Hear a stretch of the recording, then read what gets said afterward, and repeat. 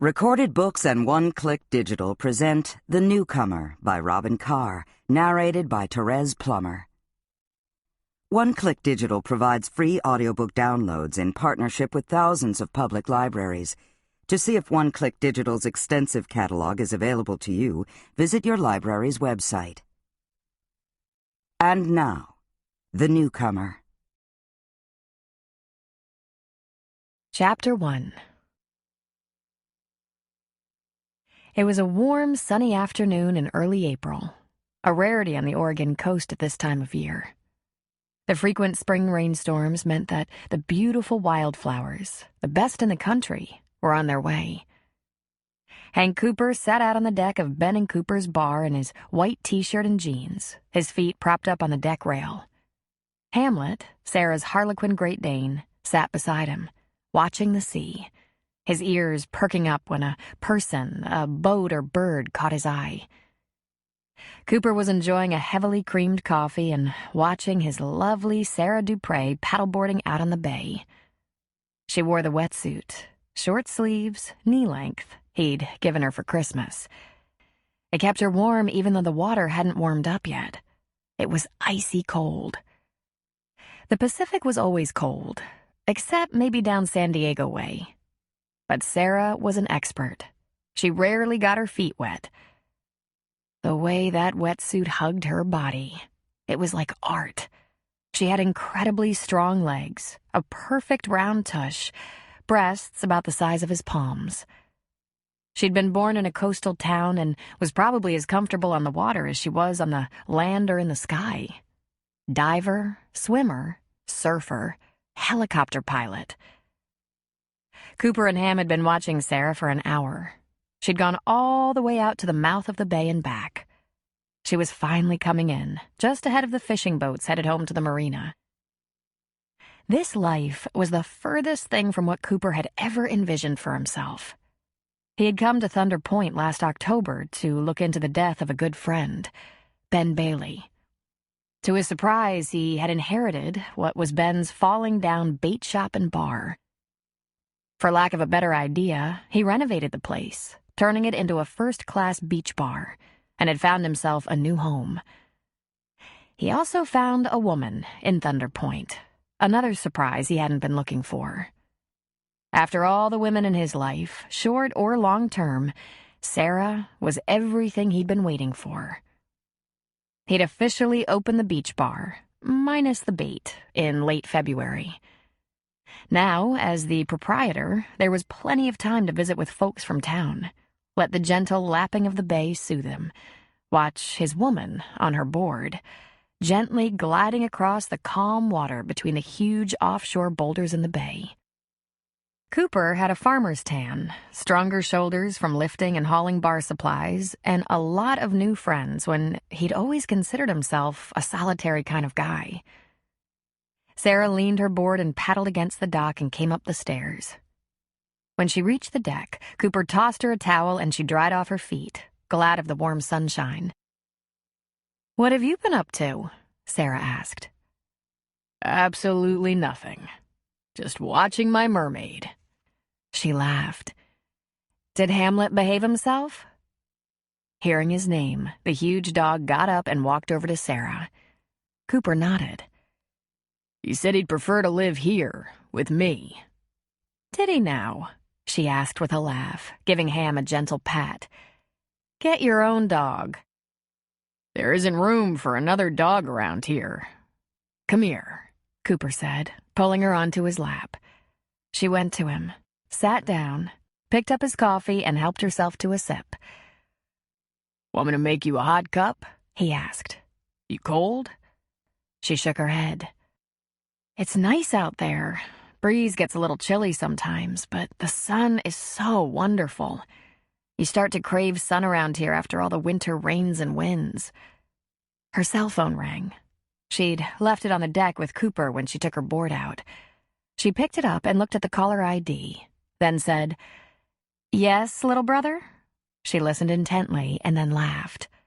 "I'm at Cooper's. I just took my board out. The bay is beautiful. I have the razor and the dog." "Then yes, Have fun and I'll see you later." She clicked off.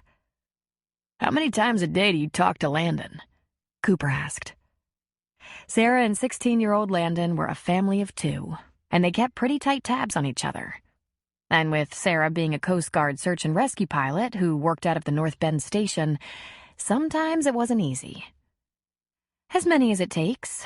Now that he's dating Deputy Yummy Pants' daughter, I don't worry so much. Well, I worry that Mac might shoot him if he gets too frisky with Eve, but I figure that's a long shot. Forgive the pun. I think we check in 3 or 4 times a day." "At least," Cooper said. "Did I interpret that last call to mean you're now free for dinner?" She grinned at him. "Is the chef preparing something special?" "It won't be busy here tonight, at least after 7. It's a weeknight, and by then the sunset will be over. I have some steaks in the freezer, potatoes in the cooler." "Do you have anything green?" she asked. Cooper's bar menu was based on deli items purchased from Carrie's Deli in town. Simple things from pizzas to sandwiches, as well as some desserts. Things that could be served cold or warmed. His place was not a restaurant per se. Cooper bought himself a grill for his own use, but it was never used to prepare food for the patrons. Cooper had also inherited a helper, Raleigh Good, a Vietnam vet who was not overly comfortable dealing with the public. While he was a good cook, he was needed for other things. Maintenance, cleaning, running errands to the big box stores like Costco. Cooper had to admit that between Raleigh and himself, personal groceries were often in short supply. "I bet you have something green," he suggested. "I live on green things," she said. "I know this." "And you eat like a 14-year-old boy. You'd live on steak, hamburgers, and home fries if it weren't for me. If I go home to shower and change and bring a salad or a vegetable back with me, will you clean your plate?" He loved her. He was frequently shaken by the intensity of his passion for her. He'd clean his plate and then he'd tune her up for good measure. He knew his eyes glowed and knew she interpreted him correctly. When the closed sign was on the front door and the doors were locked, they'd eat steak in front of the fire and then retire to the playpen, his large bed upstairs. "Take my truck and leave the razor." "I have to work in the morning." "That's okay. You can take my truck and your dog home later. Much later. Then I'll drive your razor across the beach and trade vehicles tomorrow morning." That night, Sarah was home in bed before 11. Not only did she have an early start the next day, but she also wanted to be home because of her brother, Landon. Landon wouldn't be either shocked or disapproving about the fact she and Cooper were sleeping together. In fact, he'd met Cooper first, and they were pals. If Sarah wasn't mistaken, Landon would consider it a personal favor if Sarah and Cooper somehow made a lasting commitment. That might be a possibility in the future, but there were complications, not the least of which was Sarah's recent, brief, disastrous marriage. She was understandably gun-shy, and she had Landon to think about. He was just finishing up his junior year in high school and was headed for a fantastic senior year. His athletic prowess and academic performance would undoubtedly land him a scholarship. And they needed that scholarship. Sarah did all right financially, but sending someone to college for 4 years would be a big challenge. The next morning, Sarah was finished in the bathroom and on her way out the door before Landon had even stirred for school. She left him a note and $20 for gas or lunch or incidentals.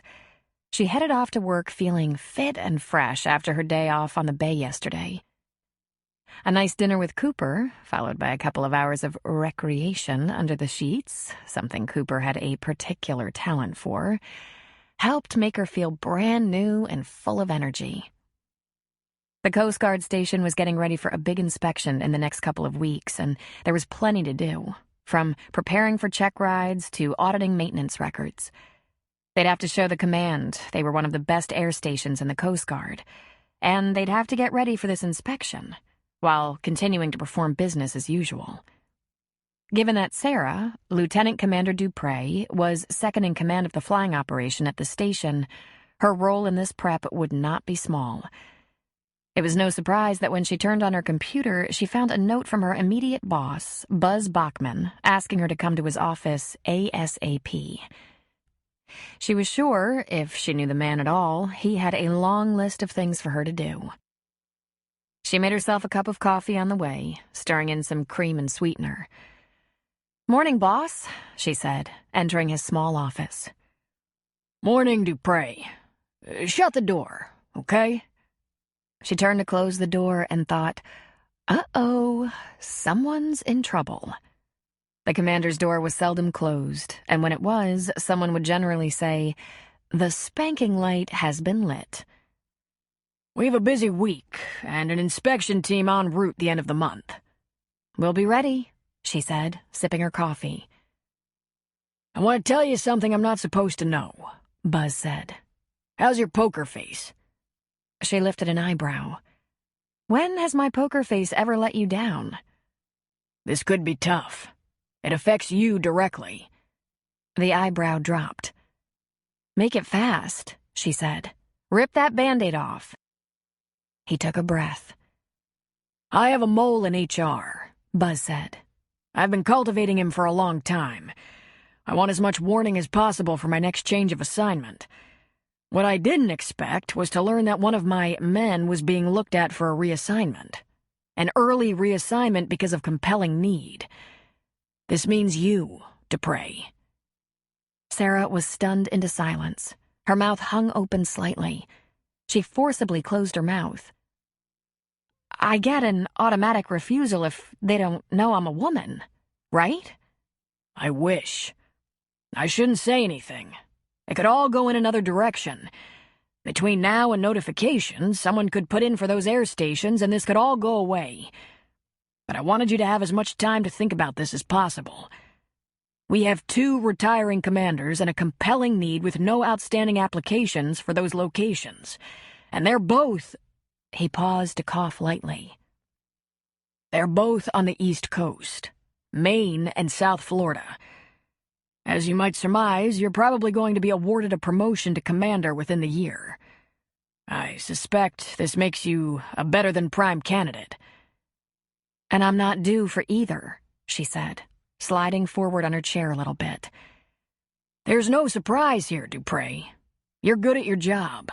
You've had a successful Coast Guard career. You'd make an excellent boss. You're an excellent leader now." She looked at him earnestly, humbly. "I need another year here.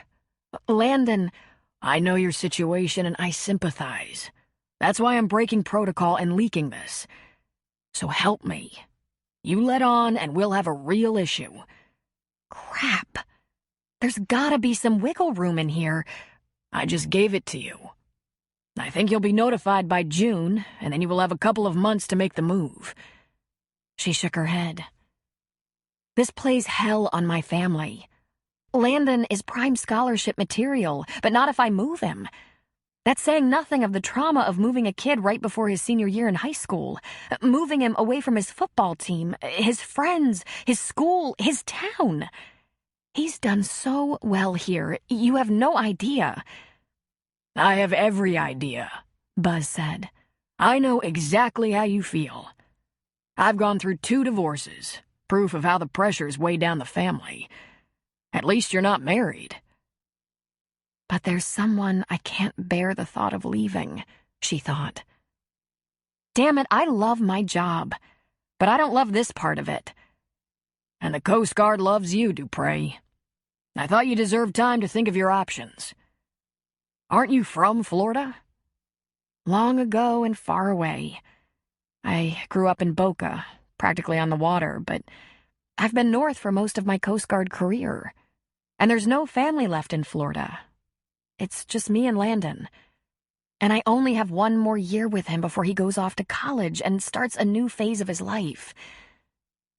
"You always have that option we're not talking about, even if you can't retire yet." "Resign my commission? I have no idea what I'd do outside of the Coast Guard," she muttered, looking into her coffee cup. And I know that feeling too, he said. She looked up and made eye contact with him. She gave a half smile. Small wonder he'd been married twice. He was a good-looking man. Blonde, expressive brown eyebrows, strong, smart, and a set of choppers that would put Donny Osmond to shame. All this had earned him the nickname Buzz Lightyear. "Why do you have a mole in HR?" she asked. "I can retire," he said. "I want plenty of notice on the next assignment, which should be coming down the pipeline in about 6 months. I don't want a new location or a promotion. I'd like to fly forever. I love helicopters and I love the C-130 even more. Being a captain means more desk time than flying time, and I have kids in California and Alaska. I'm moving on, Dupree, in probably a year." "But what are you going to do?" "I'm working on that. But I've been down this road and I've done 20 years of service. My decision is made. You're the one who has decisions to make. Maybe there's some family friends around who can keep Landon in this school for 1 more year?" She shook her head. "There's no one." "Good friends?" The only ones who came to mind were Gina and Cooper. Her friend Gina was trying to develop a new life with Mac, a.k.a. Deputy Yummy Pants. And she had a small house crowded with her mother and her 16-year-old daughter. And Cooper? Oh, as great a pal as he was for Landon, he wasn't in the market for instant guardianship. She couldn't ask either of them for a favor this big. "The Coast Guard has always been inconvenient," she heard herself say. "Not a lot of stability, but the job itself made up for that most of the time." "Where does Landon stay when you sit alert overnight?" "He's pretty much okay on his own, as long as he has his phone and my contact numbers. If I have a temporary assignment out of town, like simulator training or something, there's this guy I've been seeing. Local guy, civilian. He doesn't mind Landon duty for a few days or a week, but trust me." "Guy?" Buzz said. "Guy? Why don't I know about this guy?" Sarah smiled in spite of herself. "How long has this been going on?" Buzz asked. She gave a shrug. 6 months or so. "You never bring him around? You protecting us from him or something?" "I could be protecting him from you." Well, bring him around sometime. Happy hour or something. I just wanted you to have a heads up on the assignments," he said. "With any luck, someone could request a relocation in the next couple of months. Maybe just the right person will come along and take these potential East Coast assignments off your hands." "2 of them?" she asked cynically. "There are people who would kill for a chance like you have," he said. "I know," she said. She could go far in the Coast Guard. Commander was a prestigious rank in a demanding service, and she'd earned it. She was only 33. "I could quit, but I can't retire." "Quit and do what?" There was the little matter of paying rent, buying food, making car and insurance payments. Tuition. She stood up. "Well, thanks, boss. I guess." "Don't panic," Buzz said. "Yet." Sarah wasn't one to panic, unless her career was about to turn everyone she loved upside down once again. She could tell Landon, give him time to adjust to the possibility and come up with his own coping options. But she wouldn't do that. Not yet, anyway. She wasn't afraid he'd balk and sulk. She was afraid he'd say, "Whatever, Sarah, just let me know." He was that kind of kid, that kind of brother.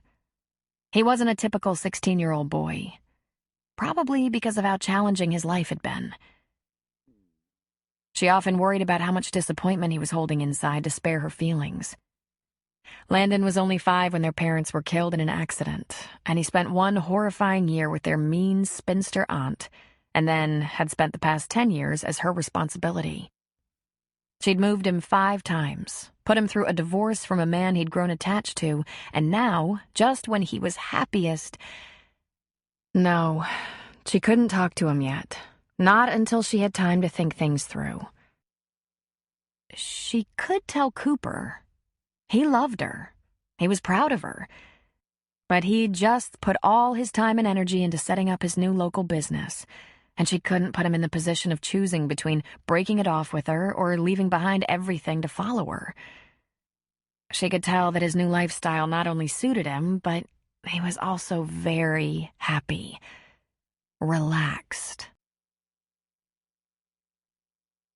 That afternoon, she hadn't even made it home after work before Landon called her cell. "You going out to Cooper's tonight?" "Not tonight," she said. "I have things to prepare for our inspection." "If Eve comes over to do homework tonight, will it bother you?" he asked. "Nope. I'll take my paperwork to my bedroom." "What are you cooking?" she asked. He laughed at the joke. "Want me to pick up a pizza? I still have that 20 you left me." "I'll make sloppy joes. Save the pizza money. I sit alert tomorrow night and you're on your own. And before you even ask, no, Eve cannot spend the night." "Damn," he said, making her laugh. She made the same excuse to Cooper, though he didn't buy it as quickly. "Can't you do your paperwork tomorrow night while you sit alert?" "I have enough work for both nights. We're gearing up for a big inspection. I'll see you in a couple of days. I mean, we'll talk, but I have to work on my poker face," she thought. "I have the day off after my 24 at the station, and I'll come out to your place. If the sun's shining, maybe I'll take out my board." "I love to watch you on the water," he said. "The ocean is more beautiful when you're out there." Sarah hadn't seen Cooper in a couple of days, and she could have taken the Razor, the all-terrain vehicle, across the beach with Hamlet, but they both needed some exercise. She'd just had 2 long nights, and now she was stiff and groggy, and Hamlet was restless. Rather than getting right to their walk across the beach to Cooper's, Sarah stopped at the diner to say hello to Gina. Hamlet enjoyed that part of his walk almost as much as being on the beach. He didn't mind being hitched to the lamppost with a bowl of water and treated to pats and pets from every passerby. Mac McCain was sitting at the counter in the diner. Gina was on the other side, and they were holding hands across the counter. Sarah realized she'd been so self-involved she hadn't even remembered that almost every mid-morning around this time the diner was usually empty, and Mac took his coffee break with Gina. They were so focused on each other. Sarah was impressed that they looked up and smiled at her. "Hey," she said. "Hey, yourself.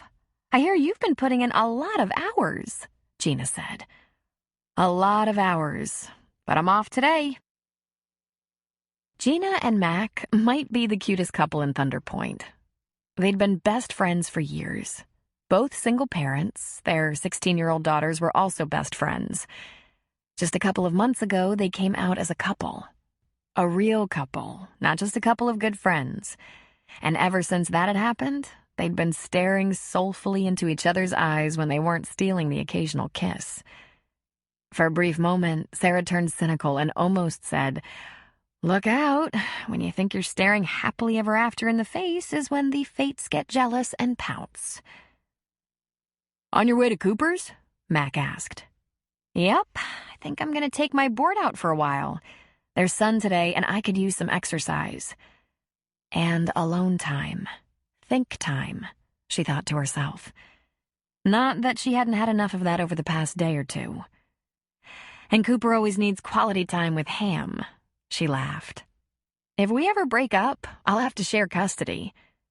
"You'll never break up," Gina said. "You're down for the count." No, she thought. Just down. Chapter 2. Mac and Gina might be enjoying new love, but that didn't keep them from spending plenty of time talking about their families. While Gina only had one child, 16-year-old Ashley, Mac had 3 kids. His oldest, Eve, also 16, His son, Ryan, was 12, and another daughter, Dee Dee, was 10. Recently, their 16-year-old daughters seemed to take up most of their conversations about kids. Eve was a little too in love with Landon, sometimes worrying Mac. And while Ash had had a steady boyfriend for the past year, she had seemed a little out of sorts lately. Ashley was sulky and down in the dumps. "Things haven't been what you'd call hearts and flowers between Ashley and Downey lately," Gina said, wiping down the counter. "All Ashley will say about it is that Downey seems to be too busy to take her calls or return them, something that hasn't happened before now." "Then I've got nothing but hearts and flowers between Eve and Landon," Mac said. "Doesn't help me sleep at night either." Since teenage girls can fluctuate between true love and moodiness with regularity, Gina didn't worry over much about Ashley's sulk. After work, Gina walked home to find a message from the high school on her answering machine. The school had resorted to leaving recorded messages that informed parents if their child had been absent. Ashley had missed her last 2 classes. Since she'd borrowed Gina's Jeep for cheerleading practice after school, Gina wondered what was going on. She immediately called her daughter, but Ashley didn't answer her cell phone. Gina then called Eve, who answered right away. "She skipped practice," Eve said. "I don't know why. She didn't say anything to me." "Do you have any idea where she could be? She's not answering her phone." "I have no idea," Eve said. "If she calls or shows up, I'll be sure she calls you." Gina's mom, Carrie, had just returned home herself, and hearing Gina's story, she said, "You know how these girls can get distracted. You left her a message, right?" Of course she had. And Gina was not typically a worrier, but Ashley had been in a real funk for the past week, complaining that Downey was acting weird, as if he couldn't be bothered with her. After a year-long intense romance, one in which the phone calls and texting seemed annoyingly constant, even Gina wondered what was up.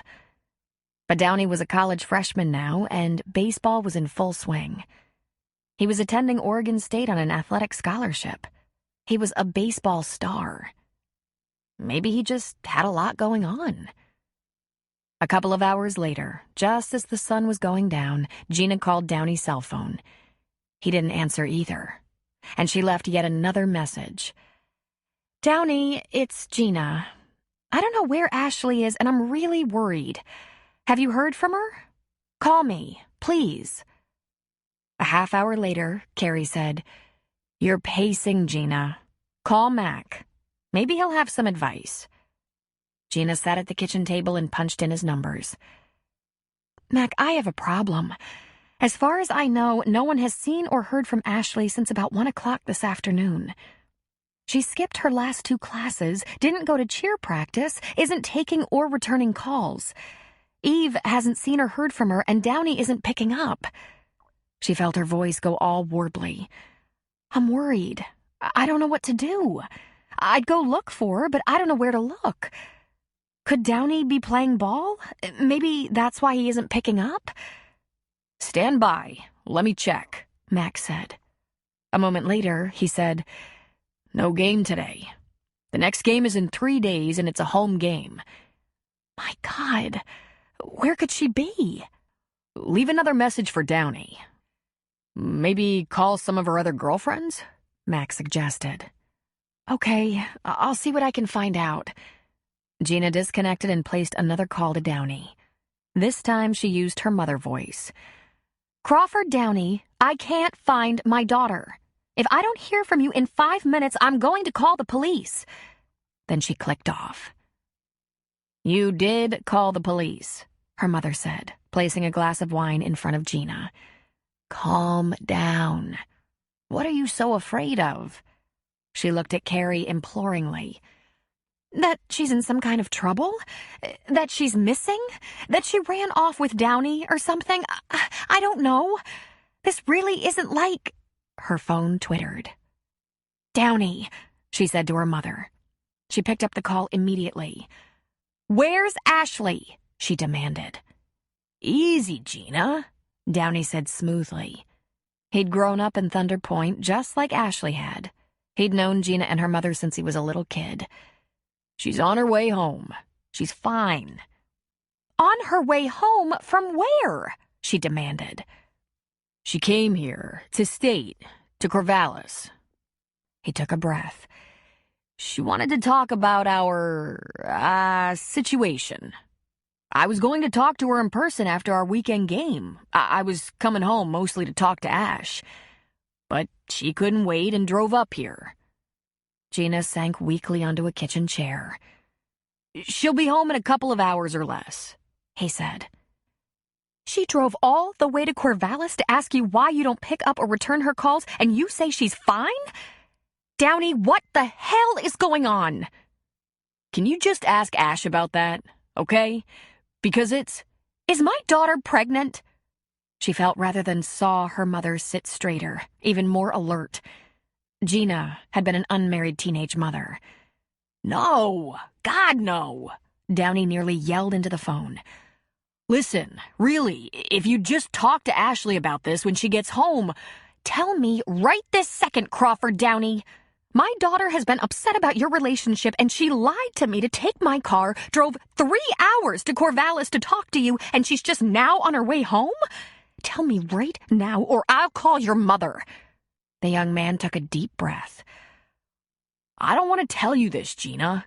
It's really between us. But I felt like we might be getting too serious. I thought we should take a breather. Maybe date around a little, you know? Gina felt her stomach tie itself in a tight knot. Oh, God. Her poor girl. No one could know better than Gina how something like that felt. Let me guess. There's someone at State you've started dating a little? She asked acidly. Come on. Hey. I'm all the way up here. Only see Ash a couple of weekends a month at the most. It got kind of old, sitting around my room alone 26 days of the month. She should be getting out more too. It's not that big a deal. We just need to lighten up a little, you know? Why didn't you tell her this before she drove all the way to Corvallis to find out what's going on? I didn't want to say it over the phone. I wanted to be decent about it. And he hung up on her. It was just as well. She was going to have to kill him anyway. Downey was 18. His behavior was hardly odd for a boy his age. Still, Gina looked at her mother. I would not have let her drive all the way to Corvallis alone. Driving home alone, at night. I know, but she'll be okay, Carrie said. She's a bright girl. There's no rain tonight. She knows the way as well as you do. God, I hope she's okay, Gina said. There was a knock at the door. Mac! Carrie got up from the table and let him in. Hey, Mac, she said. Hey, Carrie. What do we know? Carrie just inclined her head toward Gina. She drove to Corvallis to talk to Downey, who, I gather, dumped her and sent her back home. Mac lowered his gaze and shook his head. She'll be home in a couple of hours, Gina said. But what if she's so upset she's not safe and something happens? Mac walked into the kitchen, slipped a strong arm around Gina's waist and pulled her against him just briefly. He put a finger under her chin and looked into her eyes. Never a good idea to drive when upset. But try to be realistic. If teenagers who just had a breakup had accidents, the accident rate would be too shocking to imagine. The road is good. The weather is good. She'll get here. And she'll need some comforting, I imagine. He lifted one of her hands, which was trembling. I think the wine is a good idea. Just calm down and be ready to be wise and understanding. What if I have to go get her, or something? I'll do it, or Carrie will. Gina, honey, stuff like this happens. It's not deadly. It sure feels that way, she said in a small voice. Gina and her mom sat at the kitchen table together, talking quietly, waiting for Ashley to arrive, while Gina sipped on a glass of wine. They were two women who knew how deeply a girl of 16 would feel the trauma of a breakup. Leaving the two of them to talk, Max stepped away, into the living room, where he used his phone. When Ashley started dating Downey, Gina was brutally honest with her about the possible consequences of too much love too fast. She tried to discourage the dating, but there was little she could do. They saw each other at school every day, and it was a match made in heaven. Gina had worried about what would happen when Downey moved on to college, leaving Ashley, who was 2 years younger, behind. But they'd managed to make it work. Downey was back in Thunder Point most weekends, especially during football season and for holidays, and they talked and texted every day, many times a day. And then, in the peak of spring, with love all around, suddenly and without warning, Ashley said, "Something is wrong. Downey sends me right to voicemail and he doesn't call me back. Mom, something is wrong." Gina had said, "He's probably overwhelmed. He's got baseball and academically he sometimes struggles. Try to be patient." Downey was a jock, but not a strong student, which presented problems for some college athletes. "It never happened like this before," Ashley wailed. "He's said about 10 words to me in a week. He's busy, he says. He's studying, he says. He doesn't call me back because he doesn't have time. He doesn't answer my texts. He always texted more than me, right during class. I think he might be with someone new." "Did you ask him?" "Of course. He said no. But he's lying. I can tell he's lying. And he's never lied to me before." "Ash, he's only 18. You're only 16. Let's try not to go crazy here. Maybe this is a little adjustment of some, he said he loved me. What am I gonna do?" The poor darling, Gina thought, shattered and helpless. She took another sip of wine. Glancing at her glass, she said to her mom, "Good suggestion. It's always more dramatic when it's your daughter.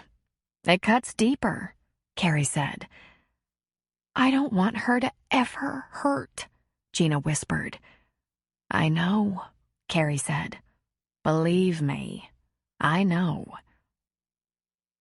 Gina hadn't taken Ashley's pout over Downey too seriously. After all, he was the scholarship kid with the atomic arm, gone to state to play ball, and it was spring. Baseball was the game of the day, and Downey, a freshman, was starting pitcher. He was busy with practices and games, maybe too busy now to text and call Ashley all day. But Gina's attention was definitely snagged by Ashley's flight to Corvallis, and Downey's explanation that, stated simply, he was done with her. There was not a woman on the planet who didn't know how much getting dumped could hurt. And as for mothers, it hurt more when your little girl suffered than when you suffered yourself. Mac came into the kitchen, poured himself a cup of coffee, and sat down with Gina and Carrie. "I called my Aunt Lou and told her what was going on, and that I'd be staying with you until we knew a little more. Lou will manage the family while I'm here. And I talked to Eve.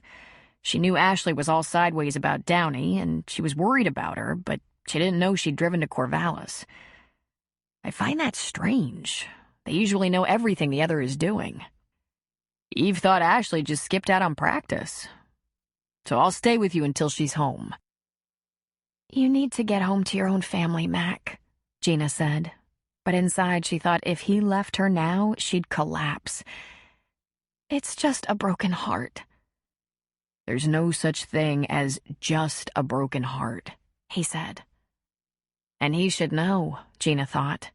His young wife left him with 3 little kids when he was 26 years old, and even though Gina hadn't known him then, she knew him now and knew he hadn't been with a woman in the 10 years since.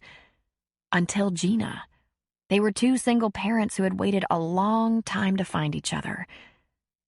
Mac muttered something about how, given a choice, he would never want to go back to those youthful days.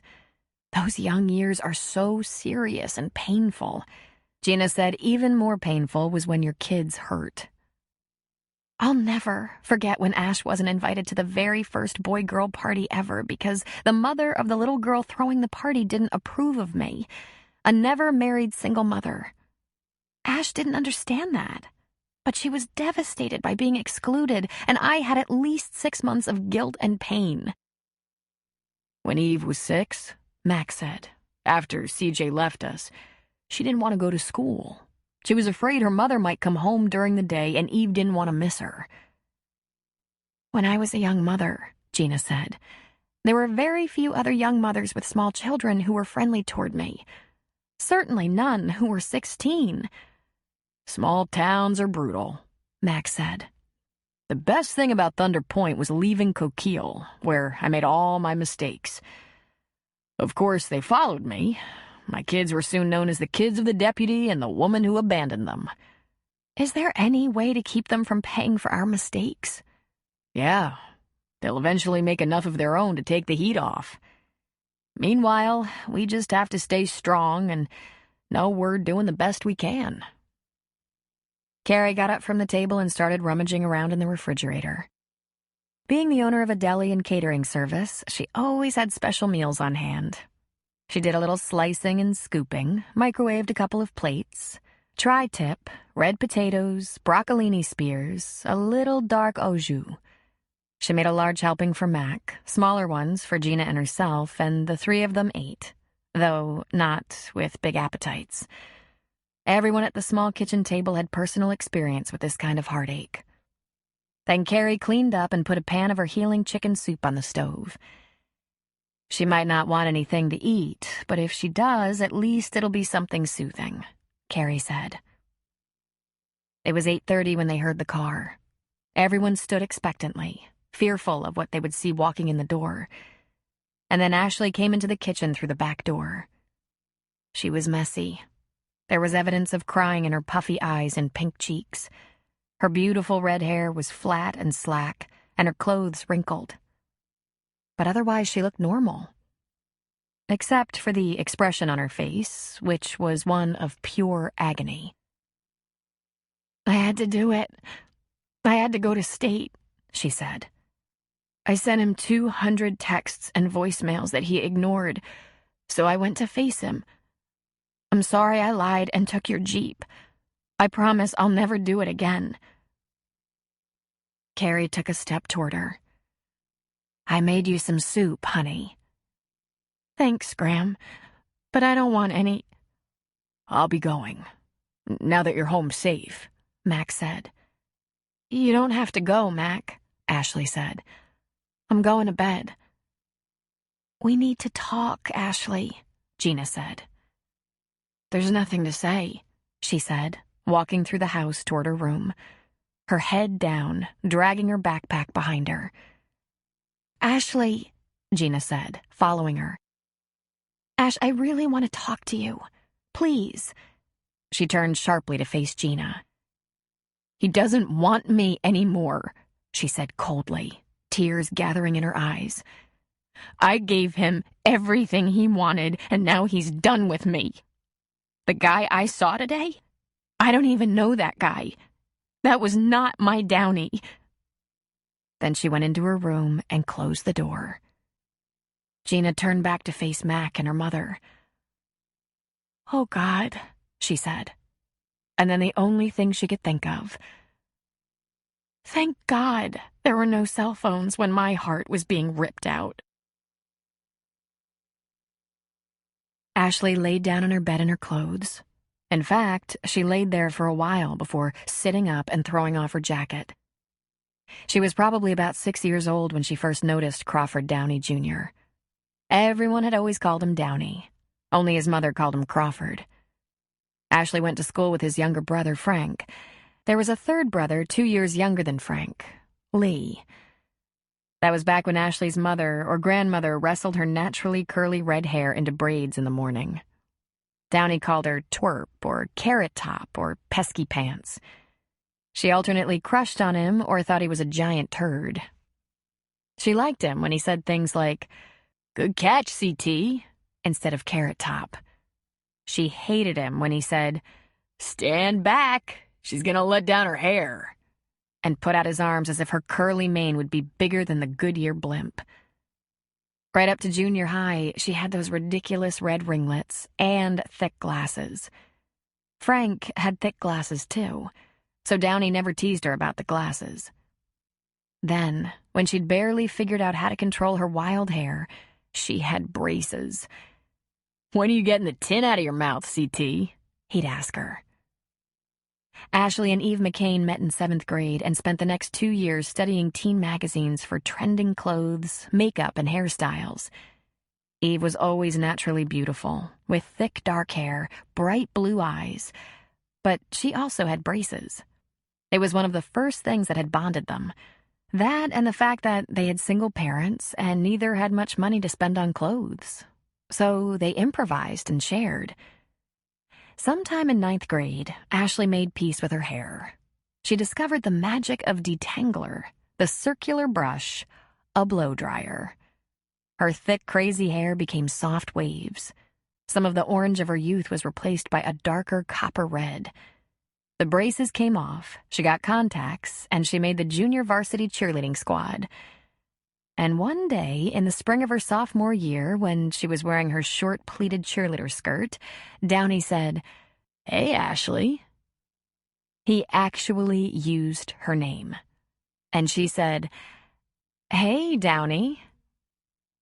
He was a senior then, and the toast of Thunder Point athletics. He played football, hockey, and baseball. Frank was more academic, and Lee was still too young to be taken seriously. And Downey said to her, "We should go out sometime." "Out?" she asked. He laughed and said, "You know, on a date." "Oh." "Oh?" he repeated. "Is that a yes or a no?" She nearly died. But before she died, she said yes. But she was 15, and Gina would only let her go if they double dated. He took her to a movie in Bandon along with 2 other couples. But the other couples went in one car, and she was alone with Downey. So all the way there, they talked and laughed. After the movie, they went to a pizza place. She was the only sophomore. The rest of them were all seniors.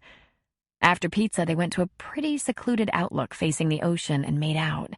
Downey kept trying to get under her shirt, and she kept slapping his hand away. At some point, he said, "I knew I shouldn't be messing with a 15-year-old. You're just too young." She said, "Fine, we won't go out again. But don't think you're all that and I'm going to just give it up because you're good at sports and kind of cute."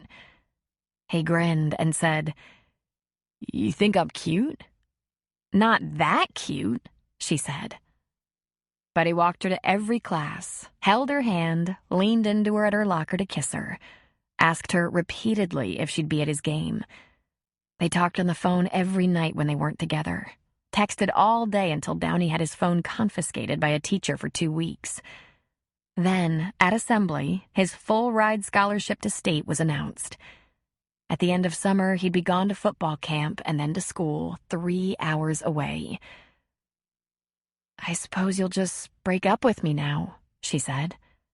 With a look of serious misery, he said, "I'm trying to figure out how to take you with me. I think I love you." So she let him touch her breasts and said, "I think I love you too." Before Summer was very old, Ashley was on the pill. Surprisingly, college hadn't seemed to be the barrier Ashley had feared. They talked and texted constantly. Downey came home to Thunder Point as often as possible if he didn't have a football game or practice, and since he was a freshman, he wasn't first string, so he had a little freedom, though he practiced hard all week. "And by the time I'm playing a lot, you'll be at state and we'll be together," he told her. And then, in 1 week in March, almost exactly a year since they started dating, it all fell apart without warning. The calls dwindled to nothing. The texts weren't answered. He didn't come home on the weekend, and knowing something was terribly wrong, she drove to Corvallis. She went to his frat house. He was sitting on the porch with a girl, his arm around her shoulders, leaning close to her like he was finished kissing her or just about to start. "Downey!" she shouted. "Ash!" he shouted back, backing off the girl like she was on fire. "Who is that?" the girl with him asked. He stumbled and blubbered for a moment before he said, "The girl I dated back home." "Well, take care of the child and call me later," she said, getting up and walking away. Gliding away, full of confidence, not the least bit intimidated by Ashley. To Ashley, the girl looked like a sophisticated runway model, full of poise and beauty and maturity. All the things she didn't feel she had. The next 2 hours were a blur. He wouldn't talk to her at his frat house within hearing of his fraternity brothers. They went to Gina's Jeep, sat in it, and Ashley sobbed and fought and yelled while Downey just shrugged and shook his head. He said he worried they'd been getting too serious. Needed a little space, a little freedom, a little dating experience. "Have you slept with her?" Ashley demanded. "Are you doing her, Downey?" "It's different in college, Ash. People don't make such a big deal about sex in college." So, of course, he had. He finally insisted she go home. She wasn't done with him, but he was clearly done with her. "I care about you, Ash," he said, "but we need to cool things down a little right now. I can't get home every weekend during baseball. I'm playing every game. It's not like football where I'm the junior player and mostly warm the bench. I'm starting. In fact, the baseball coach will probably make me quit football.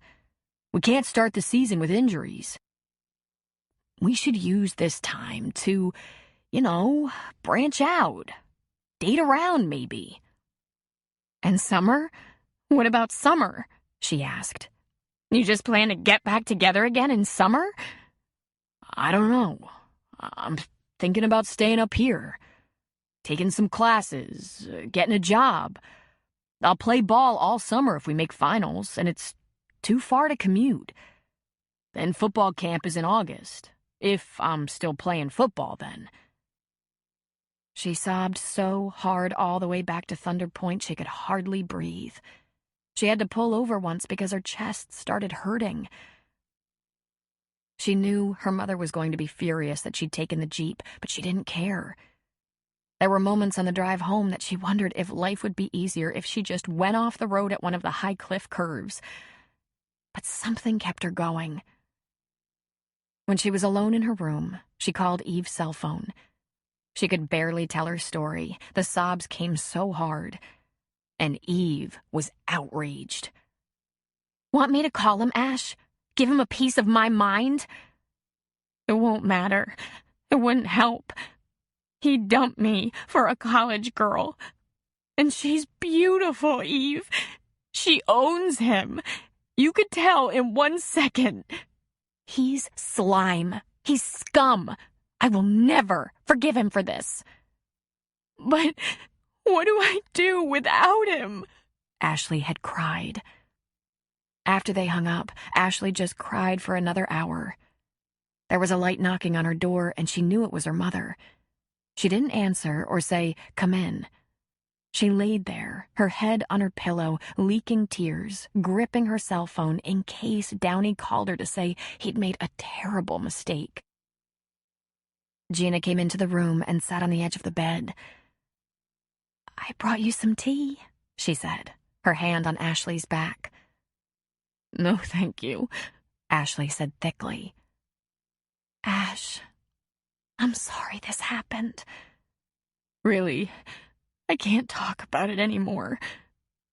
Just a little, please, so I can understand where you are right now, emotionally." Ash rolled onto her back, her wet eyes red and swollen. "He has another girl. A beautiful, snotty college girl who he's screwing because he says it's not that big a deal. And right now, I just don't want to even live." "Ashley, please don't say that.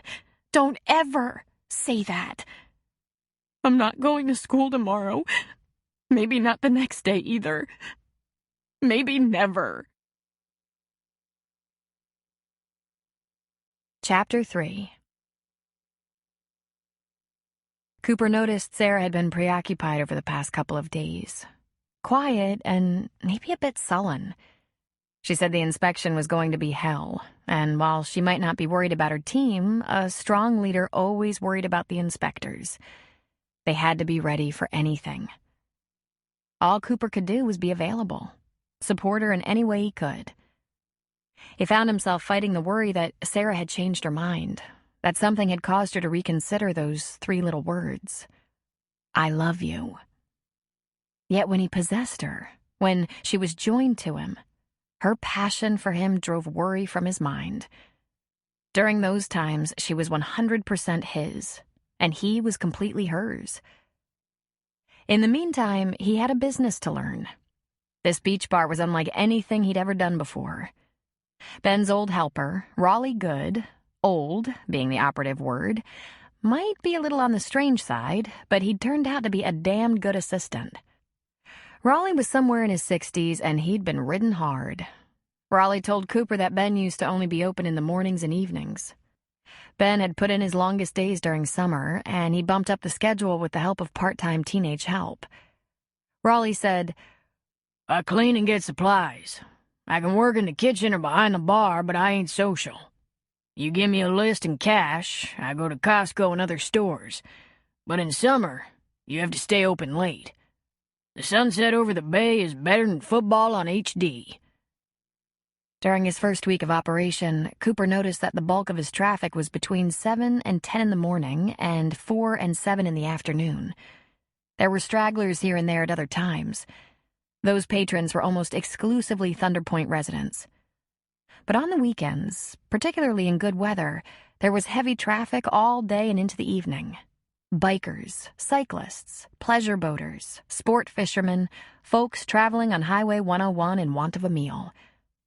He did an impressive business on bottled water alone, not to mention the other things he was able to offer. When he inherited this place, it had been a run-down shack with a homemade sign on the road that said, cheap drinks. Now it was upgraded and classy, and he was damn proud of it. Cooper put a decent sign on his property at the turnoff from Highway 101. Ben and Cooper's. And beneath that, food and drink. He stocked liquor and non-alcoholic beverages and had a contract with Carrie James, owner of the town's deli, for prepared and wrapped food items. The reopening of the bar benefited both of them. A lot of his first patrons from out of town wanted to know what had happened to Ben. Well, it was a sad story, and he didn't like to dwell on it, but the fact was that Ben had been found at the bottom of the cellar stairs, and at first it was thought to be an accident. But since then, there had been evidence to suggest he'd been killed by a blow to the head that caused the fall. The suspect, a 17-year-old kid from town, was out on bail awaiting trial. That still blew Cooper's mind. A 17-year-old kid. The kid, Jag Morrison, had been trying to convince Ben to sell the beach and adjacent property to his father, a local developer. Cooper had been just going through the motions, renovating and opening for business. He didn't think he was a shopkeeper or a bar owner kind of guy. He had been a pilot for 15 years, helicopters. But the more he got to know the town, the people, and the many moods of the Pacific Ocean, the more the place grew on him. After just a short period of time, instead of moving on, he was considering making even more improvements to the property. After watching Sarah on the water, he thought renting kayaks and paddleboards would be an excellent idea. None of it came naturally, however. Cooper bought himself a new laptop with a decent accounting spreadsheet program and was still figuring it out. Raleigh wasn't able to help him out with this part of the business. It was during his weekday mid-morning downtime that he sat at his own bar and was plugging numbers from bills and receipts into his spreadsheet that the door opened and Mac McCain walked in. With relief, he closed the laptop. Hey, he said. Aren't you usually at the diner about now? Usually, Mac said. Gina's daughter stayed home from school. She went home to check on her, and I didn't feel like having coffee with the cook. Stew just isn't as pretty, no matter which way you cut it. I noticed that. How's everything else? Same, he said. Mac went right behind the bar and helped himself to a cup of coffee. You? Business shaping up? Nah, I don't know.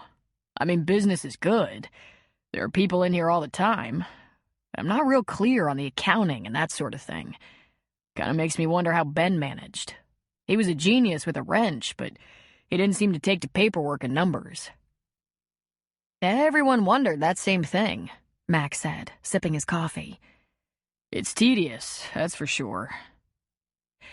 Say, something's been weighing on my mind a little bit. Been a long time since I had a girlfriend, you know? You ever wonder what the hell's going on in Gina's head? Mac broke into a huge grin. You're kidding me, right? So that's a no? Because Sarah, she's got a lot on her mind, I know that. But man, she's on another planet sometimes. Makes me wonder if anything is wrong. But then she's back, and I wonder why I wondered. Coop, you remember how many women I live with, right? There's Lou, Eve, and Dee Dee at home. But then there's Gina and all her women. Her mother and her daughter, who at the moment is a mess over some boyfriend issue. Half the time, I don't have any idea what's going on in any of their heads. Oh, he said. That's a no? That's a no. How do you handle that? Do you see me handling anything? I pretty much just duck. Oh, you're a big help. Sorry, man. I just do as I'm told most of the time, Mac said. Cooper just stared at him. Why aren't you completely bald? It's a wonder, isn't it? Lou says there's something in the male hormone that prevents me from getting it. She's probably right. Gina went home during the mid-morning slow time at the diner to check on Ashley, as she'd done the 2 previous days.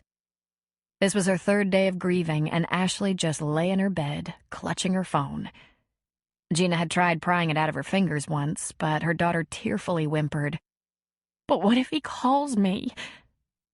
"It would probably be best if you just turn the phone off," Gina said. "If he calls you, let him find you're over him." "I'm so not over him," she said. "This can't go on, Ash," she said. "You have to get a grip. You have to get up, get cleaned up, go to school." "You have no idea what you're saying," she cried. "Don't I? Ashley, my boyfriend left me pregnant at 15. When I told him, he ran far and fast and never looked back. Ashley, I know how this hurts. Believe me." She rolled over, her red hair everywhere, and tearfully said, "I wouldn't mind that, you know. At least you still had a part of him to live for. What do I have?" Gina wanted to shake her. "Your dignity. He cheated on you. You should kick him to the curb, not suffer in rejection. Get mad. I hope the sorry bastard gets a disease." "Mama," she cried, fresh tears spilling all over her face. "Don't say that, Mama.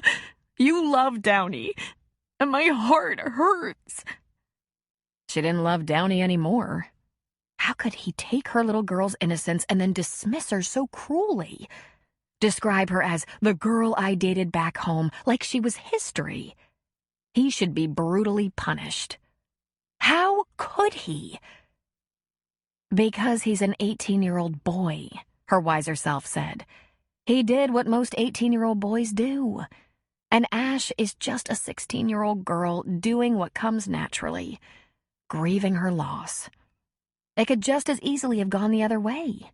Ashley could have become bored with her absent boyfriend and found someone new at school, some current popular jock who had time to date, to take her to the dances and games.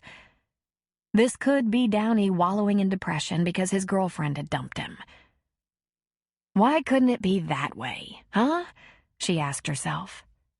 She didn't want her daughter to be mean and insensitive, but she also didn't want this sobbing, broken mess who wouldn't get out of bed. "I'm going back to work," she said. "When I get home later, I want you up. I want you showered, doing your best to get on with life, because you can't fix this, Ashley. I'm not going to let you shrivel up and waste away just because Downey was an unfaithful ass. Do you hear me?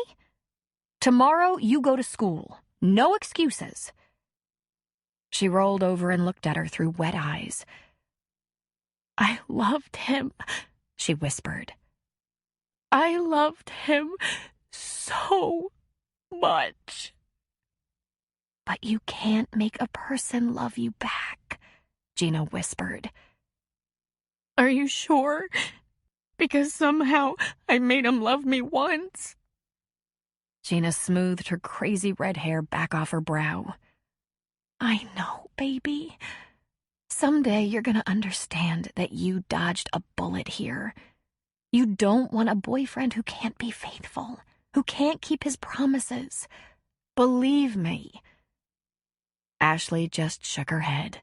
She rolled over and, gripping her phone, as she had been for days, she gently wept. Gina got away from the house. She walked down the hill to the diner before pulling out her own phone. She stared at it for a moment. She sat down on one of the benches outside the diner's front door and clicked on Marjorie Downey's number. When the woman answered, she said, Marjorie, hi. It's Gina James. Hi there, Gina. I wonder if you know, Downey and Ashley broke up. There was a heavy sigh from Marjorie. I did hear that. I can't say I'm surprised. I thought that when they were apart for a while, at different schools, it might end up like this. That's too bad for Ashley, Gina. She's devastated. She said Downey has a new girlfriend. Marjorie sighed again. Well, look, Crawford is in a new place now, a different place. Their worlds, you know what I mean. Their worlds are now orbiting different suns. There's college and there's high school. He promised to take her to her prom, Gina said, because she just couldn't help it, though she didn't have any intention of Marjorie helping with that problem. I know. I have to be honest with you, Gina. I never approved of that idea. Crawford should be spending what little money he has for dating on college events, fraternity events, not on high school dances. Gina stiffened. Well then, perhaps he shouldn't have promised, she said. Poor Ashley. Oh, Gina, I do feel sorry for Ashley. I do. I'm sure she'll be all right.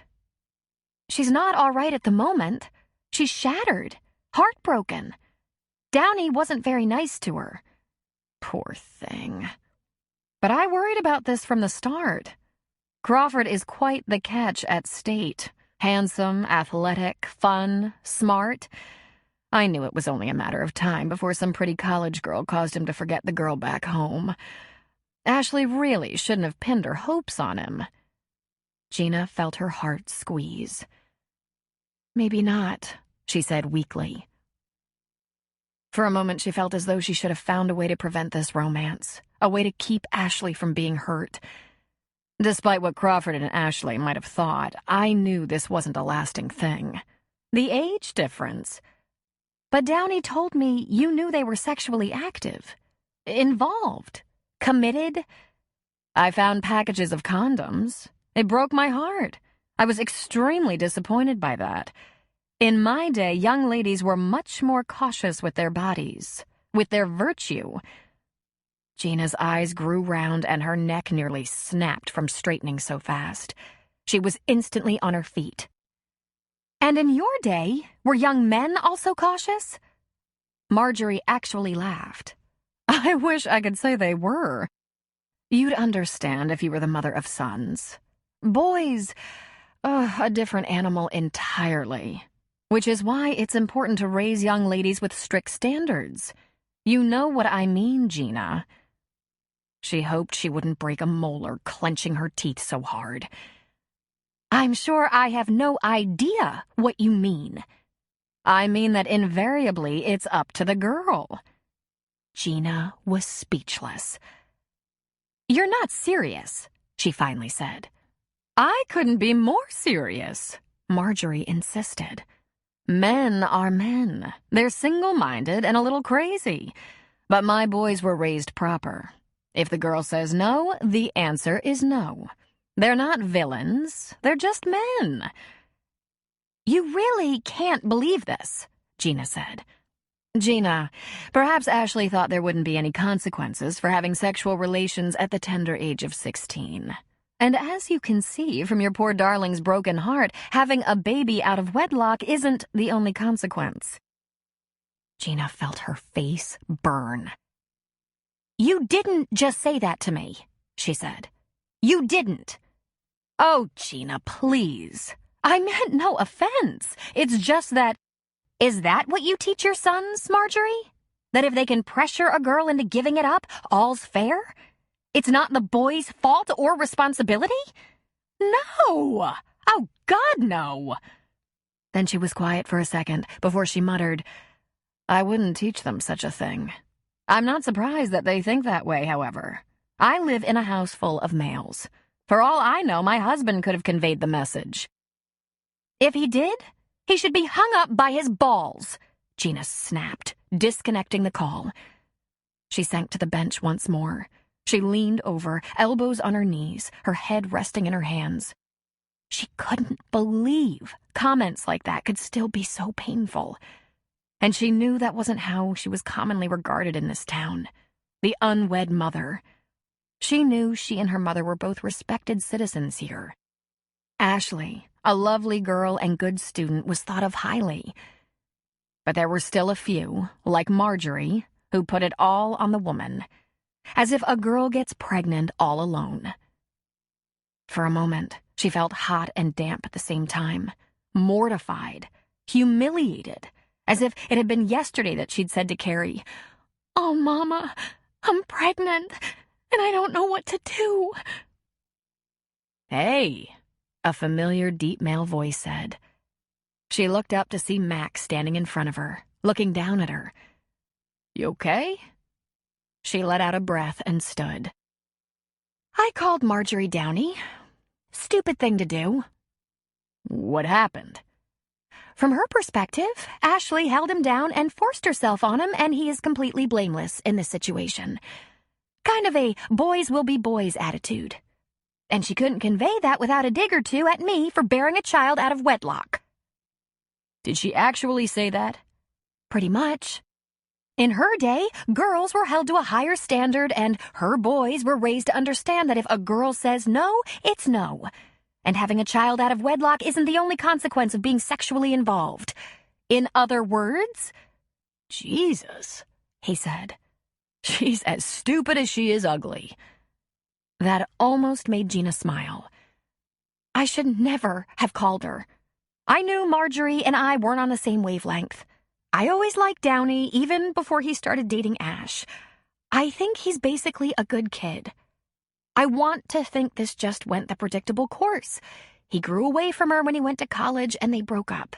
And yes, it hurts her terribly, but she'll have more than one boyfriend before all is said and done. Downey's not a bad kid, but his mother is as dumb as a box full of hammers. Yeah, Downey's all right, even if he did upset my girl. And I bet in a few weeks I'll stop hoping he gets a disease and his dick falls off. Max smiled at her. "I need to take you somewhere. Dinner, maybe. Or just out of town for a few hours. Or maybe to some sleazy motel with mirrors on the ceiling. But if you say no, hey, nothing will ever happen." She put a grateful hand on his arm. "I gotta get my girl out of bed first, Mac. She's a mess. Then I'll be ready for a dinner out of town and some time alone with you. You know, all you have to do is snap your fingers." Lou McCain had raised her nephew since his parents, her brother and sister-in-law, were killed in an accident. He'd been only 10 years old at the time and lived with her until he married. And for about the past 10 years, she'd lived with him to help him raise his 3 children. They'd moved to Thunder Point from Coquille 4 years ago when Mac had been given the Thunder Point substation to manage for the sheriff's department. When they first discussed the possible move, Lou hadn't been very keen on it. She'd lived in Coquille her whole life. She had a good teaching job and friends there. She suggested he commute to Thunder Point instead of moving there, which is what other deputies tended to do. But the move had turned out to be a good idea on many levels. Lou was able to get a teaching job at the middle school right away. 8th grade English. She liked the town and the people. Eve's instant friendship with Ashley had resulted in Lou's friendship with Carrie and Gina, 2 women she'd grown very close to. And of course, there was the simple fact that in a little town like Thunder Point, a place with only a small fishing industry, she and Matt could pool their resources and afford a home large enough for himself, 3 kids, 2 dogs, and an aunt. Lou knew a lot about kids. She was working on raising a second generation of them, for one thing. She was a very intuitive teacher, for another. Mac's kids, her nieces and nephew, hadn't presented too many challenges yet. But they were definitely getting there. Eve was pretty serious about Landon Dupre. There hadn't been too much drama yet, but as Lou knew only too well, that was probably coming. Teenage love could be complicated. In fact, Eve's best friend was going through it right now. Ashley was devastated by her breakup and was acting out in bizarre and frightening ways. Ashley needed an intervention. To that end, Lou grabbed 10-year-old Dee Dee and 12-year-old Ryan after school and took them with her to the diner. This wasn't exactly rare for Lou. She enjoyed stopping off there for a cup of coffee on the way home from school at least once a week on days the kids didn't have lessons or practices of some sort. Ryan and Dee Dee ran straight to their favorite booth. "Can you get those hellions a couple of colas and an order of fries?" she asked Gina. "Coming right up," she said with a smile. Gina went to the kitchen herself to serve up a plate of fries. She made 2 trips with the sodas and fries, and then, back behind the counter, poured coffee for herself and Lou. "How's school?" Gina asked. "Some days you're the bug, and some days you're the windshield," Lou said. "Gina, do you know where Ashley is?" Gina instantly got a frightened look in her eyes. "School?" Lou shook her head. "Eve, Landon, and Ashley cut out of school. Just the last class. Landon drove them to Corvallis to watch a baseball game. Ashley promised to tell you, but I knew she wouldn't. Listen, the girl could use some help." "Oh, God," Gina said weakly, looking down. "You knew they were going? Doing that?" Lou nodded. "Ashley wanted Landon to take her because she promised you she wouldn't take your Jeep again like she did before.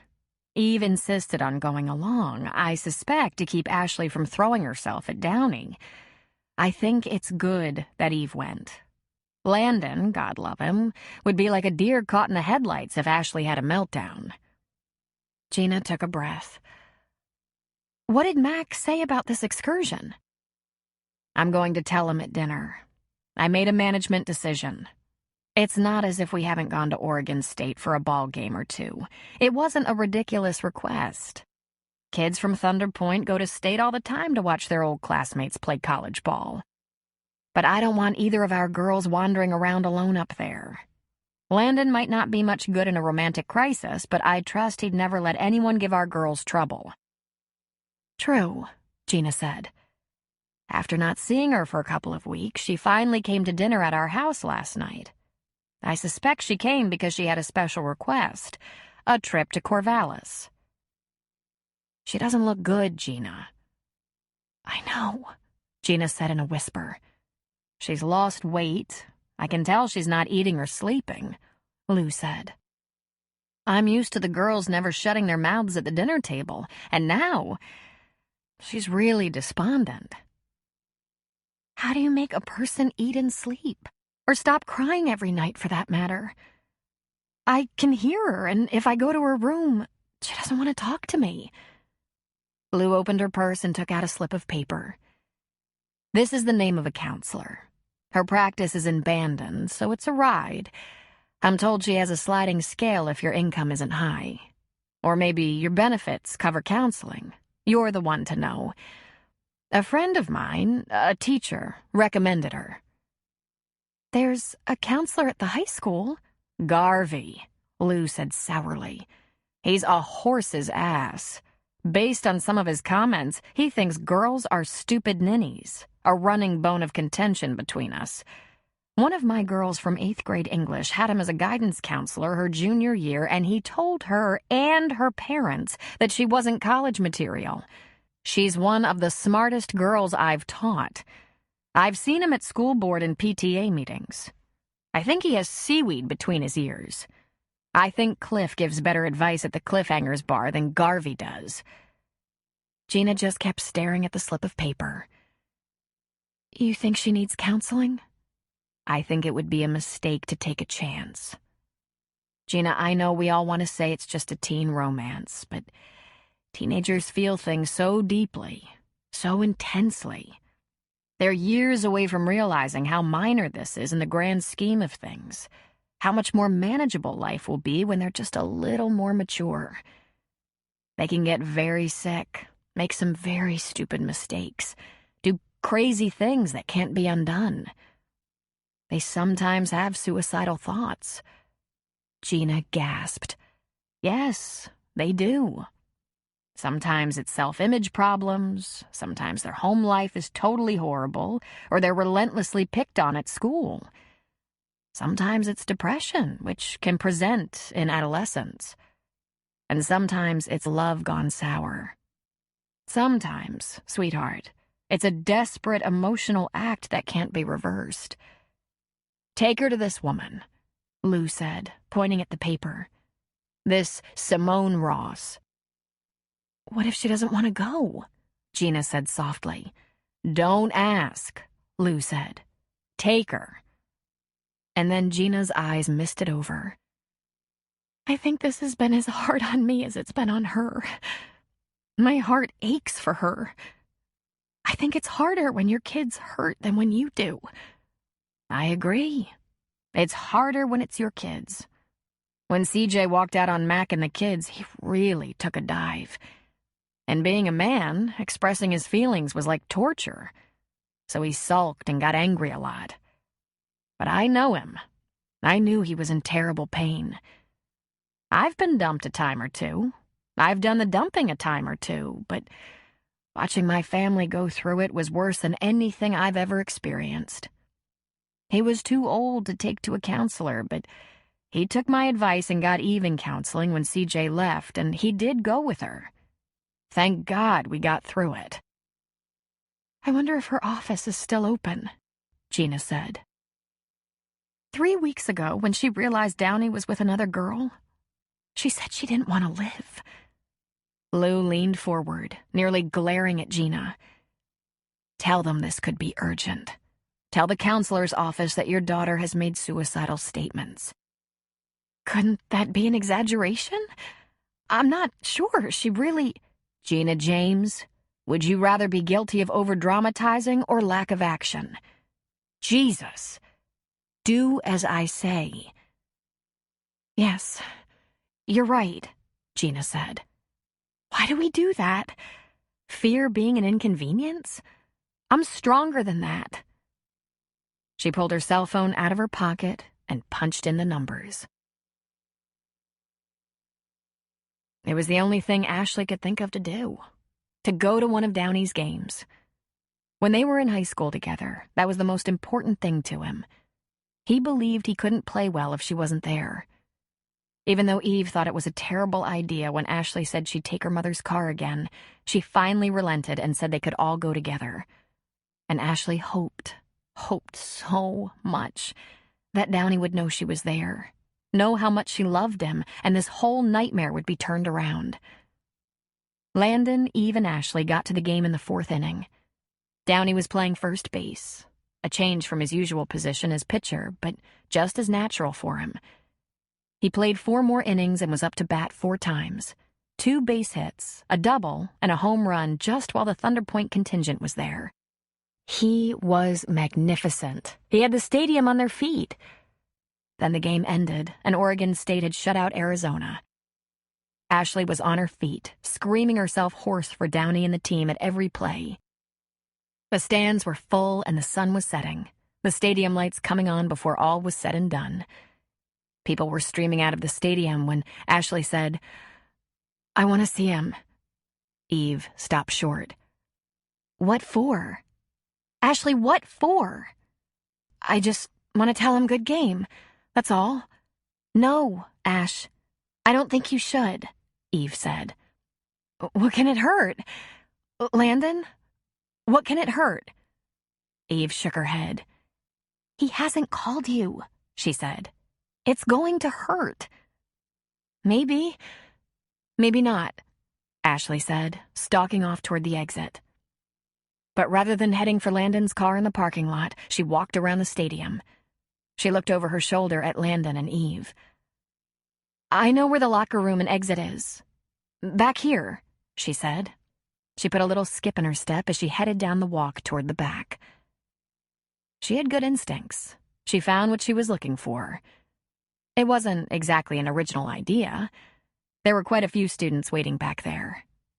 Also, a player's bus was parked off to the side, probably for the Arizona team, taking them either to a hotel or the airport, or perhaps even home. People were loitering, standing around and leaning against cars, waiting for the players to come out. The first couple of guys came out and were greeted by friends and girlfriends with whoops, cheers, high fives, and kisses. A few more emerged and got into the Arizona bus. Ashley stood back, waiting. She couldn't help it. She twisted her hands a little bit. All she wanted in life was for Downey to see her and be as thrilled as he had been in the old days. More players came out. A big rush of them. Duffels in hand, shoes dangling by the laces, all of them still pumped from the game. "Dupre!" Downey shouted, noticing Landon and rushing over to him, hand outstretched. "What are you doing here, buddy?" Landon took the hand. "We came up to see you play. Great game." Then he inclined his head toward Ashley, and Downey frowned. "Aw, man, this isn't good." "She wanted to see you play," Landon said. "Hey, Ash." She stepped forward, smiling, still holding her hands together, trying to keep them still, praying. A few weeks ago, she would have thrown herself into his arms, and he would have lifted her and kissed her silly. "Downey," she said, smiling tremulously. "Good game." "Thanks," he said. "You shouldn't be here." "Why? You used to love it when I came to your games." He dropped his duffel and looked at her harshly, and she felt her lips quiver. "I'm sorry things didn't work out. You have to stop now. Stop calling and texting all the time. Don't come to the games." "Can't we be friends?"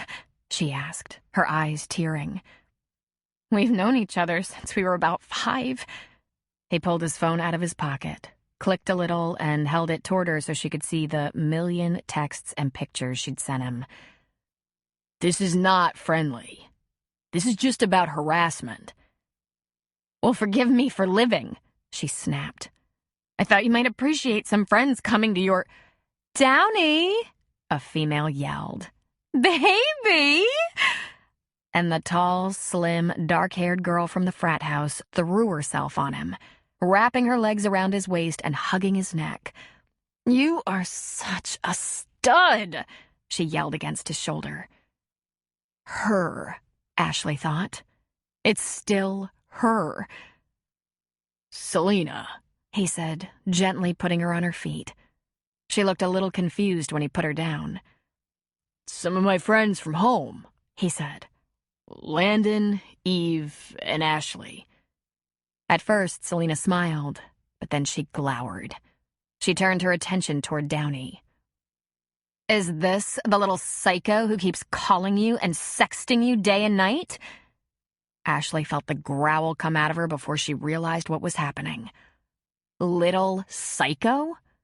She put up her hands in the shape of claws, nails bared, and took 2 giant steps toward the girl named Selena. She was going to claw her face and rip her hair out. But as fast as a lightning bolt, Downey put Selena behind him and Landon jumped between them. He grabbed Ashley's wrists. "Hey, hey, hey," Landon said, and Downey yelled, "What the hell, Ashley? Are you crazy?" "Okay, we're out of here," Landon said. "Good seeing you, Downey." He looped his hand through Ashley's arm and gripped her tightly. She pulled against him and snarled, but he held on. "Don't even think about it, or I'll throw you over my shoulder," he muttered. "Come on, Eve. Come on." Landon made pretty fast tracks around the building to the parking lot. Eve was scrambling to keep up behind them while he was dragging Ashley. "Let go," Ashley said. "Not a chance. I don't want to have to tackle you." Then he laughed without humor. "Seriously? A cat fight? Have you totally lost it?" "He hurt me," she said fiercely. "And so you were going to scratch your eyes out?" he asked, marching her along. "She called me a little psycho. So you were going to prove it." She groaned and kept up with him somehow. But by the time they got to the SUV, Ashley was softly crying. "You just don't get it," she said softly, pitifully. "He said he loved me, that he'd love me forever." "I get it," Landon said. He turned her toward him and gripped her upper arms. Eve caught up to them. "I get it. You were serious. You were a couple. And you broke up. I'm sorry, Ash. You think you're gonna get him back by acting like a psycho and beating up his new girlfriend?" She stared at him, knowing the truth and wisdom in what he was saying, but it somehow didn't help her at all. She could feel her face contort, then crumble as a fresh flood of tears ran down her cheeks. "It can't be over," she whispered, sobbing and gasping softly. "It can't. It can't. It can't." Gina made the appointment for Ashley. No discussion. She tried to channel Aunt Lou and merely announced to Ashley that she was going. Then drove her to Bandon. "I'm not crazy," Ashley railed at Gina. "Of course you're not. You're upset. That's what you are. And you have good reason to be upset and brokenhearted and angry. Counselors have helped people get through all kinds of emotional situations and crises. Just talk with her. It certainly can't hurt." "I'm not telling her my personal business." "And I'm sure she's been through plenty of that before, too," Gina muttered. The ride to Bandon to the counselor's office was quiet and sulky. Every now and then, Ashley muttered, "I don't want to go," and "I'm not telling her anything." The office of Simone Ross was small, nondescriptly furnished in what resembled cheap old apartment furniture, maybe dating back to the I Love Lucy show. There was no one in the waiting room. However, there was a desk with a clipboard, piece of paper, pen, and at the top of the page it said, "Please sign in." There was a door, presumably to an interior office. After sitting in the waiting room for 10 minutes, the interior door opened and a grandmotherly woman with an ample bosom, pink cheeks, short silver hair, and wide hips smiled. "Ashley?" Ashley nodded nervously and stood. "Hello. I'm Simone. Why don't you go inside?" Then she turned to Gina. "Ms. James, we'll be about 40 minutes. You can wait here or step out for a while." "I'll, wait." Simone gave a nod and immediately closed herself in with Ashley. Gina sat on one of the uncomfortable chairs, alone in the reception area, listening. She didn't hear a murmur from that inner office, and she was aching to know what was happening in there. Support like this was relatively new, and many people relied on the right insurance coverage. When Ashley was born, Gina's mom had been working at the diner for Stu. It was that event, the cost of the birth, that caused Stu to amp up his coverage for his full-time employees, of which there were 2 besides himself and his wife. It had been enormously expensive. It hadn't gotten any less so, but Stu had gotten used to it. The coverage included some counseling. This was what Gina would like to do one day, once she completed her master's degree in counseling. Help people through crises just like this. She had 2 reasons for this pursuit. She knew that things like this didn't kill you, and with the right kind of support, you grew stronger and wiser. Truthfully, since the moment Ashley and Downey started dating, Gina had feared the extremes. That they would marry young before ever experiencing life or finishing their educations, or that it might end disastrously, leaving her beautiful girl brokenhearted. Ashley so needed this objective assistance. Gina would remember to thank Lou for insisting on something Gina should have thought of herself. She leaned back and closed her eyes. Wasn't this just the rule rather than the exception? Just when you thought things had fallen so sweetly into place. Carrie's business was good, Ashley had been happy, Gina had finally come together with Mac. Some life event shook everything up. Right now, all Carrie and Gina could think about was Ashley, suffering in sadness and depression, losing weight just as efficiently as any divorce diet, weeping into her pillow at night. It was a long 40 minutes before Simone opened the door to the reception room and Gina shot to her feet, betraying her anxiety. "Will you join us for a few minutes, Miss James?" "Gina," she said. "Please, just call me Gina." And then she followed the older woman into the office. Ashley held a wadded-up tissue in her grip, and it was obvious she'd done a little crying for the counselor. This suggested she'd shared her personal business. Gina tried not to smile. The counselor indicated a chair, and Gina took it expectantly. "Ashley and I have talked about things, and I've asked her to come back in 2 weeks for another talk.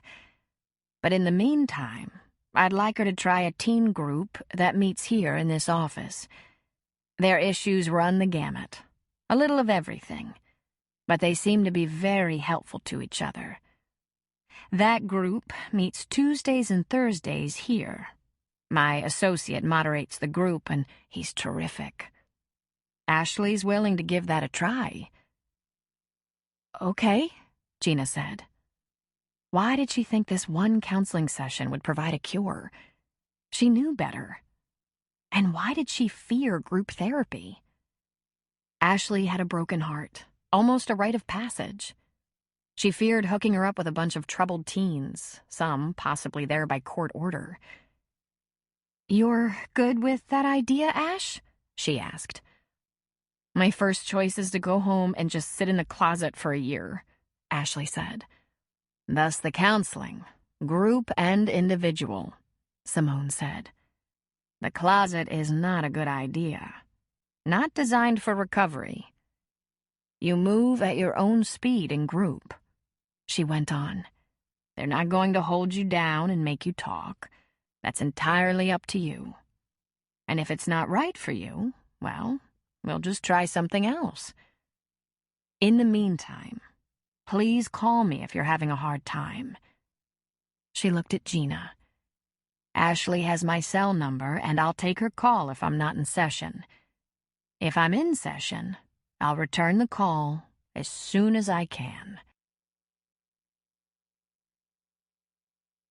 Chapter 4. Cooper had driven to North Bend a few times to meet Sarah, twice for lunch and twice for dinner when she was sitting alert and stuck at the air station. But she'd never invited him inside to pet the helicopters or meet her colleagues or crews. When she invited him to join her at the end of inspection blowout at a local pub, his face lit up like a beacon. They were even arriving and leaving together. As they were driving from Thunder Point to North Bend, he said, "You're bringing me out of the closet," he teased, obviously incredibly pleased. "I try to keep my professional life and my personal life separate," she said. "You're letting the guys know you have a boyfriend," he said, laughter in his voice. "How do you know I don't just need a designated driver?" "It wouldn't surprise me at all if you plan to get wasted," he said. "You've been really stressed out over this inspection. Maybe now you can relax a little bit." But it wasn't the inspection, Sarah thought. The inspection was a lot of work, but her team was outstanding, and she never worried for a second.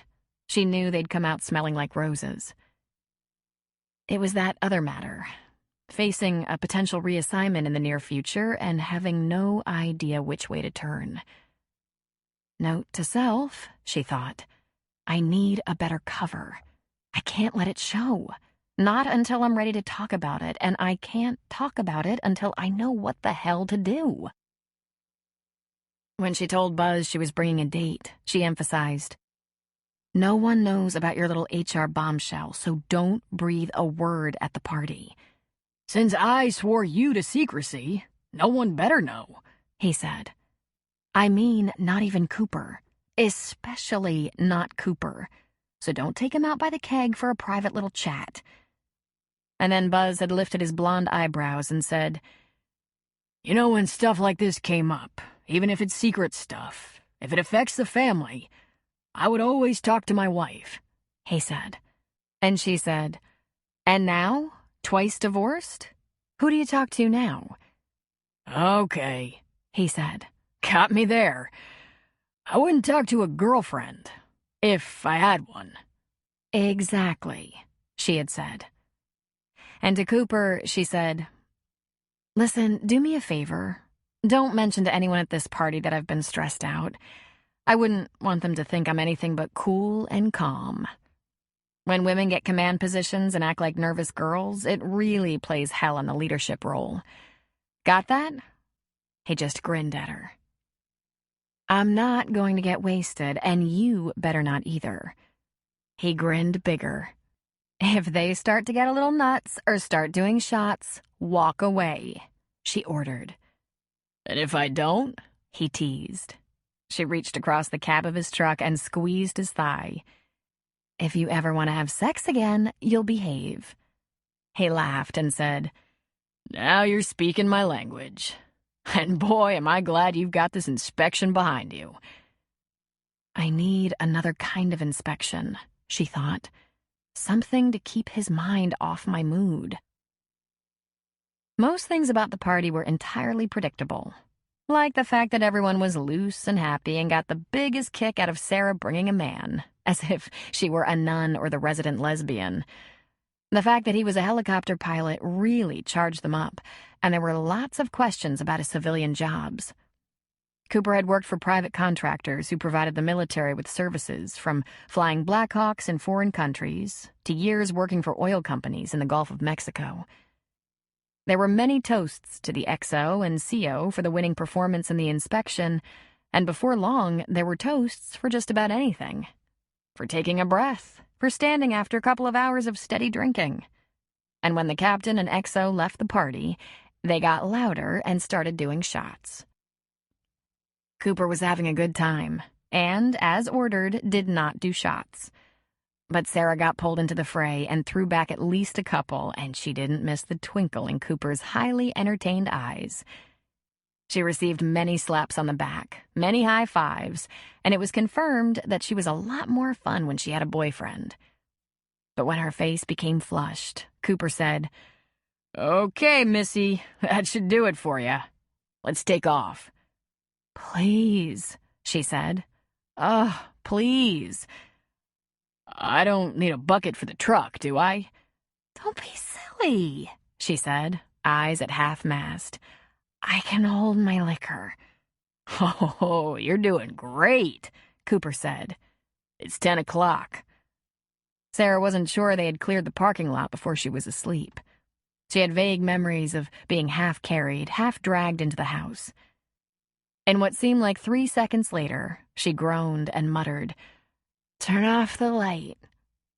"I don't have enough cosmic power to turn off the light," Cooper replied. "It's morning." She sat up as though a cattle prod had assisted her. The second she was upright, she groaned and grabbed her head. Slowly, very slowly, she opened one eye and looked at him. He was lying beside her on her bed in his jeans and stocking feet. "What are you doing here?" He put his hands behind his head. "Well, by the time I put you to bed, let out the dog, and filled his water dish, Landon still wasn't home. So I turned on the TV, laid back down, and fell asleep."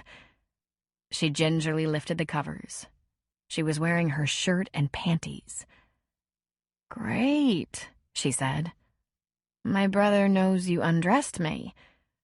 "More important than that, he knows you were toasted." By the way, you sure talk a lot in your sleep when you're drunk. I wasn't drunk. I was just... He was smiling at her. Okay, I was drunk. Remind me that tequila shots on top of beer is not recommended. Why did you stay the night? I was tired, he said. Believe me, Landon knows there was no nookie. Are you gonna live? It's questionable. He lifted one eyebrow. Little hair of the dog? He asked. Don't talk like that. It could get messy. You're a lightweight, Dupre. He sat up. I should get out to the bar before Raleigh shows up and reports me missing. You coming out later? Maybe after I get a new head. Cooper suspected Sarah had gone back to sleep. It was nearly noon by the time she showed up with Ham. They'd walked across the beach, and she looked both rested and recovered. I was afraid to call you. Afraid you might be sleeping it off. Right at that moment, her cell chirped. Landon has felt no such restraint, she said. He made as much noise as possible getting ready for school, and he thinks it's extremely funny that I'm hungover. Then, into the phone, she said, What? A few moments later, Cooper said, That can't be the first time he's seen you a little tiddly. Cooper, I was not tiddly. I was wasted. And yes, that probably was the first time he's seen that. You're right. I'm a lightweight. And he's punishing you with phone calls? He's between classes, calling from the men's room. I heard flushing. They're not supposed to make calls during school hours. So he wants to go over to Eve's house. And I'll be more than happy if he does. Sounds fine to me. Geez, I have to get a better system around here. I'd buy Raleigh a cell phone, but he probably wouldn't use it. What's the matter with Raleigh? He doesn't talk to me unless he has to. He didn't show up today. He pretty much makes his own hours, which is fine. Everything we have to do gets done, but if he's not coming at all, he should let me know. That way, when he doesn't let me know, like today, I know he's all right. Do you think he's not all right? She asked. No telling. I've been thinking about driving over to Elmore to check on him, but there's no one to watch the store. Cooper, I'll keep an eye on things. How long could it take? He shrugged. Almost a half hour each way, then seeing if he's around. He takes care of his father, who's an invalid. When Raleigh works, a neighbor lady who's a nurse's aide in a nursing home looks in on him. If I can't find Raleigh anywhere, I'll need to call hospitals or something. Raleigh's strange, but he's pretty reliable. Then just go. Will you make dinner for me tonight? Sure, he said, pulling her in for a kiss. I'd rather lock the doors and take you upstairs for a while. You were less than romantic last night. He kissed her again. But I should make sure Raleigh is okay. I don't know how old he is, but older than dirt, I suspect. Just go. Ease your mind. Then, if there aren't a lot of people around later, we can make out a while. Can we make out naked? No, she said with a laugh. What if my brother popped in for some reason? Your brother. You know, I like Landon, but is it too late to put him up for adoption? We could get visitation a couple of days a week. And the rest of the week? He nuzzled her neck. I think you know. Go, she said. I'll check out the freezer and decide what I want for dinner. Cooper found Raleigh's red truck in the driveway at his house, indicating he was at home, but there was a for sale sign in the back window of the truck. Maybe he'd decided to work on restoring Ben's old truck and drive it at the same time. When Cooper found all the stuff in Ben's old storage shed, truck, razor, tools, etc., he'd given Ben's truck to Raleigh and invited him to use any tools he needed to work on it. He gave the razor to Sarah and Landon, since he had a rhino for himself. Cooper parked on the street, walked up the brick steps, and knocked on the door. He knocked again before Raleigh opened the door. Raleigh was wearing a white dress shirt with his jeans, a new look for him. There was no bandana tied around his head either, and his hair, extremely thin on top and usually long, had been trimmed. "What's up, Raleigh?" Cooper asked, and Raleigh just held open the door so Cooper could step inside. "You're selling the truck?" he asked as he entered, and then he saw the empty wheelchair sitting in front of the fireplace. "Raleigh." "He passed real quiet," Raleigh said. "In his sleep. I found him this morning." "Aw, Raleigh. I'm sorry, man. You should have called me." Raleigh just shook his head. "I knew what to do."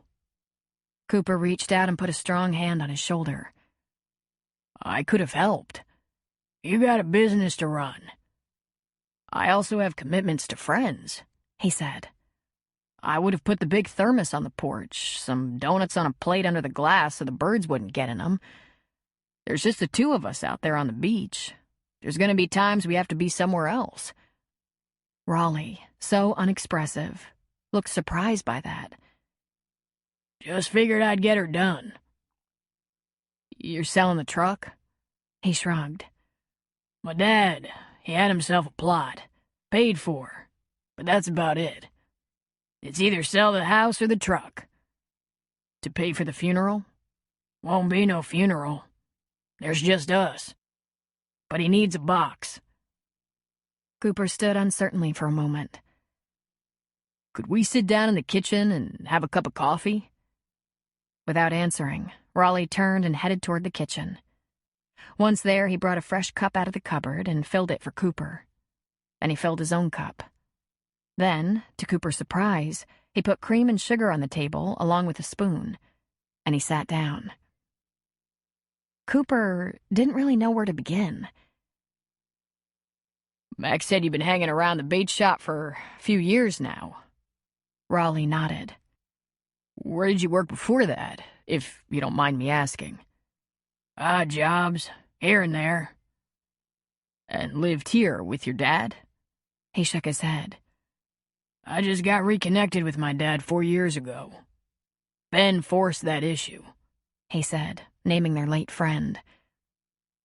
"Where were you living before that?" Cooper asked. "Here and there." Cooper decided to wait him out. He sipped his coffee, excellent coffee, and just didn't speak for a couple of the longest minutes of his life. "I didn't get on with people so much after the war," Raleigh said. "It wasn't like now. Folks didn't celebrate Vietnam soldiers too much. Made a person want to disappear. That and bombs going off while you sleep. Makes a man just want to be alone." PTSD issues, Mac had said. "Understandable," Cooper said. "I stop by to see my dad sometimes, just for a day or so, every few years or so, but not for long. I had burdens, you know." "I know," Cooper said. And he thought, there are so many of us. Men without strong attachments who just wander. Cooper didn't have PTSD issues that he was aware of, but he still felt like a loner often enough. And, like Raleigh, after leaving the service, he hadn't gone home to his family. He'd kept moving. "My dad used to fish off Ben's dock," Raleigh said. "He'd have a shot of wild turkey sometimes before heading home. Ben found me. I hung out with a couple of vets around Eureka, not too far from the VA. Sometimes, if we needed something, like food or money to eat, the VA was as good a place as any. Used clothes, too. Then Ben said my dad was doing poorly. He hadn't been fishing in so long. Ben checked on him, and my dad couldn't get himself upstairs to go to bed most nights, so he slept in the chair. Ben said my dad needed help. He said he'd give me a part-time job if it could be worked out." "So you came home to help your dad," Cooper said. "It's different coming home because you're needed than coming home because you're needy," Raleigh said. Cooper lifted his coffee cup to his lips. "Exactly right," he agreed. They drank their coffee in silence for a while. "So, you have a house here," Cooper said. "place to live and a job. I guess that means you'll be staying." "It's almost habit now," Raleigh said. "You keep this place real nice, Raleigh," Cooper said. "It must have made your dad real proud to leave it to you." "Like I said, it's just us. Buried my mother some 38 years ago. The Red Cross brought me home from Vietnam, since I was an only son." "And then you went back?" "Yeah, but that was okay at the time. I knew how to act over there. I wasn't real sure over here. Times were different. Soldiers weren't heroes back in those days. It was hard times here." "I'm glad you told me this, Raleigh," Cooper said. "Why?" "It's not easy to work side by side with a man you don't know anything about," Cooper said. "I realize sometimes a man's private. I ain't all that private," he said. "Sometimes you get to know a person and you're sorry." Cooper laughed. "I guess that's true, too." He drained his cup and stood up. "You order a box for your old man yet?" "Yep," Raleigh said, standing. "No funeral, huh?" "A graveside prayer. A prayer for soldiers. That's all he wanted. He was real specific. He was in the Army, too. But I think he ordered it up more for me. He was that kind of man." "Where's the service?" Cooper asked. "Why?"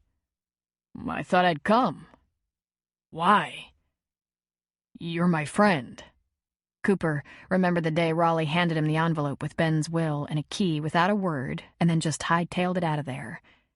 "In fact, one of my first friends since I've been here, even if you did leave me to deal with that shithole of a befouled bait shop alone." And at that, Raleigh grinned. He had a good pair of dentures. "Stank up real bad, didn't she?" "Real bad," Cooper agreed. "But that's rotten septic over the dam. Now, I'd like to take care of that casket for you, Raleigh. I think if Ben were alive, he'd want to do that." "Charity don't sit well with me," he said. "Sure it does. You took all Ben's old clothes and stuff to the VA. The washers and dryers, dishes, glassware, and flatware went to some church group you knew about. You could have kept it and had a garage sale, but you didn't. I've no doubt you'd give the shirt off your back if someone needed it. Now take the sign out of your truck. Tell me what funeral parlor is taking care of the box, what time to be at the cemetery, and where. Let's not argue. I wouldn't offer if I didn't want to." So Raleigh told him where to be at 10 a.m. on Thursday. "You have a suit?" Cooper asked. "I don't need a suit. My dad might not even recognize me in a suit." Cooper laughed. "My brother-in-law is some big-shot executive, but he got fat. My sister sent me a few of his suits. I'll be here at 8 on Thursday morning with one of my hand-me-down suits that I never wear anyway. If you don't drown in it, it's yours. With any luck, you'll wear it exactly once. Unless you get married or something." "Coop," he said, using a name on him for maybe the first time. "Ben was right about you. You're a kick in the ass." "Yeah, that's me. Flattery will get you nowhere." Raleigh filled out the suit pretty well. There was more to him than met the eye. In his old worn-out jeans and shirts, with his thin hair and drawn face, he looked scrawny, like a skinny old guy. But in fact, he was 63, long-legged, and had some strong arms on him. Cooper should have guessed. Raleigh worked pretty hard at the bar, especially buying and delivering large boxes of supplies. And now that he thought about it, there had been no wheelchair lift in their house. Raleigh had probably been carrying his father to bed. If he had a run-down look about him, it probably had more to do with living an unstable life for 40 years or so. He had shaved, something Raleigh didn't do every day. His hair was slicked back, his nails clipped, his best shoes cleaned and polished, and he was very somber. "I'll drive," Cooper said. "This is a tough day for you." "He's resting now. The last few years were hard on the old man." "I'm sure. At least he had his son with him." "You ever had a son, Cooper?" Raleigh asked. Cooper shook his head. "No son, no wife. We're a lot alike, Raleigh. Couple of guys just moving where the wind blows us. Drifters." "Maybe that's set to change," Raleigh said. "Let's get to the cemetery and say a last goodbye." There was no more talking until Cooper had driven them almost to the cemetery gates. Then Raleigh said, "He was a real good father when I was a kid. When I was growing up. He was a better father than I was a son." After a moment of respectful silence, Cooper said, "I think maybe a lot of us feel that way about our dads, Raleigh." The cemetery appeared to be crowded for a Thursday morning. Plenty of cars parked along the winding roadway. And then Cooper saw the sheriff's department SUV and Gina's old Jeep. And there sat the van from Carrie's Deli. But Raleigh was the one to speak first. "What the hell?" he said. "What did you do, Coop?" Cooper shook his head and looked for a place to park. "I didn't say anything. I only told Sarah and Mac, that's all. And I only told them so they'd know why I wasn't going to be around this morning." "Well, Jesus," Raleigh said. "Look at those people. Must be 20 or 30 of them. They didn't know my dad." Cooper pulled along the side of the road and killed the engine. "They're here for you, Raleigh." "They don't know me neither." "Sure they do, Raleigh.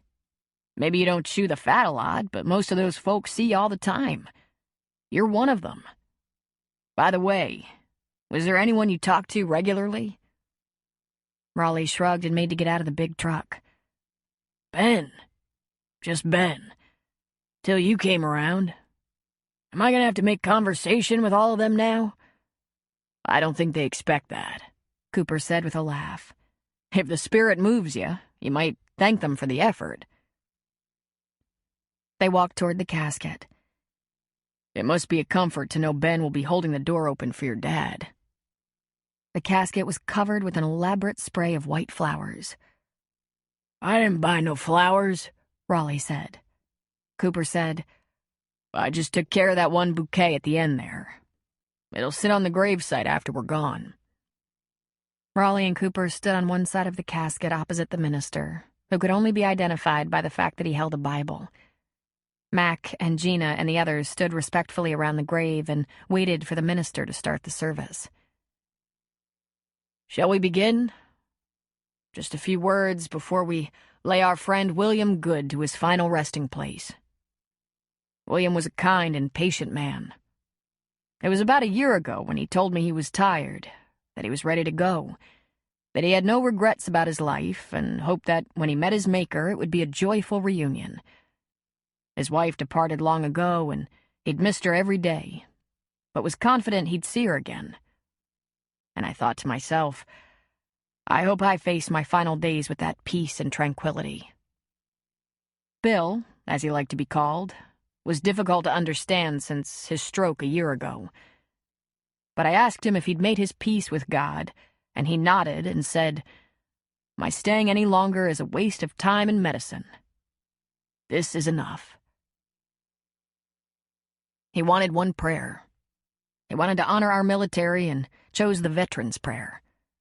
It was very clear. No elaborate fuss. Just a prayer to launch him, as he put it. He said a toast now and again wouldn't offend him. William Good is right with God and on his way home. Here's to you, William Good. And William wanted a poem written by a soldier to be read at his burial. This poem, Final Inspection, was written by Sergeant Joshua Helterbrand. The soldier stood and faced God, which must always come to pass. He hoped his shoes were shining, just as brightly as his brass. Step forward now, you soldier. How shall I deal with you? Have you always turned the other cheek? To my church, have you been true?" The soldier squared his shoulders and said, "No, Lord, I guess I ain't. Because those of us who carry guns can't always be a saint. I've had to work most Sundays, and at times my talk was tough. And sometimes I've been violent, because the world is awfully rough. But I never took a penny that wasn't mine to keep, though I worked a lot of overtime when the bills got just too steep. And I never passed a cry for help, though at times I shook with fear. And sometimes, God forgive me, I've wept unmanly tears. I know I don't deserve a place among the people here. They never wanted me around except to calm their fears. If you've a place for me here, Lord, it needn't be so grand. I never expected or had too much, but if you don't, I'll understand." There was a silence all around the throne where the saints had often trod, as the soldier waited quietly for the judgment of his God. "Step forward now, you soldier. You've borne your burdens well. Walk peacefully on heaven's streets. You've done your time in hell." After a brief prayer, the crowd began to disperse. Carrie James approached Raleigh. "My condolences, Raleigh. I have a couple of platters and a casserole for you. I could bring them by your house, or you could take them now. I have them in the van." He lifted his brows. You know I did all the meals for my dad, right? He was infirm." "I know, but you might not feel like it right now, and it's important you eat." Cooper could tell he was speechless. It took a while, but finally Raleigh said, "I could make coffee." Carrie smiled and said, "That would be nice, Raleigh. We'll follow you home." It was a very brief open house at Raleigh's place. The folks had to return to work, but there were 20 of them, including Cliff from Cliffhangers and his wife, Aunt Lou, Rayanne, Stu from the diner, and his wife, Belinda. Landon got a pass from school to represent Sarah, who had to work. A few of Raleigh's neighbors showed up. Carrie and Gina brought a couple of big trays of cold cuts, cheeses, olives, pickles, sliced tomatoes, lettuce, and red onion. Some of Carrie's small sandwich loaves and condiments were placed on the table.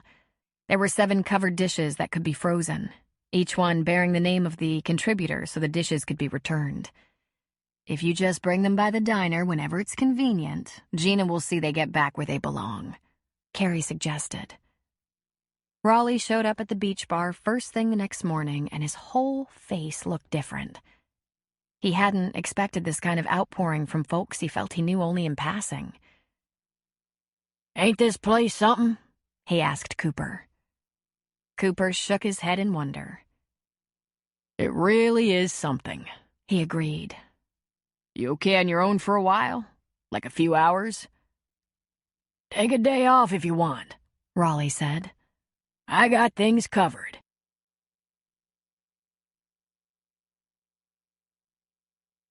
Chapter 5. Another April day had dawned bright and clear.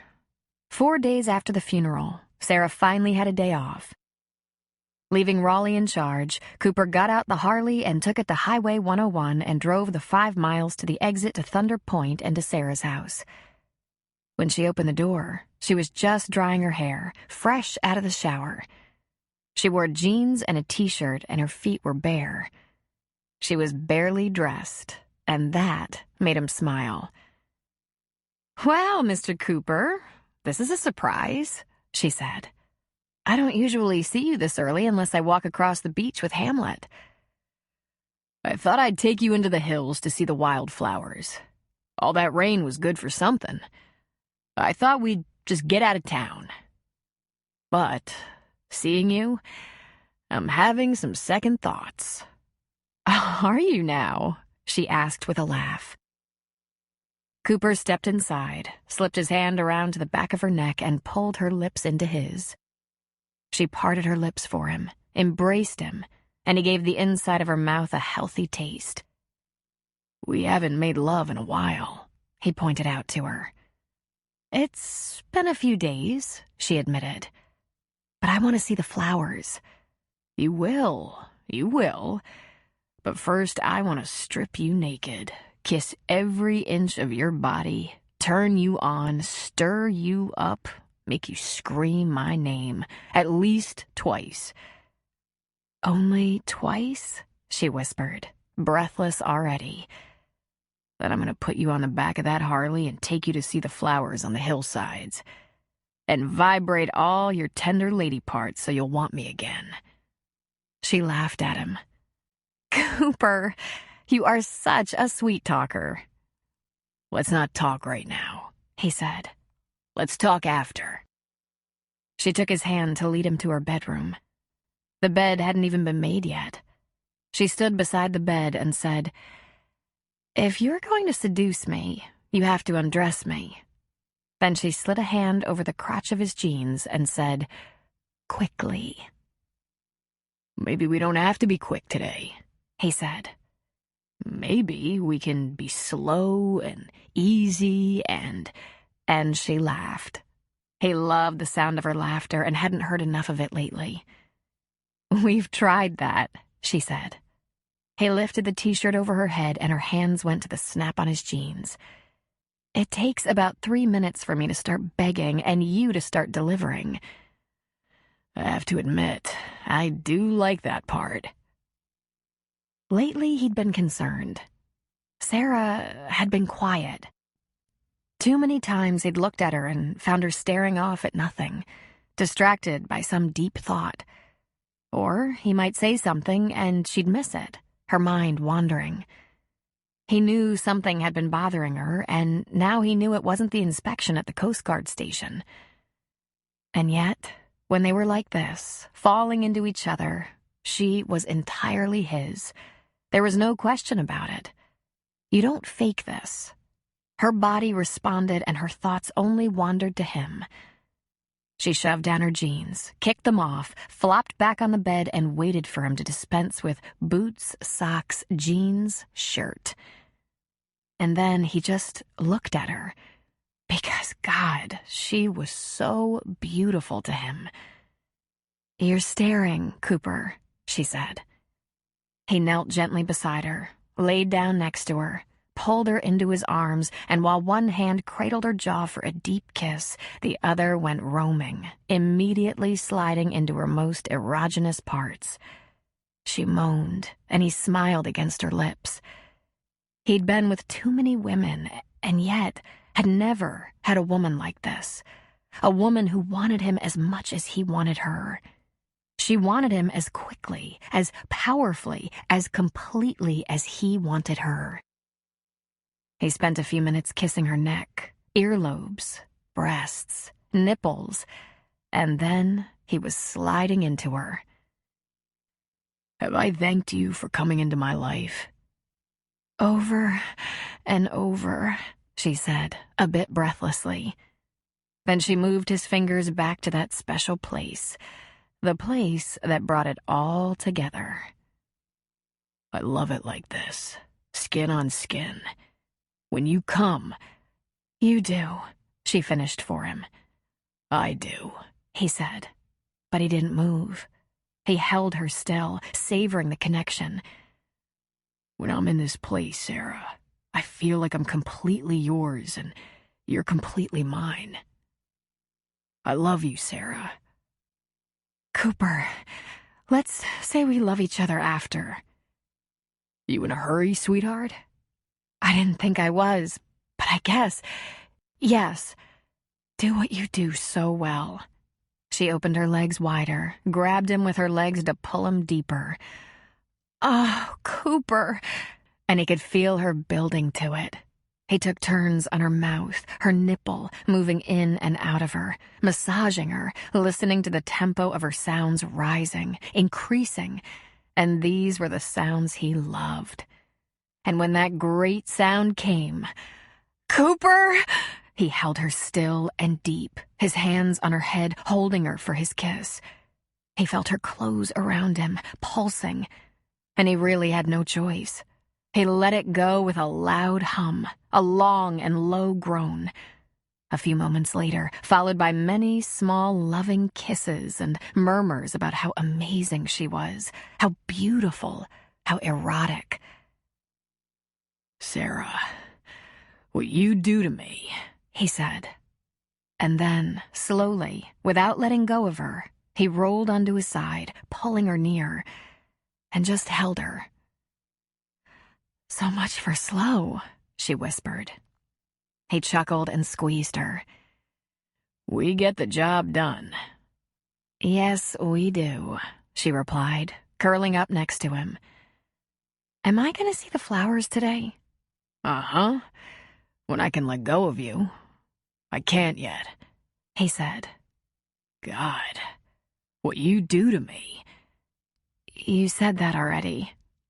He ran a hand down her body, over a plump breast and down to the apex of her thighs. "I told my parents and sisters I was dating a helicopter pilot, and my youngest sister asked me if I was gay." "Do you need a letter of affirmation for the family? Because that's one thing you are not," he chuckled.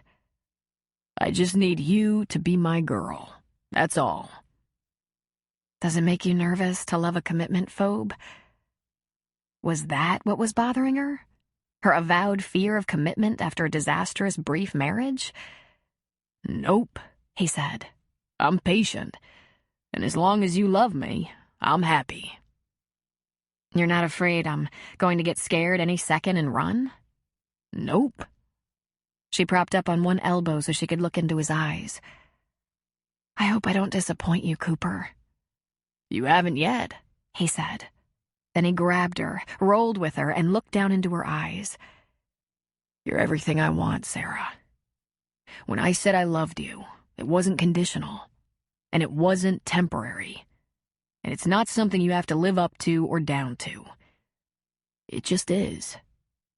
If you think I'm going to quit early, you're crazy. See, the truth is, I could disappoint you. I might not be enough for you to stick it out, but I'm going to die trying. Now, do you want to see those flowers?" "I thought you wanted me to scream your name at least twice." "The day's not over yet, Sarah." And then he kissed her as convincingly as he could. While she showered a second time, Cooper let out the dog and refilled his water bowl. Women, he thought. They always had some mysterious list of requirements. They were famous for accusing men of not being committed enough or intimate enough, but the evidence was in. Sometimes there was no such thing as enough. And Cooper had been around the block. He was only capable of feeling his feelings. He wasn't the best at expressing them, but he'd gotten damn good at feeling them since he found Sarah. He felt them down to his toes. He wanted her forever. He'd love it if she wanted him right back, also forever. But the ball was in her court now. She had issues, and he had plenty of time. He would concentrate on making her happy, for as long as it took. He was confident he could outlast her. The flowers were just getting started in the foothills, but the ride was still fantastic for Sarah. Cooper took her into the foothills south of Thunder Point, getting off Highway 101 at Port Orford and traveling east into the Pacific Coast Ranges. They traveled down a couple of unmarked roads back into the wilderness, and it seemed as though every 10 minutes they were crossing a river. He drove them up mountain roads, then down again. It was fairly deserted out there, just the occasional house or vehicle, and the air was cool. They passed a sign for Wild Rogue Wilderness, and Sarah thought that name suited Cooper perfectly. Along the side of the road, the new spring growth bloomed in orange, white, purple, and yellow. There were big orange flowers that looked like small sunflowers or large daisies, some that looked like pansies and pastels, little purple puffs and large white blossoms mixed with the green. Spattered among the pine were trees laden with new buds. They drove through a myrtle grove and up along a ridge where they could stop and look down a couple thousand feet to a rushing river that had a few fishermen along the banks. They found a good spot to stop, and Cooper helped her off the Harley. He found a big rock that overlooked the river and sat on it, and she came to him, ruffling her hair to get rid of the helmet head. She pushed his knees apart and sat between them, and his arms went around her, holding her. "Lots more than just flowers out here," she said. "This is beautiful." "I've never been here. It just looked like an interesting road." She sighed deeply.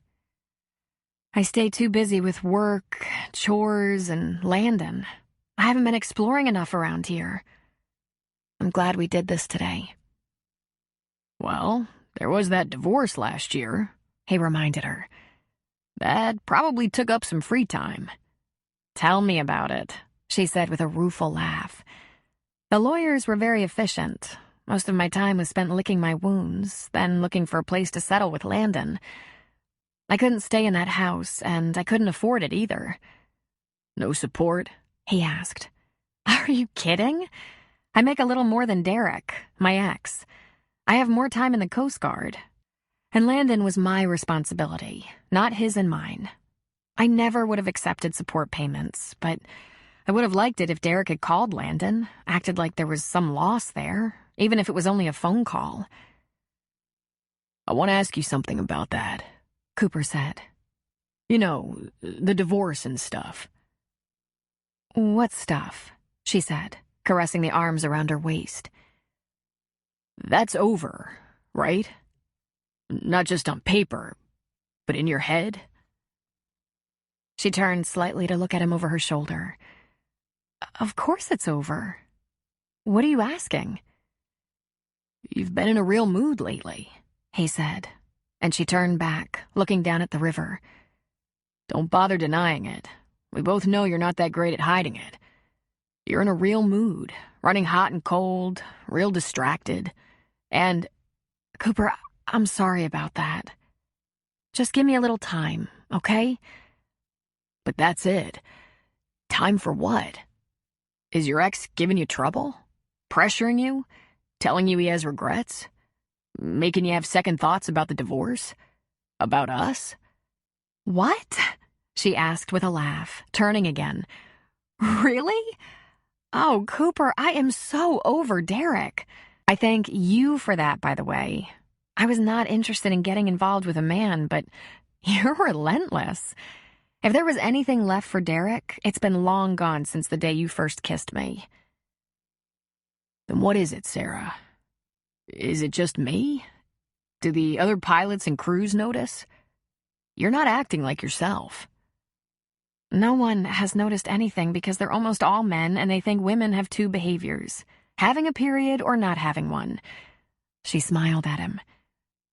"Cooper, it's a work-related issue that I have to handle on my own. Not only is it confidential, you can't help with this. I need a few more weeks to figure it out. It's got to do with my Coast Guard career path. I've been lucky. I've been on the fast track." He tightened his arms around her. "I doubt luck had much to do with it." "Gender might have played a role. I don't mean that they'd throw me promotions for being female, but the boys upstairs might get a little excited to come across a woman who can pull her weight, since there aren't enough of us. Know what I'm saying?" "You're saying you've been offered something?" "No, Cooper. I'm saying I'll be at a crossroads soon, and I'll have to be ready to decide if I want to make a change in direction." "And you don't think it would help to talk it out?" he asked. And how would that sound? She asked herself. She was a woman with no good options. Getting out without means of support, or staying in and going to the other coast. Leaving her brother behind, or wrenching him out of an ideal situation in Oregon. Would opening up to Cooper sound like, "Please offer to marry me and support me"? Would it sound like, "Help me say goodbye. Help me to give you up"? "There will be time for talking it out," she said. "Right now I have to try to think about the situation without any influence from any quarter. And that's hard. But it's what I should do, for now." He rubbed a knuckle along her cheek. No tempting ex, huh? She gave a little laugh. He's long gone. Rumor has it he's already found someone to date and cheat on in Alaska. A week later, Gina was wiping down counters after the morning rush at the diner, feeling a little better about things. Ashley wasn't exactly markedly improved after one individual counseling session and one group session, but she seemed slightly better. She loved Simone Ross, and said of the group, "It's nice to know they're way more screwed up and miserable than I am. And I can't tell you a single other thing about them. I swore." And Gina didn't hear her crying at night as often, or for as long. Ashley's thinness wore on Gina. Ashley didn't look starved, but her weight loss was so obvious. She normally had such lovely, delicious curves, and over the past few weeks, she'd probably lost a good 10 pounds. Young girls seemed to relish that pencil-thin figure, but a mother looking at her daughter wasn't thrilled by it. Ashley had never wanted to be supermodel thin, but her clothes were hanging on her. "Eve said she's thinking of breaking up with Landon just long enough to lose 5 pounds, Ashley said. But all Gina wanted was for her little girl to get her appetite back. And Carrie was working just as hard to help achieve that, preparing all of Ashley's favorite and most desired meals every evening. Ashley was still slim as a straw, but Gina and Carrie had each put on a few pounds on her behalf. Gina filled the scrub bucket and pulled on her rubber gloves. It was her curse that when she had a lot on her mind, she cleaned. She was just about to get on her hands and knees behind the counter to give the floor a good scouring when the door to the diner opened. She looked up to see a woman come in. In fact, the woman nearly took her breath away. She was so stunning. She had thick raven hair that fell to her shoulders and those soft Hollywood curls, shining blue eyes, ivory skin, pink cheeks, and luscious lips. She looked familiar, and Gina wondered if she'd seen her in a movie. She wore very expensive clothes, as only a woman like herself, who bought discount whenever possible, would know. Designer slacks, shiny pumps with very high heels, a leather blazer with a designer logo on the breast pocket. And her purse was worth at least a week of Gina's tips. A Dooney and Burke. Gina pulled off her gloves and smiled. "Hi," she said. "Hi," the woman said, smiling with straight white teeth. "I wonder if you know, will the sheriff's office across the street be closed all day, since it's Saturday?" "No, but since they usually have only one of the deputies in on the weekends, he's in and out. Do you need the police?" "No," she said with a laugh. "I just wanted to see Deputy McCain.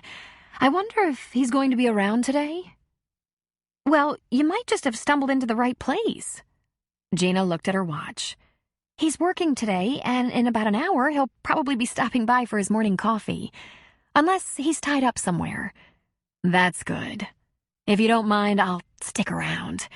See if he comes in." "I can call him for you, if you'd like." "You know him?" Gina laughed. "Everyone knows everyone here. Plus, their office, being across the street from the diner, means we see each other almost every day. I'll check and make sure he's coming by this morning." "Thanks," she said, digging into her expensive purse for her cell phone. "I should return a couple of calls while I wait." "Perfect. Can I get you a cup of coffee? Anything?" "Coffee would be great. And how about a slice of that pie?" "Coming up. I'll get that for you before I call him." While the woman went to a booth in the rear of the diner, presumably so that Gina wouldn't overhear her talking to her good friend George Clooney, Gina served up a cup of coffee and a slice of pie. She took it back to the incognito movie star. Since she wasn't talking on the phone yet, Gina asked, "Can I tell him who's waiting for him?" "Well, I wanted to surprise him, but go ahead. Tell him it's his wife. I'm C.J. McCain." And she flashed that glorious smile. Gina was frozen, stunned. The coffee and pie were suspended in midair. "Wife?" she asked weakly. I thought Mac was divorced. Right. Ex-wife, she amended. We've been out of touch, and I'm looking forward to seeing him. Gina put down the pie and coffee. Let me make that call, she said, scooting back behind the counter. Gina's hands actually trembled as she fished her phone out of her pocket. She had a lot of bizarre and random thoughts as she punched in Mac's number. I should get my teeth whitened, she thought. Underwire. I need more underwire. Glancing over, she could see that CJ was chatting and laughing into her phone. Gina turned away so that her back was facing CJ. McCain, he answered. Mac, I think you'd better come to the diner if you can. There's someone here to see you. Gina, you all right? She cleared her throat. Yeah, fine. Are you coming?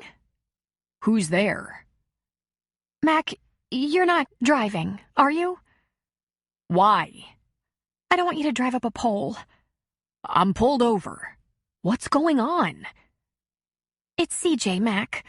She's here. To see you. Dead silence answered her, and it stretched out. Mac? She asked. Good thing I was pulled over. Listen, try to keep this quiet. I have to know what she wants, and I don't want the whole town to know before I have a chance to talk to my kids. And to Lou. Not a problem, Gina said. I'm there in 5. Sure, fine. Drive carefully. Gina disconnected. She looked down at herself. Cheap black pants that were no longer as black as they had once been. Checkered blouse. Name tag. Why did she always wear that stupid name tag? There had been about 4 people she didn't know in the diner in the past month. God, the woman was so beautiful. And no wonder she seemed familiar. Eve was a younger version of her mother. Gina felt a devastation come over her. Grief. After 4 years of devoted friendship, she and Mac had finally become lovers. They tried to be discreet since their 16-year-old daughters were best friends, but at long last, they could hold hands, embrace. Even a chaste kiss was appropriate.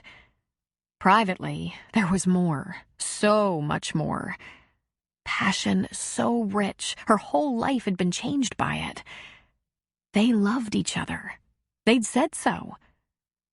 But now? What would he do after seeing CJ? Would everything change? Even if CJ hadn't come back to reclaim her ex-husband, would Mac take one look at her and fall in love all over again? How could he not? Gina poured herself a cup of coffee. She wasn't much of a drinker, but she sure wished she had a shot of something to jack up that coffee. Her hands trembled as she lifted the cup to her lips. And while CJ laughed and chatted into the phone, taking petite bites of her apple pie, she appeared so carefree, so animated. How do you leave your 3 children, not see them for 10 years, then stroll back into their lives all happy-go-lucky? How do you do that? Gina had the sense that the world she knew was changing, and she had no idea what the outcome might be. But she was suddenly afraid. The sheriff's department SUV rolled down the street, parked in front of the deputy's office, and Mac strode purposefully across the street, hitching up his heavy gun belt as he walked. He came into the diner, gave a nod to Gina, walked right past her, and stood at the booth, looking down at his ex-wife. CJ looked up at him, smiling. She disconnected from her call and stood from the booth. Gina could see the happy expression on her face, and then it fell into a serious look as she listened to Mac. And then they walked out of the diner, Mac striding in front of his ex-wife and leaving her to follow. He walked across the street to his department vehicle while CJ momentarily disappeared. And then Gina saw her drive by, following Mac in a shiny sports car convertible. Her car wasn't white. It was beige or soft gold. It was pearl. Then Gina had to sit down. Her legs would no longer hold her up. Chapter 6. Mac called Deputy Steve Pritkus at home. Steve, can you cover the town for a few hours? I have a family emergency. Everything all right, Mac? Far from all right. Far. No injuries, Steve. Just a situation that has to be dealt with immediately. I can explain more later. It's sensitive. Should I call Charlie? Nope, I got it. I'll be parked in front of the office in 10.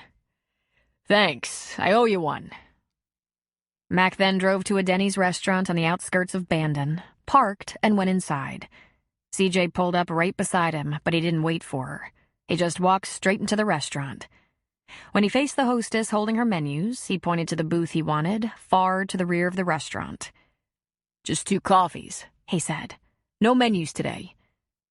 Whatever you want, officer, she said with a smile. Mac took a seat in the booth with his back to the wall, facing the restaurant.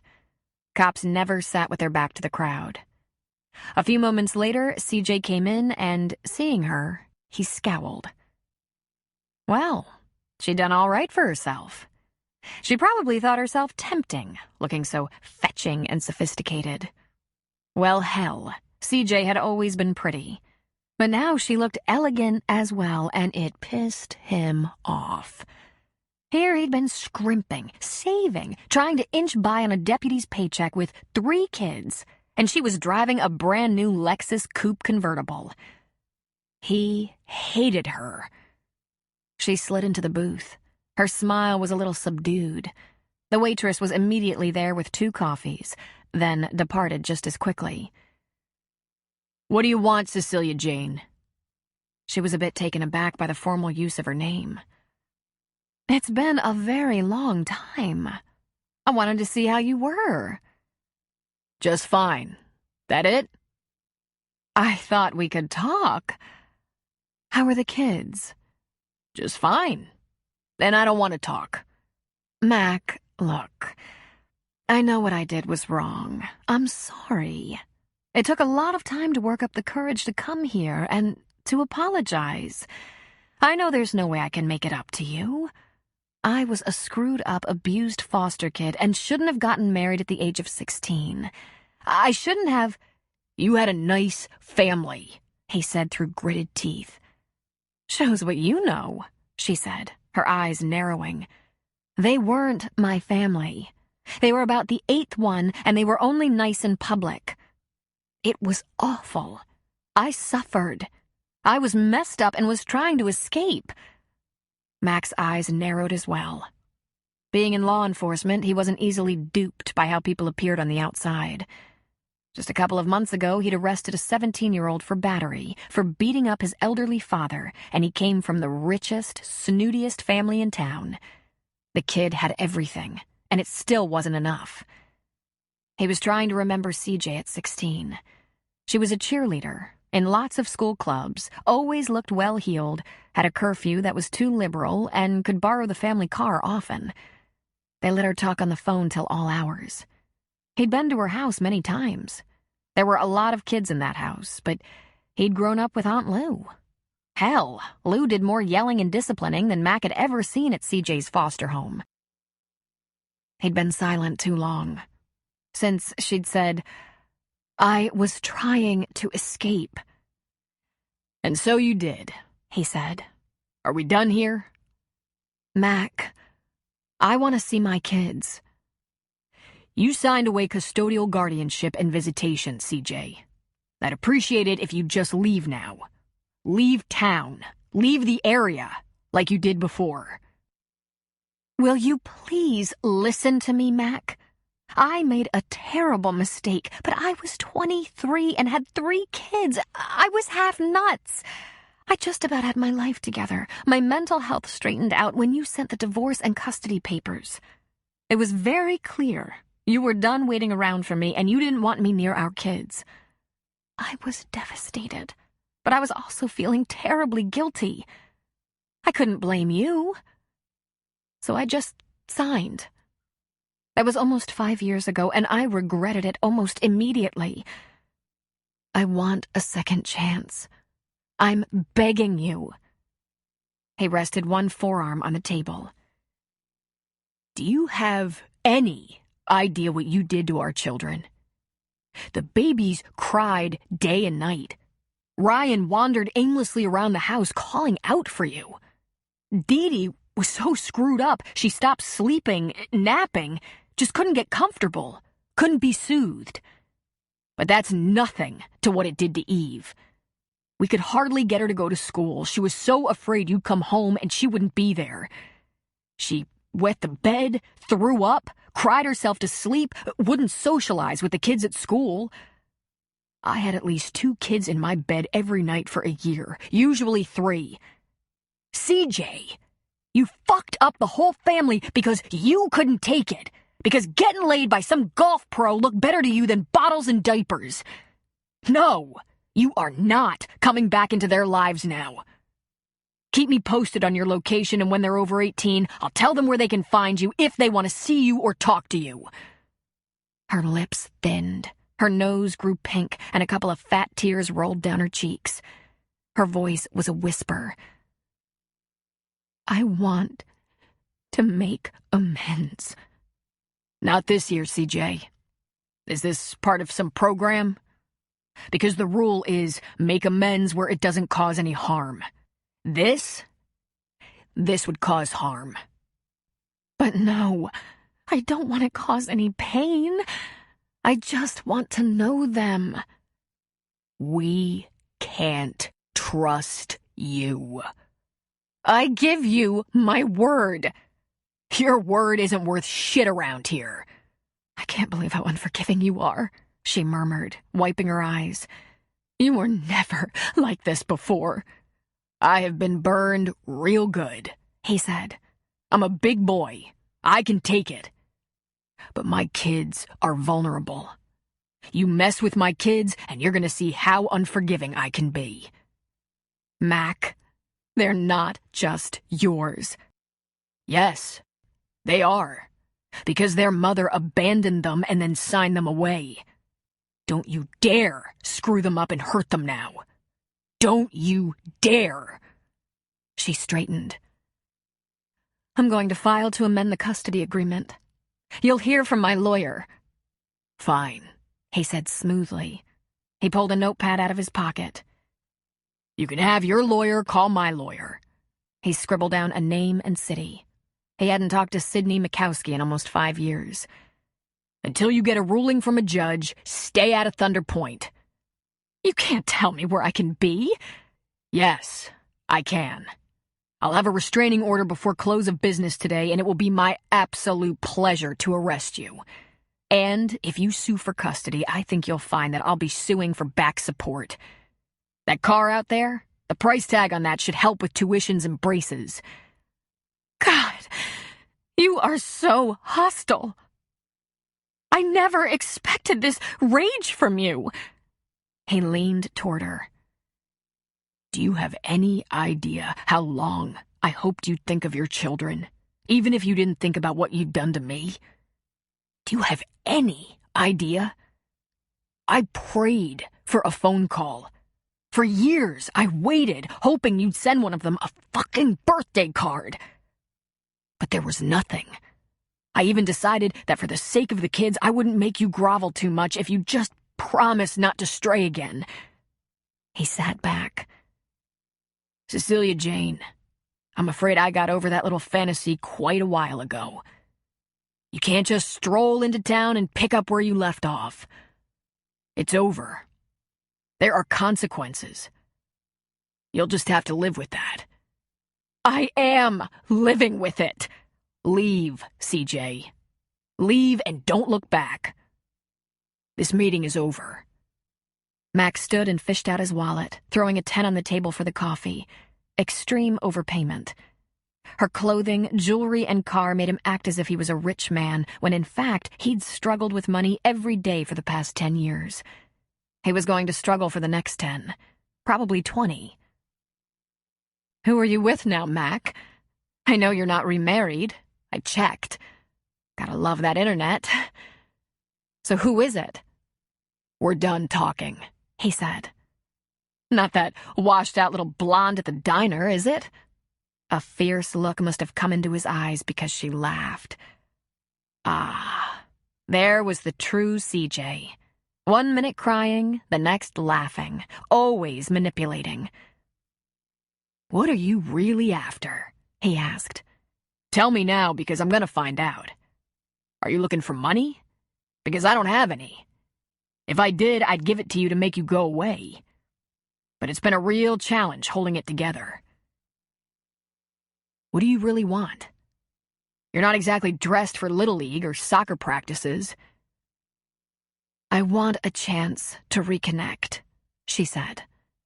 He stared down at her. "Not gonna happen. Drive carefully." And he walked out of the restaurant. Max sat in the Denny's parking lot. No judge would give him a restraining order, not even a judge who was his biggest fan. CJ hadn't threatened any of them. That was just all talk, and by now, if CJ had called her lawyer, she probably knew that. He dialed Lou's cell phone. "Where are you?" he asked her. "Grocery store? You have some special request?" "And the kids?" "Dee Dee's at gymnastics, Ryan is at soccer, Eve is at cheer practice. Or maybe that's over and she's with Ashley. Ashley drove today and gave Eve a ride. Why?" God, he thought. Did CJ have any idea what these lessons, teams, and activities cost? Just the sign-ups alone without factoring in uniforms, gear, and associated costs were a strain. $20 for this gymnastics meet, $20 for the bus for that soccer tournament out of town. Just to get your kid in the Parks and Rec Soccer League was over $50. Then there were uniforms, shoes, your turn supplying sports drinks and bottled water and snacks. Then there were regular pizza parties and barbecues to celebrate wins and season close. Piano, gymnastics, dance, and cheerleading. Those were expensive teams, lessons, and uniforms. It never stopped. More than the money, which was always tight, the emotional and time investment could be exhausting. It took more than bread and water to raise a family. If he hadn't had Lou the past 10 years, he'd have been completely lost. "I need a couple of things, Lou. I need you to gather up the kids and get them all home. And I need you to stay cool." "Why? Are we under nuclear attack?" "CJ's in town. She wants to see them." "What?" Lou shrieked. "I have to talk to the kids before they hear from some other source that their mother's around. And Lou, CJ rules apply. Do not lose your cool. Do not. I already lost mine a little." "Did you strangle her?" Lou asked with a shaky voice. "No, but I wanted to." "You're an underachiever." "Oh, God," she said. "Oh, dear God." CJ rules actually had been Lou's suggestion, but in the end it was harder for Lou than it was for Mac. They never said nasty things about CJ in front of the kids. It simply wouldn't serve any purpose to trash their mother. Wasn't it hard enough on them to know she left them? "Lou?" You're right. You're right. We'll hold it together. Where is she?" "Now? I met her for a cup of coffee at Denny's just off the highway in Bandon, and I asked her to leave. I told her she couldn't see the kids and that I wanted her to go away and leave us alone. And she said I'd hear from her lawyer. We have to be ready, Lou." "She can't do anything, can she, Mac?" "I don't know. One thing at a time. I'll see you at home." He signed off and then just sat in the sheriff's department vehicle. He could barely remember when he was 18, 19. He was a freshman at Oregon State, boinking his high school girlfriend wherever they could find a time and a place to be alone. She was on the pill. They were supposed to be safe. Now he wondered, of course, if she hadn't maneuvered that like everything else. For his part, he had such passion for her he could hardly think straight. So when the pregnancy came, they got married immediately, running off to Idaho to a justice of the peace and spending one night in a cheap roadside motel. He'd believed he loved her. He held back her hair while she was sick during her pregnancy. He rubbed her back, worked 2 jobs, did everything he could think of to make her happy. And after Eve was born, CJ organized a big, fancy white wedding and reception they couldn't afford, just so all her friends could fuss over her and party with her. Lou had been appalled. But she'd been there, holding Eve most of the time so CJ could party. After that, Mac couldn't remember them ever being happy. Maybe he'd just been too goddamn tired. Before leaving the Denny's parking lot, Mac drove by the side of the restaurant to look at the booth where he'd just been sitting. He could see CJ sitting in the same booth, laughing animatedly into her cell phone. How could she do that? Laugh and joke after a meeting like that with her ex? After tears and begging and anger? How could she switch it all off? Lou felt as if her face was on fire. Her heart was pounding and she put a hand to her solar plexus. She realized she was standing in the frozen food section, nearly yelling into the phone. A couple of people were looking at her. Thankfully, not people she knew. A man in his 70s dipped his chin and said, "You okay, miss?" Miss? Lou was 60. "Fine, thanks. I'm fine." And then she wondered if she should leave her cart and run. Instead, she shoved her list in her pocket, ignoring what was left on it, and made a mad run through the frozen foods, throwing pizzas, casseroles, burritos, fried chicken, and various other frozen meals in her cart. In went French fries, tater tots, garlic toast, peas, beans, cheesecake, cookie dough. She rushed to the dairy aisle and grabbed milk, cheese, cold cuts, sour cream, yogurt. She found the spaghetti sauce and pasta and loaded up. On her way to the checkout, her cart heaped with a mountain of food, she grabbed bread, chips and pretzels, 2 bottles of wine, and 2 six-packs each of soda and beer. It was like stocking for a hurricane. Yes, Hurricane CJ. "Whoa, Lou," the cashier said. "Having a party?" She was stunned by her mania. Just some friends." She wanted to take the kids home and bar the door. She had enough food to keep them going for more than a week. Maybe during that time they could figure out what to do about CJ. Oh, God, she's going to take them away from me, Lou thought in near despair. She had to have help to load the groceries in the minivan, and she rushed to get the kids. "Why did you take me out of practice?" Ryan asked. "Your dad asked me to round up you kids and bring you home. He wants to tell you something." "What?" Ryan asked, pulling off his shoes in the back seat. "Well, I'm not completely sure," she said, because she wasn't. What was Mac going to say to them? Your mother is back. Be nice to her? While she was waiting for Dee Dee to load up her backpack from gymnastics, she dialed Eve's cell phone. Eve was just leaving cheer practice and was going to go to Ashley's house for a while. "I need you home. I have something I need help with. Stay at school. I'll pick you up in about 5 minutes." "What's going on?" Eve asked when she got in the front seat next to Lou. The whole car smelled gamey, filled with the wild scent of sweaty kids. Lou had been doing this since before Dee Dee was walking, shuffling them to school, games, lessons, everything. The weekends were jam-packed as well. They had so many things to attend to. House cleaning, laundry, and general chores. They had a list, assignments for everyone. 7 days a week, 24 hours a day, Mac and Lou operated a split shift, making sure that everyone was covered and that everyone felt they were getting an equal amount of adult time and love.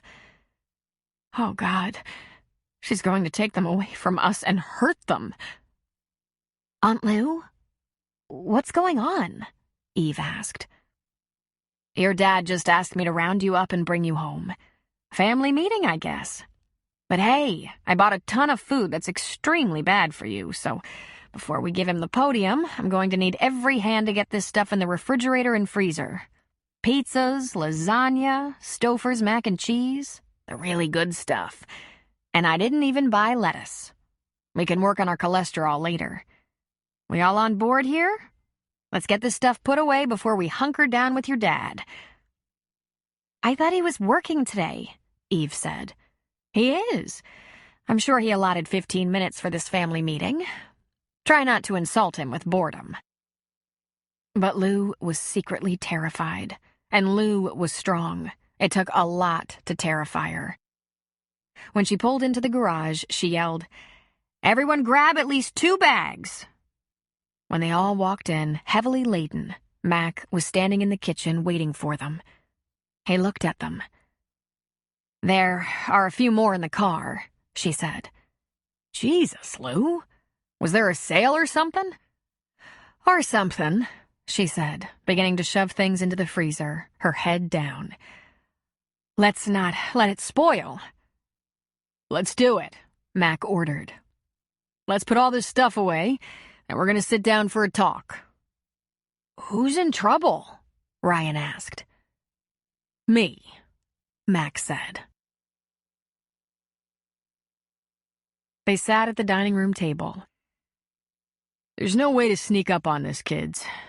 I had the shock of my life today. I saw your mother. He was faced with 3 astonished faces, big eyes, open mouths. It was Eve who asked, You just saw her? He shook his head. She came to town looking for me. We had a cup of coffee together. We talked. He took a breath. It seems she realizes it was a mistake, leaving our family as she did. A bark of laughter came out of Eve, and the look on her face was downright evil. A mistake? He took a breath and noticed that Lou had her hands folded on the table and was staring down at them, probably trying to keep herself from screaming. I think it's pretty normal to be angry about that, he said evenly. I was very angry for a long time. But at some point I decided it wasn't good for us. It wasn't good for me or for you. And at the time we got married, at the time your mom left, she was too young to make good decisions. She was only 16 when we got married. I know every 16-year-old thinks they're brilliant and wise and capable of making big life-altering decisions. But I've got news for you. In fact, when your mom left, she was still very young. She'd been thrust into adulthood, had never really lived, was so overwhelmed by responsibility. Eve leaned toward him. It didn't overwhelm you. Yes, it did, Eve. I couldn't manage. I had to ask Aunt Lou for help. And believe me, I was too young too. So I did everything your Aunt Lou told me to do. Lou lifted her eyes. A very small half-smile played on her lips, and she gave a slight nod. Because, yes, he had. He was drowning and terrified and so angry. Lou, a savvy woman, mature with a lot of experience, talked him through it and helped take care of the kids. Eve, we've talked about this before, and you've talked with your Aunt Lou about this. This is the kind of hardship young families run into when they're not grown up enough, not really ready to take on the world before they have the experience. That's why I hope you graduate from college and have a handle on what you want out of life before you make the kind of promises and commitments your mother and I made. Promises and commitments we weren't prepared for and didn't know how to keep. I'm sorry, Eve. It's as much my fault as anyone's. It's not. You didn't leave us. I got her pregnant, he thought. Everyone has their own way of handling stress. Aren't you pissed? Eve fired back. Yes, he said. But I'm not going to let that run my life. I don't have to let anger control me, and I won't. Dad, she left you. She signed us away. He so could use a drink right now. Not a beer, but a shot of something strong. There are times I regret being so honest with you. Maybe it's the cop in me. I always start with the truth. I just can't keep track of a lot of lies. Listen, when I sent your mother those divorce and custody papers, I had absolutely no idea what her life was like. She could have been living in her car for all I know. I had to locate her, and all I got was an address. So? So, maybe she signed the papers as a favor to you. To me. To get it over with so she wasn't a burden on anyone. I don't know. And maybe she came back to say she was sorry because it's taken her this long to get her life together. I honestly don't know. All I know is it's not our problem. We've a pretty solid family, and we're going to keep our family solid. We're strong, Eve. We can afford to be calm and kind. Well, I might be solid, but I'm still pissed, she said, giving the table a thump with her fist. I think that's normal. Your life has been tough enough with only a dad and aunt. Try not to let this event and your anger make your life any tougher. Where is she? I don't know, he said. I was so surprised to see her, I forgot to ask. But I'm sure she'll contact me again. Are you letting her back with us? Eve asked. Are you? Mac was shocked by the question. He shook his head and frowned. No, he said, confused. Eve, my marriage with your mother ended 10 years ago. Years before our divorce was final. I haven't said this to you kids, but I know you realize it. I love Gina. We've been best friends for years, and I trust her and care about her. And I love her. That doesn't mean we're getting married or moving in together or changing our families right now, but it's a fact. And no other woman, not even my ex-wife, is going to change that. He shook his head. She will always be your mother. But she hasn't been my wife in a very long time. So no, I'm not inviting her to come home to us. When she calls you again, tell her I want to see her, Eve said angrily. Everyone turned shocked faces toward her. That's all. I want to see her. That's all. And then Eve got up from the table and left the kitchen.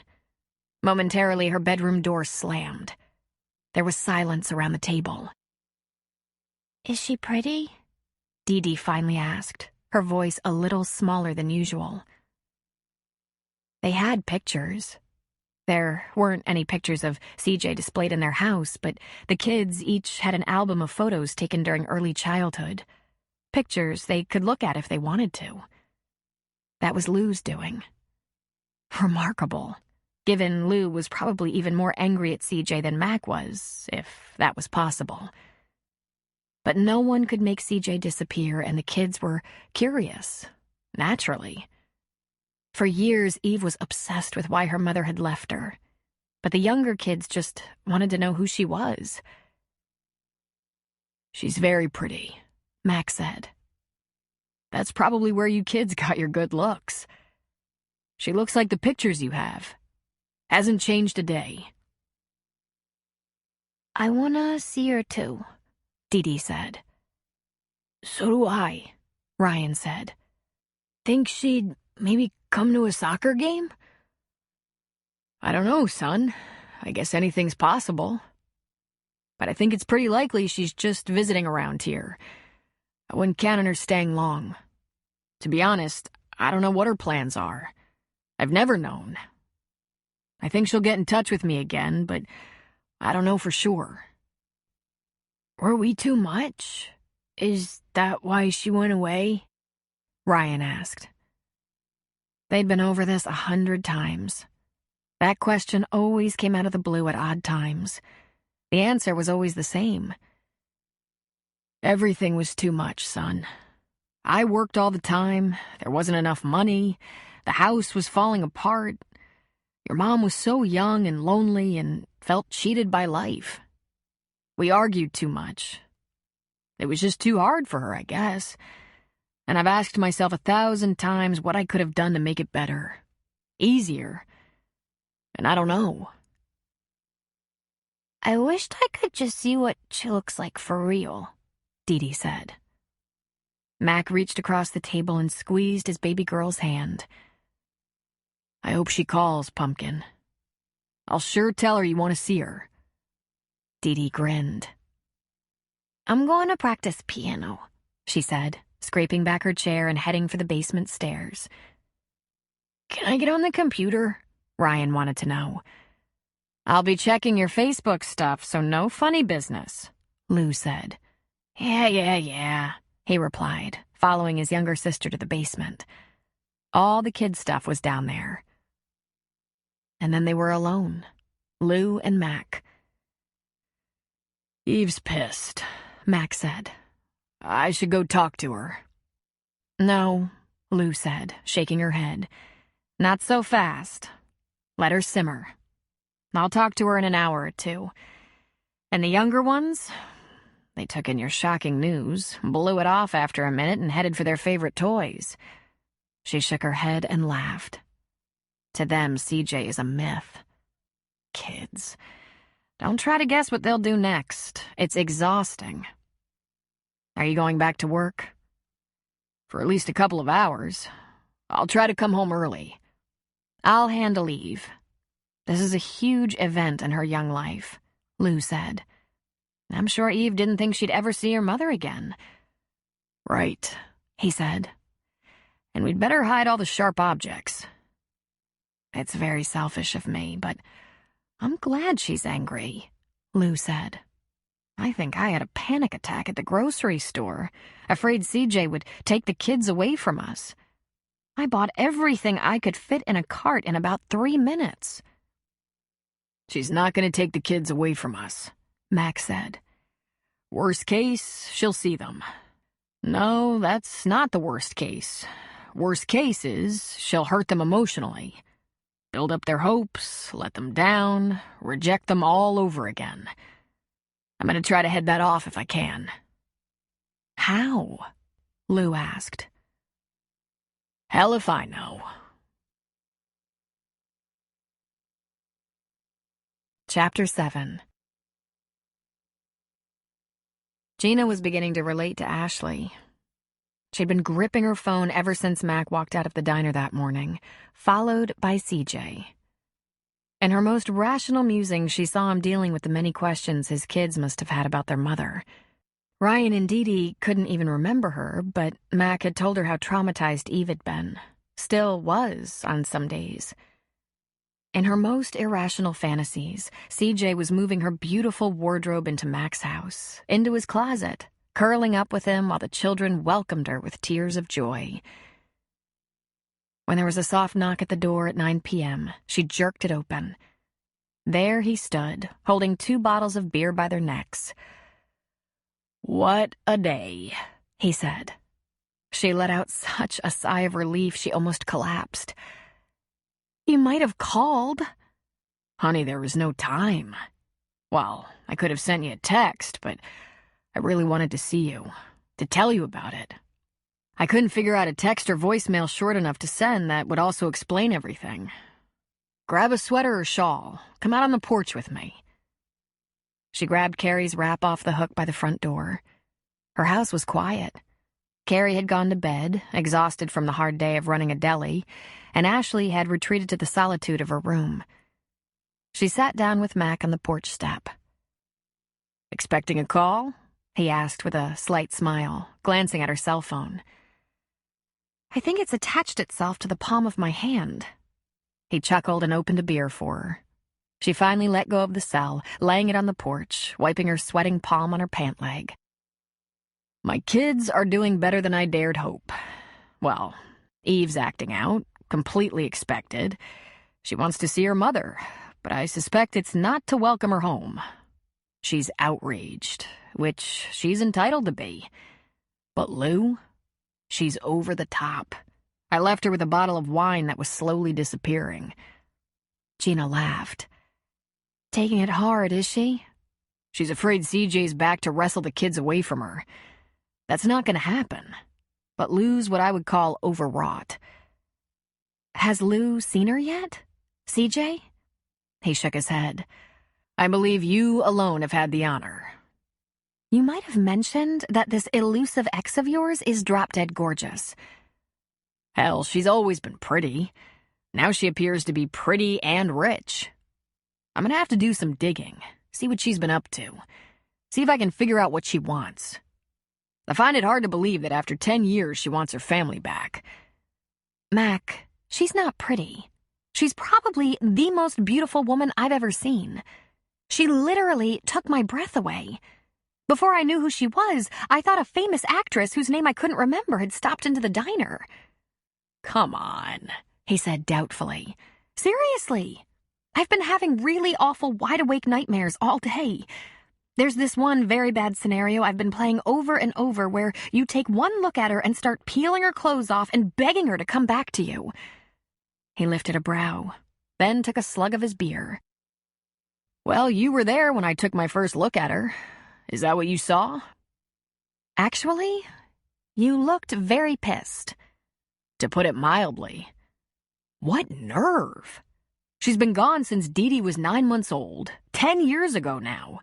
She hasn't called or sent a birthday card or Christmas present in 10 years, and then, without any warning, she sachets into town in a $60,000 car looking as if she just stepped out of a fashion magazine? And she wants to know her kids? Maybe she'd like to start by getting to know their orthodontist bills. What did she say, Mac? He took a deep breath and told her parts of their conversation. I told her to just leave town. I threatened her with a restraining order. A completely empty threat.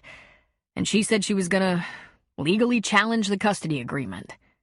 I told her to have her lawyer call my lawyer. I haven't talked to my lawyer since he gave me a very nice discount to file the divorce and custody papers for me 5 years ago. Papers she signed without a question, a call, or a visit, by the way. Did you tell the kids this? Gina asked. I'm real careful about what I tell them. I try to tell them the truth without telling them that their mother, half of their gene pool, is a selfish, unfaithful bitch who left them as babies without looking back. It's not easy. But she's done enough to them. I don't need their self-esteems attached to her irresponsible and cruel choices. They're innocent, after all. He put an arm around her, pulling her closer. Besides, who's the genius that knocked up a 16-year-old? I have to own my part in all this. I know. I do know how you feel, she said. I suppose you have similar issues with Ashley's father, he said. Not so much, no. He was the new kid in town for a year or so, dropped out of high school, but we hung around the football games and beach parties, and when I told him I was pregnant, he ran for his life. I don't know if he was running from the responsibility or the fact that I was 15 and he was 18. It could have been that. But I was thinking of my own father. He left us when I was 5. They never got divorced, but 5 years later, he died. And guess what? He had a new family. And a will. He didn't leave us any of his insurance money or pension. Signed it all over to his new family, even though my mom was the official widow. Now, how do you get past that? Maybe that had something to do with my own teenage issues, huh? Maybe I had abandonment issues? See, that's what scares me more than anything. Eve being like her mother. Ryan being as stupid as his father. It was a hard day for you today, she said. Revisiting the past is always so scary. I'll tell you something, Gina, Mac said, pulling her closer. It would have been a lot worse if I didn't have you. Here I was, so freaking scared to get involved again because of what happened in the past. Yet today I found out what it means to have a solid relationship when the shit hits the fan. I told them today. I told the family. I told them about us. Eve was a little panicked, asked if I was going to let her mother come back, and it just came out. They said their mother left our marriage a very long time ago, and I love Gina. There's no coming back. There's only moving forward. She leaned against him. God, she whispered. Being in love with you can be stressful. Not being in love with you can be more stressful. If we ever get our families under control, we're going away. Just for a weekend, maybe, but away. They'll all know we're having sex, she said. Well, what the hell? They've all been having sex. Not all of them, she said with a laugh. In fact, I think Lou's the only one in that boat at the moment. I don't think Eve is there yet. Lou promised me she's got that covered. Eve's more comfortable talking to her about that part of her life. And Ashley's in a bad place right now, but she'll recover and move on, and I don't care, Gina. I don't know how we can blend these two crazy families into one circus yet, but we deserve a little break. Don't you think? She kissed his cheek. Yes, I think so. Maybe when Ash is better and the most beautiful woman in the world has left town. The most stupid woman in the world is more like it, he said. She doesn't seem to understand how much advantage she would have if she took things slow. A few cards, phone calls, maybe a lunch or trip to a pizza parlor before she sicks the lawyer on us. He shook his head. She might come up against their anger and find out she's not snuggling up to some precious little babies who long for her. She's facing off with some kids who were dumped on a very hurt, very angry father, and they're not willing to suffer fools gladly. They might rip her apart. A part of me hopes they would. He put down his beer and pulled her into his arms, covering her mouth in a deep kiss. Never be afraid again, Gina. Don't be afraid of some mean woman just because she has a good haircut and fancy clothes. Okay, she whispered. We've had such a hard time getting this romance off the ground. Patience, he said. Just then, Gina's cell phone rang. She picked it up and saw that it was Ashley calling from inside the house. Hi, Ash, she said. Where are you? Her daughter asked through tears. I'm on the front porch having a beer with Mac. Is something wrong? I need you. Now. Gina said to her lover. My daughter, calling from her bedroom, having another meltdown. This happen a lot? He asked. Lately? Regularly. Want to wait for me? I do want to wait, but I should go home, scrape poor old Lou off the floor, and pour her into bed. Her worst nightmare came to town today. By now, she's probably drunk. I'll call you in the morning. I'd like that. And listen, thank you. For? 2 bottles of beer and a little reinforcement. I love you too. He kissed her again. We got the shaft, he said. We got together when our baggage was so heavy. I'm gonna make this up to you somehow. Nah, don't worry. This is good. I like you this way. Once I got over the first guy, I got really hot for responsible men. Are you sure that's sexy? He asked with a smile. I am so sure. Gina went into Ashley's room and saw her sitting cross-legged on the bed, her laptop perched on her knees, her phone clutched in her hand, tears streaming down her red face. Mom! She shrieked, holding the phone toward her.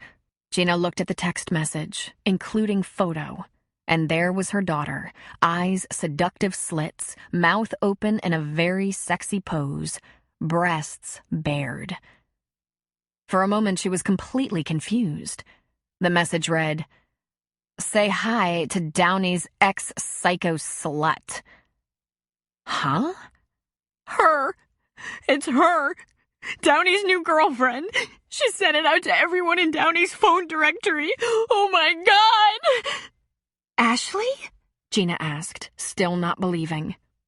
It's fake, Mom! She sobbed. I would never let anyone take a picture of my boobs. Those aren't my boobs! Oh my God! Gina felt her knees go weak. She sank onto the bed, staring at the grotesque photo on the phone. And on Facebook. She put it on Facebook. I saw it because she's Downey's friend, and Downey's my friend. Oh God, people are gonna think it's me. That I posed for that picture and sent it to Downey or something. Oh, Mom, I've never been so embarrassed. Why is she doing this? Gina asked. Ashley, have you been calling and texting Downey a lot? No, she said, shaking her head. Not in a long time. Not since I started counseling in group. I agreed to stop reaching out to him. Why is she doing this to me? Listen, I'm not up on this internet stuff like I should be, but isn't this against the law? Isn't it harassment or something? She shook her head. I don't think anyone ever gets caught. Not really. Have you called Downey? Could he have done this? And called me Downey's ex-psycho slut? Wouldn't he have said my ex-psycho? Ashley, this is almost the nastiest, meanest thing I've ever seen. Can Downey really be okay with this? Have you called him? He won't take my calls. I called Landon. He'd already seen it. That's how fast this stuff moves. It came over his texts. He said he's gonna call Downey and tell him to shut it down. But Mom, it's too late. Listen. You just laugh if you can and say, no one in their right mind would ever believe that's me. Like, those are my boobs? Give me a break. His new girlfriend is obviously very threatened and has gone to a lot of trouble to try to make me look bad. Can you do that, Ash? Because it's not you. It's not. It's her. Ashley looked straight at Gina, tears pouring down her cheeks. If you think I'm ever going to school again, you're crazy, she said in a whisper. Landon called Downey the minute he hung up from talking to Eve. Downey answered. Dupre, sup, man? You really have to ask, Downey? Landon countered. Ashley's pretty much destroyed. What the hell, Downey? Oh, I didn't do that. That was Selena, just screwing around, that's all. That's all? She sent it to everyone. Everyone on your phone directory and posted it on Facebook. A picture of Ashley looking like she just had the sex of her life, her naked boobs hanging out. Yeah, my mother got that, Downey said. I had to tell her it was a practical joke, that someone on the team did it. I texted everyone and said it was just a bad joke and I didn't do it. Right.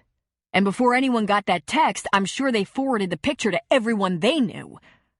But man, it wasn't me. And Selena said she's sorry. So tell Ash we're sorry. We're sorry? Yeah, see, we had a little fight. She wanted me to get all my old pictures of Ash off my phone, and I just didn't do it fast enough, and it pissed her off, and... Listen, it's no big deal. Everyone knows it's just a crank. It's not real. Are you brain dead? Landon said. Jesus, Downey! You're killing the girl! As it is, Deputy McCain saw it when Eve asked him if it was against the law, if it was something you could be sued for. I think he's gonna call your dean, your coach. Aw, man. Why'd you do that? Why'd you show him that? Because if you'd done that to Eve, I'd be on my way up there to beat the shit out of you, you stupid asshole. Why would I do that to Eve? Downey asked. I didn't even do it to Ashley. But come on, I told her we broke up and she wouldn't let it go, and Selena, she doesn't like seeing another girl on my phone, you know? But she's over it and she said she won't do it again. Landon was stunned quiet. Let me see if I have this right, he finally said. You asked Ash to go with you, right? To be your steady girl. To take off her clothes for you, to do private things with you, and you promised to respect her. Promised to take her to prom, promised to be faithful, said you loved her, and now, just because you fucked some girl at state, now you want her to just go away quietly? I wouldn't have put it exactly like that, but I guess that's sort of right. Look, we grew apart. One week you spend 9 hours on the phone with her, and the next week you grew apart? Dupre, back off. It didn't work, okay? And it's not that big a deal. Everyone knows that picture was doctored. Everyone knows it's not real. Lighten the fuck up. Landon just shook his head. I don't believe you, he said. You know what you are, Downey? You're a prick. That's what you are. A stupid prick with his brain in his dick. I hope Selena dumps your sorry ass. Landon hung up. Then he called Eve. He could hear the tears in her voice when she answered, but this wasn't just about Ashley. She was having her own terrible day. Her long-lost mother had suddenly reappeared, and she was struggling with that. Hey, babe, he said. Look, I know you're not in good shape right now, but would you do something for me? Would you show your dad that picture? Tell him Downey admits it's faked and ask him if there's anything he can do. Like, I don't know, I suppose life in prison is a little harsh. Could he call the dean or the coach or something? Because Downey's girlfriend got her hands on his phone and did that. And that is just wrong. You talked to Downey? She asked. Yeah, He said, his voice full of disgust. He said it was no big deal and Selena did it, but she said she wouldn't do that again. Oh, that's comforting, Eve said. I've been calling Ashley. She won't even answer my call, Eve said. Oh, Landon, I think everything is falling apart all over the place. Just ask your dad, okay? That's all. He's probably going to say it's just one of those ugly things, but ask anyway, okay? I'll ask, but don't get your hopes up. I've seen this stuff happen before. Really mean stuff. And no one ever does anything. I know, he said. because Landon had seen it before too. If he'd done something like that and the school called his sister, she'd tie him up and work him over with a baseball bat. Sarah didn't stand for that kind of nasty stuff. You doing okay, baby? Oh, you know, I'm a little shook up. Can't decide if I'm going to throw things at my mother or hug her. What's in between? He asked her. That's what I'm trying to figure out. A little coffee talk? So, how have you been? What kind of interesting things have you been up to for 10 years while I was growing up? He laughed in spite of himself. Have I told you lately how awesome you are? You can tell me again if you want, she said. Listen, would you do something for me? I'm kind of caught up in the mother drama here. Everyone in the family is all upside down. Will you help me try to take care of Ash? Because this has got to be like the worst thing that's ever happened to her, and I don't know what to do. I'll check on her, he said. She asked me to call Downey, so maybe she'll take my call. I just don't want to tell her what he said. I'll tell her about your mom, tell her you're worried about her. Thanks. Landon, you're awesome too. And I always loved Downey. I never would have believed he'd let something like this happen. Me either. I don't know what he's smoking. Gina thought it was reasonable to allow Ashley to stay home from school the day after the sexting incident, but it was difficult to bear. It was as if they were back at square one, if not worse. She'd slept or sobbed on and off all day. Gina went home from the diner several times during the day to check on her and found no improvement. So Gina took Ashley's phone, turned it off, and slipped it into her apron pocket. This was a very bad time for her daughter to be making or taking calls. She could hardly blame her. It was tempting even to Gina to check the phone for inbound calls, but she resisted. She had not confiscated the laptop. When she got home from work that day, she asked Ashley if the Facebook debacle had been dealt with. The picture was taken down, she said morosely. But there's lots of talk, people arguing back and forth about whether it was faked by a mean girl or the real deal. My desperate attempt to lure Downey back. I threw up 4 times today. Gina sat down the edge of the bed. We have to pull it together, Ash. The sooner you face it, the sooner it will fade away. You're kidding, right? I'm never facing this. Never. It's just too cruel. Gina gave her a second day to sulk and work it like a hangnail because the following day was her group therapy.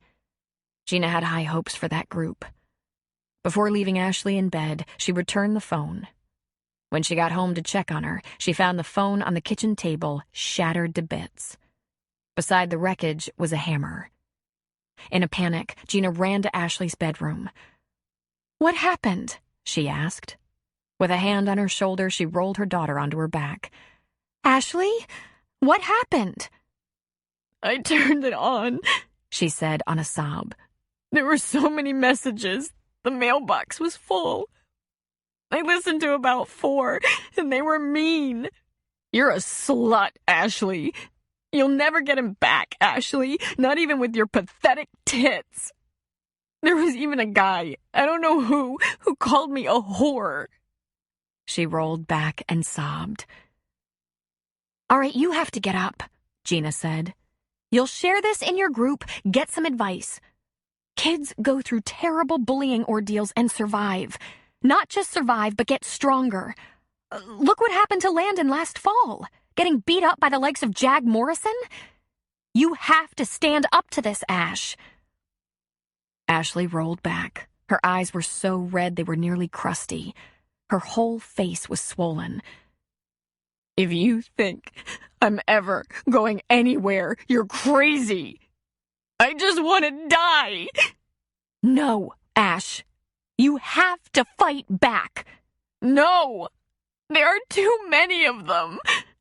You have Eve, Landon, and your friends. I can't even see them in the crowd. Ashley whimpered. And then she pulled the covers over her head.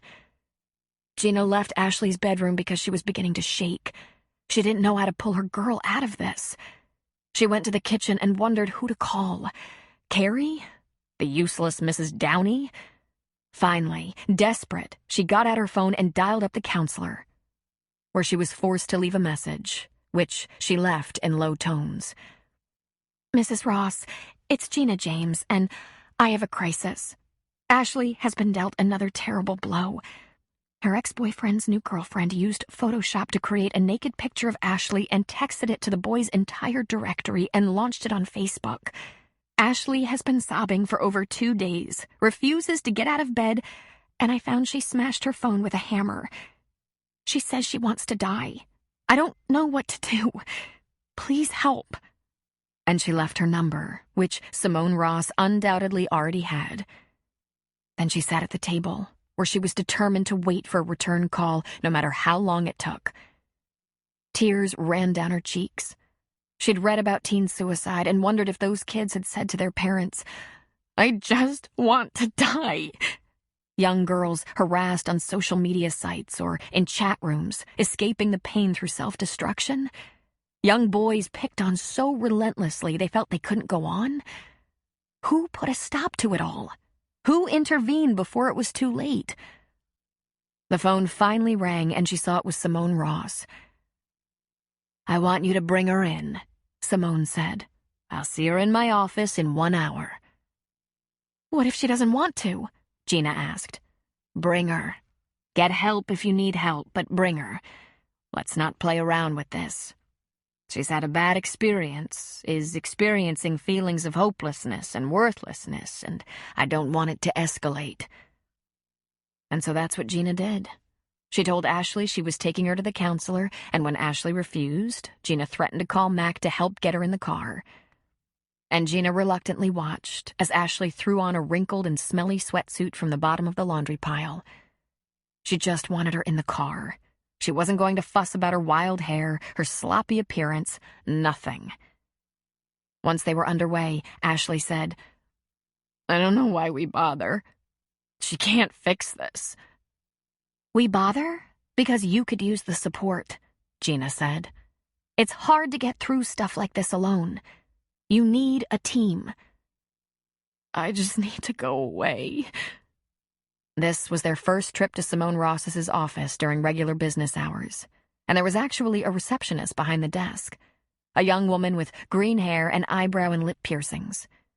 She didn't even ask who they were. She used the intercom to buzz Simone, who came out immediately. It wasn't until Simone and Ashley were behind closed doors that Gina realized she hadn't called Stu. Her boss had no idea she wasn't coming back to work, and by now the lunch crowd was beginning to arrive.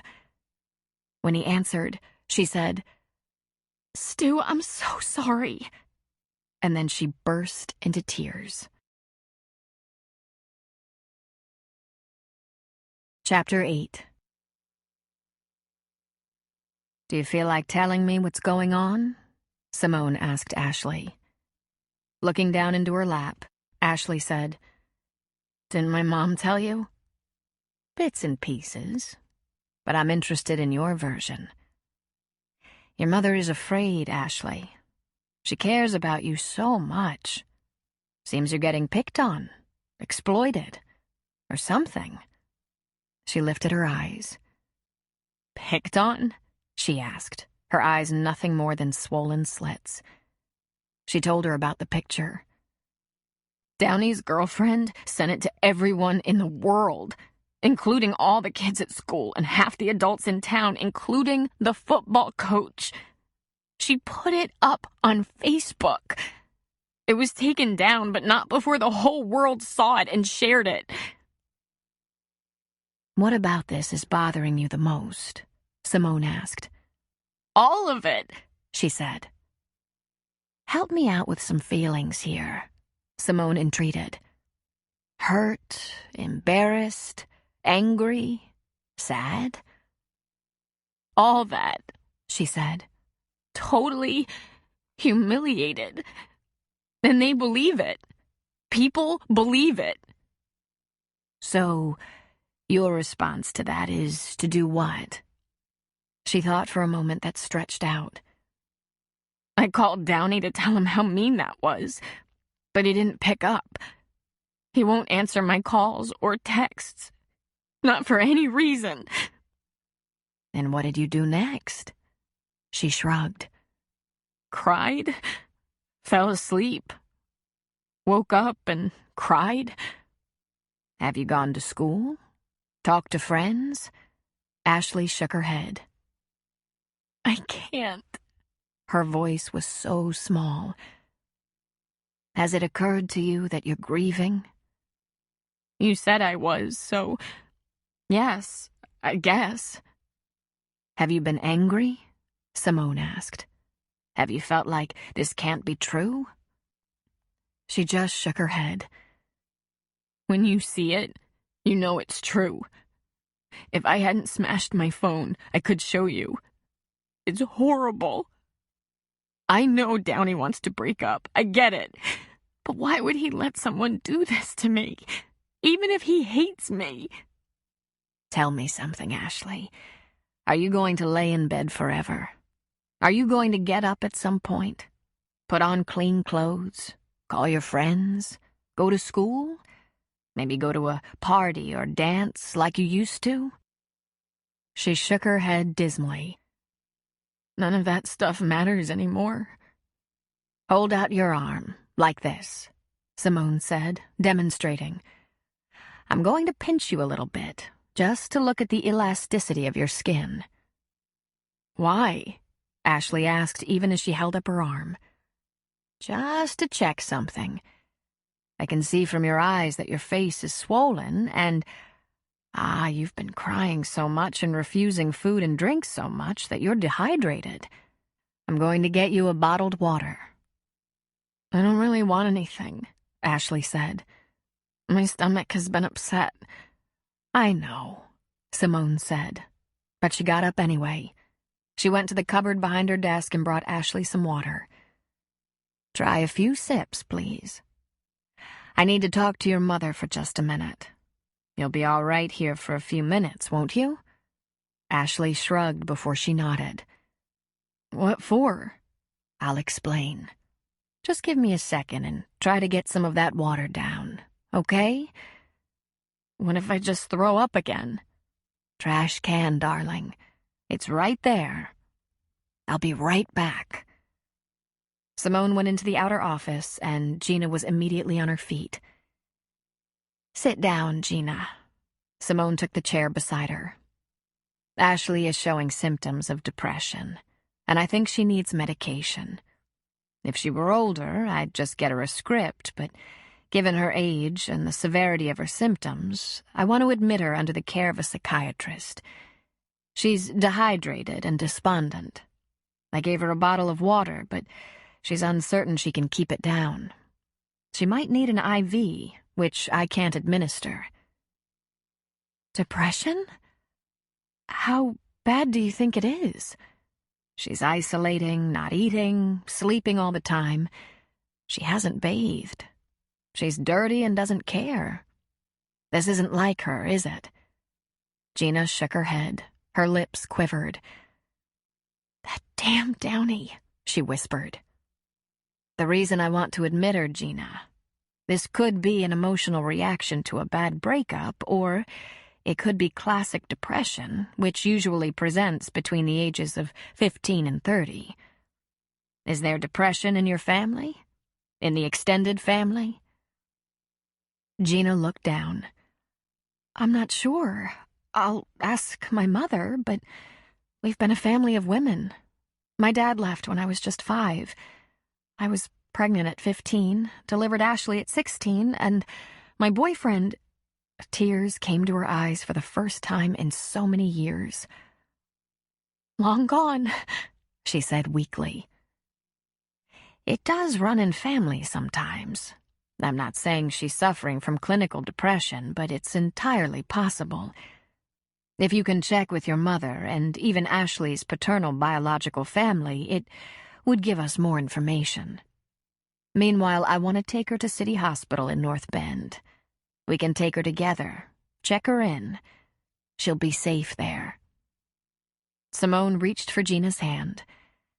I don't want to take any risks here. She could be a danger to herself. You think she'd kill herself? Gina asked. I don't know. I worry that she might let herself die if there's not an intervention. There's really no point in risking this. Come with me to explain all this to Ashley. Then I should make a couple of calls. And Simone went back to Ashley without another word. Gina followed.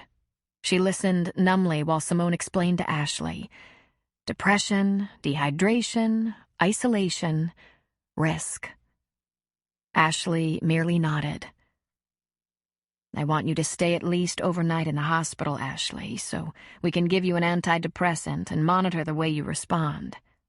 It might be for a few days, but I'm fairly sure it won't be long-term. Long-term? Ash asked. Some patients are critical and really need hospitalization for a couple of weeks, maybe a month.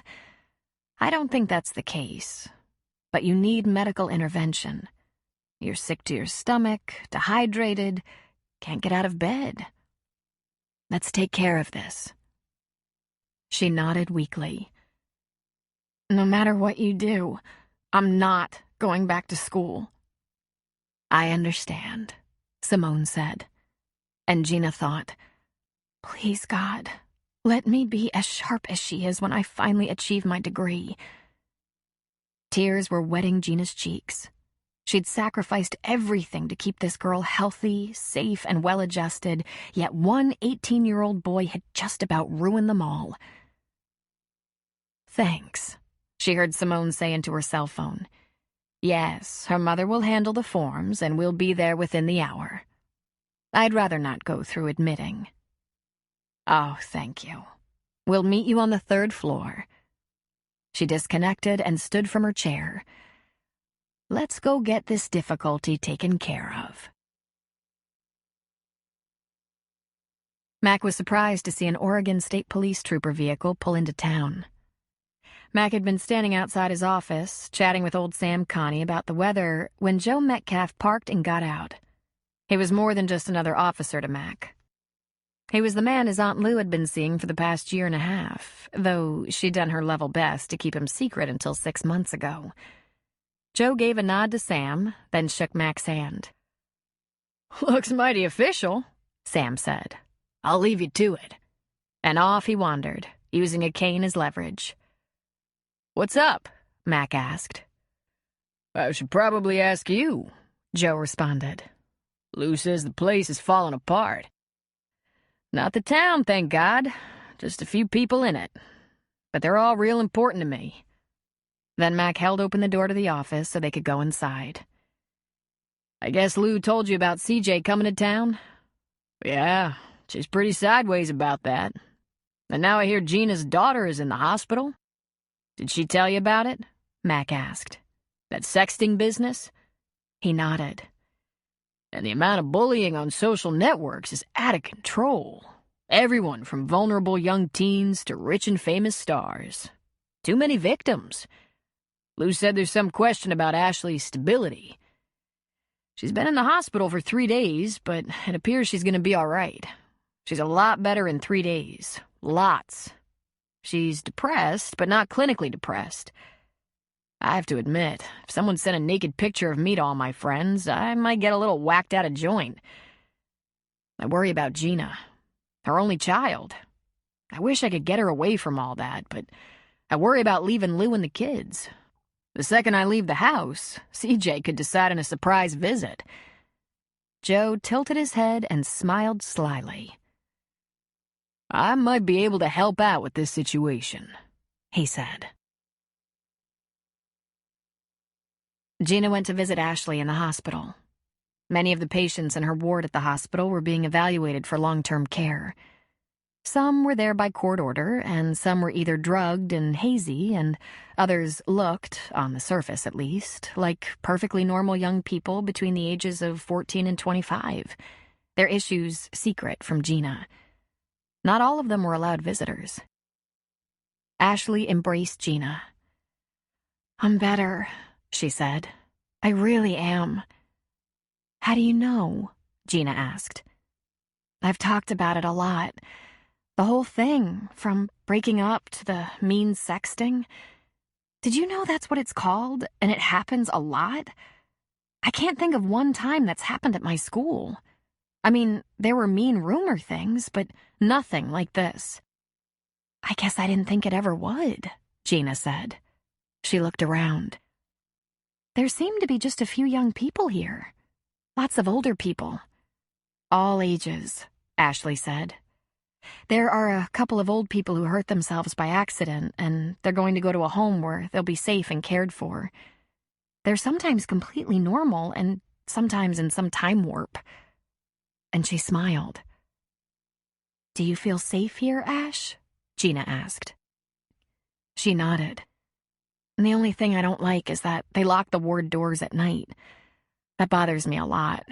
Like, what if I need to get out for some reason, like a fire or something? But there's a button to push, a bell and a light. Besides that, I feel okay. A young girl in a hospital gown over scrubs walked past them and lifted a hand to Ashley. Her wrists were bandaged. Ashley looked at Gina. That is what you think it is. Not the first try, either.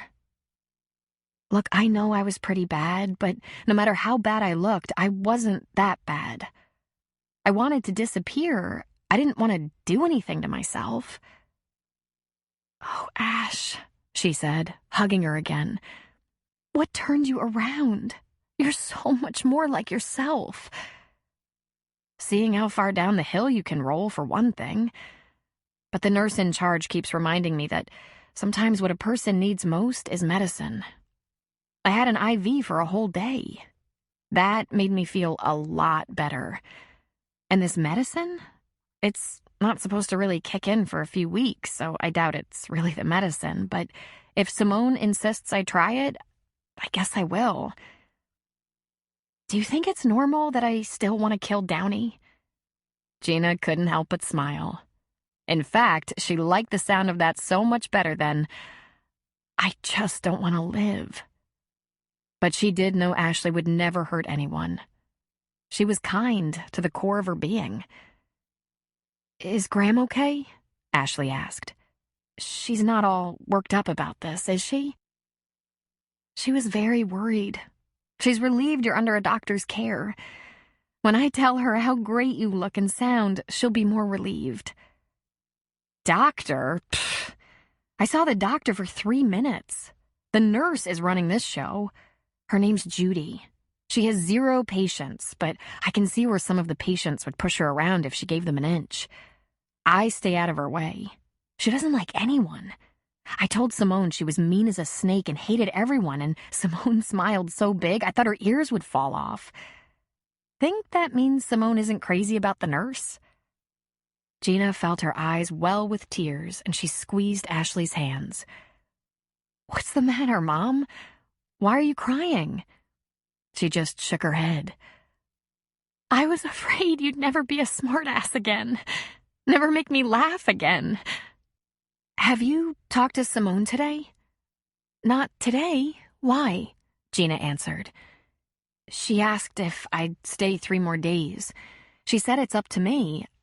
I said I didn't want to, and she said I've gotten so much better in just a couple of days, she'd really like me to stay a little longer. I said okay, but not any more than that.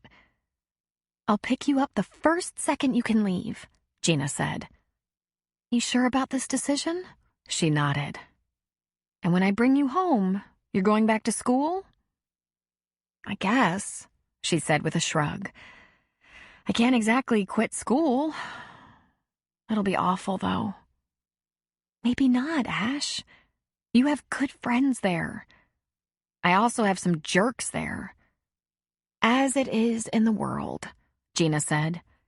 Good people and jerks, and millions you haven't met yet. I'm so relieved you're stronger. I'm sorry I scared you, she said. I'm sorry I gave up and hit the bottom. I'm just so glad we found the right support, Gina said. Because I love you so much. You're my life, you know. Mac had convinced Gina they had earned a night away from Thunder Point, and with Ashley in safe hands, they should take their chance. Once Ashley came home, he knew Gina would want to be on hand. But, with Carrie's approval, they packed overnight bags and left town around 2 that afternoon. Exactly where are we going? Gina asked Mac. I really don't like being away from my phone, just in case Ashley needs me. She was fine yesterday. In fact, she was better than she's been in a month. But you know. Don't worry, he said, reaching for her hand, giving it a squeeze. Carrie promises to keep your phone close all night in case anyone calls about Ashley, and she has my cell number. I had a break today. I was talking to Joe, telling him how ripped up our families are, how much you and I needed a little break, but neither of us felt like we dared get away. And he said he had this little one-room fishing cabin on Lawrence Lake. Close by, but not too close.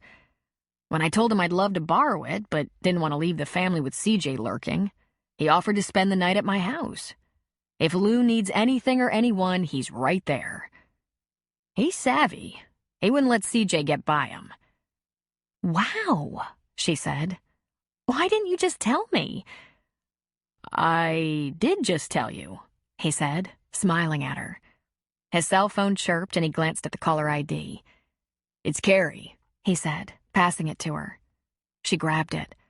Hello? She answered urgently. Then she visibly relaxed, listening. Really? She said. Oh, God, Mom, that's such good news. She thanked Carrie for calling her and ended the call. She looked at Mac. Ashley called my phone. She had a nice talk with my mom. She's feeling good, looking forward to coming home in a couple of days, and asked my mom to call Eve, tell Eve she'll talk to her as soon as she gets home. Just that little thing makes me feel so much better. Now maybe I can feel a little less guilty about escaping for a night. I'm going to heat up a casserole and some of your mom's fresh bread I found in our freezer. We're going to build a fire and drink a couple of glasses of wine. Get naked, if you want to, or we can talk. Unload some of that worry you've had the past few weeks. What about your worry? She asked. What I really want to do is just hold you. God, Gina, there have been times I've wondered if we'd ever catch a break. Gina seemed to sink into the passenger seat of his truck. She leaned her head back and sighed. Then she slowly lifted his hand to her lips, kissing his palm, then each of his fingertips. How far? She asked. He smiled. I might have to pull over, he said, his voice husky. The late April sun was going down later each day, so they had some daylight left by the time they reached the cabin. The afternoon sun was casting long shadows from the pines surrounding the lake. It wasn't quite 4 when Mac pulled up to the cabin. There was a long lawn down to a dock, a bass boat lying face down in the grass. Here we are, he said. He pulled a cooler and a canvas bag out of the truck bed, carrying it to the cabin. He unlocked the door and let Gina step inside. He followed her, and they both just stood inside the door, taking it in. Mac wished he'd asked Joe how long he'd had this place because it wasn't what he expected at all. It was much too nice to be a bachelor's fishing cabin. On one wall there was an efficiency kitchen with a small stovetop and oven, a few cupboards, but a full-size refrigerator freezer. A small table for 4 sat in the corner. Along another wall were a sofa and recliner, along with a couple of accent tables. On the third wall, a bed and small chest of drawers, and on the fourth, a fireplace and set of double French-style doors on one side of the hearth and a single door on the other. The single door stood ajar, and inside appeared to be a very upscale and large bathroom. Now that had to be a woman's touch. Bathrooms are very important to women. For men, not so much. He briefly wondered what history Lou had with this place, then put that thought from his mind. Mac put down the cooler and bag and opened the doors to a small covered porch that looked out onto the lake. There were 2 chairs facing the lake and a small table. A nice summer retreat, but not exactly for a solitary man. The chairs and table were covered with weatherproof drapes. While he was checking out the deck and lake, Gina had taken the cooler and canvas bag to the kitchen. He wondered if this place would be available to borrow in summer. He wouldn't mind getting her out there in that bass boat, rocking with the waves. "Hey," she called. "Look what I found." Let me start this fire first, he said, closing the doors and checking out the fireplace. He should have known. There was a switch. It was gas. Up here in the forest, logs and floating ash were a risk. Wildfire wasn't out of the question. Joe was a practical man, and as the shadows lengthened, the late afternoon grew cool and the night would be wonderfully cold, just right for holding someone close. When he joined her in the small galley kitchen, she was holding a container of vanilla ice cream, spoon in hand. She scooped some out and held it toward his lips. "This isn't old, is it?" "I'm the daughter of a cook, Mac. I know how to read the expiration date." She spooned it into his mouth, and he took it in. And his eyes, locked on hers, heated. Bright blue turned to hot, dark blue. He leaned toward her and touched her lips with his. His hand found her waist, and he leaned into her, parting her lips with an icy tongue, kissing her, sharing the ice cream, causing her to moan and lick his mouth. The moan turned into a groan, and she tipped back her head, letting him take her mouth. His hand was in her soft golden hair, cradling the back of her head, keeping her mouth under his. He pulled her against him, and he was instantly hard. There was a long moment before the ice cream matched the temperature of their mouths. Their lips were sticky, and she stood on her toes to lick them. "Cold," she whispered against his mouth. "Hot," he said. "Real hot." She put the container on the table and fed him another spoonful, immediately offering her mouth, which he took, letting her lick the ice cream from him. And he got harder. "I thought we'd make it till sunset," he said. "I don't think we will." "Dessert first?" she asked. "Dessert all night, maybe. Want to play a little ice cream game?" "I do," she said. "I've never done anything like this before." "Me either. I bet we get the hang of it right away." "I've never been this alone with you before," she reminded him. It was always catch as catch can at either her house or his. Always the possibility someone might come home unexpectedly. A reality that made them far too quick about their lovemaking. But they were alone in the woods, on a lake, doors locked, a carton of ice cream handy. "Oh, God," she said, rubbing up against him. He led her the short distance to the bed. The fire was blazing, the room was dim and pleasant, and he put the carton down. He slowly undressed her, intermittently sharing a bite of ice cream with her. When she was naked, he got rid of his clothes as quickly as possible, joining her on the bed. Her hand went to his raging hard-on, and he groaned. "I better cool you down," he said hoarsely. He grabbed himself a mouthful of ice cream and kissed her. But before he'd let her scoop it out of his mouth, he covered her erect nipple with the sweet ice cream, and she arched against him. Her nipple got harder, and he moved to the other one, licking and sucking. "Oh, my God," she whispered. He moved back to her mouth, kissing her deeply. She smiled against his lips. "Who knew?" Turn you on, baby? "See for yourself," she challenged.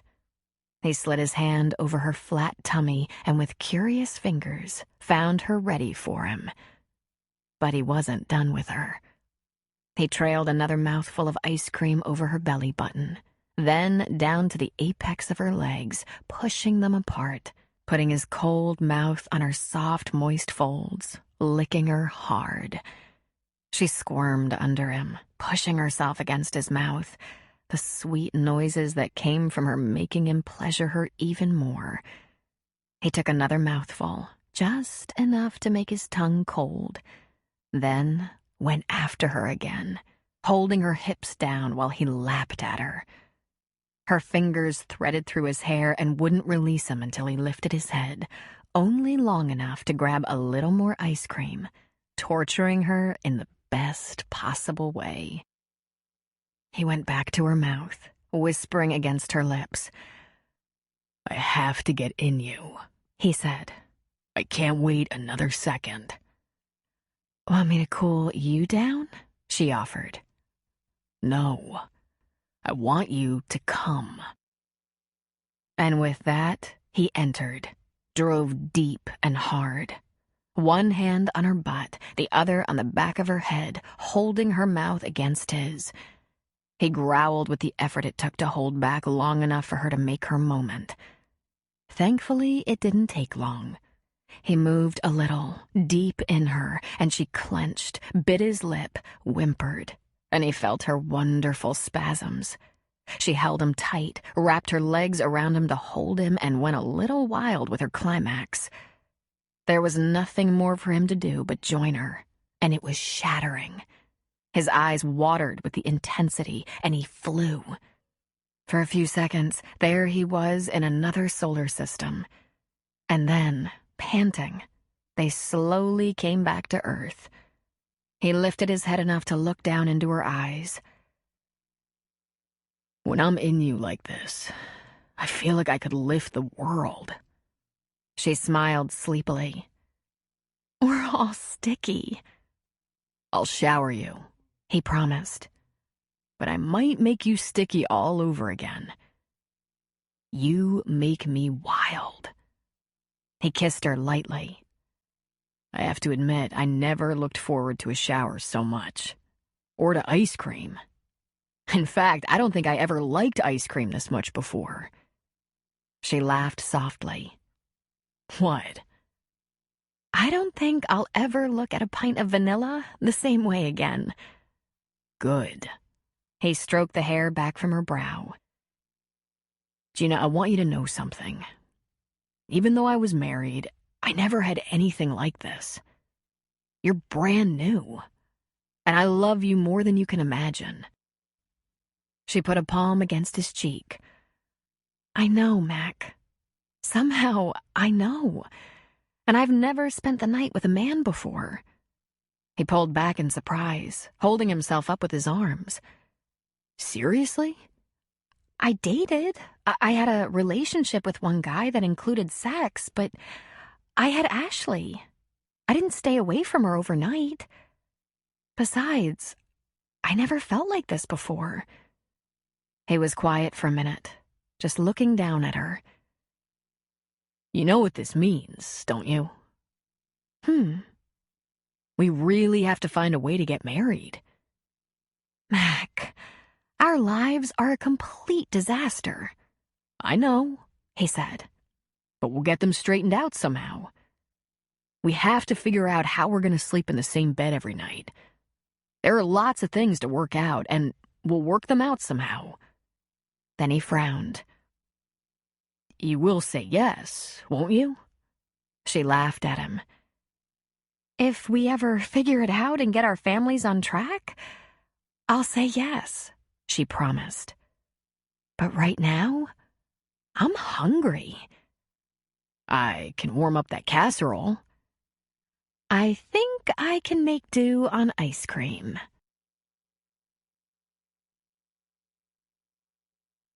Chapter 9. Cooper liked the tempo of his life, and this was a first for him. It was almost the end of April, and virtually every other day was sunny. Sometimes they enjoyed the sun all day long. He had something of a schedule going. He liked schedules. He'd been in Thunder Point for 6 months and felt more settled than he had in places he'd lived for much longer. After making sure there was coffee and sweets left for the beachcombers out on the deck, he often went out on the bay on his jet ski or paddleboard. Sometimes Sarah came out very early, tying Hamlet up at the dock and going out on the bay with him. He had many chores during the day, fixing things, cleaning things, buying things, taking delivery on things so the bar deli could run smoothly. Evenings he served drinks and food, deli food, because the sunset was astonishing in its beauty and drew people to the beach and to his deck. And many evenings Sarah was with him. Like this evening. They'd locked up the bar at about 9, gone upstairs to his room, shared a meal prepared by Carrie, made excellent love, and cuddled in front of the fire. A second-floor extension of the hearth he'd had built in the bar. And watched TV. The principal people in his life had their issues. Mac's ex had been around, disrupting his family life, and Gina's daughter had suffered some sort of emotional problems. Sarah was still troubled on and off about her future with the Coast Guard, except when he was holding her. Then she seemed to have no worries. But his little beach bar made a surprising amount of money, and he loved it. All things considered, from Cooper's standpoint, life was pretty stable. And then the phone rang. He looked first at the caller ID. His parents were calling. Then he glanced at his watch. It was 11 p.m., 1 a.m. in New Mexico. Trying to mask worry he felt, given the time of night, he answered the phone. Hello? "Coop," his father said. Sorry about the time, son. I'm up, but it's the middle of the night there. What's going on, Dad? I just got a call from a man named Spencer Lawson, Coop. He's married to Bridget. I know who he is, Cooper said. At one time, Cooper had been engaged to Bridget. They parted over 10 years ago. First, they broke off their engagement because they just weren't on the same page with all that meant. Then, they ended it completely when Bridget stopped seeing him because she'd met someone else. Someone she ultimately married. What did he want? He left a number, said it was urgent that he got in touch with you. I told him I'd call you, but I wouldn't give him your number. For a moment, Cooper had a sinking feeling in his gut. Is she okay? No, Cooper. Apparently she's sick or something. I tried to get the details out of him, but he said he'd only discuss it with you. I'm sorry. That's the best I could do. I'll take care of it, he said. Give me his number. After Hank Sr. reeled off the digits, he added, He said to call any time of day. Don't worry if it's late or early. He'd be there. And Coop, let me know what this is all about, will ya? He let go a dry laugh. If it's not too embarrassing, Cooper said. He hung up and stared at the number. Then he went to his sofa to sit beside Sarah. Very strange, he said. What is it? I told you I was engaged twice, he said. The first time was to Bridget Cunningham. We dated for about 6 months, got engaged, couldn't agree on anything, broke up pretty soon after. I was doing contract flying for a security company that was outsourced by the Army. I was away a lot. Out of the country most of the time. After breaking up, we were on and off for a while. We were young. We knew pretty quick it wasn't going to work. What went wrong, Cooper? She asked softly. I'm not sure, he said. We didn't seem to want the same things. She expected me to find a more stable job, for one thing, so I'd be around all the time, and stability wasn't exactly my middle name. It wasn't too long before she told me there was someone else, but you know me. I mean, the younger me. I didn't take her too seriously. I hadn't talked to her for a long time, months, and called her when I was back in the States. She told me she was married. To this guy, he said, showing her the phone number. She ran a finger around his ear. Did she break your heart? A little bit, he said. I got over that pretty quick. I haven't even thought about her in a long time. Now her husband needs me to call him. Says it's urgent. Call him, she said. It's late, and I see by the area code they're still in Texas. He did tell my dad not to worry about the time. Maybe tomorrow. She laughed at him. Men and women are so different. Aren't you curious? I can be curious until tomorrow, he said. Listen, if you don't want to call him while I'm here, I was planning to go home anyway, she said. He grinned at her. Well, I never thought I'd say this, especially to a woman, but I don't have any secrets from you. He punched in the numbers. The call was answered on the first ring. Stand by, Spencer said, rather than hello. Cooper could hear some moving around. He heard a door close. Then came the hello in a stronger voice. Spencer Lawson? Cooper asked. Yes. Cooper? You asked my father to forward a message to me? You wanted me to call? Cooper heard him take a deep breath. There's no, way to ease you into this, Cooper. Bridget wants to see you. She's dying. He sat up straighter. What? Cancer. She's been fighting it like a trooper, but the days of the fight are over. We suspended chemo. Hospice is here. Her time is short. And she really needs to see you. Why? He asked. Trust me, it's important. You need money for travel? For time away from work? Whatever it takes, I'll cover it. Spencer, come on. We don't have any unfinished business. That was all a long time ago. She told me she was happy with you. We had some very good years, he said. Cooper could hear the emotion in his voice. This disease has been hell. Cooper, you have to come. She's hanging on, and I don't think she'll let go until she sees you. Please. She's bad. Can you tell me why? She has some things to say to you, he said. She wants to talk to you before she dies, and she doesn't have much time. God, Cooper said. She's not even 40. This isn't about amends or anything, is it? Because we're square, me and Bridget. It wasn't meant to be, all right? There's nothing to work out. I could tell her that on the phone if it would make things easier. Cooper, I want her to have whatever she asks for. We're staying in her parents' house in San Antonio. All she wants is to talk to you. It might take a couple of hours, that's all. Where are you? Are you in a foreign country? Can you come, even if it's a quick trip? I'll pay the... I got it, he said. I just don't like mysteries and secrets, that's all. I feel you, pal. We've been living with cancer for almost 3 years now. Talk about mysteries and secrets. I'll text you the address. You have my cell phone number. Let me know when you can come. Hurry, please. And Cooper, bring a suit. Cooper just sat and looked at his phone. He hung his head. He felt Sarah's hand on his back, gently soothing. He turned to look at her. She's dying. Apparently soon. She wants to see me. Oh, Cooper, Sarah said. Maybe she wants to clear her conscience about your romantic falling out or something. She doesn't have to do that.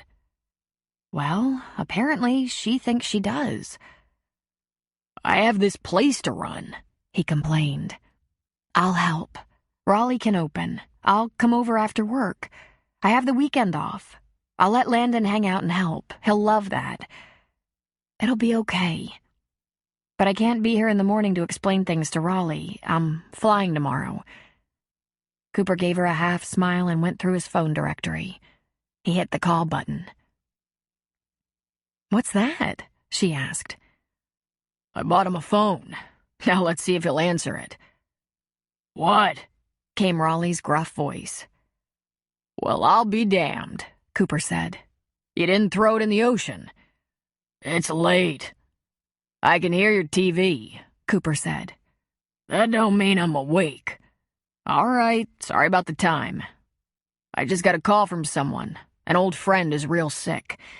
I have to go pay a visit. I'll be gone a couple of days, and Sarah says she can help out. Can you handle things around here? Don't I usually? I'd like to think I contribute here and there, Cooper said. Just go do it, Raleigh said. Listen, if there are complications or schedule problems, just hang a sign on the door. Closed for family emergency. All right? I'll handle it, Raleigh said. Thanks, man. Hey, and you kept the phone. It was inconvenient. But I got games, books, and music on this phone. Decent contraption. And he hung up. It was only minutes after Cooper called Raleigh that Sarah left, promising to be there to cover for him the next evening. She took the razor across the beach, going slowly to avoid any people who might be walking or sitting on the sand. When she was leaving him, he was understandably quiet, melancholy. Timing was an interesting phenomenon.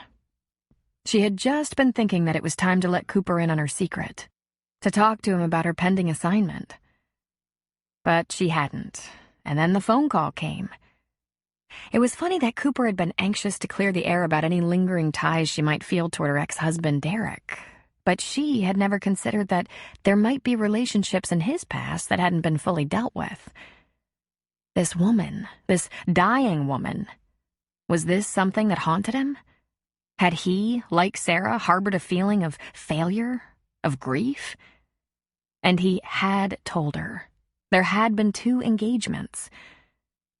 There were more things to talk about than just her past marriage. Sarah didn't fear having a rebound lover in Cooper, but she did fear leaving her career, putting all her eggs in his basket, and then learning that despite all he said, he was the one who couldn't commit, couldn't make it last. Where would that leave her? Suddenly, her options shrank yet again. She tried to envision Cooper's reaction to her dilemma. He would tell her not to worry, to stay here with him, to enjoy the town, the beach, the business, and Landon's senior year at Thunder Point High. And what if that didn't work out the way he expected it to, as his 2 previous attempts had not? And if she had separated from her Coast Guard career and found herself a year later not only alone, but also unable to support herself? Unable to help Landon with college? Yes, Cooper had always seemed the transparent one, while Sarah thought of herself as complicated. Yet wasn't it really the other way around? He'd been a loner, a wanderer, and had twice tried to settle down with one woman, and had failed both times. Had there been more than 2 women he'd promised to love forever? From the first time since she'd met him, since she'd fallen in love with him, she realized she was probably the better relationship risk. The truth of her situation wasn't exaggerated. The demise of her short marriage was not her failing. Her ex-husband was a serial cheater, and she should have known, but turned a blind eye because she wanted a family life so much. She would never do that again, and she would never close her eyes to reality again either. That woman in Texas, that woman who was dying and wanted to see him one last time. There was obviously some unfinished business there, something he had never thought to mention to her. Sarah had a feeling she wasn't going to sleep soundly tonight. There were a lot of beautiful cities in Texas, and San Antonio was definitely one of them. Cooper flew into San Antonio, which required 2 plane changes from Eugene. He put the address Spencer had given him into the GPS on the rental car and drove through the lush rolling hills to the suburb where Bridget's parents lived. He'd been to their house before, but he'd never... Hi there. Need a quick breather? Here's a moment of chill music just for you. This audiobook is free. No sign-ups, no strings. Hope you're enjoying it.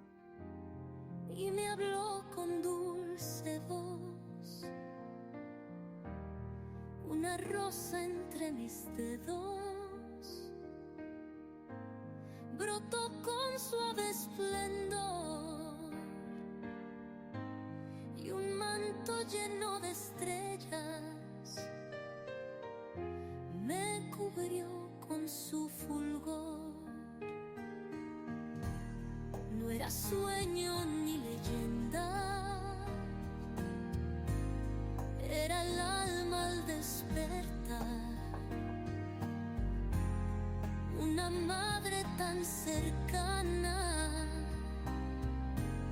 que me quiso abrazar. Su mirada era consuelo, era paz en tempestad.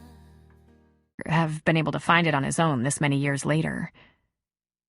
He retired his torn jeans, t-shirt, leather jacket and boots, and wore a white dress shirt, khakis, and suede shoes. He felt as if he was going for a job interview. He'd met Bridge when he was about 25. Or was that 26? He was at a lake party, and in typical Cooper fashion, he picked out the prettiest girl in sight. Cooper liked beach or lake parties because the girls didn't wear much. Bridge was blonde, stacked, green-eyed, and sexy as all hell. He was working for a civilian contractor who supplied helicopters to UN missions and private sectors abroad. They were wet lease copters, which meant they came with a crew. He had a high-level security clearance, and when he was sent out on a mission, it could be for weeks at a time. At that time, he was living near Fort Sam Houston because he liked the San Antonio area. He'd always loved the Riverwalk, the Alamo. In fact, the whole city was something special. He asked Bridget out. He took her home from the party, and he fell hard and fast. So did she, as far as he could tell. Until he got another assignment a couple of weeks later, they spent every minute together at her apartment. For a while, it worked. She even asked him if they could get married, and he said yes. Why not? He bought her a ring on one of his trips home, and she loved it. She took him to meet the family, a brother and a sister, parents, grandparents. And then she said, "If we're going to get married, you have to find something to do for work that doesn't take you away 6 months of the year, especially away to scary places you can't talk about." And then the arguing commenced. He was young. He wasn't ready to have lead in his shoes and to put down roots. He was also selfish. He wanted it all. He was still hooked on adventure. But he didn't want to give up a woman like Bridget. He thought he might be ready for a nice suburban life in a few years. Eventually, he came back from a trip to Somalia, and she informed him this just wouldn't work for her. She wanted a more stable family life. She was the first woman to tell him he had trouble with commitment, with real intimacy. She gave him back the ring, but they got together a few more times when he wasn't traveling. In fact, that was the crux of it. They couldn't agree on anything out of bed. In the sack, everything worked. All he wanted was for Bridget to put up with his job, his traveling, welcome him home like the hot mama she was. All she wanted was someone she could depend on all the time. And it made her furious that she couldn't resist him. It made him feel just fine, however. Eventually, maybe 6 or 8 months after the engagement was off and the back and forth had gone on too long, she said she'd met someone. He remembered. He tried to cajole her into once more for old time's sake, and she told him he was a pig. Well, she was probably right. He was less piggish these days. He was a lot more conscious of the feelings of others. It was something he assumed came with maturity. He hoped so, anyway. A few minutes later, Cooper pulled up to the well-groomed, large ranch-style home. It was painted light green with white shutters and a dark green front door. The kind of house Bridget had wanted to live in, to raise a family in. There were a lot of cars, and he felt his heart clutch. He hoped she hadn't died. He hoped she wasn't too near death to say whatever it was she had to say. He hadn't been a very good boyfriend or fiancé. Maybe she just wanted to ream him out one more time before she crossed over. Who was he to deny her that pleasure? He knocked on the front door. He was afraid to ring the bell. What if there was grieving? Mrs. Cunningham answered, and God bless her, she had aged far more than 10 years. Cooper couldn't even imagine losing a family member like this, dying by inches. He put out his hand. Mrs. Cunningham, do you remember me? He asked. Of course, Coop. Thank you for coming. I realize it's a lot to ask of you. I'm sorry you're going through this, he said. Is that him? He heard someone ask. Then the man who must be Spencer came into the foyer. Cooper? Yes, he said, putting out his hand again. Spencer? Nice to meet you, Cooper. Can I get you a drink or something? In fact, Spencer looked as if he could use a drink. So did Mrs. Cunningham. No, thanks. How's she doing? She's hanging in there. Hospice does a good job of keeping her comfortable. I don't know how to prepare you, Cooper. She's not the same girl you dated. Her appearance is... Then he ran a hand around his sweaty neck. We converted the sun porch into a hospital room so she could be here with the family. Our house is smaller and less accessible. 2-story and all. I'm sure you want to get on with this. Follow me. In fact, Cooper didn't want to get on with it. He wanted to bolt. But that ship had sailed, and here he was. He walked through a family room. Mr. Cunningham and a couple of younger men were watching TV, but the volume was turned low. There were 3 kids and a teenager playing a board game at the dining room table, and 2 women puttered around the kitchen, whispering. The house had a pall of death over it, all subdued and respectfully quiet. He had a sudden and profound understanding of wounded animals sneaking off into the forest to die alone and without an audience. The room was large, and while the blinds were partially closed, he could see that, if opened, it would be a bright and sunny room. It was dominated by a hospital bed, the back raised, and the woman in the bed was not his Bridget. This woman looked 100 years old. She had only yellow fuzz on her head, and she was slumped over, her bony arms appearing spidery, her fingers too long. She had an IV hooked up, and a woman who must be a nurse busied herself keeping Bridget comfortable. The accoutrements of illness were present. Wheelchair, bedside table holding a couple of glasses of liquid, straws, basin, towels, bedpan. There was a cot beside the bed. Someone slept there, close by her side. Spencer leaned over her, kissed her forehead, and said, Honey, he's here. Bridget roused slowly. Cooper? She asked. Spencer stroked her naked head, and she opened her eyes. They were no longer that bright, fiery green, but pale and weak. She tried to sit up in the bed, but Spencer wouldn't allow her struggle. With strong hands under her armpits, he pulled her up. The nurse left immediately, and Spencer backed away from the bed. Bridget patted the bed beside her, indicating Cooper should sit down, and Cooper, feeling like the biggest coward alive, hesitated.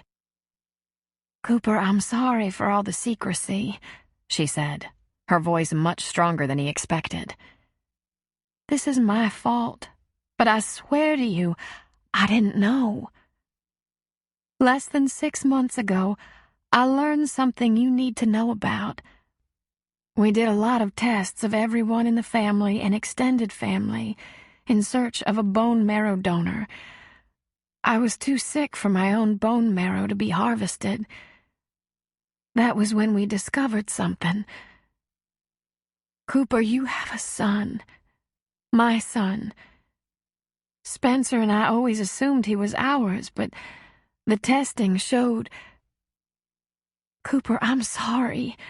I really didn't think it was possible. Cooper was stunned. He couldn't speak. She must be mistaken, surely. He said nothing because in his head he knew these must be the delusional ramblings of a very sick woman.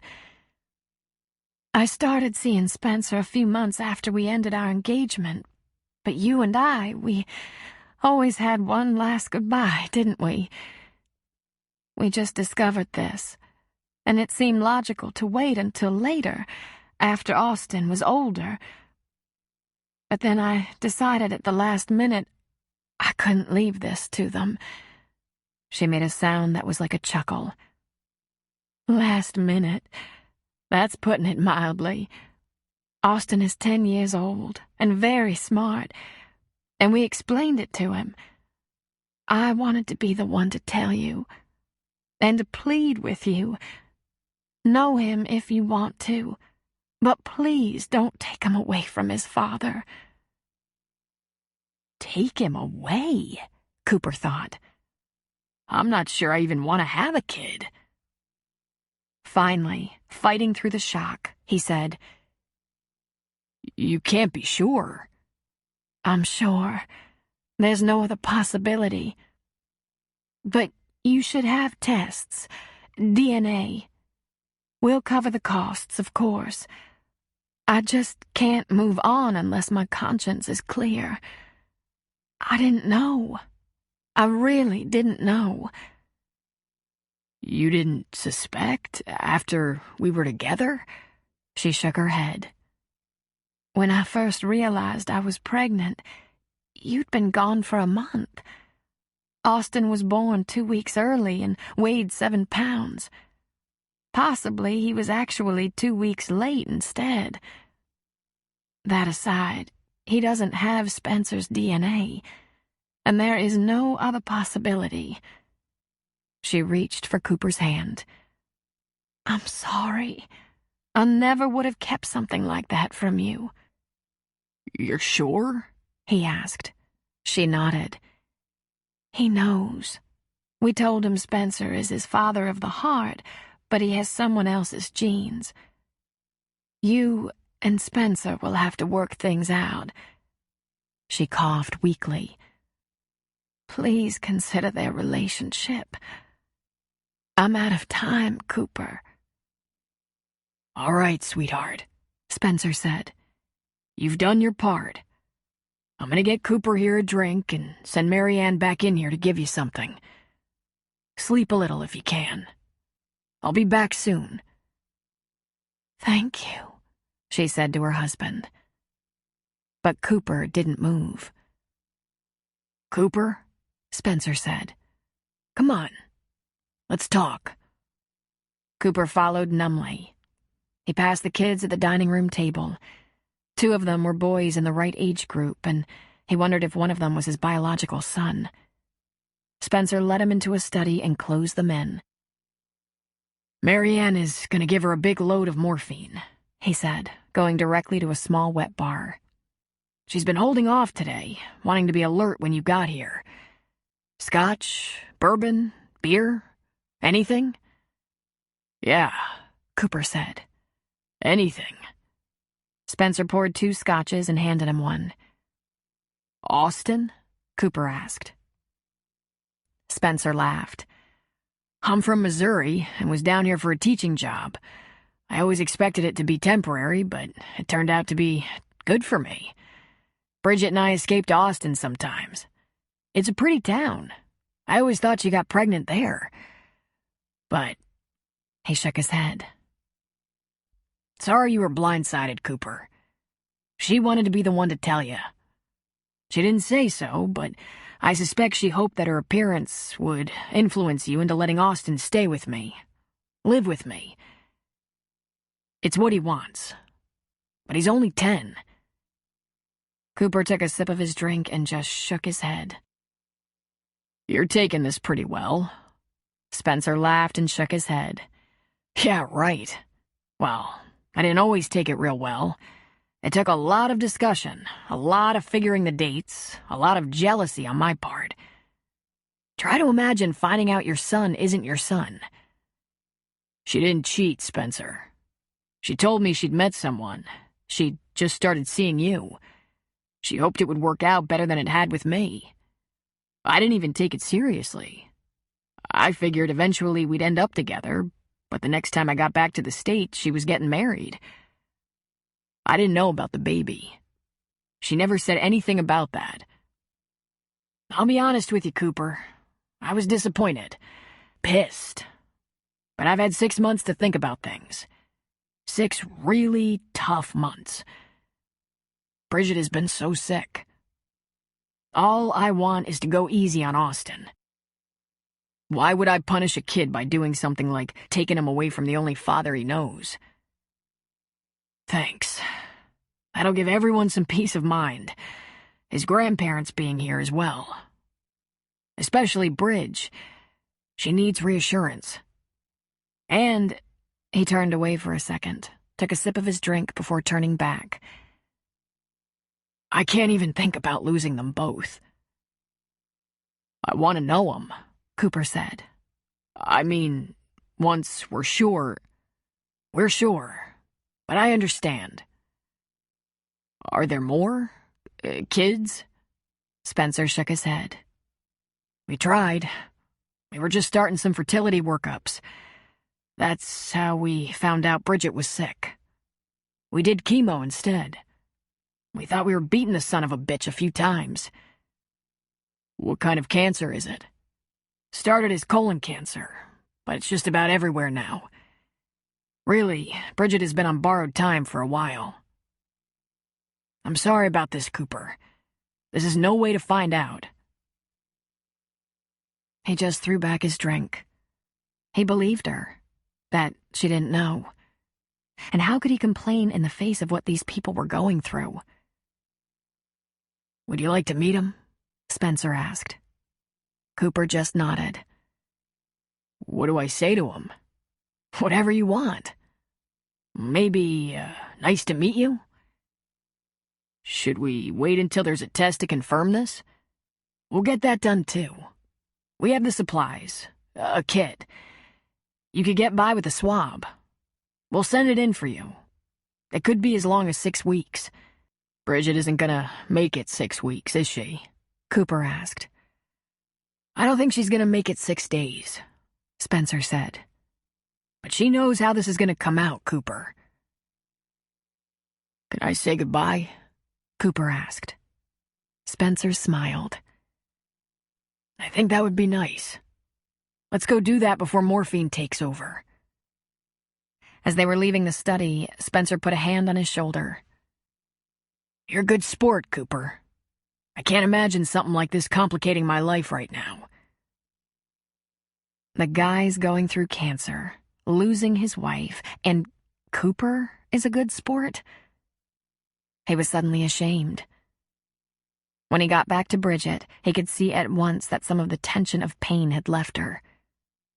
Cooper sat down on the edge of the bed and lifted her hand into his. Bridge, he whispered. Are you awake? She nodded weakly. Bridget, I know I wasn't a very good boyfriend or fiancé. She gave a tiny smile and squeezed his hand. But I want you to know something. That time we were together, that was good. I'm sorry it got a little messy, but no regrets from my end. And don't worry about Austin. I'm not going to interfere in his life. He'll be okay, Bridge. His needs will come first. He leaned forward and kissed her forehead. Rest easy. Before he broke down and cried like a girl, he stood up and left the room. He was barely out the door when, standing right in front of him, was a handsome little boy. Kind of small for 10, just like Cooper had been. "You him?" he asked. "You my real dad?" Cooper smiled.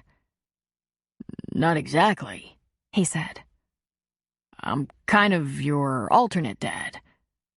Then he ruffled the boy's hair. "You've a pretty good dad on stage right now. I wouldn't want to get in the way of that. But if you need me..." "He's a teacher," Austin said. "And a coach, too. He's good with homework." "Excellent reason to keep him around," Cooper said. He looked up. All eyes were on him. Parents, grandparents, siblings, kids. "Come on, Cooper," Spencer said. "This will take 2 seconds, then you can do whatever you want. Stay, go, whatever." He noticed Spencer had a small box in his hand. The kit. "Let's just step back in the study." Spencer gave the inside of his cheek a wipe with a swab, slipped it in a sterile tube, and closed the envelope around it. "Do you sleep on that cot by the bed?" Cooper asked. He nodded. "Sometimes she needs to be held. Sometimes just the opposite. I'm on a leave from work. I try to be around." "I'm glad she found you, Spencer," Cooper said. "I'm glad they both did." Cooper got himself a hotel room not too far from the Cunningham household. He went out for some takeout, a bottle of single malt, a bucket of ice, and after eating something, he made himself a stiff drink and called Sarah. He talked to her for an hour and a half without telling her about Austin. He lied instead. He said that Bridget wanted to talk about their past, make sure he was okay with everything, and say goodbye.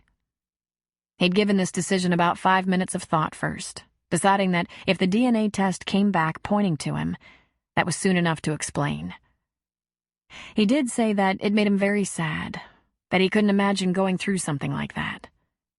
And it was Sarah who had many questions about his relationship with Bridget. How they got along, what their relationship was like before they broke up. And he found that reminiscing actually seemed to help.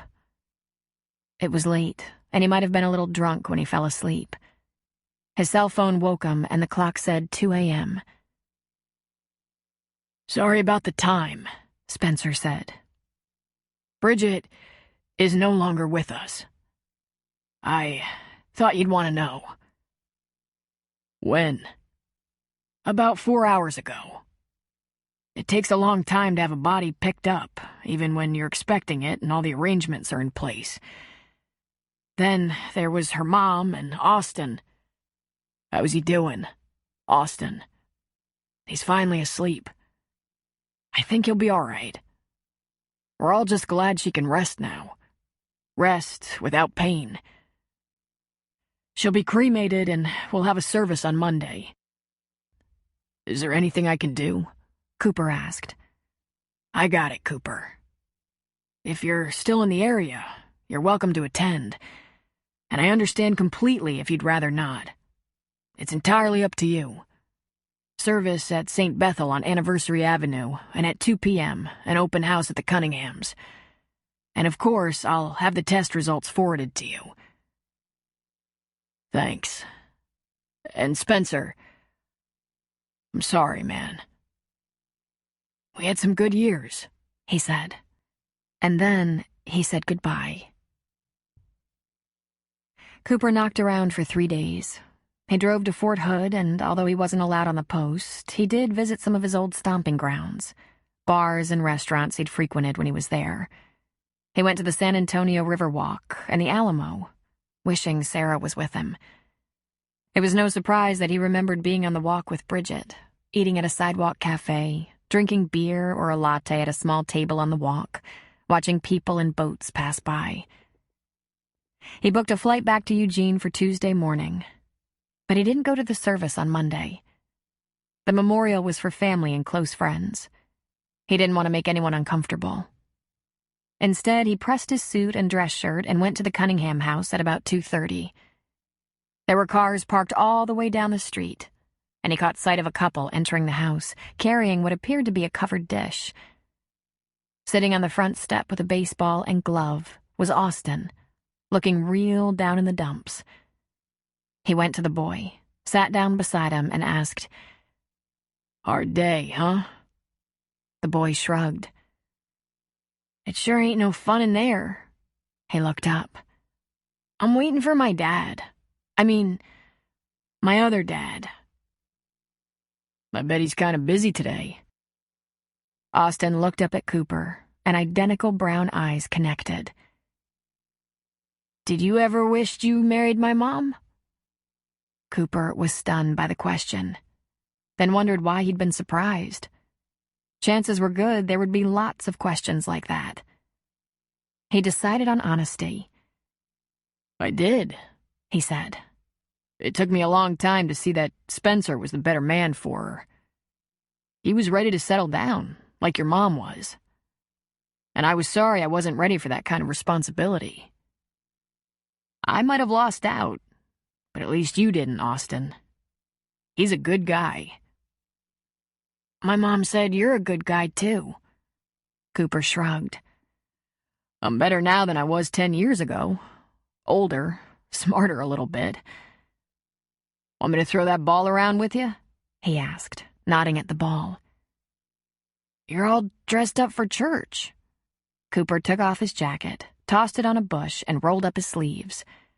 "I can adjust." "'Kay." Austin jumped up and ran to the other side of the lawn, throwing Cooper the ball. "Were you mad when my mom told you? About me?" "Nah," Cooper said, throwing it back. "Best news I had all day. All month." Austin grinned. "You don't live around here," he pointed out. "No, I live in Oregon." "My dad says we need to get to know each other. How are we gonna do that?" he asked, throwing again. "Well, we can talk on the phone. Maybe we can Skype. I can visit sometimes." "Can I visit you?" "Fine by me. But we have to go slow. I think your dad's gonna want to check me out, make sure I'm safe." "Right," Austin said. "Make sure you're not a perv." Cooper smiled, thinking of Landon. "I have friends you're gonna like. My girlfriend's brother is 16, a quarterback, plays some killer football. My girlfriend is a Coast Guard search and rescue pilot." That stopped Austin. "She is?" "She flies a helicopter. Oh, I live on the ocean. I have a jet ski." "Really?" Austin said, frozen for a moment. "Really." "Do you have a family?" "Parents," Cooper said. "No wife or ex-wife or kids. Sisters and their kids. And Sarah, my girlfriend." "Would they be my family then?" he asked. "I guess so." Then he grinned. "If your dad decides I'm not a perv." That made him laugh. "Your sisters would be my aunts." "Correct."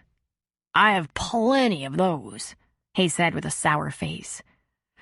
"I know the feeling," Cooper agreed. A man cleared his throat. Spencer was leaning against the side of the house, watching them, a half smile on his face. His sleeves were also rolled up. His tie was loosened. "How long have you been standing there?" Cooper asked. "Long enough to hear the jet ski bribery."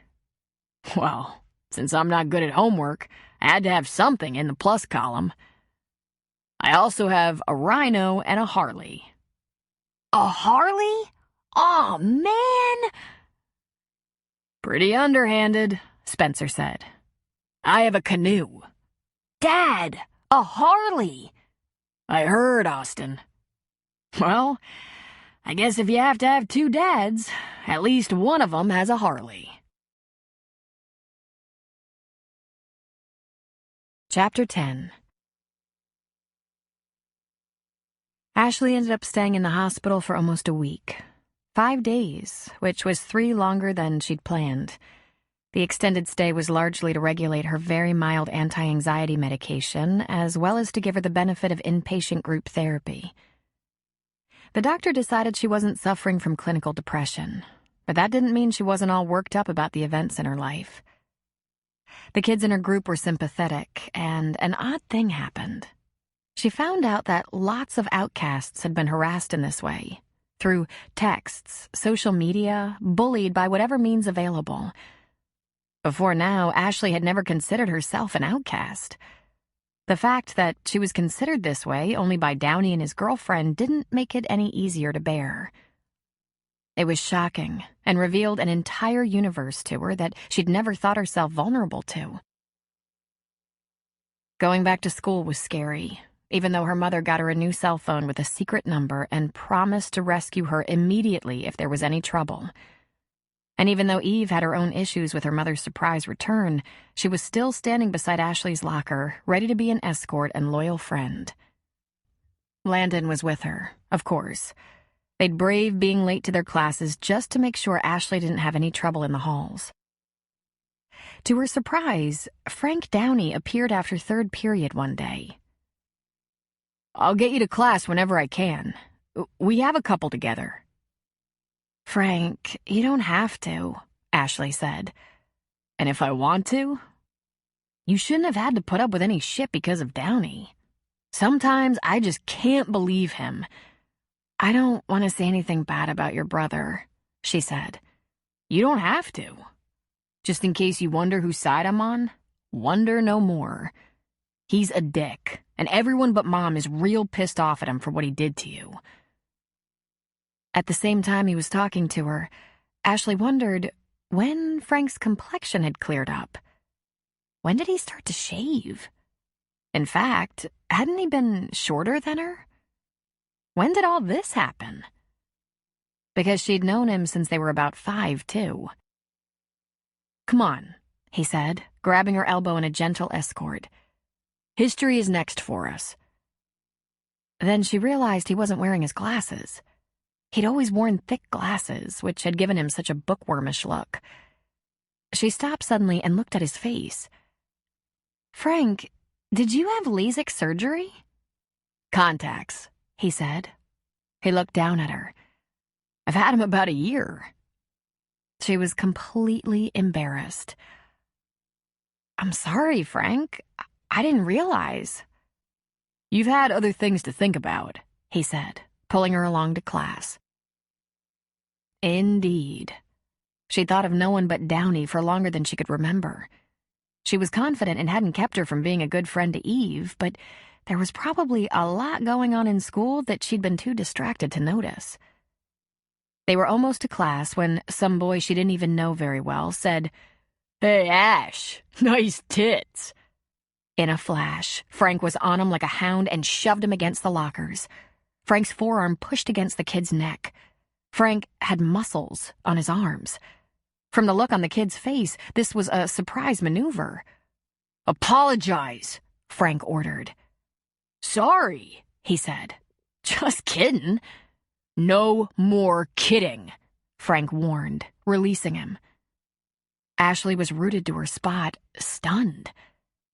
When had Frank developed shoulders?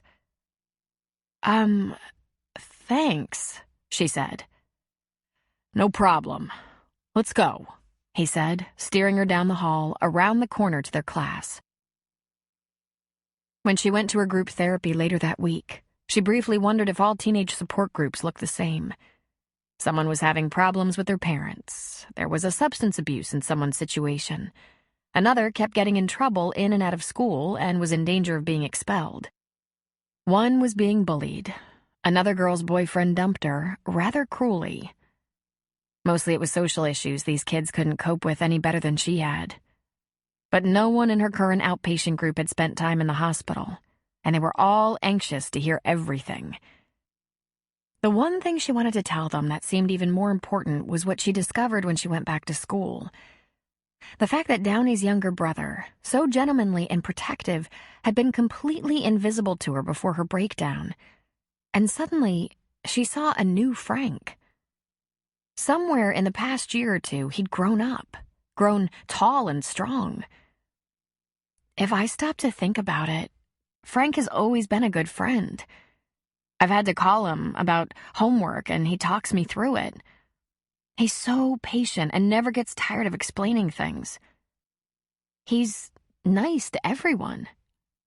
He used to get picked on, but Downey was a great bodyguard, so people left him alone. But he's not one of the jocks.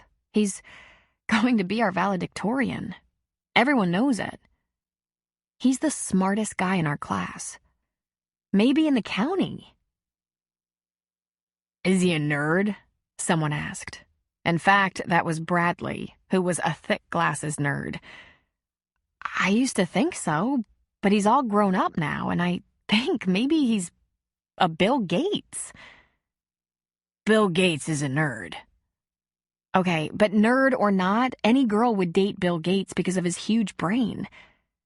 And Frank is confident. He doesn't care what anyone thinks of him. They'll all eventually ask him for help on their calculus. But he's the asshole's brother. As if she needed reminding. Well, I'm sure he loves his brother, but he doesn't seem to be a big fan of Downey right now, she said. The thing is, I still cry. I'm not going to make a fool of myself by calling Downey, and I think he's a total jerk, but if he came crawling back all sweet and sorry, I'd probably give him another chance. May I ask a question? Bert, Simone Ross's associate and the group leader, asked. Bert was a lot younger than Simone, a man in his late 20s or early 30s. Talk about a nerd. He was kind of on the homely side, very thin with heavy dark brows. Ichabod Crane-ish.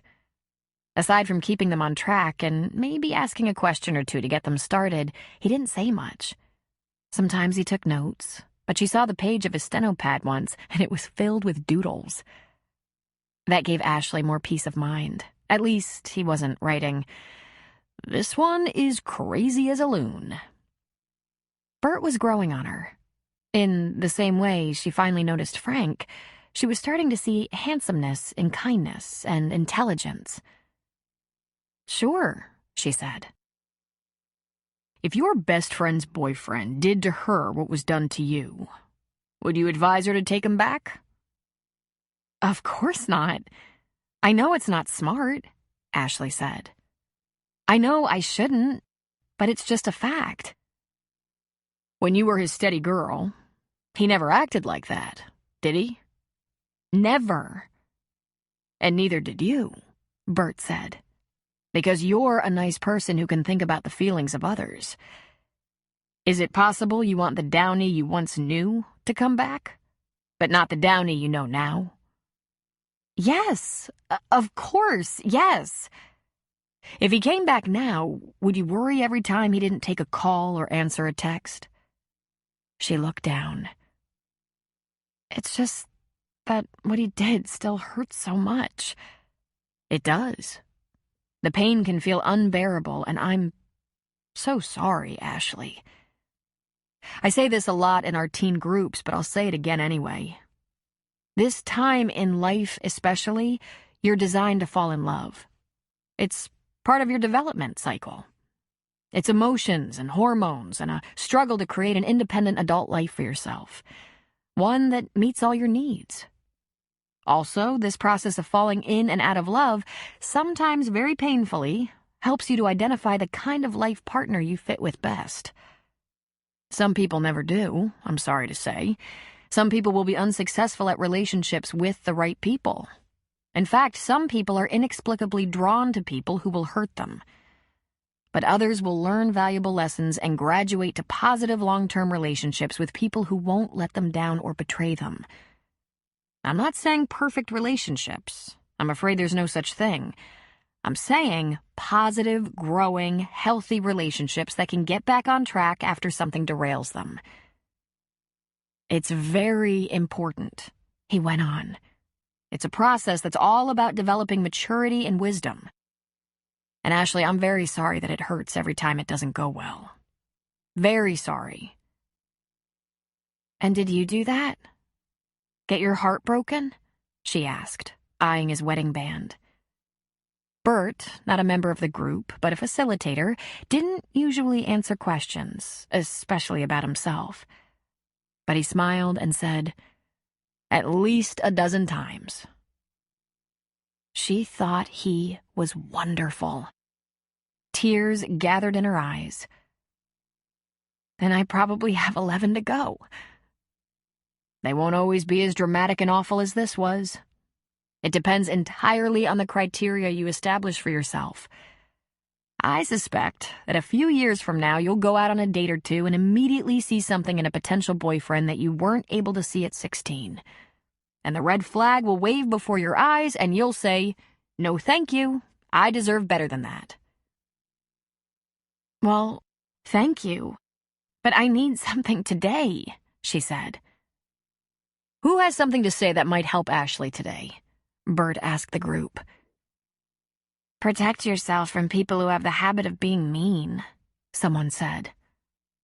"Take a long break from boyfriends until you get past this and can at least understand it," said someone else. "Try to believe the next time will feel better. You don't have to think this was the first and last time you'll ever like someone that much." She listened to a number of suggestions from her group.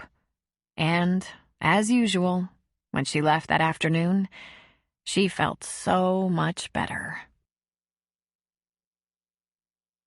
Mac's lawyer, Sidney Mikowski, met with him to discuss a call he'd recently had from CJ's attorney. Briefly, he explained that she wanted to see her children. She wasn't asking for any custody or support, just a visit. Sidney informed Mac that it would look good for him to be friendly and cooperative in the event something legal came along down the road. "What she's asking is reasonable. She doesn't have a police record or any legal entanglements.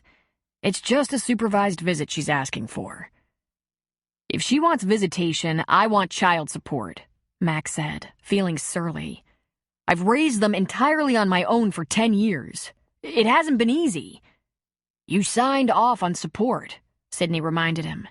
"Let's be clear. You're not asking to change the settlement at this time. I would advise that you give her an hour of supervised time with the kids." "She signed off on visitation," he said. "Mac, reel in that temper.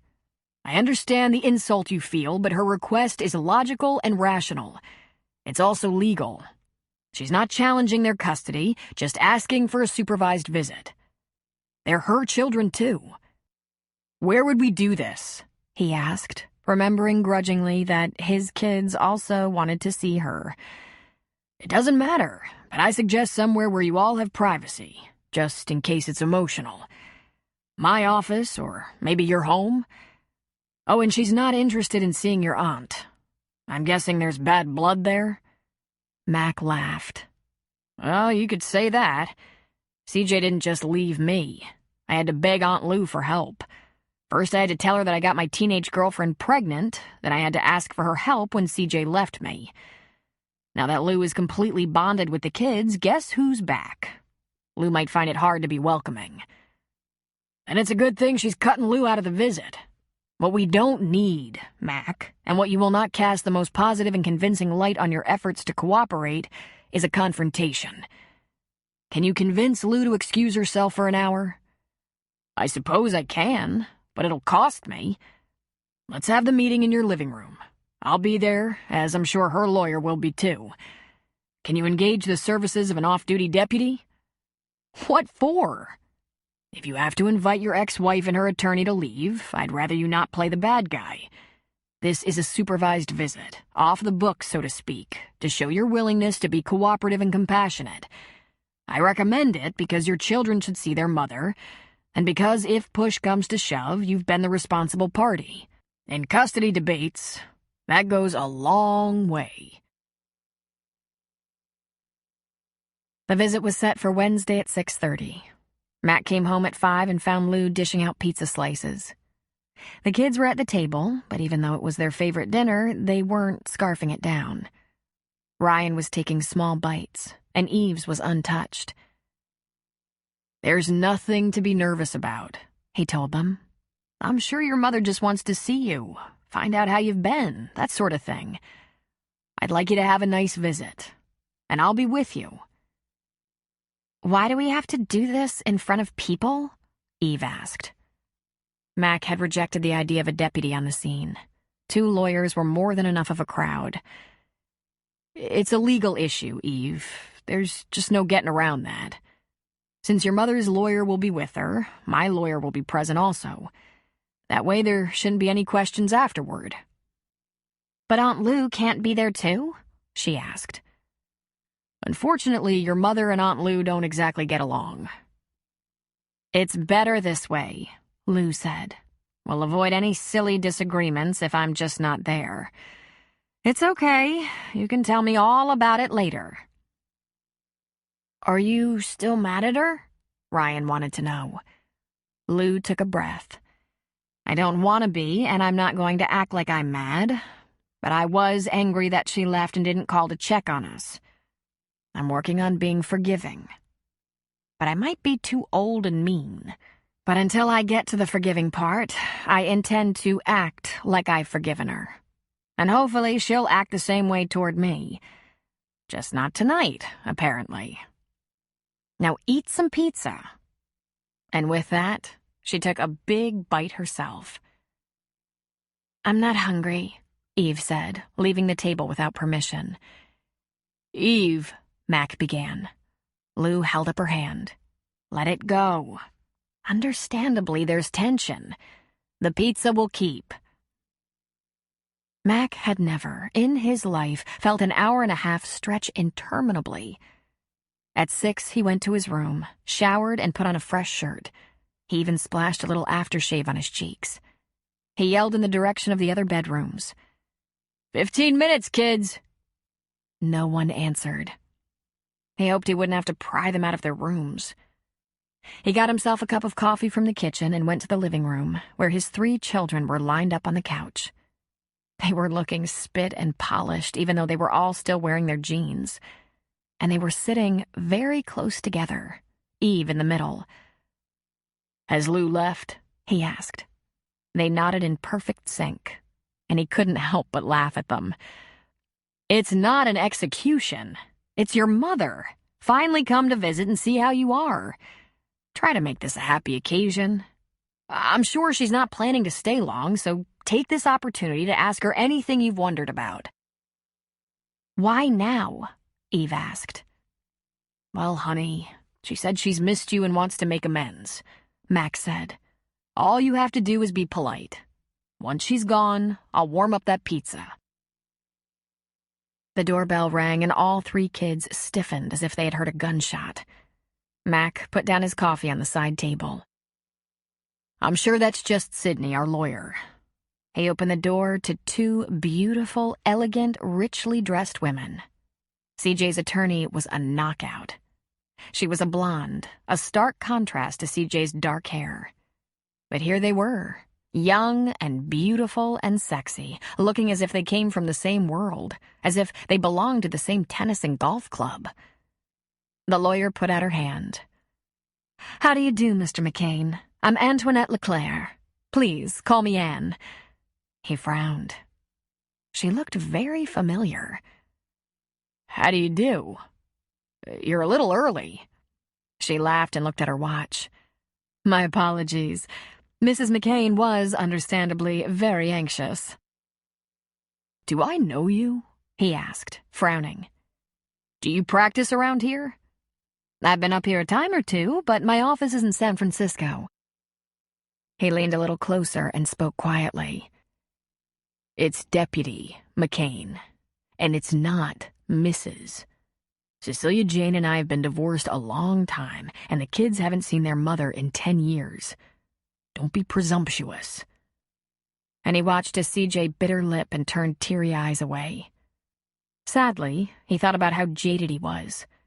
He just couldn't give her the benefit of the doubt.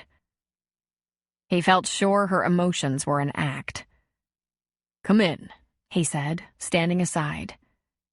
Anne let CJ enter ahead of her. She stepped into the living room, covered her mouth as tears ran down her cheeks, and said, Oh, my beautiful babies! Oh, my God! Look at you! Mac winced visibly. This was going to be so confusing to them. Their mother gone for so long and then returning with all that gush. CJ sat in the chair that Mac usually occupied, his cup of coffee sitting next to her on the side table.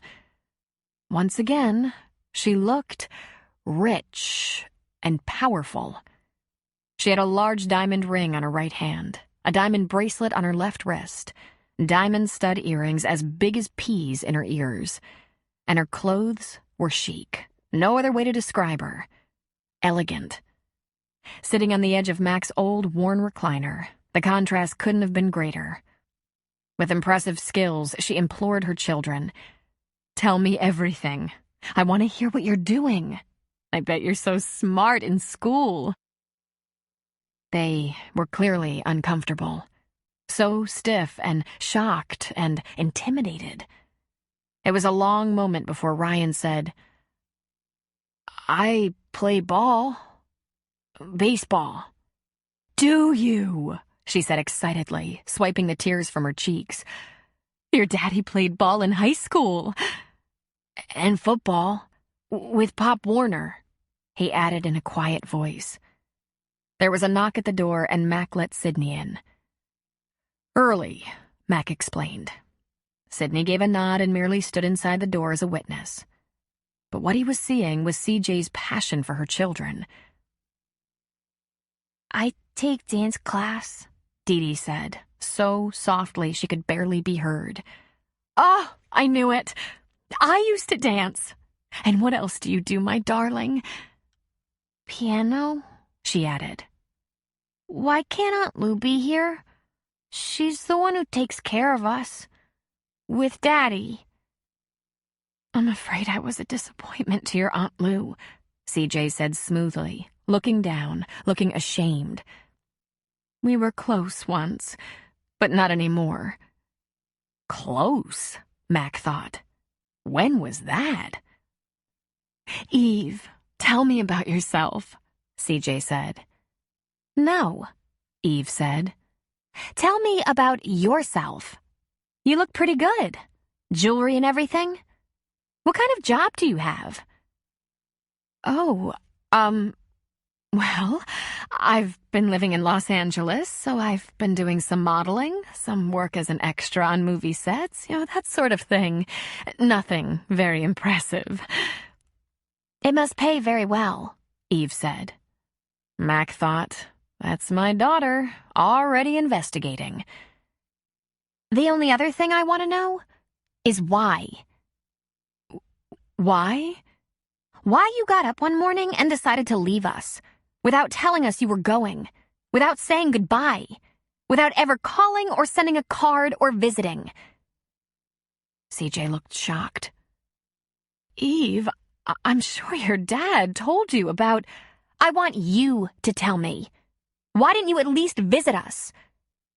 "Your father asked me not to," she said. Max scowled. "That's not true," he said. She turned and looked at him.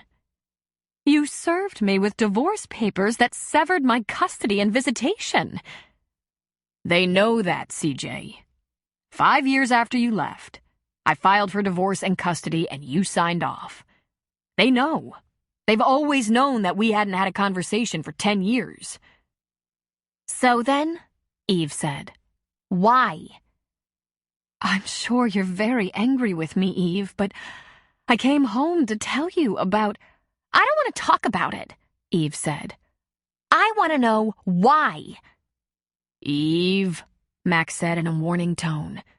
Her voice was more compliant when she looked at him with pain in her eyes and said, "That's all I want from this, Dad." "I understand. Please, be polite." She looked back at CJ. "I politely request that you tell me why. I don't want to talk about it. I just want to know." CJ sat a bit straighter, and her mouth wasn't set in a happy line. Her lovely arched brows furrowed unhappily. "I don't expect you to understand, but I was very young.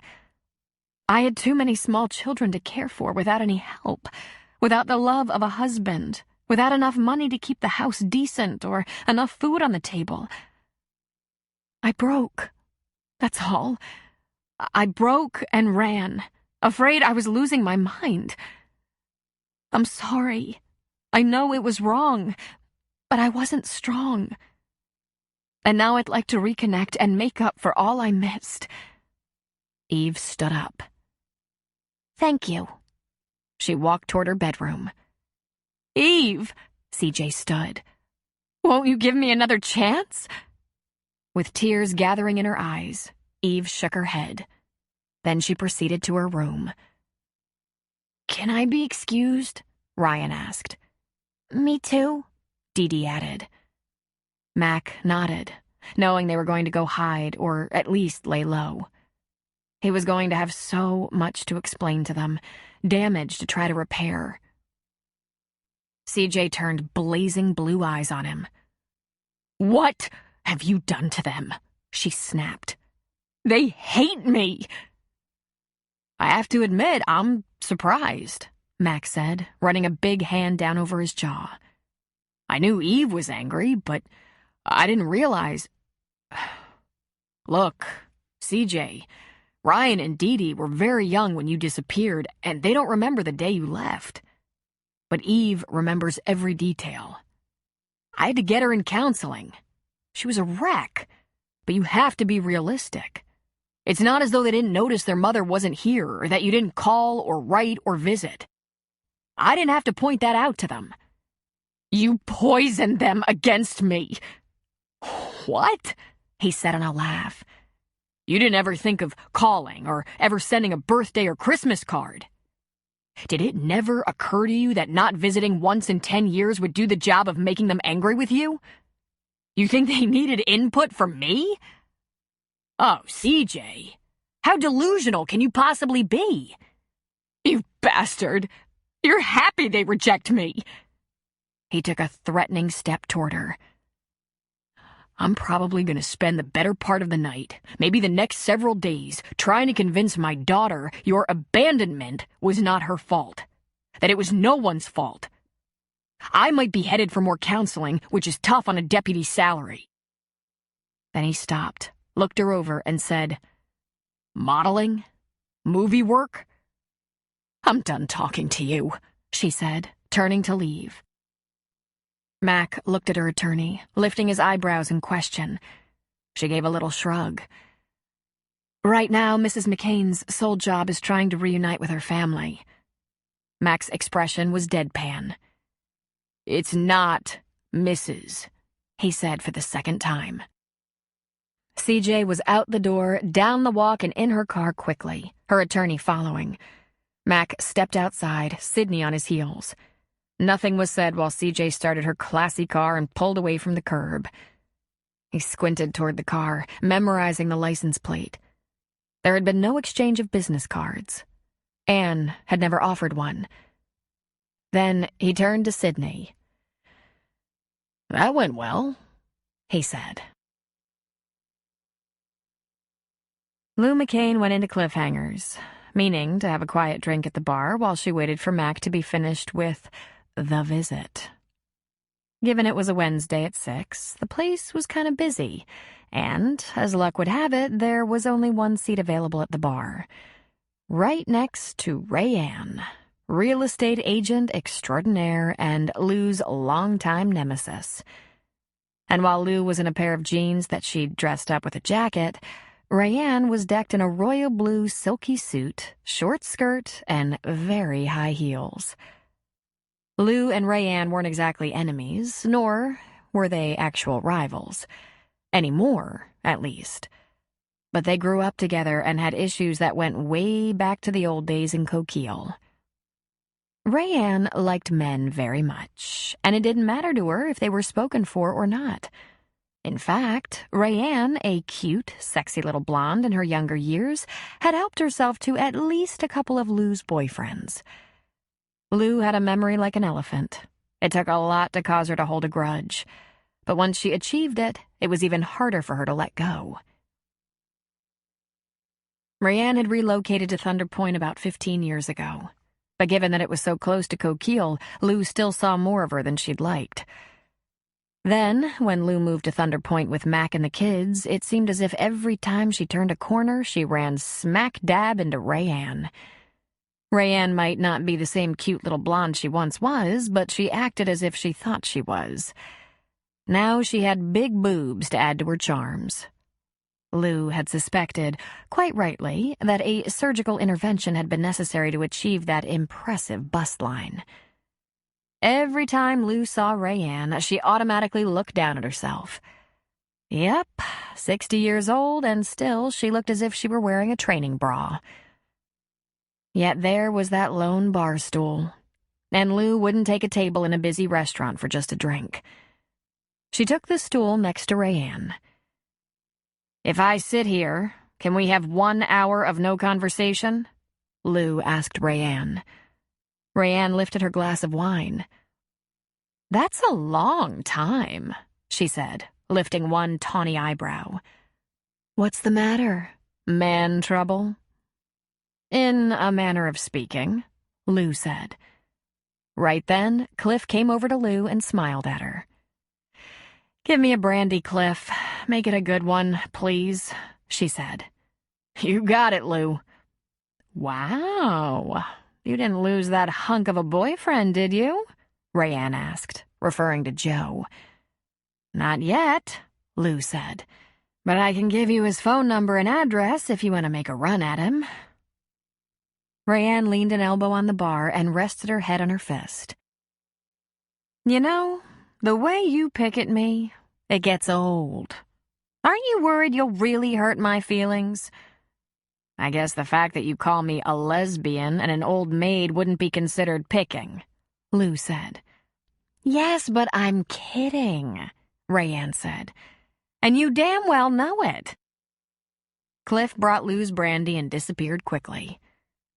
Lou and Rayanne had been prickly toward each other for as long as anyone in Thunder Point could remember. It had never gotten down to hair-pulling, but they had such scrappy attitudes no one was ever quite sure it wouldn't result in that one day. Lou took a sip of her brandy. "I declare a 1-hour truce. This was the only bar stool empty." Rayanne looked at her watch. 1 hour it is. "What's got you drinking the hard stuff?" "This is considered hard. This is a Christmas drink." "You're wigged out about something. You haven't even criticized my attire." Lou gave her a long look. "How high are those heels?" she asked. "Seriously. No criticism intended, but how the hell do you walk in those things?" "It's an acquired skill." "Practice. Those wedgies of yours would probably give me leg cramps. Why are you out having Christmas drinks alone?" "Well," Lou said tiredly, "you'll hear about it anyway.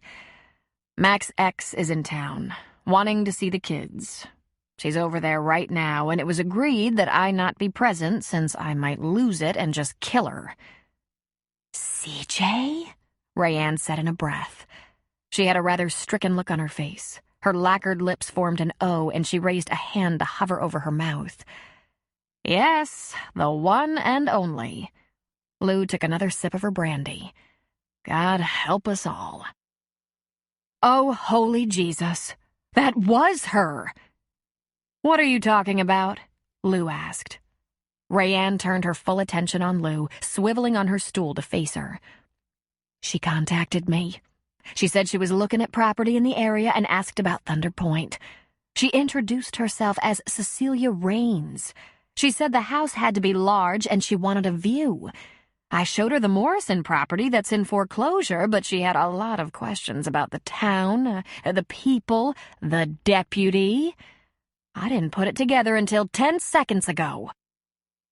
Lou turned toward her. "Seriously?" "Seriously. I never met her until a few days ago, and I thought she looked familiar. Now that I think about it, Eve looks just like her. Oh my God, she's stalking. What does she want?" Lou shook her head.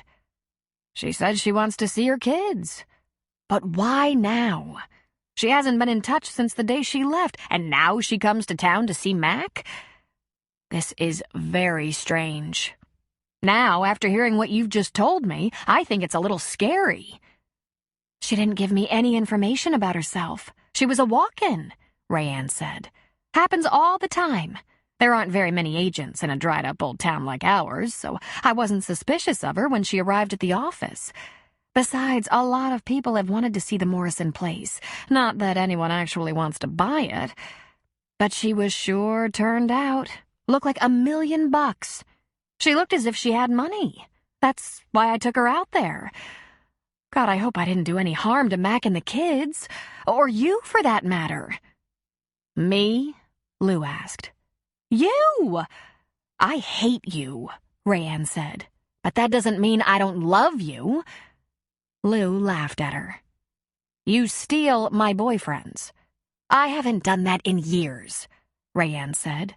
She lifted her hand to Cliff for another glass of wine. "Your boyfriends are too old for me."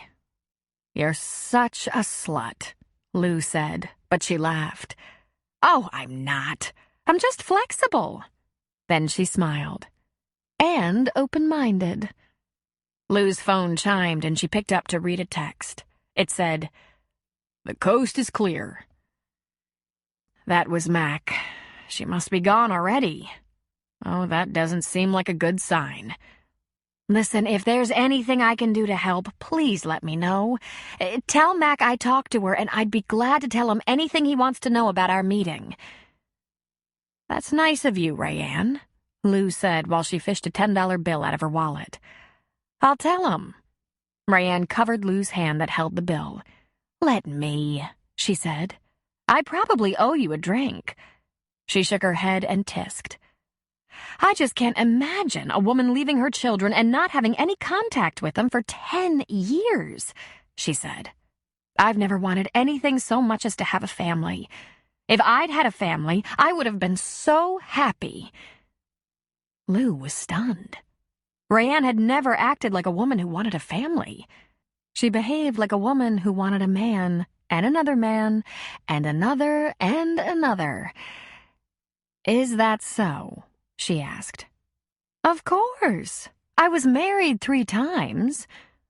"I know, but they didn't work out," Rayanne said a little wistfully. "But it wasn't all my fault." "Well, I'll tell Mac you've seen CJ. Talk to her. Listen, I'd better run. I have no idea what I'm walking into." "Sure. Good luck." Lou started to leave. She turned back, looked at her watch, and said, "Next time we can go more than an hour on the truce, if you can behave yourself." Mac checked on his kids, all tucked into their individual bedrooms, starting with Dee Dee. "Doing okay?" he asked her. She nodded. "Do you think she's coming back?" "I don't know, honey. Do you want her to?" She shrugged. "It's okay. But she has to let Aunt Lou be here because Aunt Lou lives here." He smiled. "Can't get anything past kids. I'll be sure to pass that on if I'm ever asked." "Can I watch TV for a half hour?" "Homework done?" She nodded again. "Okay, then." He went to Ryan's door and opened it. Ryan was laying on his bed, his hands behind his head, staring at the ceiling. "How you doing, Ryan?" Mac asked. Ryan sat up. "Why'd she come here again?" "To see you," she said. "To see all 3 of you. And for you to see her, since you haven't seen her in a long time." "Are we done with seeing her now?" he asked. "I don't know. I guess we'll find out if she calls again." "Probably in 10 years, Ryan said. "Can I get on the computer?" "Homework done?" "I did it at school. Can I?" "Okay. Let's not talk about this visit on Facebook or anything. Family business, right?" "I don't want to tell about it," Ryan said. "It's too weird." Finally, he approached his eldest daughter's room, knowing this discussion would be a lot more complicated than the ones he'd just had. He gave 2 knocks on Eve's bedroom door, and then entered without an invitation. She was sitting cross-legged on her bed, her phone in her hands, texting. There was no question in his mind. She would be checking in with both Ashley and Landon. She looked up at him, and he could tell all the wind had gone out of her sails. You okay? He asked. I don't know, she said with a shrug. Are you? I hated that, he said. Hated watching that. I'm sorry. He sat on the edge of her bed. I'm not mad at you, Eve. It was so uncomfortable. Something tells me your mother really wants a relationship with you kids.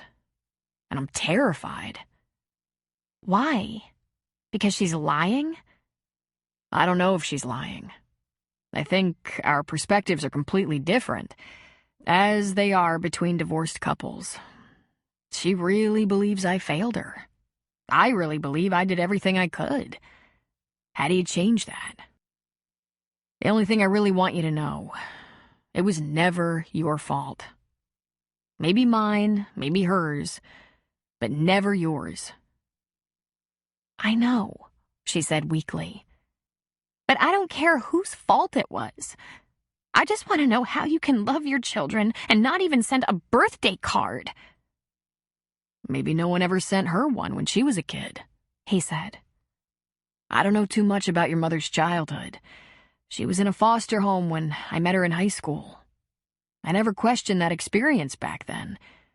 17-year-old boys usually don't ask those kind of questions.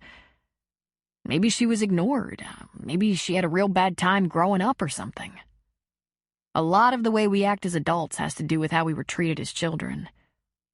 I might have had no idea what I was getting myself into, married at 19, but I know that once you arrived, you were like the center of my world. You and your brother and sister were always wanted. I wish I could fix it so you don't have any pain over this. You're innocent. A tear rolled down her cheek. I don't want to be like her. I don't want to run out on my children. Then you won't.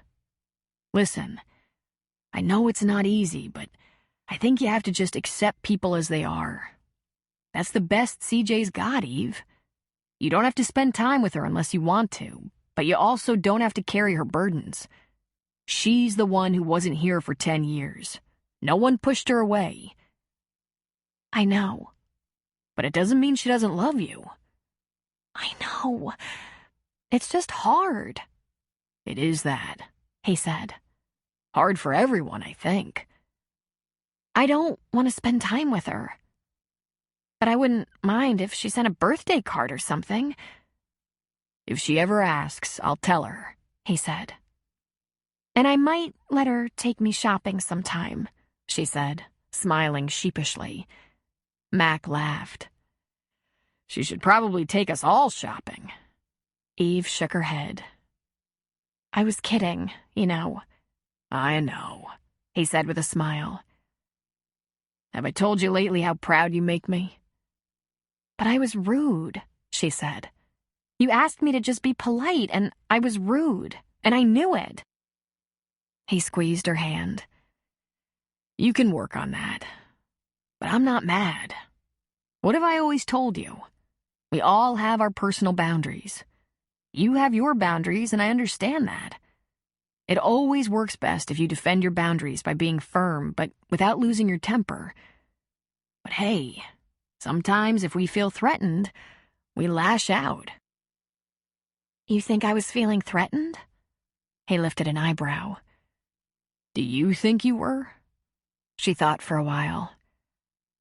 I don't want her coming around acting like she always missed us, because if she missed us, she would have let us know that before now.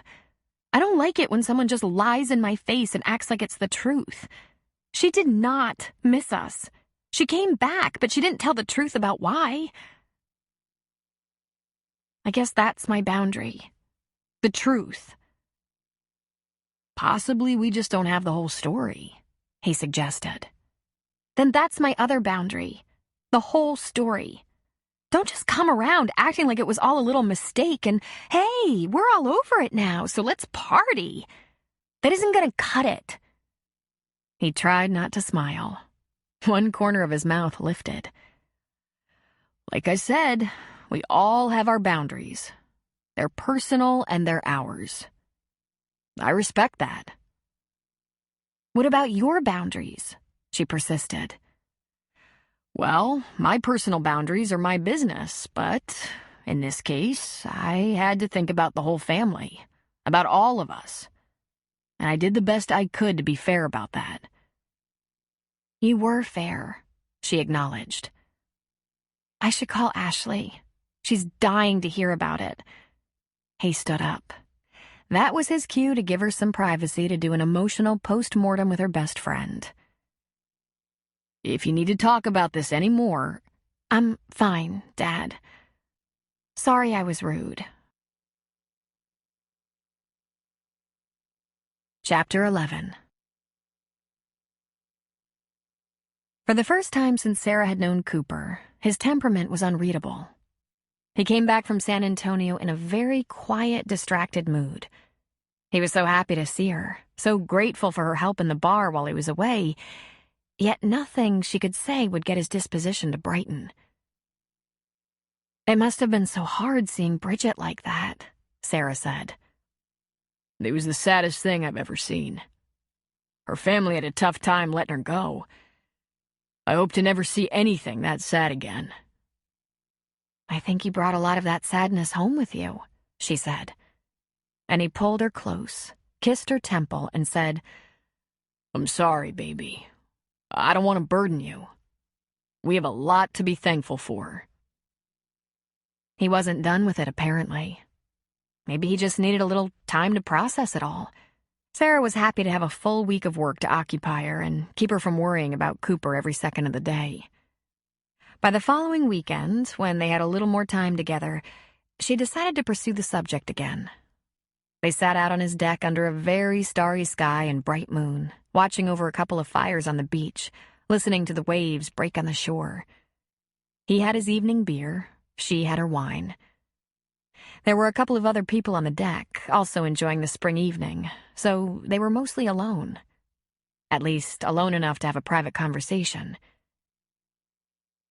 Did you ever figure out why Bridget wanted you to come to San Antonio? Again, he pulled her closer as he did every time the subject came up, as if afraid she might slip away from him. There were a lot of reasons. Lots of talk about the past, making sure I never for a moment thought she was less than honest with me. But while it probably relieved her and allowed her to move on, it did something bigger for me. I failed her, Sarah. I was a poor excuse for a fiancé. I was a disappointment as a boyfriend. I wanted to marry her without making any real compromises in my own life. I was leaving the country for weeks at a time, and all she wanted from me was my promise to find a more stable lifestyle. Sarah felt a lump in her throat. Lots of regrets, huh? Lots. But let's see if I can explain. It's better for both of us that it didn't work out. She married a good man, and I'm so happy with you, here, now. This is the way it should be. But damn, I don't ever want to be that kind of disappointment to anyone again. If I thought I let you down like that, it would just kill me. The whole thing, it's made me think real hard about the man I want to be. I want to ask you something. Try to be honest, okay? I always tell you the truth. Not something I've always done, but always with you. You were engaged twice. Was the other woman before or after Bridget? After. And it might have been a rebound thing. It was Patty, and I was never so relieved as when it didn't work out. Sarah turned in her chair, facing him. I can't wait to hear this. He chuckled softly. Try not to be too amused, Cooper said. I was dating Patty. Same drill. I was the runaway boyfriend. In the States for a few weeks, away for long stretches, expecting the woman of the moment to be so thrilled by my occasional presence that she'd never think of asking more from me. Sarah just shook her head and snickered. You were such a dog. I've known 100 guys just like you. Yeah, not really flattering to know I'm just another brute. Inconsiderate and self-absorbed. So, I was dating Patty and ran into, guess who? Bridget. At the grocery store of all places. I hardly ever went to the grocery store. She was picking through tomatoes or something, and she looked... He just shook his head in wonder. She looked amazing. Happier than I'd ever seen her. She had a rosy-cheeked 1-year-old in her shopping cart, and she was making him giggle. When she saw me, she gasped and laughed and threw her arms around me and said it was so good to see me. I knew she was married, but I have to tell you, Sarah, the way I saw her that day, she was never that happy with me. We talked for about 5 minutes. She married a teacher, had a nice little house not far from her mom and dad, hoped to fill it up with kids. She asked me about how I was doing. I was doing the same thing. She had grown a family, and I had grown a little savings account. Contract labor outsourced by the Army was good money. And that was when you wanted her back? Sarah asked. I don't know, he said. I don't remember feeling that way. What I remember was thinking I hadn't been as smart as I thought I was. So right after that, I asked Patty to marry me, and she was thrilled. What is it about women in the capture, huh? What did she have to be thrilled about? In 2 weeks, I knew it was a mistake, and we broke up. That's all there is to the Patty Cooper story. I think I was trying to reach back in time. I think I felt like I'd been an idiot, a fool. I packed up and left San Antonio, went to the Gulf Coast, got a job for an oil company flying equipment and people to offshore rigs. Right then, I made a decision to live alone for the rest of my life. He squeezed her shoulders and grinned. Until you came along. You grieve her, Sarah said. You grieve Bridget and the life you might have had together. He shook his head. I don't think it's that simple, babe. I grieve the foolishness of my youth, but I'm grateful for all the things that happened, even the stupid things. I want to be here with you now, and if I'd been smarter back then, this wouldn't have happened. So, I'm sorry I was an idiot and grateful I was an idiot. Does that make any sense? Derek Stiles, Sarah's ex-husband, instantly came to her mind. She had so wanted her marriage to work, but now she was so grateful things had gone the way they had, allowing her to be here with Cooper. I think I understand, Cooper. I'm just sorry you're so sad. She left a husband and a young son, he said. That just shouldn't happen. It happens all the time, she said. It happened to Landon. I think about that all the time, Cooper said. I know I can't ever be a father to Landon. But you know what, Sarah? If something terrible happened tomorrow and Landon was left alone, I want you to know, I'd never abandon him. Never. Then he laughed at himself. I'd be his shadow. I'd stick with him. Cooper got better over the next week. He might have been a little bit quiet, but he was lightening up. And then the following weekend, she could tell something had changed. He was as morose and preoccupied as he'd been that first day he'd returned from Texas. Sarah went out on the bay on her board while he had customers in the bar and planned what she was going to say to Cooper, because this had to be resolved. Later that day, she didn't say anything and tried to ignore his mood until it was late enough for them to be alone. Sarah was sure that Bridget's death had opened his eyes. He must know in his heart that he'd been in love with her and was sorry he'd let her go. When the last 4 people from town were walking back down the beach, she said, "Let's get it over with. I want to know what's going on with you, and I want it all, right now." He just stared at her for a second, shocked, speechless. "I know it has to do with me," she said. "Just get it out. Stop with all this 'I love you so much' stuff and tell me the truth. What's eating you?" He smiled slightly. I was going to tell you tonight. I'm sorry you had to wait, he said. Come here. He put out his hand and led her inside. Once they were in the shop and there was sufficient light, he pulled out his cell phone and scrolled through the pictures, handing it to her. Bridget wanted to tell me before she died that I have a son. She didn't realize Austin was mine. It was an honest mistake that came to light when her whole extended family, including Austin, had blood tests to try to find a match for her bone marrow transplant. It revealed that Austin and Spencer, Bridget's husband, weren't a match. I had a DNA test while I was in Texas and was waiting for confirmation. The letter came yesterday afternoon. I'm a match. I wanted us to have some time to talk it over once I knew for sure. She looked at the face of an adorable little boy. Then she looked at Cooper. "Oh, God," she said. "You feel like you lost your love of a lifetime." No, Sarah. I feel like I have a son. I feel like I have more responsibility. To you, to Landon, to Austin, even a little bit to Spencer. Bridget asked me not to take Austin away from the only father he's had, and of course I agreed to that. But I have to find a way to get to know him.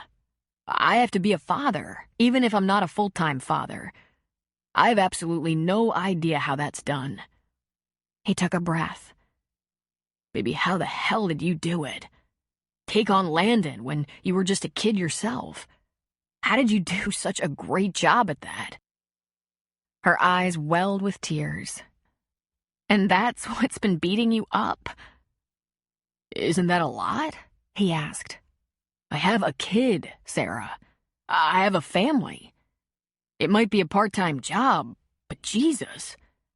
What if Bridget and I had known back then? What if we gotten married?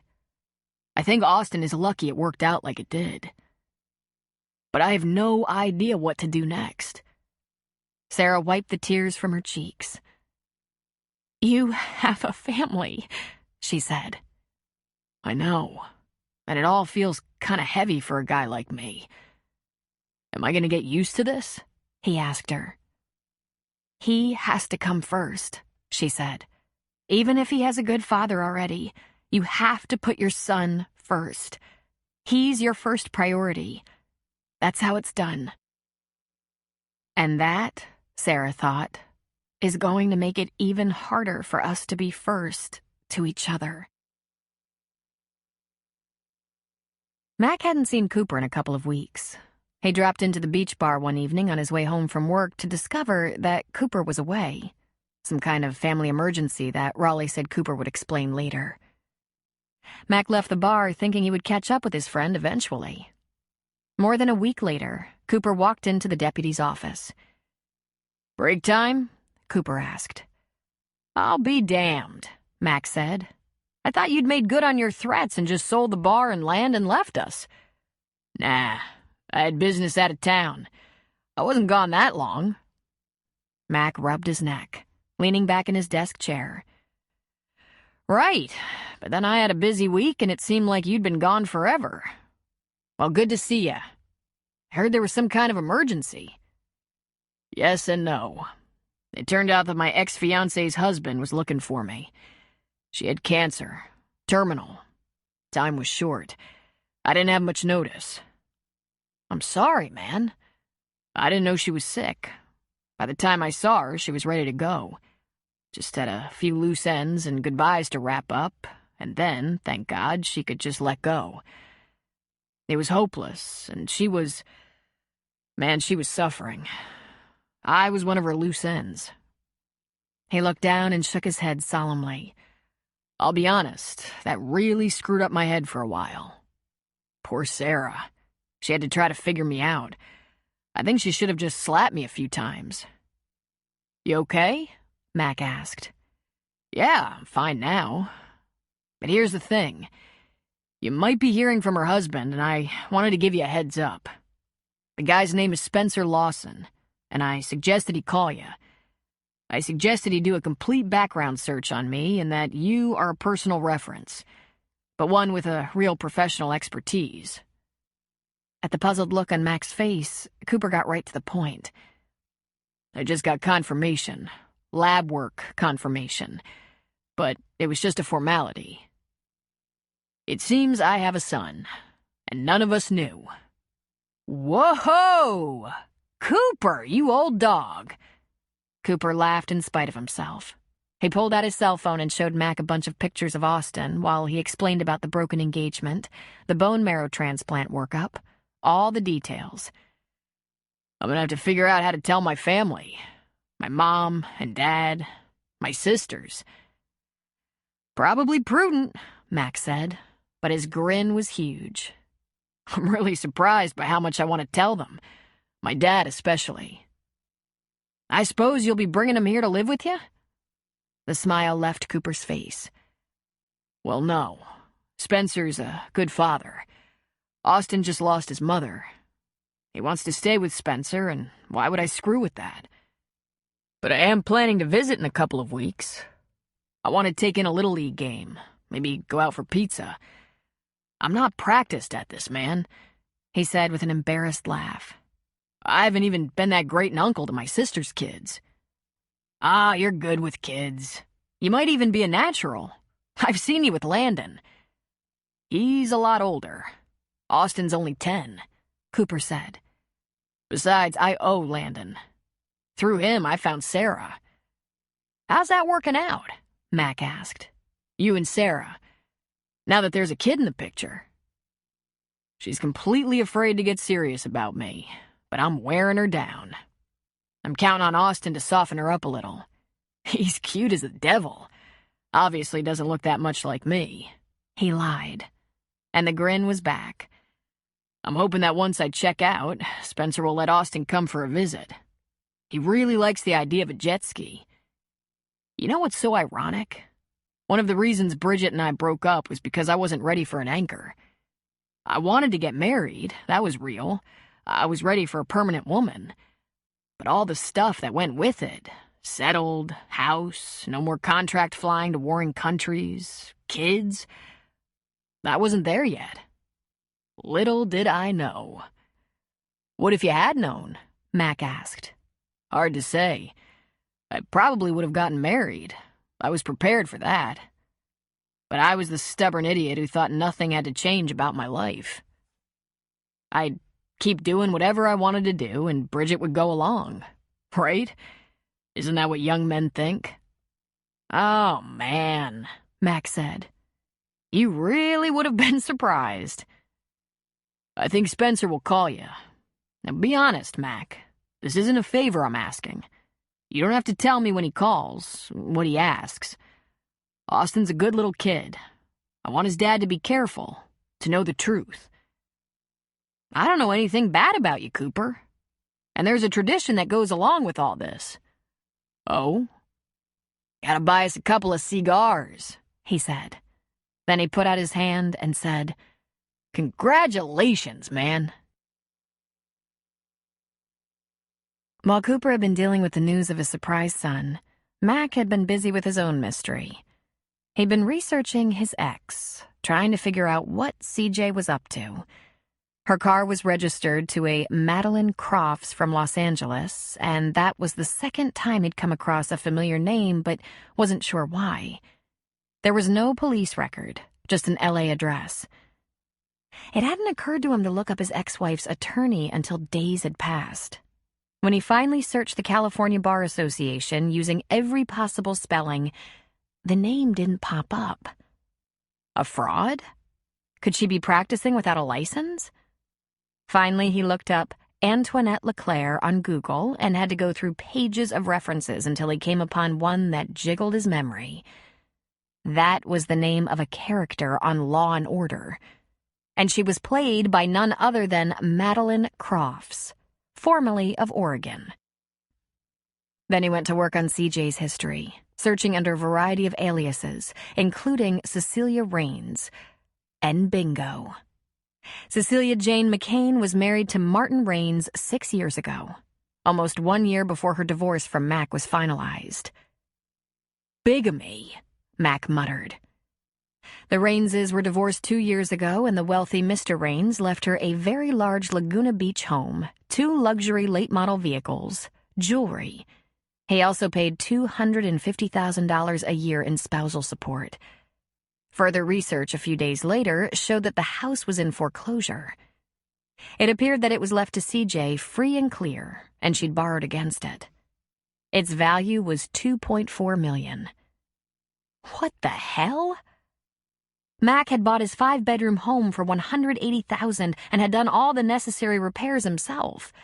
His Aunt Lou was also an owner. They bought it together. Their plan was to own it free and clear in another 10 years. How had CJ gone through that amount of money in such a short time? She was well dressed, but how much money did that take? And if she had resources like that, what was she doing back here trying to get reacquainted with her children? He had trouble believing it was sincere motherly love. This all made no sense to him. He called Sydney and asked him to get in touch with CJ's attorney to set up a meeting. Sydney called him back a few hours later to tell him that the number he had for Ms. LeClaire was not in service. Not a listing anywhere, Sydney said, and I can't find her in the directory of California attorneys. Neither could I, Max said. And then he told Sydney what he'd found in a computer search of public documents. I don't recommend a meeting with the so-called lawyer right now, even if we could locate her, Sydney said. And frankly, if I'd known all this, I wouldn't have agreed to that meeting with the children. I don't know what's going on here, but I'm pretty sure it's not legal. It's certainly not responsible. There are the feelings of children involved. I couldn't agree more, Mac said. Mac didn't discuss this conundrum with anyone else, not even Lou. Instead, he called a colleague in L.A. who recommended a private detective with a good reputation. Mac hired him to gather background information on CJ. He was primarily interested in where her money was and where her ex-husband had gone.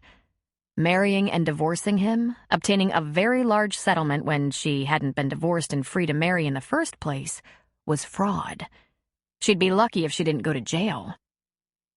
The very idea of the mother of his children in jail chilled Mac to the bone. With the way things had been going with Ashley, Gina did something she thought she'd never do. She phoned the parents of Ashley's biological father, Eric Gentry. She had no idea where he lived now, and she hoped she could get a current address from his parents, whom, she knew, were residents of a retirement community outside North Bend. Without wanting to get into a lot of detail with them, Gina fabricated a little white lie. She said she worked for an auto insurance company and had a large refund check for Eric Gentry, but had no current address for him. Since he hasn't been a client of ours for over 15 years, we don't have his address and the check was returned. I can't send it to you. It will have to be signed for. Would you be able to give his contact information? Mrs. Gentry, gullible as many seniors are, gave Gina his current address. It was a business address in Eugene, Oregon. It took Gina about 15 minutes on the computer to learn that Eric Gentry owned a body shop in Eugene, which was relatively close to Thunder Point. She'd bet her last tip that he'd stayed clear of Thunder Point ever since he'd left town almost 17 years ago. Gina was reluctant to be very far away from home these days, but she thought her reasons for wanting to see Eric after all this time were important enough to pursue. She needed to ask Eric about the medical history on his side of the family. She wasn't going to tell Ashley about this plan, at least not yet. She wasn't sure how her daughter would react to the news that Gina was going to try to talk to her father. She might even ask to go along. And that 'twas not going to happen. What Ashley didn't need right now was one more unstable relationship in her life. So Gina told her she was going over to Bandon to the doctor's office for her annual exam, and since she had to take time off work to do it, she thought she might shop a little. Ashley was told to call her grandmother if she needed anything. On the drive to Eugene, Gina wondered what Eric would be like. She expected him to be a slightly older version of the boy she'd known. The fact that he now owned his own small business kind of threw her. She didn't exactly remember him as being responsible. His body shop, Gentry's, wasn't in a particularly nice part of town, but it was large, on a clean lot surrounded by a cyclone fence and a couple of signs that said there were guard dogs on the property. She shivered. There was only one small reception counter inside the front door, the place where people dropped off their keys and phone numbers, and the rest of the building was all garage and service bays. She peeked in. There were at least 8 work bays, and there looked to be 6 employees working on cars. She saw brutalized bumpers, crunched up sides, but also vintage and classic models undergoing restoration. And the garage was spotless. A young man came to the counter, wiping his hands on a rag. He had his name, Raphael, sewn on his work shirt. "Can I help you?" "I'm looking for Eric Gentry," she said. "He was recommended." "That's great. What do you need done?" "I was told to only talk to Eric," she said smoothly. "I'll see if he's available." And the guy disappeared. Not 2 minutes later, Eric walked through the door from the garage, wiping his hands on an identical blue rag. And it was like stepping back in time. He was the same guy, just older and more mature. He'd have to be about 36 now, and his red hair was a little darker. But those green eyes, Ashley's green eyes, were just as breathtaking. He still had that bad boy aura that had once put her afire. And he recognized her immediately. His eyes grew wide, and his mouth formed a handsome O of surprise. "Don't call the dogs," she said, putting up a hand. "I don't want anything from you. You're not in trouble or anything. I just have to ask you a few questions. Health questions.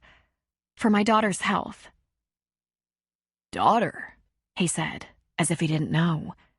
"Yes, daughter. Do you have 15 or 20 minutes? I won't keep you long, I promise. And there are no wrong answers. You're not at risk.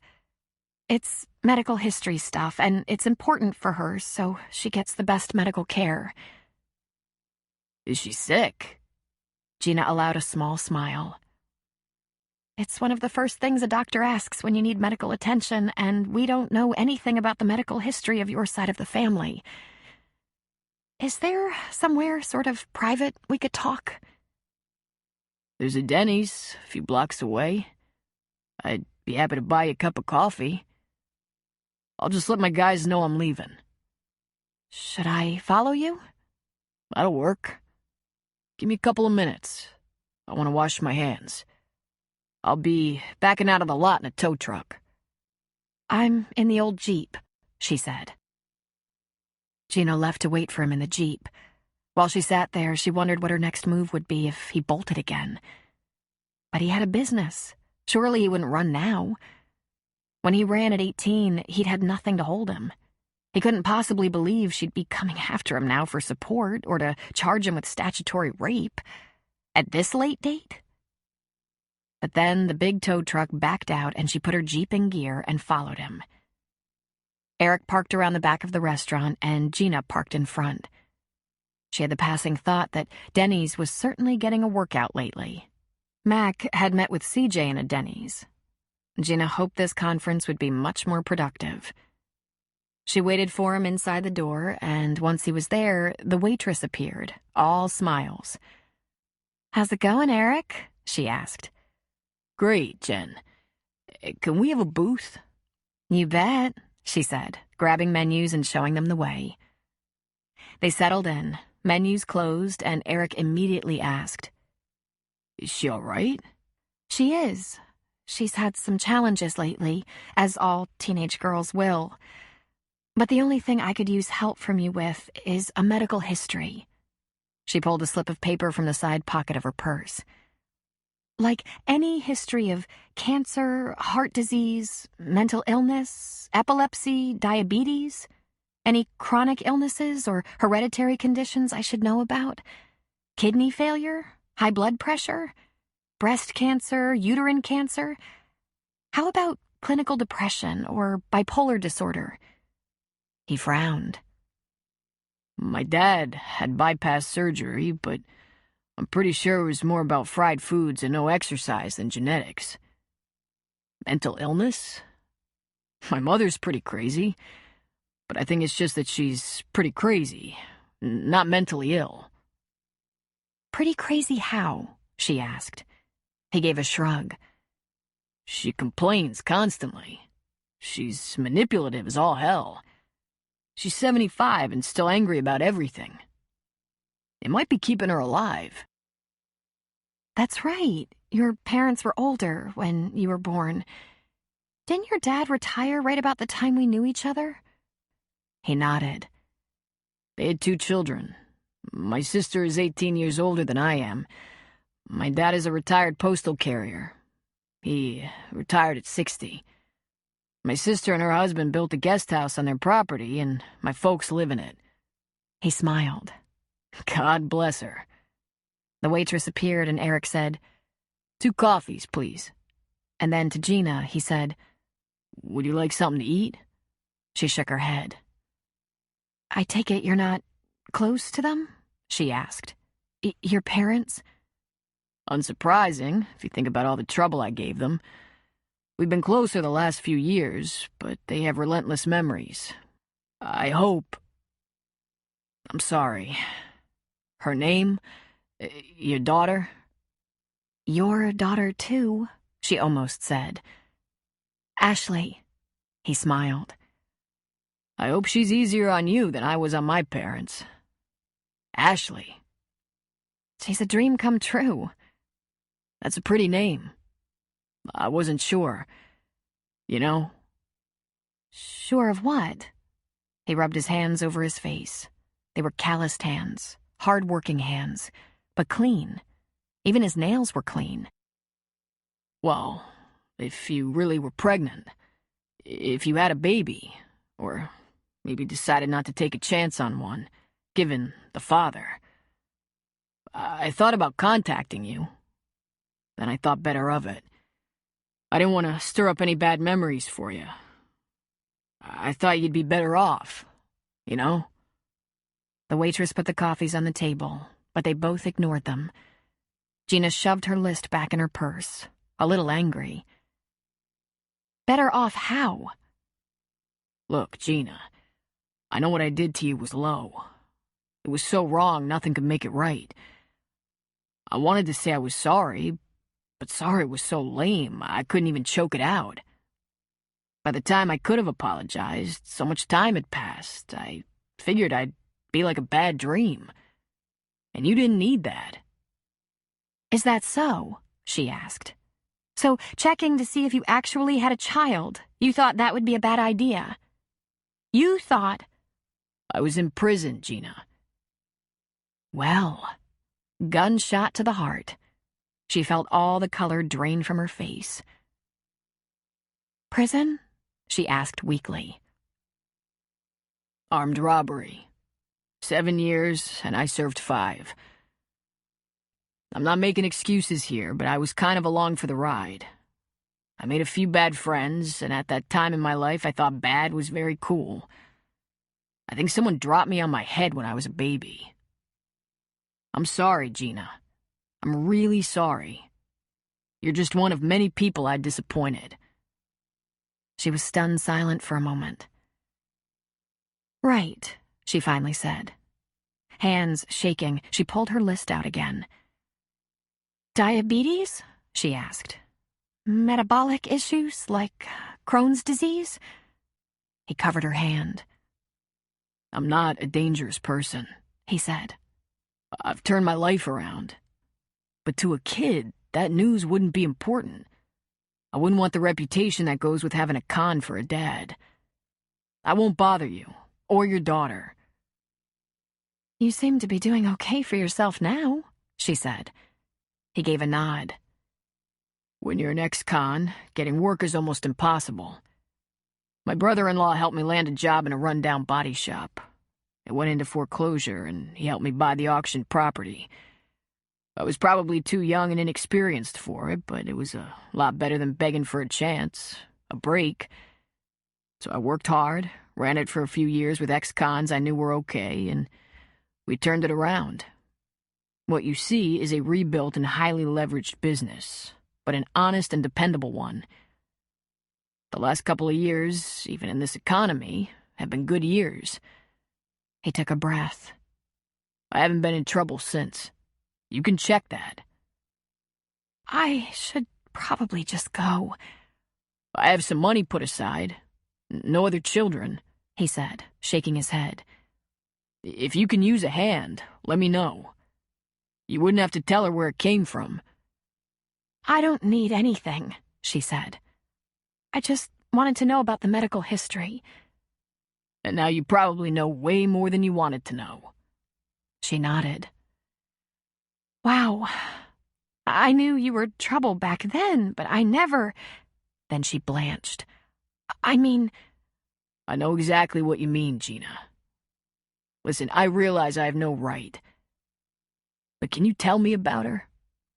I promise not to bother her or you. Gina thought about this for a long moment. Then she pulled her cell phone out of her purse, clicked on the picture gallery, and passed it to him. The first picture was one she'd taken at a Thunder High basketball game. Ashley was smiling, red hair shining, green eyes twinkling, her pom-poms under her chin. She was stunning. And she saw him almost crumble. He cradled the phone in both hands. A look of wonder came over him. He had to glance away briefly to compose himself. She's so beautiful, he said in a strained whisper. There are more.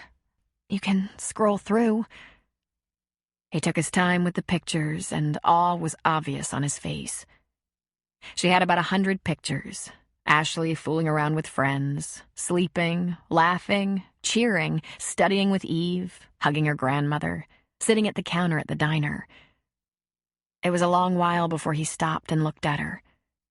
He laughed uncomfortably. I better stay out of Thunder Point, or the whole town will know who I am. Her resemblance to you is unmistakable, that's for sure. Are you married now? Do you have someone? He asked. Not married, but yes, I have someone. You? He nodded. A fiancé. She's 30, a web designer. He laughed. Hard to pull her away from the computer and out of the house. But she's amazingly talented. She wants her own company. Who's your guy? She couldn't help but laugh at the irony. She grinned. The deputy sheriff. He smirked. Figures. Well, I'm not in trouble anymore. Tell me more about her. About Ashley. Something happened. There's some reason you're here asking about diabetes and Crohn's disease. She had a breakdown, Gina said simply. She had a serious boyfriend, first love, and he dumped her, and I could barely get her out of bed. She was saying things I couldn't deal with, like that she didn't even want to live. And then she stopped. She swallowed. Was this the kind of private stuff you don't tell a stranger, even if he's the father of your child?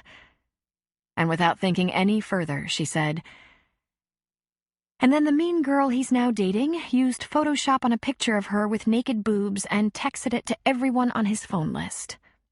It was up on the internet. She collapsed. I had to have her hospitalized. His face darkened, then grew crimson. He steepled his fingers to keep his hands from shaking. Then he pursed his lips.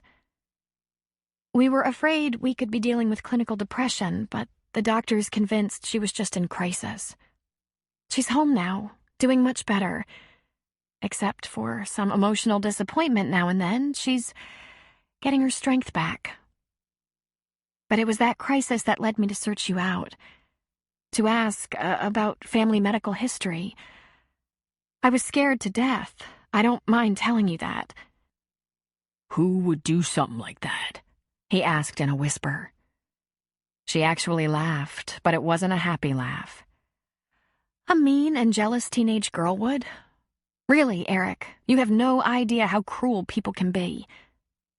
And then she thought about what she'd said. The man had spent 5 years in prison. Chances were he knew. But he was gazing at her with serious eyes. It must have been so hard, he said softly. Raising her alone. There were hard times, she admitted. But I had my mother. And like you, I've made a good life for myself. I have strong relationships in Thunder Point, and Ashley has a very solid support network and good friends. And I'm watching. I'm always watching. I won't let anything happen to her. If there's anything I can do, any way I can help. Like I said, I have a little money set aside, and she wouldn't have to know her father is a... When Ashley is older, when I'm sure she's stable and feeling good about herself, I'll tell her about you. I mean, the new you. I've been honest with her about my past. Right now, I think we just leave it alone. No, I don't want your money, but thank you for offering. I only ask one thing, Gina. One small thing. He pulled a card from his shirt pocket. It's my cell phone number. If there's ever anything I can do for her, anything, will you call me? She stared at the number. If I'd come around 5 years ago and asked for help, would you have been this receptive? I changed my life, he said. I had to. The path I was on, I was going to die ugly and young. And hard as it is to believe, I didn't want to. 5 years ago? Yes, I think I would have tried to help. I was well on my way to a better life by then. But I'm sure now, beyond a doubt, if you need me, if Ashley needs me, I can do my best. If I could meet her someday, I'm not pushing on that. That's just fantasy. But if she ever needs help, just call me. They talked for another half hour. She gave him news of the town. He told her about his family and some of his misadventures. Gina cried a little on the way home. It wasn't about regret. It was about gratitude. Her mother always said things happened the way they were supposed to. If she'd found a way to strap Eric to her 17 years ago, she'd have found herself stuck with a felon, an irresponsible and heartless bad boy. But the world had done its job to shape him while she and Ashley were busy building their family together. And now, unless she was no judge at all, he really had rebuilt his character and his life. She was lucky. She had Mac, the love of her life, and a phone number for emergencies. Chapter 12. Cooper had to force himself to call Austin to start a dialogue, and he'd never found anything so unnatural or difficult. Making small talk with a shy 10-year-old was torture. Cooper asked him about school, about his grandparents, his dad, baseball. Austin responded with one-word answers. Then, invariably, Cooper would ask for Spencer so he could get the lowdown on how Austin was holding up since his mother's passing. He's doing well, Spencer said. He's resilient, and I think he was more than ready to start thinking about normal things. The last few years have been really hard on him. And how about learning he has a new biological father on the scene? Cooper asked. It's news to you, Cooper, but we told Austin months before Bridget passed. He's 10. If he was going to have another dad on the scene, all he hoped for was a cool one. You passed the cool test with your jet ski and Harley. About 10 days later, Austin was more relaxed on his call with Cooper. He used more than one-word answers and even seemed to enjoy the conversation a little bit. Soon after making regular calls to Austin and Spencer, and at Spencer's invitation, Cooper packed a duffel and headed to Texas for a weekend visit. Spencer and Cooper took Austin and one of his friends, James, out for pizza on Friday night. Cooper realized that what greased their relationship best was James. The boys got to laughing and screwing around, eventually running off to play video games in the pizza parlor. You're a genius, he told Spencer. Bringing James along made it so much easier. Austin's been drowning in adults for months, especially while Bridget went through the last of her illness. He'd almost forgotten how to have fun. How's he doing back at school? Cooper asked. He seems relieved to be there. Like he's so goddamn tired of being serious, of being sad. It's awful seeing a 10-year-old act like an old man. You did a better job with him, especially through all these adjustments, than I ever could have. I wouldn't have known where to start. You would if you'd had him in your life since he was born, Spencer said. I think you're doing fine. Listen, something's been on my mind, he said, looking at Spencer. Bridget wasn't cheating on you or anything. You're comfortable with that now, right? Now, yes. I admit it took me a while. I know how it was. At least I think I do. You broke up. She started dating me a few months later, but we were taking it slow. She was trying to make sure it wasn't a rebound thing. Finally, she was ready to get more serious. I'd been ready first, that's the fact. We were both pretty surprised by the pregnancy.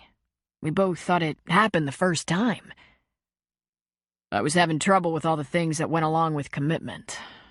I was good with the fidelity part. I loved Bridget, or at least I thought I did at the time.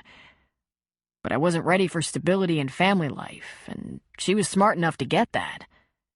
I wasn't willing to give up anything to make us work. That's why we broke up. But I kept coming back. We had history. That's all it was. It was comfortable and familiar. Then I came back too late. I called her and she told me she was through fooling around, that she'd met someone who could actually make compromises, and she was in love. He gave a shrug. I was pretty pissed, to tell you the truth. I didn't contact her again for 6 months. And you know the rest. She was married and pregnant, Spencer said. He shot Cooper a melancholy look. And said she was happy. She was happy. We were over before she moved on. Bridget was a good woman. You don't have to sell me on that, you know. I'm gonna have to tell my family about Austin.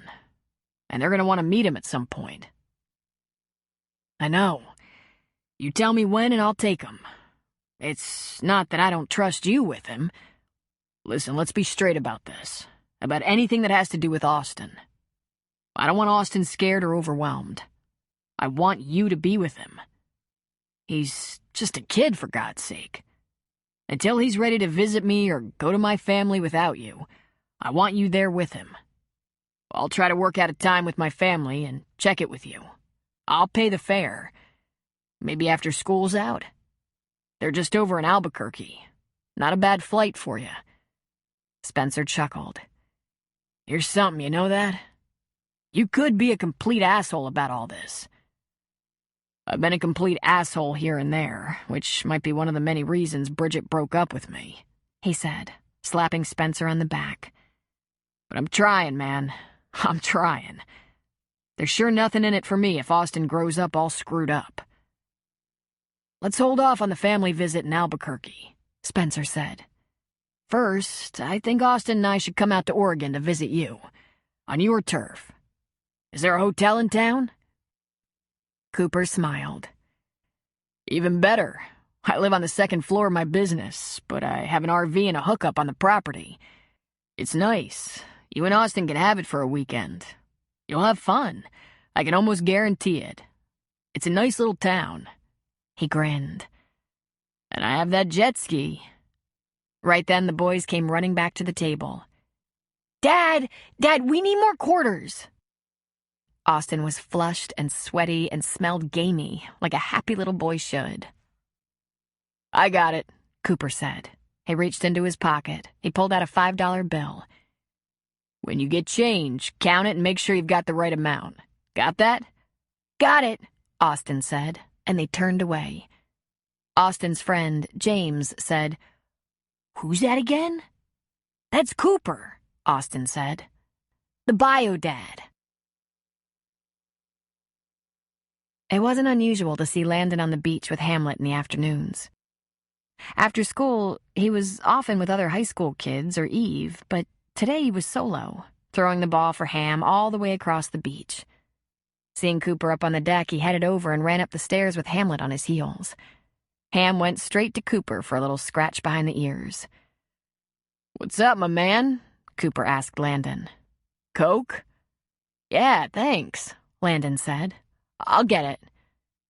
A minute later, he was sitting next to Cooper in the same relaxed position.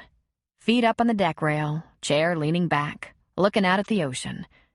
It was a few minutes before Landon said, Coop, do you understand women? Cooper turned to look at his profile. He grinned. Not that often. When Landon didn't say anything, Cooper asked, Girl trouble?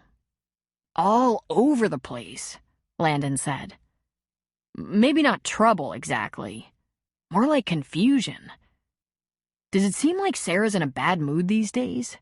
And Eve, she's got all that stuff going on. Sometimes she's just plain pissy. Sometimes she's crying about nothing or laughing about nothing. Sarah seems okay to me, Cooper said. Maybe a little quiet now and then. She said she's got work stuff going on. Stuff that should be resolved soon. I don't know anything about Eve's mood. She's been upset about Ash and Downey. That went down badly. It freaked Eve out.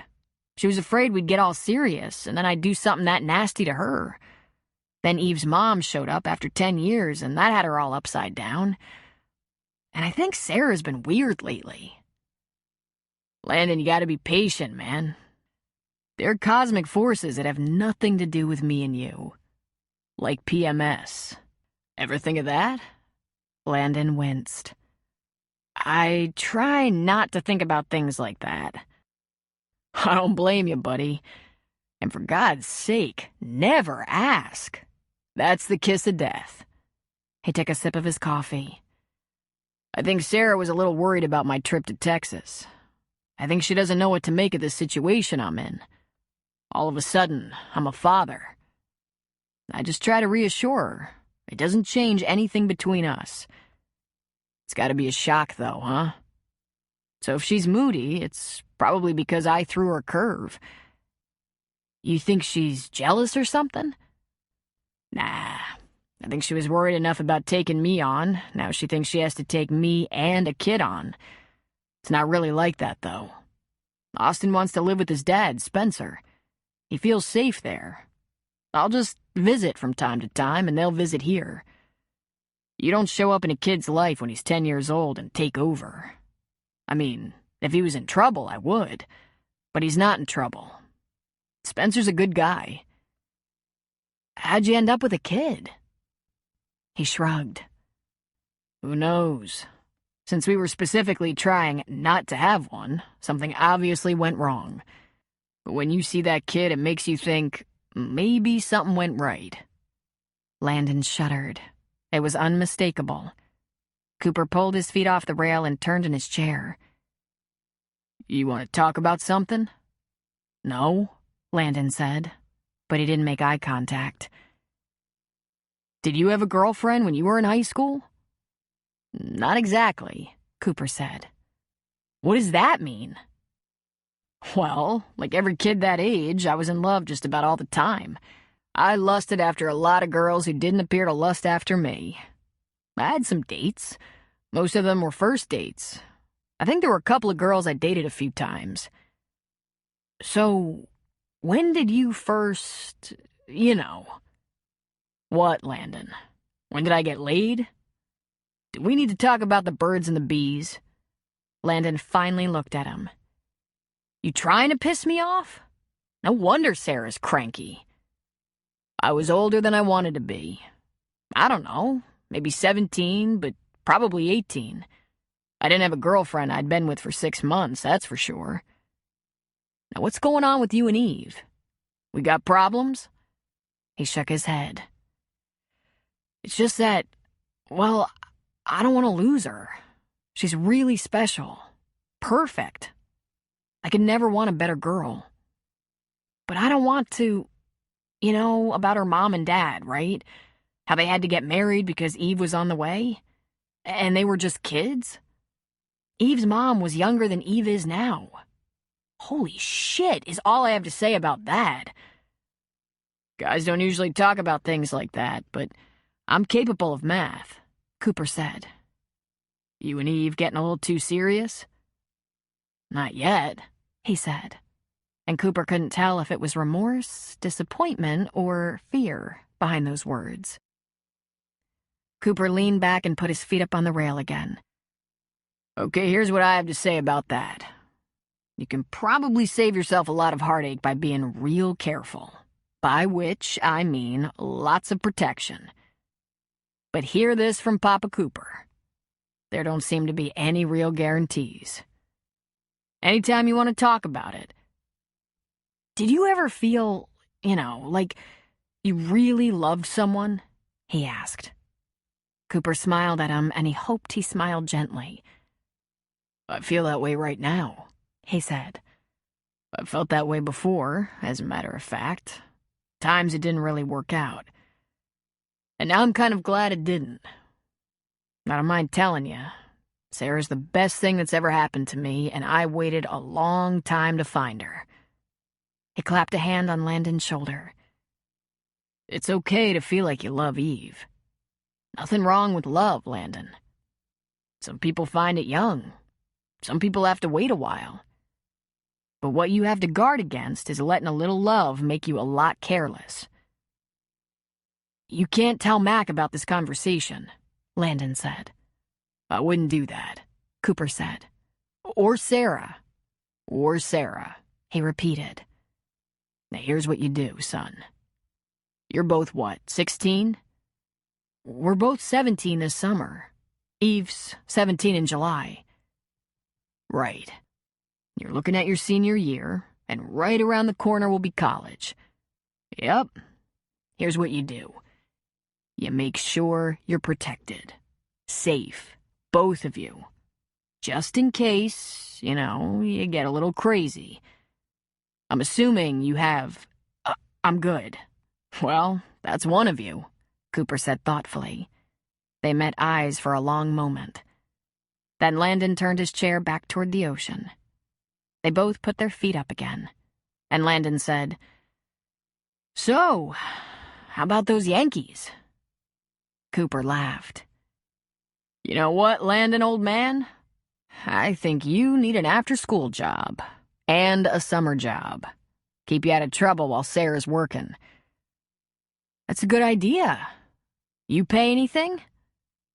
We'll negotiate if we have to, he said. The Oregon Dispatch was a regional newspaper that came out once a week and covered news from the many small towns in Coos County. There were also coupons from local businesses and groceries, a dying tradition as people could download many of these coupons from their computers. But when there was exciting local news or big events, the Dispatch was always there. And this week, there was a news story from Oregon State University and Thunder Point. It was rumored that Crawford Downey was going to be a first-round Major League draft pick. A freshman.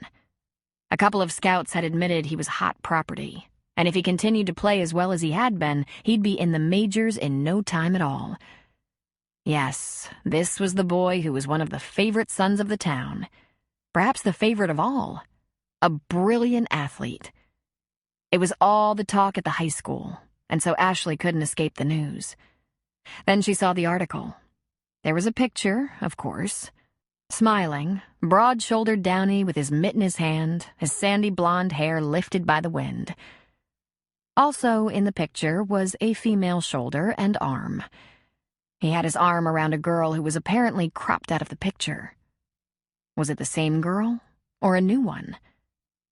If he was going to be a pro athlete, Ashley imagined he could have a new girl every week.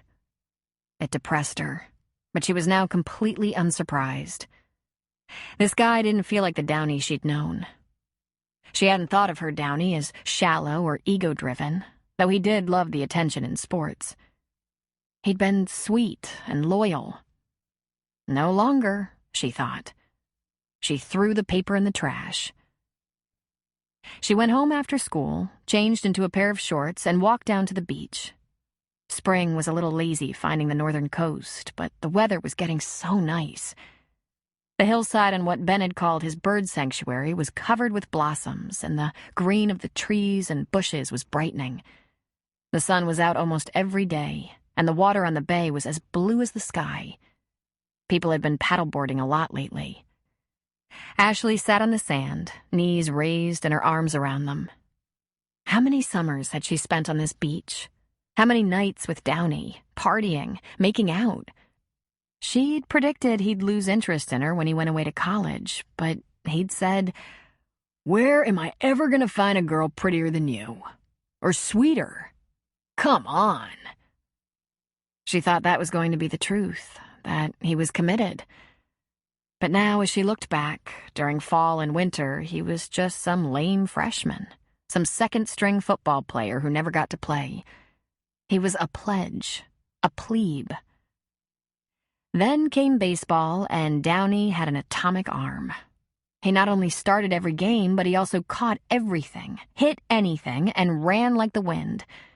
They used him as starting pitcher and tried him on first base as well. His batting average was solid. He had a college and alumni following. He was going to take them all the way to a championship.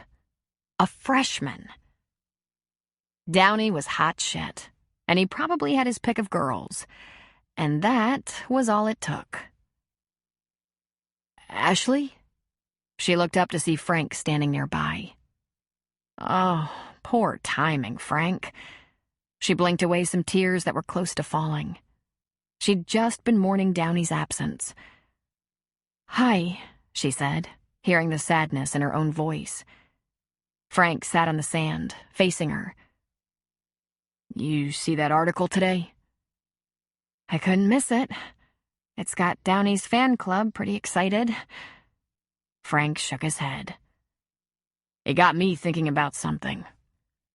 I bet you counted on Downey taking you to the prom this year." She laughed. "I promise you, I got over that idea a while ago." "Well, I know. But I'm not taking anyone. I'd love to take you." She was speechless. She thought it possible he had a crush on her, but even so, what a sweet thing to do. "Are you sweeping up after Downey, Frank?" "Oh, hell no," he said with a bitter laugh. "I think he's an idiot. He's an idiot getting ready to be a bigger idiot." She frowned. "Do you know if he's a high draft pick, he'll drop out of college to take it? Like he's invincible and doesn't need an education or a career other than baseball." She sat up a little straighter. "Seriously? What do your parents say about that?" "They're being idiots about it too. But they don't really appreciate the value of education. Neither of them went to college, and they're pretty satisfied with things. Dad says the union did more for him than an education ever would." He shook his head. "They think Downey's going to make millions and build them a big house on the ocean. Crazy." She laughed lightly. "Where did you come from?" she asked, shaking her head. "The Cabbage Patch, I think. Doesn't Downey get that his whole life is only as good as his rotator cuff or his elbow if he goes with baseball?" You know what, Frank? He was born to take that on. Athletics has always been the most important thing to Downey. Any sport. He lives that way. It's his life. Being a star athlete, that was more important to Downey than anything else. And you, learning is most important to you. I think you're both going to do well in life. That's what I think. I hope you're right. I bet you already have scholarship offers, she said. Just based on your SATs. He shrugged. She laughed. I knew it. Well, I guess there's a lot more to the Downey family than people know. Your folks might not have big flashy degrees, but they have some talented kids. Sure. Thanks. Back to the prom. She reached out and touched his arm. You know what, buddy? If I didn't have a lot of crap to deal with, I would totally accept that invitation. And it isn't just about Downey being your brother either. It's just that this year, even though I was really looking forward to it, I'm not going. With anyone. Justin Bieber could ask me and I'd say no thanks. What good is it going to do to skip it just because my brother acted like such a jerk? It's not about him anymore, Frank. It's about me. I was so into Downey, it was almost like he absorbed me or something. It seemed so cool to have this popular senior like me, promise to love me forever. Then, when he left me, I couldn't find myself again. I was so broken.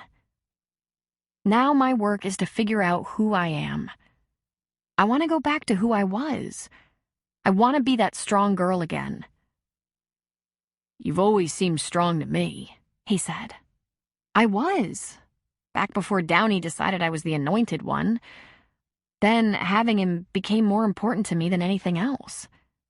I didn't realize it at all, not until he was gone, and all I could feel was so empty and lost, I couldn't get out of bed.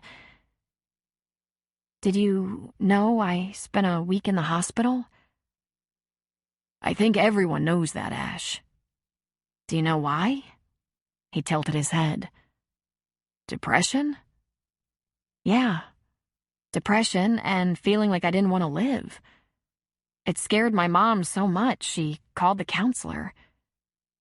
And while I was in the hospital, I met a girl who had the same issues, and she tried to fix her boy problems with a razor blade. She shook her head and shuddered. You just can't mess around with those kind of thoughts, Frank. I'm never losing myself like that again. I had wanted to go to the prom, but I'm not letting a fancy dress or a popular boyfriend be more important to me than living. For God's sake. He gave her a wan smile. Now, why would you smile at that? He reached for her hand.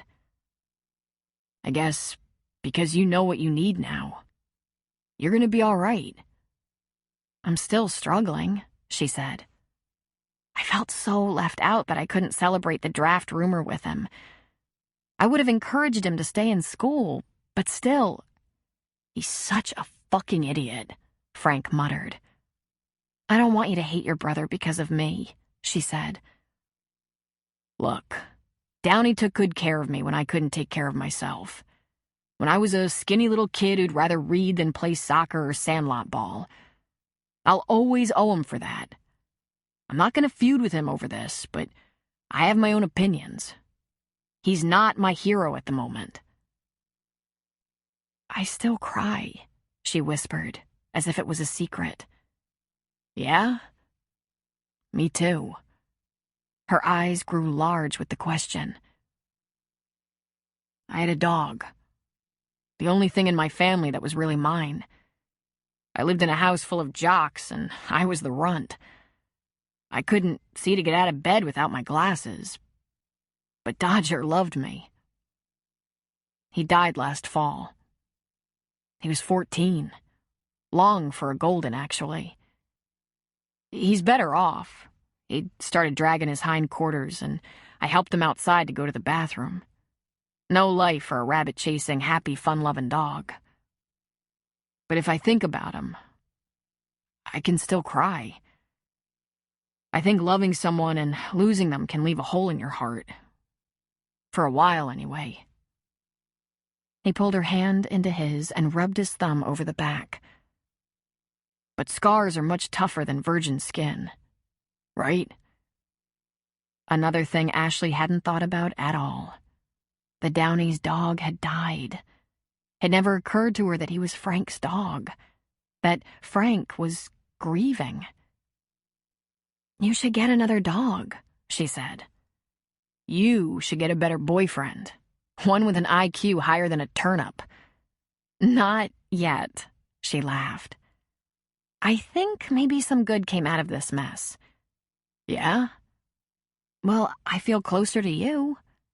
You've been so nice. He looked down briefly, shyly. Listen, could you please not tell about the hospital? I think my reputation as a lunatic is going to be hard enough to get over. I would never tell anything you tell me, he said. They talked for an hour, off the subject of proms and Downey, and on to what colleges they were interested in, what they'd like to do for careers, where they'd most like to live. Frank wasn't sure what he would study, only that it would have a lot to do with math, and his dream career would be as an inventor. He had questions for her about her goals, none of which she could answer. She'd always wanted to follow Downey to college, and she hadn't thought she would ever leave Thunder Point. She had no real career ideas besides being a wife and mother. Things with Downey had changed all that. Gina had been helping in her mother's deli for a good 20 years. Carrie did all the baking and experimenting with new recipes, but Gina could slap together deli sandwiches in record time. If she had time after leaving the diner, Gina would go across the street and give her mother a couple of hours. And when Carrie had a party or a wedding to cater, it was usually Gina, and sometimes Ashley as well, to help her serve and clean up after the event. It was rare that neither of them were available, but on those occasions, Carrie had a few friends who didn't mind making a little extra money. Carrie's business had grown lately, which kept Gina busier than usual. People were already ordering graduation cakes. Cooper had made a contract with Carrie for her wrapped and pre-made deli items for his bar, and with the weather warming up, summer coming, and more people on the beach, especially on weekends, he was doing a bigger business, and more food was needed. While Ben, the previous owner, had been happy with simple sandwiches, Cooper encouraged her to try out some new things.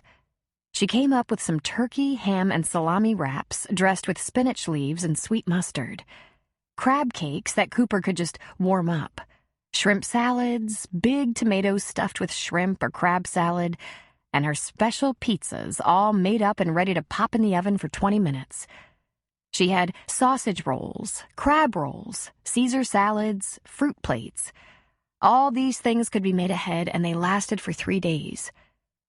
Cooper was thrilled and bragged to his friends constantly about the awesome food he served. Carrie entered the diner in the mid-afternoon, right before Gina was finished for the day. She was holding her battered notebook, which usually meant she wanted to brainstorm menu ideas with Gina. Carrie had a few events coming up: a wedding, a baby shower, an anniversary party, and the grand opening of the new clinic across the street. "Coffee, Mom?"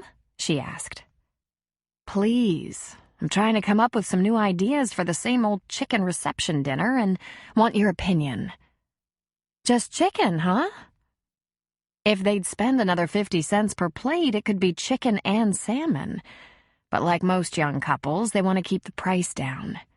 I can actually save them money with this chicken stroganoff recipe.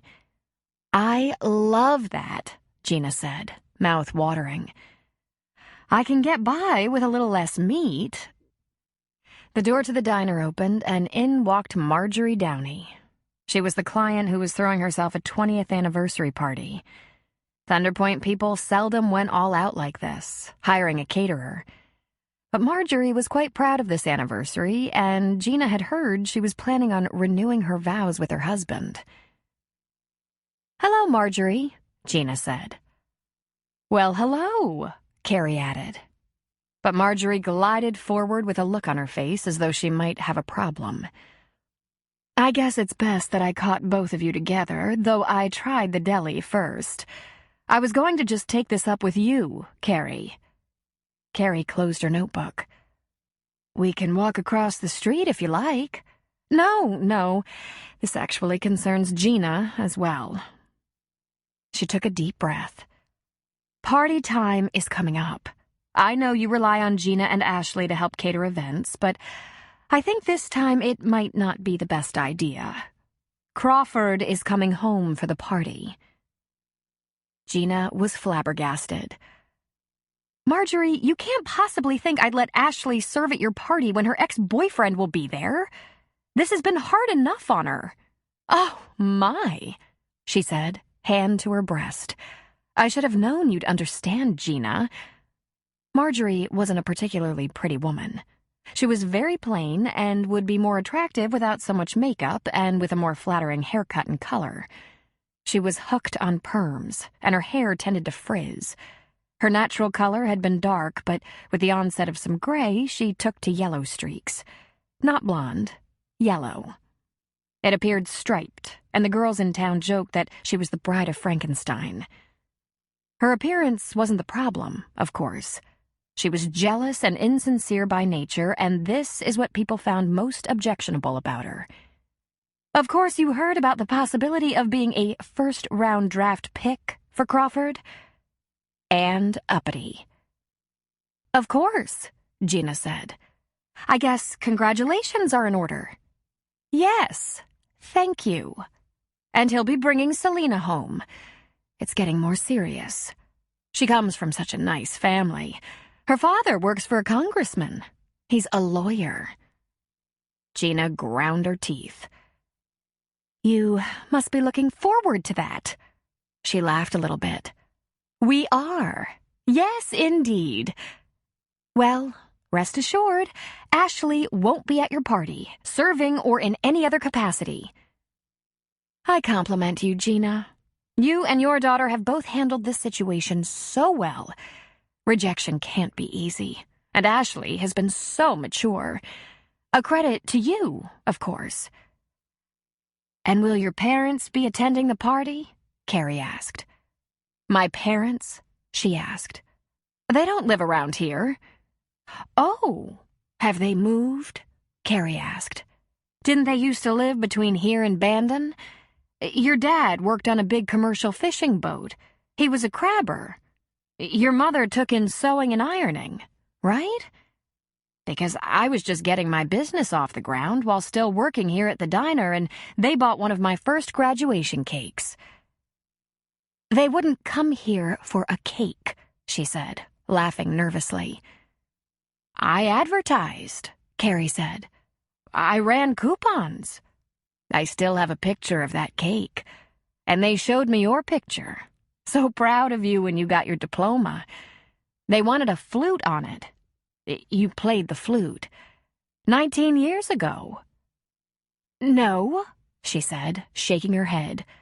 That would have been 22 years ago. Carrie shook her head. I was disappointed they didn't try me for a wedding cake. I so love making wedding cakes. It's not my specialty, but I think I do a fairly decent job. You're mixed up, but no matter. No, my parents won't be coming. They're not doing very well. I'm so sorry to hear that, Carrie said. Please give them my regards. I'll be bringing some other servers to your party, not my girls. Anything else you want to check? Still happy with the menu? It's fine, she said a bit sourly. I'd better finish my errands. Till later then, Marjorie, Carrie said. When she was gone, Gina turned to her mother. What was that all about? This isn't her 20th anniversary. It's her 19th. But Downey is 19. Carrie shrugged. Must have taken some time to sort out. I know she didn't graduate with her class. Her mother told me she dropped out and got a GED. She got pregnant in high school and didn't marry her husband until after the baby was born. Gina was speechless for a moment.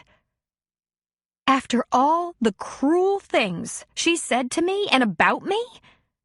I'm sure she thinks no one knows. She's been lying about it so long. And when was the last time you saw Downey's grandparents in town?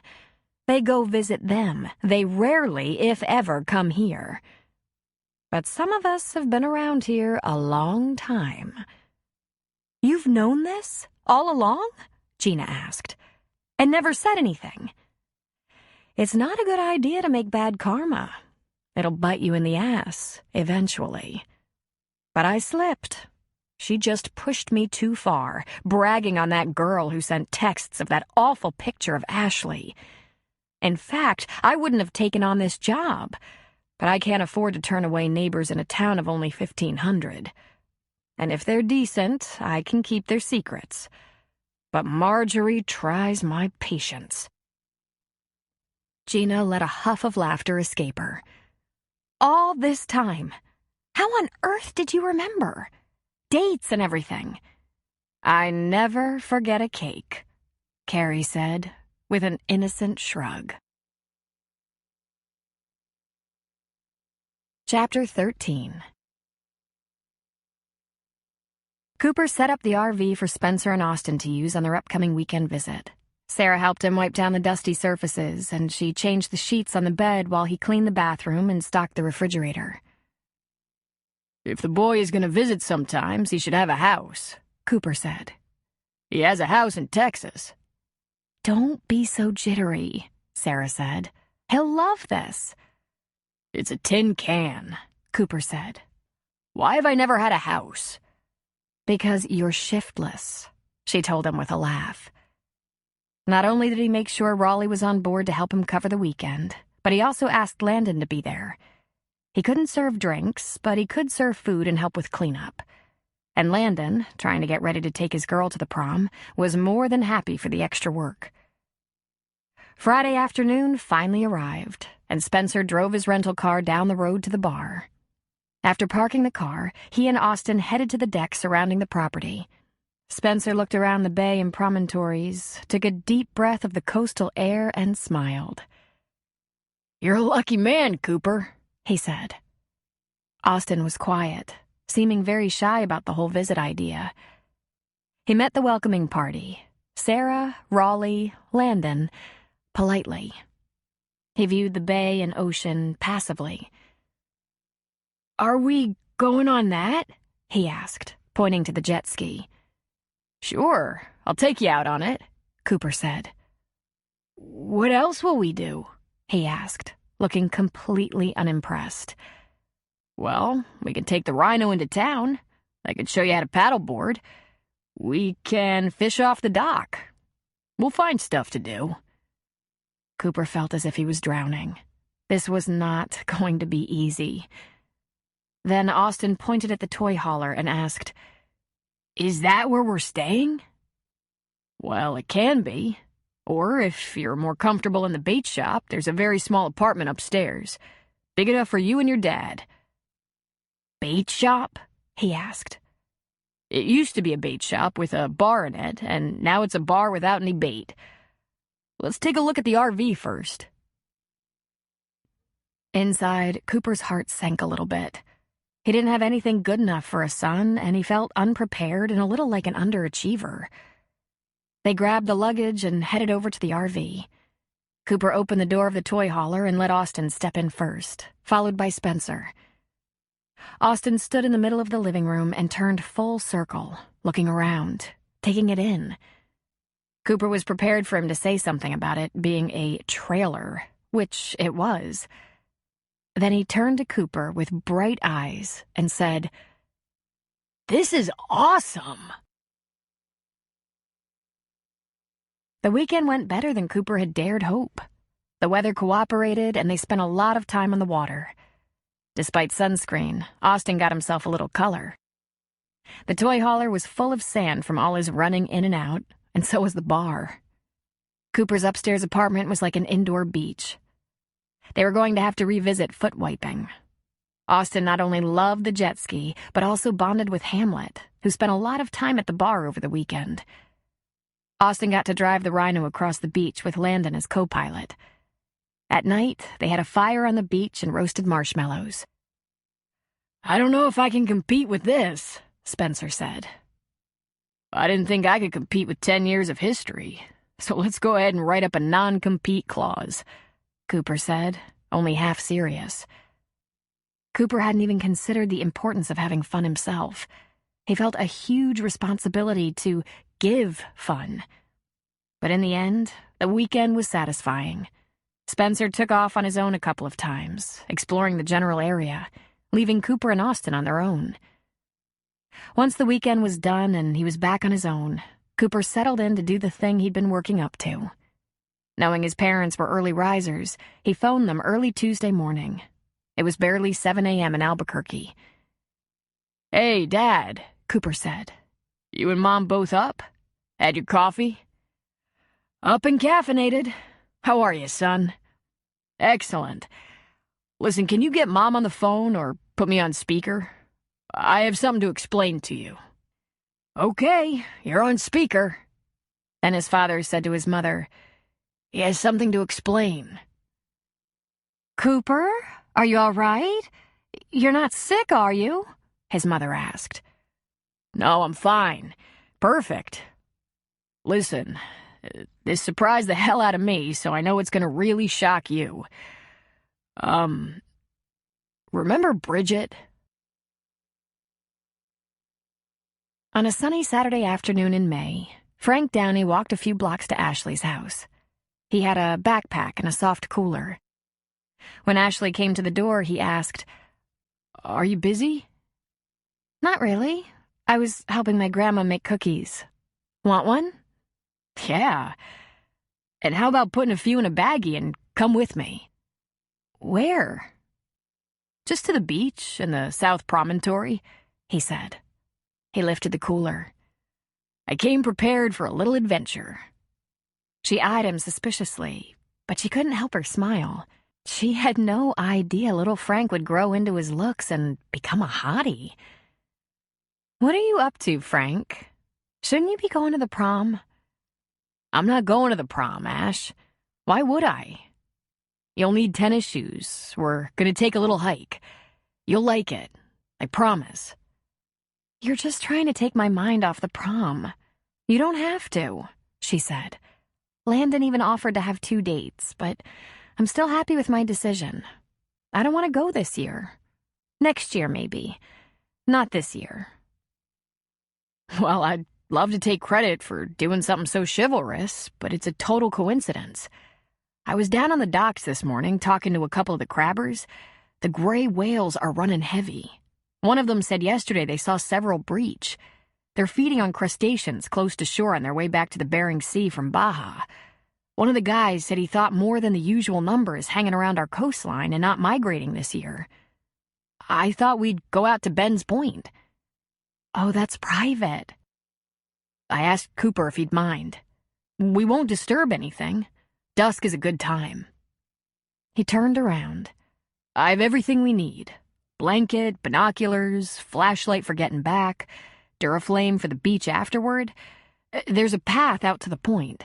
Not a good one, but a path. Come on. The flora is in bloom out there. Let's go. "Flowers," she laughed. Flowers, plant life, flora, whatever. And the birds are all in love, I can tell you that much. "What about the whales? Are they in love?" They took care of that in Baja, he said with a grin. I'm going. Want to come? "Yes," she said, smiling. Put on some long pants and grab a sweatshirt, he said. There are lots of berry bushes out there. They'll scratch up your legs. And you know, when the sun goes down... "I know, Frank. I've lived here my whole life. Should I make us a couple of sandwiches?" He lifted the cooler just as Gina was coming up behind Ashley. I did already. We're set. Sandwiches, chips, case of beer. He smiled at Gina. Kidding. Diet Coke and green tea. "Just give me a minute," Ashley said, whirling off to her room to get changed. Gina stepped toward the front door. "This is very nice of you, Frank." Thanks, but I was going out there anyway. I went from the marina to the bait shop to ask Cooper if he'd mind if I hiked out to the bird sanctuary, and then I thought maybe Ashley had nothing to do. He could feel a little color on his cheeks. Being 16 could be a royal pain. He'd been killing himself trying to think of something that might distract her on prom night and just lucked into the whales. "Well, come inside. Let's see what else we can stuff in that cooler," she said. But he had it pretty well stocked. In addition to the sandwiches and chips, he had veggies and fruit. Carrie grinned when he came into the kitchen, as she'd obviously heard the exchange at the door. "Here you go," she said, handing him a bag of cookies. "And is there room for this?" she asked, pulling a small, disposable plastic container out of the refrigerator. "Pasta and crab salad. Just fresh today." "Thanks," he said. She handed him 2 plastic forks.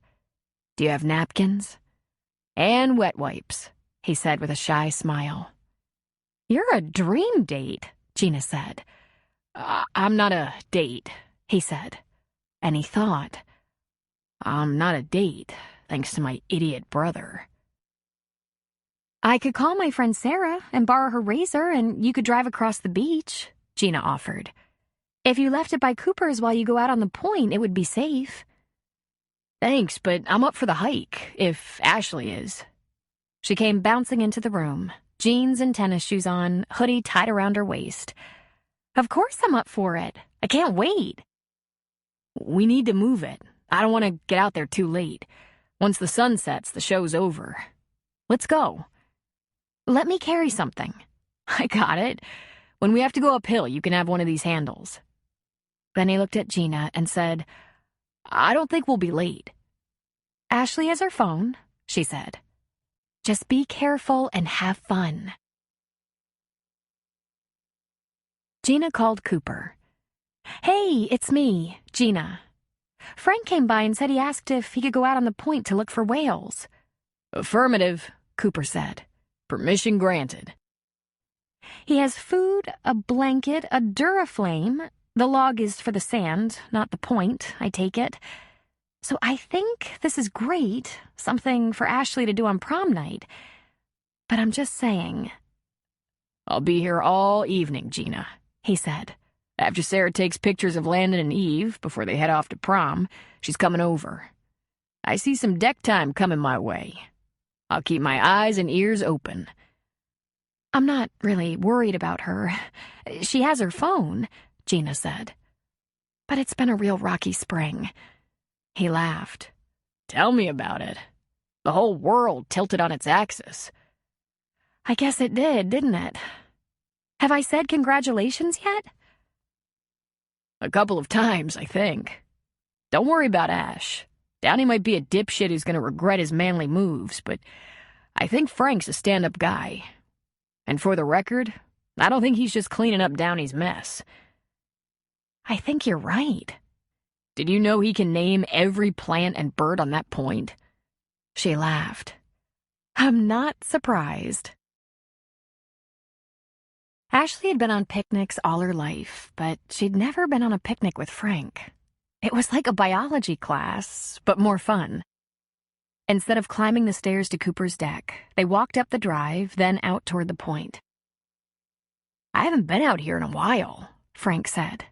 This place is covered with pine and manzanita, but there are some beautiful plants. Wild ginger, salal, iris, ocean spray, and even swamp rose, which is typically an East Coast plant. The last time I was out here, I counted 10 types of fern. Deer fern, chain fern, maidenhair, lady. There are several lilies, including mariposa, and that usually grows on the mountainsides. You know all these plants? I looked them up, he said. That's a flowering currant, and that's Pacific blackberry. Wow. I know. Geek, right? No, it's cool, she said. Ben was more interested in the birds. The loon, eagle, belted kingfisher, cormorant, merganser. I think he counted all the different birds he'd seen out here. Are you into birds, too? She asked him. I'm better with stars, he said. I should say I'm more interested in them. Here we go, he said, reaching the end of the point. He dropped the cooler and backpack and pulled out a blanket to sit on and the binoculars, which he gave to her. I'm counting on you to sight the first breach. She grabbed the binoculars and trained them on the sea. She was quiet for long moments before she said, I saw a spout, but it's 1,000,000 miles out there. I hope some come closer, he said. It's a good day for it. Do you do this often? Whale watch? Spring and fall, he said. He took an apple out of the cooler and offered it to Ashley. When she shook her head, he bit into it. Sometimes I'd hitch a ride out with a fisherman. Nobody minds me. I'm quiet. Sometimes I'd come out here. Ben didn't care because I was careful not to disturb anything. Sometimes he came with me. Before Dodger's arthritis got bad, he'd come too. We haven't had a dog since I was 4, Ashley said. She was my mom's dog. She was real old even then. And you didn't get another one, he pointed out to her. She shook her head. I'm not sure why. He laughed. I hope you don't feel that way about boyfriends. I do right now, she said, but she smiled at him. It's going to be a long time, and I'm going to be much fussier. I'm not hooking up with some big dumb jock who has an ego the size of California. He just smiled. Then he pointed. Spout. It's much closer. She went back to watching, but without the binoculars. She scanned the horizon and saw another spout, a few minutes later. After about an hour, they each had a sandwich and a cookie, broke out some drinks, saw a few more spouts. When the sun started to get a little lower over the Pacific, Ashley spotted a few dark humps in the water and wordlessly pointed. Here we go, Frank said. And no sooner had he said that than there was a big breach, all the way up out of the water, not too far off the coast. That's what I'm talking about. Ashley had never done anything like this with Downey. If they were together, he wanted to be either throwing a ball or making out. But they had talked on their phones all the time. They even had to get a special plan for exchanging calls so they wouldn't have such high monthly call charges. Several calls and many texts passed between them every day. Her grandma would say, You young people text each other when you're in the same room together. Don't you realize you have to communicate to have a relationship? Frank, do you text many people? He gave a shrug, his eyes focused on the ocean. If there's a reason. By the way, that text that went around, I knew that was a fake. You did? He looked at her. Ash, you have a nice figure, but that obviously wasn't your chest. And he colored a little. No joke, she said with a laugh. Oh, my God. Was she laughing at that horrible incident now? Everyone knew, except idiots, he said. There. Look out there. And sure enough, a pod, close to shore. There were a couple of tail splashes and another breach. As Ashley knew, you could go whale watching for hours and never see anything. Do you date at all? She asked Frank. I've been out a few times. Nothing special. I mean, nice girls. She laughed at him. Who? Paula from Science Club. We doubled with Kurt and Lynette. Paula is not very happy with me. Why not? I told her I just wanted to be friends, he said. I think she wanted to get married. Ashley crumbled into laughter. I didn't think it was that funny, he said. I know, but that's the thing about girls, she informed him. We all want to live happily ever after, and the sooner the better. Even the ones who want some major career achievement still want to be adored forever. Believe me, Frank, it causes a world of trouble. Did you want to marry Downey? Oh, absolutely. We even talked about it. Made crazy promises to each other about forever. We had plans. Right after college, he was going to go pro, and we'd have a big wedding, and I'd follow the team to games. She shook her head. So much for that idea. And now? Frank asked. I want to punch him in the face, she said, with a brick. Frank's smile was huge. I think it's time to move this party to the beach, he said. I have a log. I'll show you some popular constellations. If you're up for that. I'm up for it, she said. I might have to make a stop at Cooper's. And Frank, am I getting credit for this course? You get anything you want, Ash. How many whales did you see? I don't know. 20? 9. Do you remember everything? He shook out the blanket to get the dirt and dried pine needles off. Sometimes it's a curse. The sun was setting a bit later over the ocean, and it was Saturday night. Big night in Thunder Point. Cooper had been busy, but by 8:30 there was just one couple sitting on the deck, a candle on their table, a beer and a glass of wine before them. They'd come across the beach in their golf cart and would go back the same way. Cooper wiped down the bar and took a glass of wine out to the deck for Sarah, bringing a beer for himself. There was a small fire out on the beach. Ashley and Frank. They were lying on their backs, looking up at the star-filled sky. Before sitting down, he said to his last two guests, "Let me know if you need anything, folks. I'll be right over here." "Thanks, Cooper. My pleasure." And he joined Sarah. He leaned back and propped his feet up on the opposite chair. "I think you like this life," she said. "What's not to like? A night in May by the ocean, and you right beside me." He looked at her. "Landon will be out late. We can sneak upstairs." He gave her a purely lascivious grin. "For a while." "You haven't told me how your family reacted to your news. I'm dying to hear about that." "Oh, right." He sat up straighter. "It was classic. My father was speechless, and my mother started to cry. Austin's the same age as one of my nephews. Our conversation was a little awkward.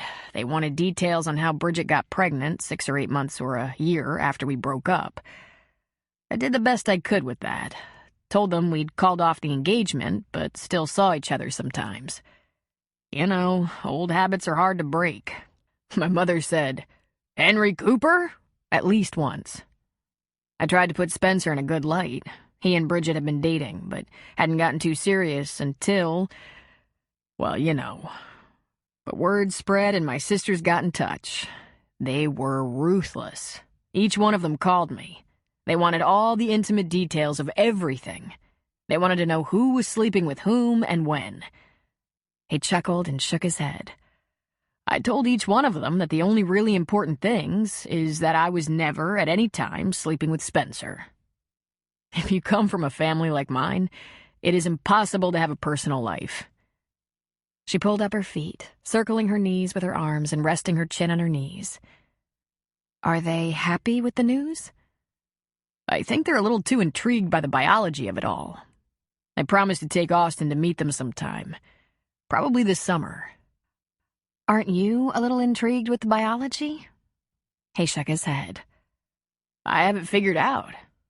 The important thing is that Spencer has it figured out, too. Our engagement had been broken off for over 6 months, and even though I blew into town sometimes, she was moving on. I knew that even if I didn't take her seriously enough, she'd been dating. She'd met someone she really liked a lot, and if you knew the Bridget I knew, she was extremely straightforward and honest, almost to a fault. Had she known, she would have told us both." "But have you wondered about—" "I was tested, Sarah." "No, I mean, others? Have you wondered if this is the only time, the only one?" He leaned back and laced his fingers behind his head, looking up at the sky. "The truth is, I did a memory check. It's possible there was a miracle before I met Bridget, and I say miracle because I was always careful, responsible. Not because I'm some angel, but because I wasn't looking to get tied down. And I know this is probably hard to believe, but I never liked one-night stands. Seemed like I either had no woman in my life, or I specialized in brief engagements. That all came to an end after Patty. I was a monk after that one." "Oh?" she said, peering at him. "It didn't feel good, Sarah. I can't blame anyone but myself, but it wasn't... how do I put this? An optimal experience?" "You get over that?" He reached over and gave her back a gentle rub. "Oh, yeah. I think it's highly improbable there were any other unknown children from my past. You know what I think about a lot more? That I might have never known about him. If Bridget had lived a long and happy life, they might not have known. Or even, under the circumstances, they could have decided not to tell him. Or me. Most families are notorious secret keepers, if not outright liars.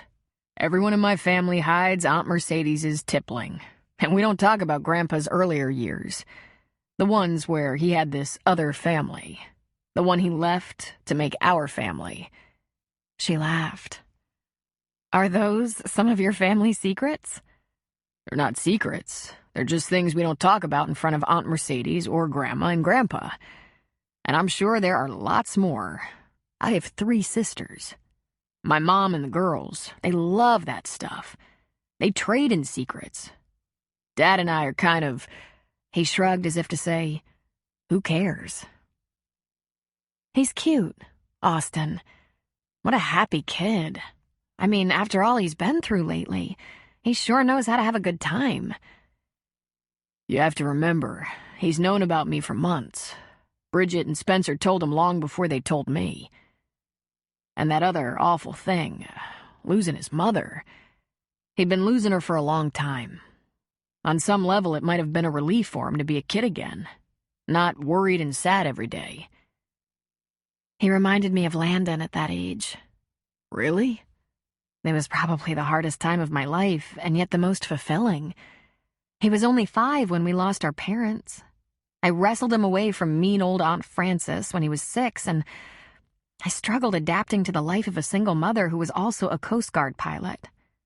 It was so hard to keep up with everything. So hard to take care of him, be a parent, get to the school and sport events, find the right people to keep him overnight or after school. But he was the light of my life. So funny and smart and he just loved me so much, even when I was inadequate. Oh, and I so often felt inadequate. Cooper laughed softly, stroking her back. I bet you were not even close to being inadequate. Look at him now. He's amazing. Austin followed him around like a puppy all weekend. They were kind of cute together. A few months ago, you told me that you had this dream of having a kid of your own. A silly thing, she said with a shrug. Let's face it, Landon is as much my own as any baby could be. Don't worry about that. That's never gonna happen. It isn't? He asked. You've given up on that?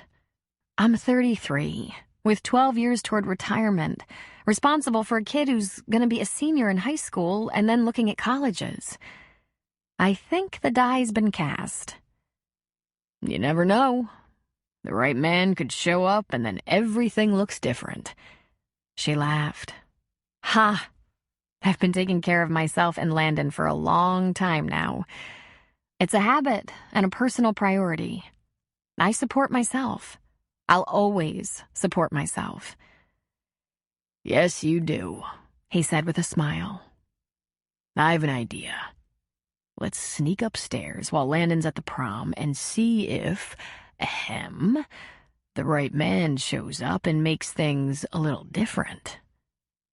You lobbying for another family, Mr. Cooper? She asked. You still have 2 customers. I'll kick them out, he said, leaning toward her. She let him have a chaste kiss, but she pushed him away. When you're closed for the night, I'll sneak upstairs with you for a little while. But don't get the idea you're going to change my life. He grinned at her. You know the problem with you, Commander Dupre? You just don't keep an open mind. I could take you to bed and change everything. You could discover you just can't live without me. She ran a finger down his scruffy cheek. And the problem with you, Mr. Cooper? You think you can solve everything with good sex. His grin broadened. It is good, isn't it, Sarah? It was not a question. Well, one thing at a time.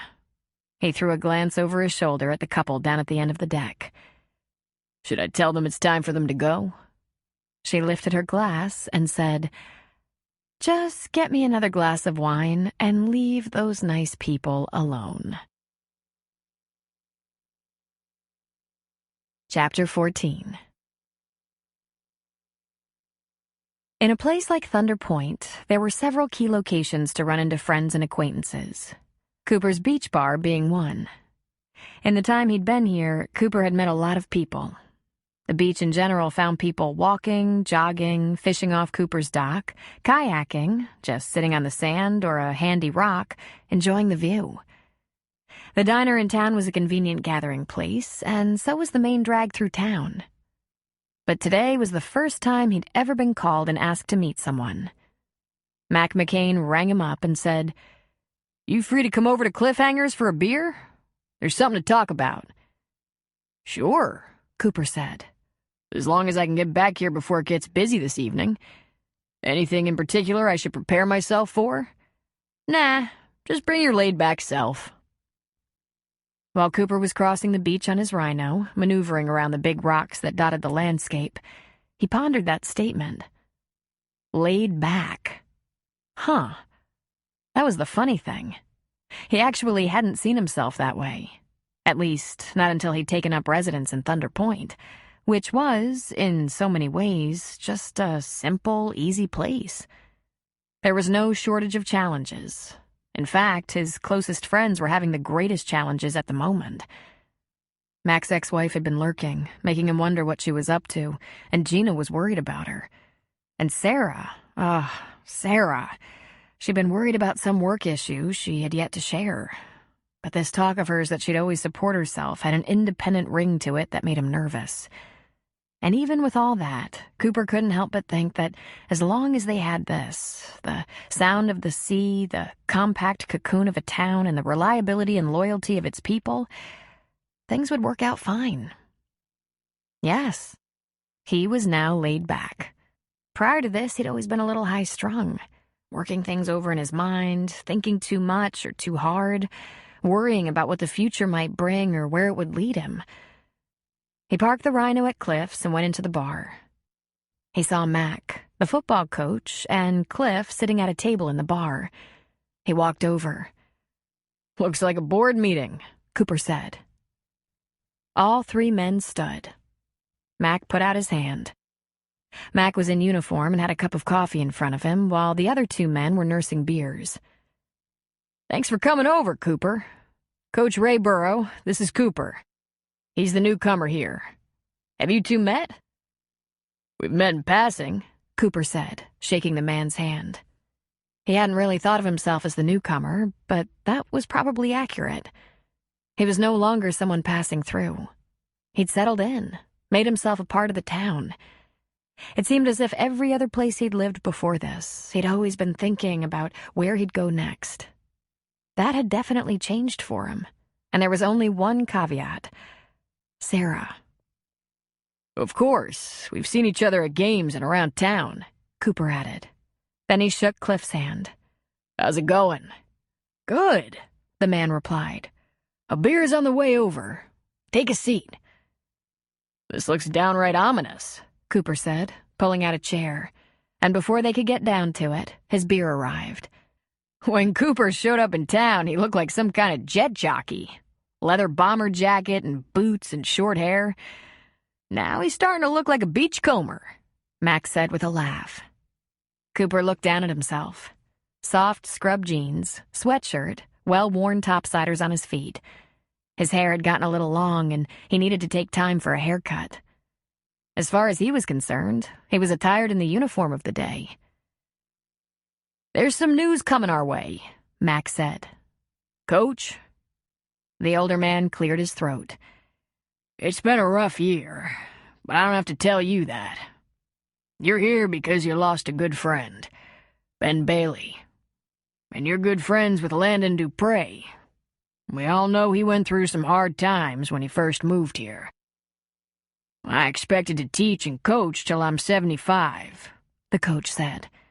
I've been here a long time, been growing up the young men in this town for decades. I'm 65. I think it's time for me to step down. Let a younger man take over, if one can be found." He shook his head sadly. "I missed so many warning signs. I was coaching a kid who had been a lethal bully for years, and I never saw what was happening. As I've told the coach, there were a lot of us who regarded Jack Morrison as a spoiled pain in the ass, but never realized he was capable of taking that to the next level," Mac said, referring to the kid who was now in detention for manslaughter. Mac lifted his coffee cup to his lips. "You can't hold yourself accountable for him, Coach," Cliff said.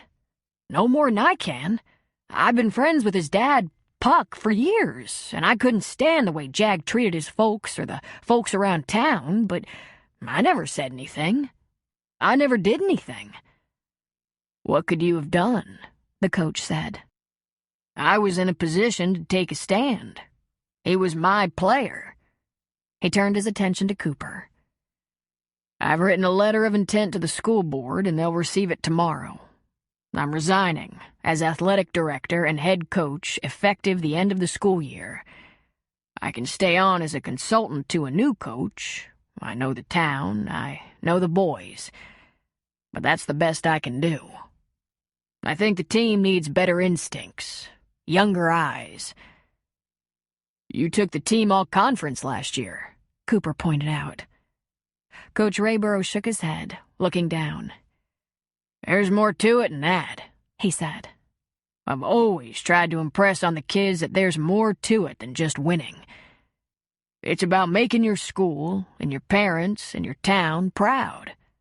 And that goes beyond the field." Cooper took a drink from his beer.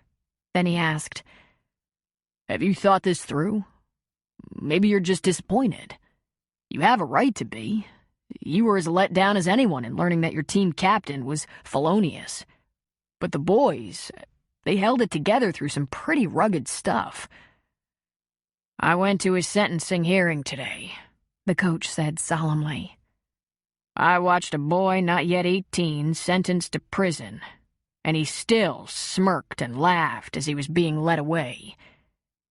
There's evil there, and I never saw it."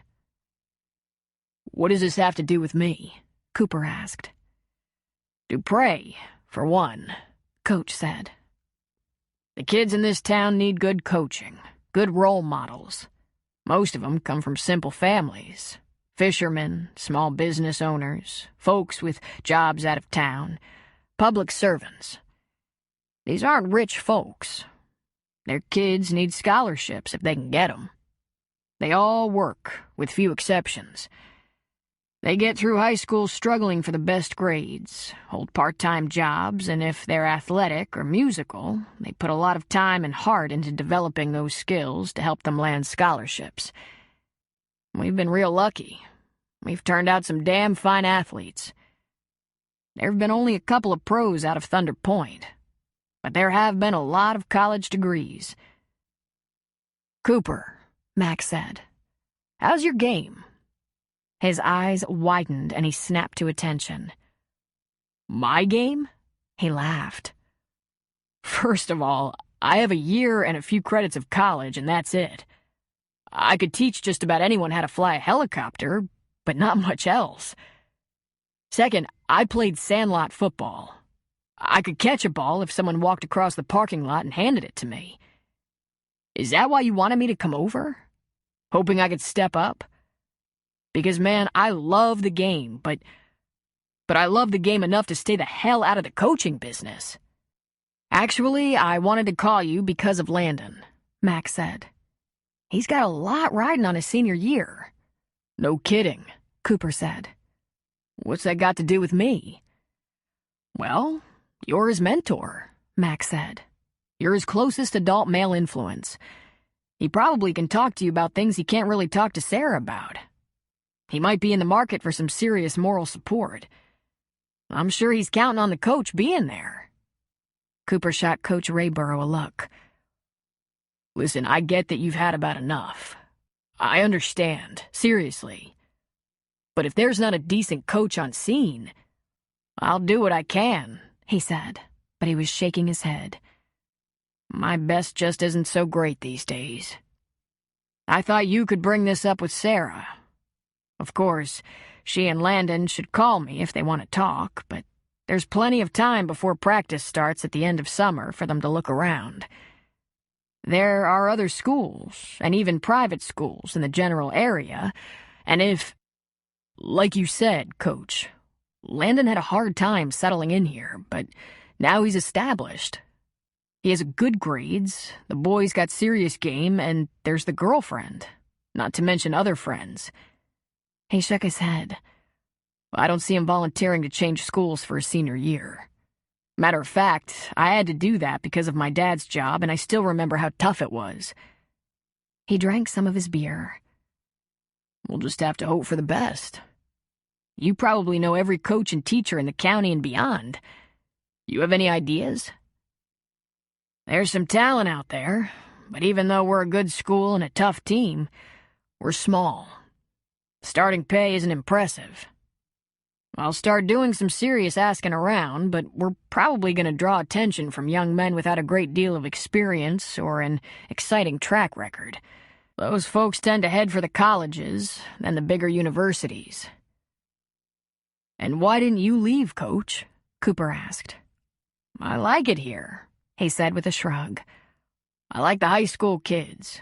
I like taking the raw talent with minimal funding and working it hard, molding it into something bigger than this little seaside town. I like watching those kids come off the field like rockets, all lit up after they've taken down one of the big schools. Big schools from districts with money to spend. When we do it, it's harder, but it means more. Cooper leaned toward him. You shouldn't quit until you find the right person to take over. I won't let the town or the school down, but I hope it doesn't come to that. I'm discouraged. I don't mind telling you. I'm tired. It takes a lot of positive energy to crank up those boys. I'm better off assisting, not trying to lead. Not right now. Now you just talk to Landon and his sister. Tell them to call me if they need to, but fill them in. Landon, he's a leader. If he chooses to stay at this school, on this team, he could make a difference. If he chose another team, I'd understand. Anyone would understand. Let me just ask you something, Cooper said. Why do you want me to talk to him? Why don't you just talk to him? Because he'd see in 1 second that I'm giving up. That isn't the best message for a kid who's going to have a lot on his shoulders if he picks this town. But you can do it, Cooper. Max says the boy relies on you. And I know he's got the heart if he has the backing. Cooper finished his beer. He regretted that he'd given Landon the job. He'd be at the bar, washing dishes, sweeping up, running food to tables, serving up sodas or bottled drinks, smiling like a kid who'd won the lotto. And after the heavy lifting was done for the day, Cooper was going to tell him his coach was quitting and break his heart. When he got back to his place, Landon was sitting at one of the tables in the bar, apron on, books open. There were a couple of people out on the deck, and they'd been served. It had been Cooper who suggested that if things were quiet and Raleigh was caught up, he use the time to get some of his homework done. Soon enough, they'd hit their busy time when the sun started down over the Pacific, and Landon would be on his feet. Wouldn't it be nice if he could put off this news about the coach until school was out for the summer? But if Coach Rayborough was given a letter to the school board so they could post the job and get busy looking at possible candidates, word would get out. Mac was going to tell Eve that night. Cooper should tell Landon so he'd have time to think. And then, as if the universe conspired, Sarah showed up at about 8 o'clock, just as the last of the customers was leaving. "Maybe we could heat up a couple of pizza slices or something," she said. And then she immediately said, "What's wrong?" Nothing's wrong, but I have to talk to you and Landon. Is everyone gone from the deck? There were a couple of people leaning on the deck rail, looking at the bay, but I think they're about to go. Landon picked up their glasses and dishes. "What's up?" He was behind the bar. She was sitting up on a stool facing him. He poured her a glass of wine while Landon bustled his dishes back to the kitchen. I had a beer with Mac and Coach Rayborough this afternoon. The coach, he's worn down by all the trouble last year, by the fact that he had a player in trouble and missed all the signals. I think he's just worn out, to tell you the truth. He's getting on in years, and the kid's kind of... "Cooper!" He leaned on the bar. "He's gonna retire, Sarah," he said. "It's not public yet, but he hopes there will be a new coach in place by the end of summer, and he was real honest. He's too tired for this. A new coach could be inexperienced and young. Rayborough could assist, but he'd rather just move on. He suggested that you and Landon might consider other schools. even private schools, where Landon could get the most and the best. He stopped when Sarah closed her eyes, tilted her head back, and her lips took on that twisted, tortured look of someone who was fighting tears. She lost the fight, of course. A couple of big ones escaped, and she wiped at them furiously. "Baby?" he asked in a whisper. "God, could the kid catch a break?" she whispered back. Just when he's weathered some of his toughest days, the winning coach is going to bring him out as quarterback for his senior year, showcase him, and set him up for a scholarship. It's not the only game in town, Sarah. Plus, there's scholarship and grant money out there. There are good loans at the moment. And hell, I'd help. You know I'd... She just shook her head. "Napkin?" she asked. He handed her one, and she blew her nose. Then she fanned her face with her fingers. And then Landon was back from the bar. Landon had taken off his apron and had his backpack over one shoulder. "Need anything else, Cooper?" "Yeah, just one more thing. I have some news to pass along. I'm glad your sister's here because I said I'd tell her too." Then he went through the details, the suggested options, the challenges and possible changes. "The coach said if you have a lot riding on this season, you should at least consider other schools." "I'm not going anywhere," he said, shaking his head. Then he looked at his sister. "Not unless we have to. But God, I hope we don't have to. Landon, if you don't have a good coach or a solid team, it could really affect your ability to get noticed, to get help with tuition. Then I'll borrow money. Hey, maybe I'll go Coast Guard or Army or something. But if I don't have to, I'm not leaving town. We have a good team. We have a good little town. I have friends here. There's Eve." Then he looked at Cooper. "Is Coach all right?" "He's okay, Landon. He's been coaching 40 years now. He's a little worn out. Last year was a bad year for him. He took things with Jag real personally. He said he'll hang close to help the new coach. He said if you don't consider your options, you're going to have one hell of a load on your shoulders. Teammates will expect a lot from you. He also said to call him if you want to talk about it, but he asked me to tell you because we're..." He stopped for a minute. Then he shrugged. "Because we're friends, and I never miss a game." He smiled. "Does Eve know?" he asked. Cooper nodded. "Mac's gonna tell her. But listen, it's not official.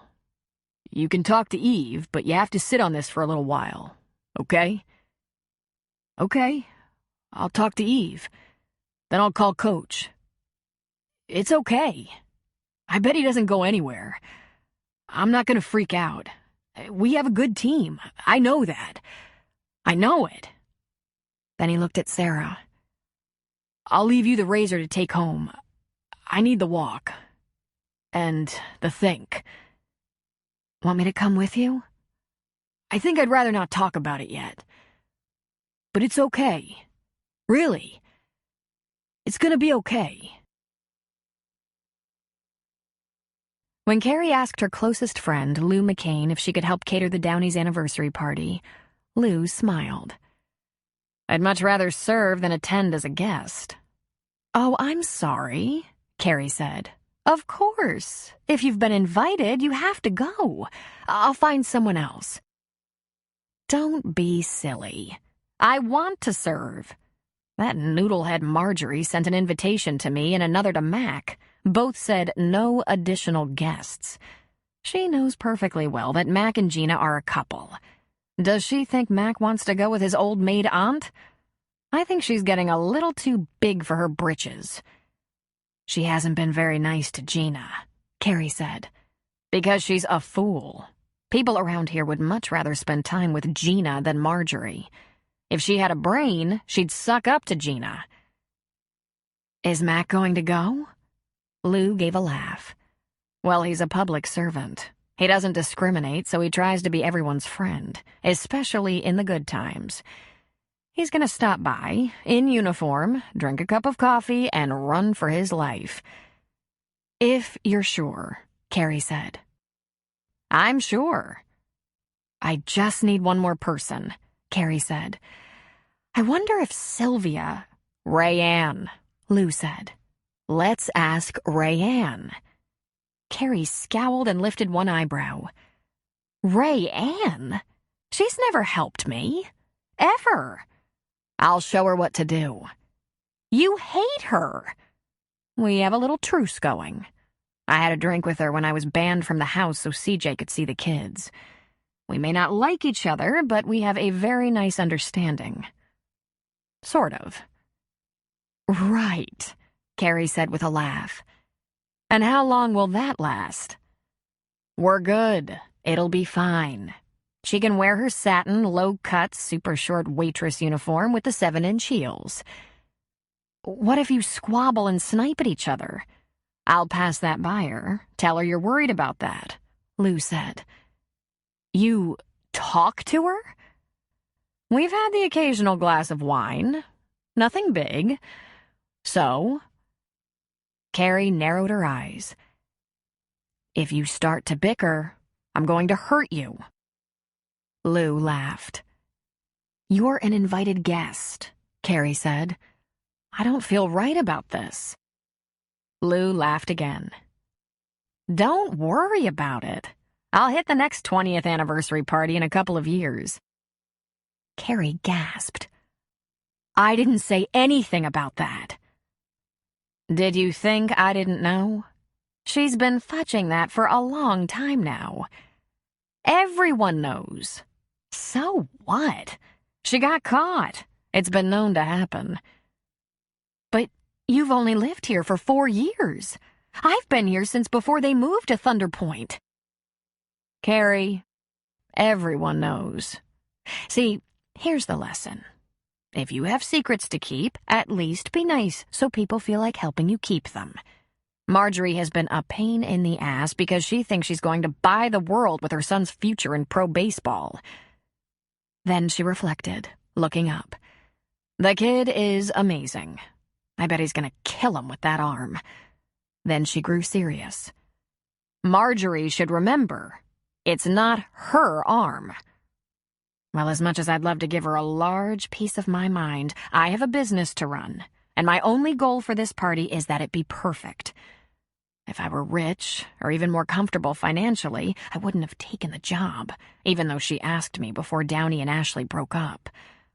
The truth is, in a town of 1,500, I can't afford to be too picky about catering contracts. I have a reputation to uphold. I won't shortchange a customer because I don't personally like them. If you're not on board with that, I'm on board, Lou said. She reached out and put a comforting hand on Carrie's forearm. You're my closest friend. Even though I pretty much want to shove Marjorie and her precious son in a hole right now, no one will ever know it. Carrie put out a beautiful spread, and her presentation was, as always, fetching. A long buffet and refreshment table garnished with roses and baby's breath that she drove all the way to her favorite nursery east of Bandon to buy. She served crab and salmon canapes, deviled eggs garnished with caviar, though not the most expensive brand. Tapenade on small toast rounds, stuffed grape leaves, hot artichoke dip with thin sliced baguette, bite-sized beef burgundy, and a variety of relishes. There was also a beautiful white cake that said, Happy Anniversary, in silver frosting. She brought her champagne flutes for a toast and set up a wine bar at the end of the dining room. And Marjorie looked very nice in a new dress for the occasion. Her husband, Crawford Sr., who everyone called Ford, had other ideas about the party. He ran some Christmas lights between the trees in the backyard and put out a couple of coolers of beer along with a bowl of chips and salsa on the picnic table. It seemed most of the guests, especially the men, preferred to be out there. Many of them loaded up on hors d'oeuvres and took their plates outside to mix them up with chips and beer. The women appreciated the wine bar and fancy nibbles, content to sit around the living room, gossiping. Nothing Marjorie could do would coax the men inside. Downey brought his new girlfriend, a beautiful and tiny young thing dressed for sex with a very short skirt, high shoes, see-through blouse not covering her purple bra. Her long black hair was loose and flowing, and she was stuck to Downey like lint. They pawed each other and drank too much beer, although they were underage and everyone knew it. So when the deputy showed up, Ford told them to go hide in one of the bedrooms. Not 10 minutes later, there was a scream. One of the women at the party went looking for her purse, opened the bedroom door, and found them stark naked. In flagrante. Carrie had a hell of a time rounding everyone up for a champagne toast after that, but managed to convince Ford to do this one thing for his wife. Carrie, though not exactly commissioned to do so, took as many pictures of them toasting and cutting the cake as she could grab. Then Ford was back outside with a box of cigars. By 11, Carrie, Lou, and Rayanne had cleaned up, but the rest of the hors d'oeuvres on disposable but attractive plastic plates, washed out the chafing dishes and serving utensils, and loaded everything in Carrie's van. Carrie told Marjorie good night, and Marjorie said, "Thank you, Carrie. I think it went very well." And Carrie wondered if the woman was being brave or delusional. Once in the van, she said, "I need a glass of wine." "I could use something stronger," Lou said. "I'm completely exhausted." "Not at my house, where Gina and Ashley will probably be waiting for a report. Not at your house, where Eve will be listening and will report to Ashley." They both looked at Rayanne. "All right," she said. "All right. My house." There was no talking in the van as Carrie drove them to Rayanne's little bungalow on the hill, just 10 blocks from the Downies. Like everything in Thunder Point, it was close. It was only 5 minutes to get there, and 8 minutes before Rayanne was opening a cold white and pouring it into 3 glasses. They sat in the living room, kicking off their shoes. They sipped their wine and just sat quiet for a moment. "I've seen it 100 times," Carrie finally said. "It's the hardest part about this work. People with huge expectations are always disappointed." "I like Ford, but he's an ass," Rayanne said. "Well, I can't stand Marjorie. But I think I feel sorry for her," Lou said. "It gets to the point that when you have an event that didn't disappoint, you want to give a discount," Carrie said, rubbing her foot. "The worst is when a young bride doesn't get the reception she always dreamed of. It's rarely about the venue or the food, but usually some relative or guest with bad manners." "I bet you don't often see renegade fucking at wedding receptions," Rayanne said. "That's where you see it the most," Carrie said. "Really? I thought that was just me." "No. There's something about a wedding that makes people amorous and reckless. But I have to say, I've never seen it happen at an anniversary party. By the son of the couple, in their bedroom, in the middle of the party. Coolers of beer and cigars. I bet Marjorie wanted to die. Here she was, all dressed up, and Ford's wearing his Seattle Mariners cap. "Yeah, I bet that dress cost her $40, Rayanne said meanly. "Get it out of your system," Carrie said, "because you are not to gossip about this. To anyone." "I didn't sign a confidentiality agreement," Lou said. "Besides, everyone is going to be talking about it. Especially Pat, who got a close-up of Downey's naked ass." She took a sip of her wine. "And all you did was pull the door closed." "It was that or throw a bucket of cold water on him," Carrie said. "I know he broke my baby's heart, but I'm glad she's moving on. Hopefully to someone with some manners, if not class. Jeez." And then the 3 of them looked at each other and burst into hysterical laughter until they were crying and couldn't sit up straight. Frank knocked on Ashley's door at 9:30. Gina answered, looking surprised. "Frank." "Hi, is Ashley home?" Yes, I think she's plugged into her iPod. Or on the phone. I'll check. Come on in. He stepped inside while Gina went down the hall and tapped on Ashley's bedroom door. When she came out, wearing a perplexed frown, her iPod earbuds were dangling over her shoulders, and Gina went in a different direction, leaving them alone. He smiled and said, "Hi." "What are you doing here? Shouldn't you be at your parents' party?" "I stayed for the toast and the cake cutting. That's long enough. I'm sure they'll think I'm in my room or something." "But what are you doing?" "I'm going to the beach to look for stars and constellations and meteors. It's clear and cool." He half turned, showing her his backpack. "I have a log and a couple of drinks." She crossed her arms over her chest. "You don't have to keep doing this, Frank. I mean, it's nice of you, but I'm managing not to feel like total toe jelly knowing Downey's in town with his girlfriend." "Well, good. So the internet says there could be a mild meteor shower tonight. And I did this, as you say, because no one else would be interested. And the party's not for me. My mom is semi-happy. My dad gave her a necklace, and now he's getting hammered with some of his buddies on the patio. So, Getting hammered? I thought it was a fancy party." That is fancy for my dad. He put out 2 coolers full of beer." Frank grinned. "What if someone's looking for you?" "I left a note on my computer. Gone to the beach to look at stars. I've done it before. They won't worry." She sighed. "I'll sit on the steps with you for a little while, but I don't want to talk about Downey." "Good, because I don't have anything to say about him. But turn off the porch light in case there are meteors. I want to see them." She flicked off the light, turned off her iPod, and pulled the door closed behind them. She sat down on the top step with Frank. Frank shed the backpack, opened it, and pulled out a couple of drinks, handing her one. "Let's be sure we have something straight," she said. "We're just friends. We're going to stay just friends, and not because of Downey or the fact that you're a Downey or anything. It's because I'm not dating. Got it?" He twisted the top off his drink. "I think we already had this conversation. I get it.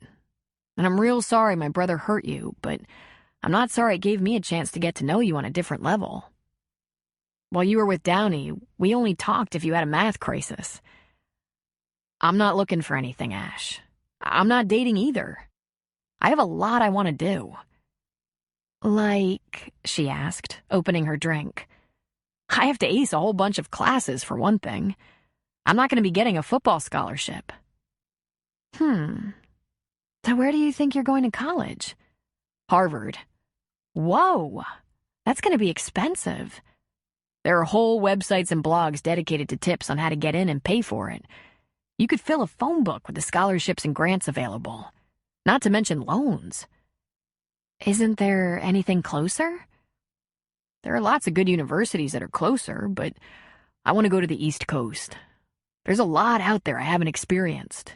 Museums, libraries, galleries, theater, observatories. Not only does Harvard have a lot to offer, but the whole area is a cultural mecca. Not to mention, I just want to spend some time in New York City and D.C. I've never seen the monuments and the National Air and Space Museum. I guess you already know. I like space and numbers." She was mesmerized. "You are going to be Bill Gates," he chuckled. "Bill Gates is taken. I'll just be me." "Would you drop out of college?" she asked, thinking of Gates. If I had ideas that were bigger than what I could get in college, I might. That hasn't happened yet. And I don't see it happening soon. I'm more excited about the classes I'll get to take than the prospect of getting out of school and making money. I have a long way to go."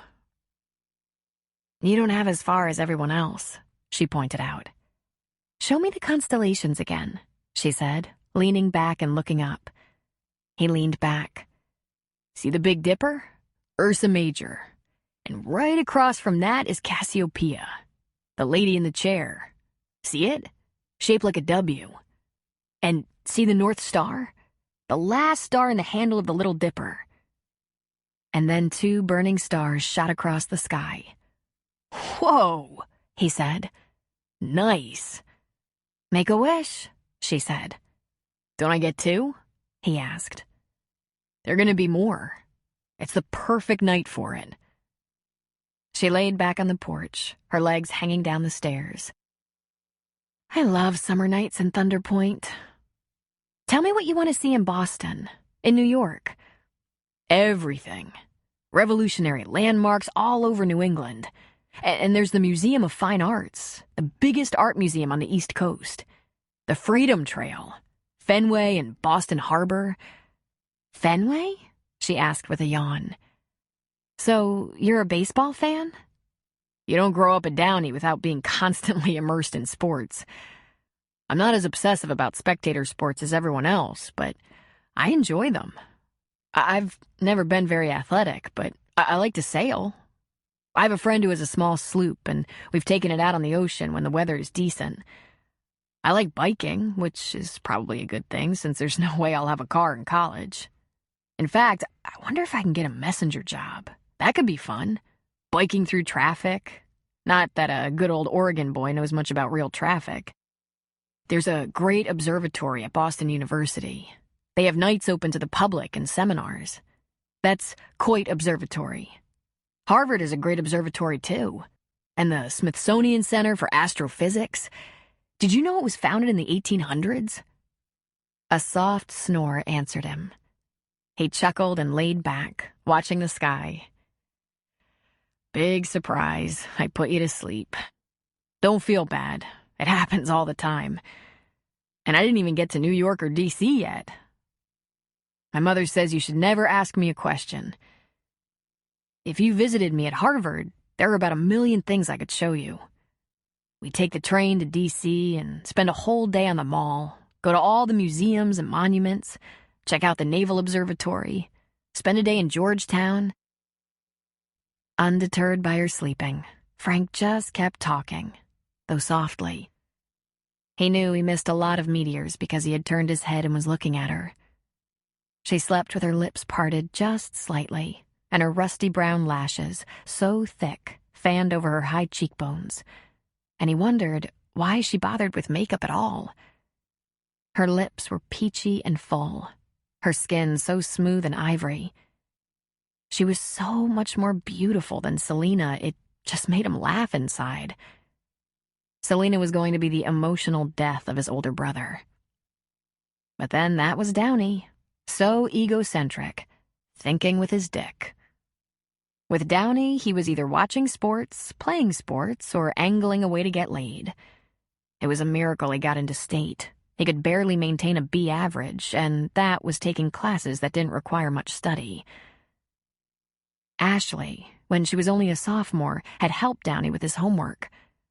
Sure, she'd called Frank a few times to ask him questions for her math assignments, but he was sure she had no idea how smart she was. He wanted to touch her, but if she caught him, it would send the wrong message. If you wanted to, you could make it to an Ivy League school, he whispered. You could do anything. Be anything. He just looked at her for a while, letting about 20 minutes of silence pass. Then he gave her arm a soft jostle. Ashley? She opened her eyes. Did I fall asleep? He smiled and nodded. Were you dreaming of some geek going on and on about observatories and museums and libraries? She shook her head. I didn't realize I was so tired. Why don't you go to bed? He said. I'm headed for the beach, just for an hour or so. She yawned deeply. Want me to go with you? So you're not alone? He smiled at her. No, I don't want to have to drag you home. Go to bed. I think I will, she said. Thanks for coming over, Frank. She rose, stretched, gave him a wave, and went inside. Ashley went to her bedroom, slipped into the boxers and t-shirt she slept in, put her earbuds back in, and crawled into bed. You could do anything. Be anything. No one had said that to her before. Well, her mother had, but mothers don't really count. They have to say that to their kid. She hadn't been asleep the whole time. She nodded off for a minute, but when she heard Frank talking about the train to D.C. and all the museums and monuments, she just listened to his comforting voice, eyes closed. She'd never appreciated him before. He was more than just smart and good-looking. He was kind and gentle and fearless. Somewhere along the line, he'd developed a strong, beautiful body without being a jock, without seeming to be aware of it. Yes, she was discovering there was a lot more to Frank Downey than met the eye. Chapter 15. It had been 3 weeks since CJ had visited her kids at the meeting that had ended so unpleasantly. It had been 3 weeks since Mac had hired a detective to get more information about what her life had been like over the past 10 years, in the hopes of getting a better grasp on what she might be after now. He'd called the detective a few times and had been reassured they were still in the data-gathering process. It had been hard to be patient. He kept waiting for the other shoe to fall. Finally, a FedEx package was delivered to his Thunder Point office. It was filled with information. Call logs from the detective's office, a few pictures, some of the same public records Mac had accessed, records of marriage and divorce, and a bill. $1,787. He gulped. Then he sifted through the material. And just when he thought he couldn't be surprised by anything, he was blown away. But there was one important thing missing. He called the detective's cell phone. "I looked through all your material, and sadly, it all makes sense. But where is she?" "Is there a casino within 200 miles? The detective replied. "What makes you think she's still in the area?" "Both women, CJ and Maddie Crofts, came from the area, and she's not turning up anywhere else. She used a credit card in North Bend a week ago." "There's a casino there," Mac said. "Want a wager?" the PI asked, laughter in his voice. Mac wasn't laughing. "I'll pass." "What does she want with me? Or the kids? We don't have anything." "I can't answer that, buddy. I can only tell you where she's been and what she's done. Good luck." So, was it all about gambling? Mac had considered many possibilities, but never that one. How that could possibly involve him was a mystery. But he'd have to know. He called the casino hotel in North Bend and asked for CJ or Cecilia McCain and was told there was no one there by that name. He asked for Cecilia Raines and again came up empty. On to Madeline Crofts. No again. But he struck oil with Antoinette LeClaire, the fictional attorney. "Let me talk to CJ, he said when she answered the phone. "Who's calling, please?" she replied.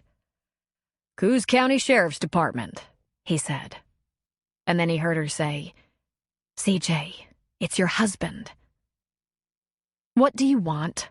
she asked impatiently when she came to the phone. "I think we should talk, CJ. And I think I'm all talked out.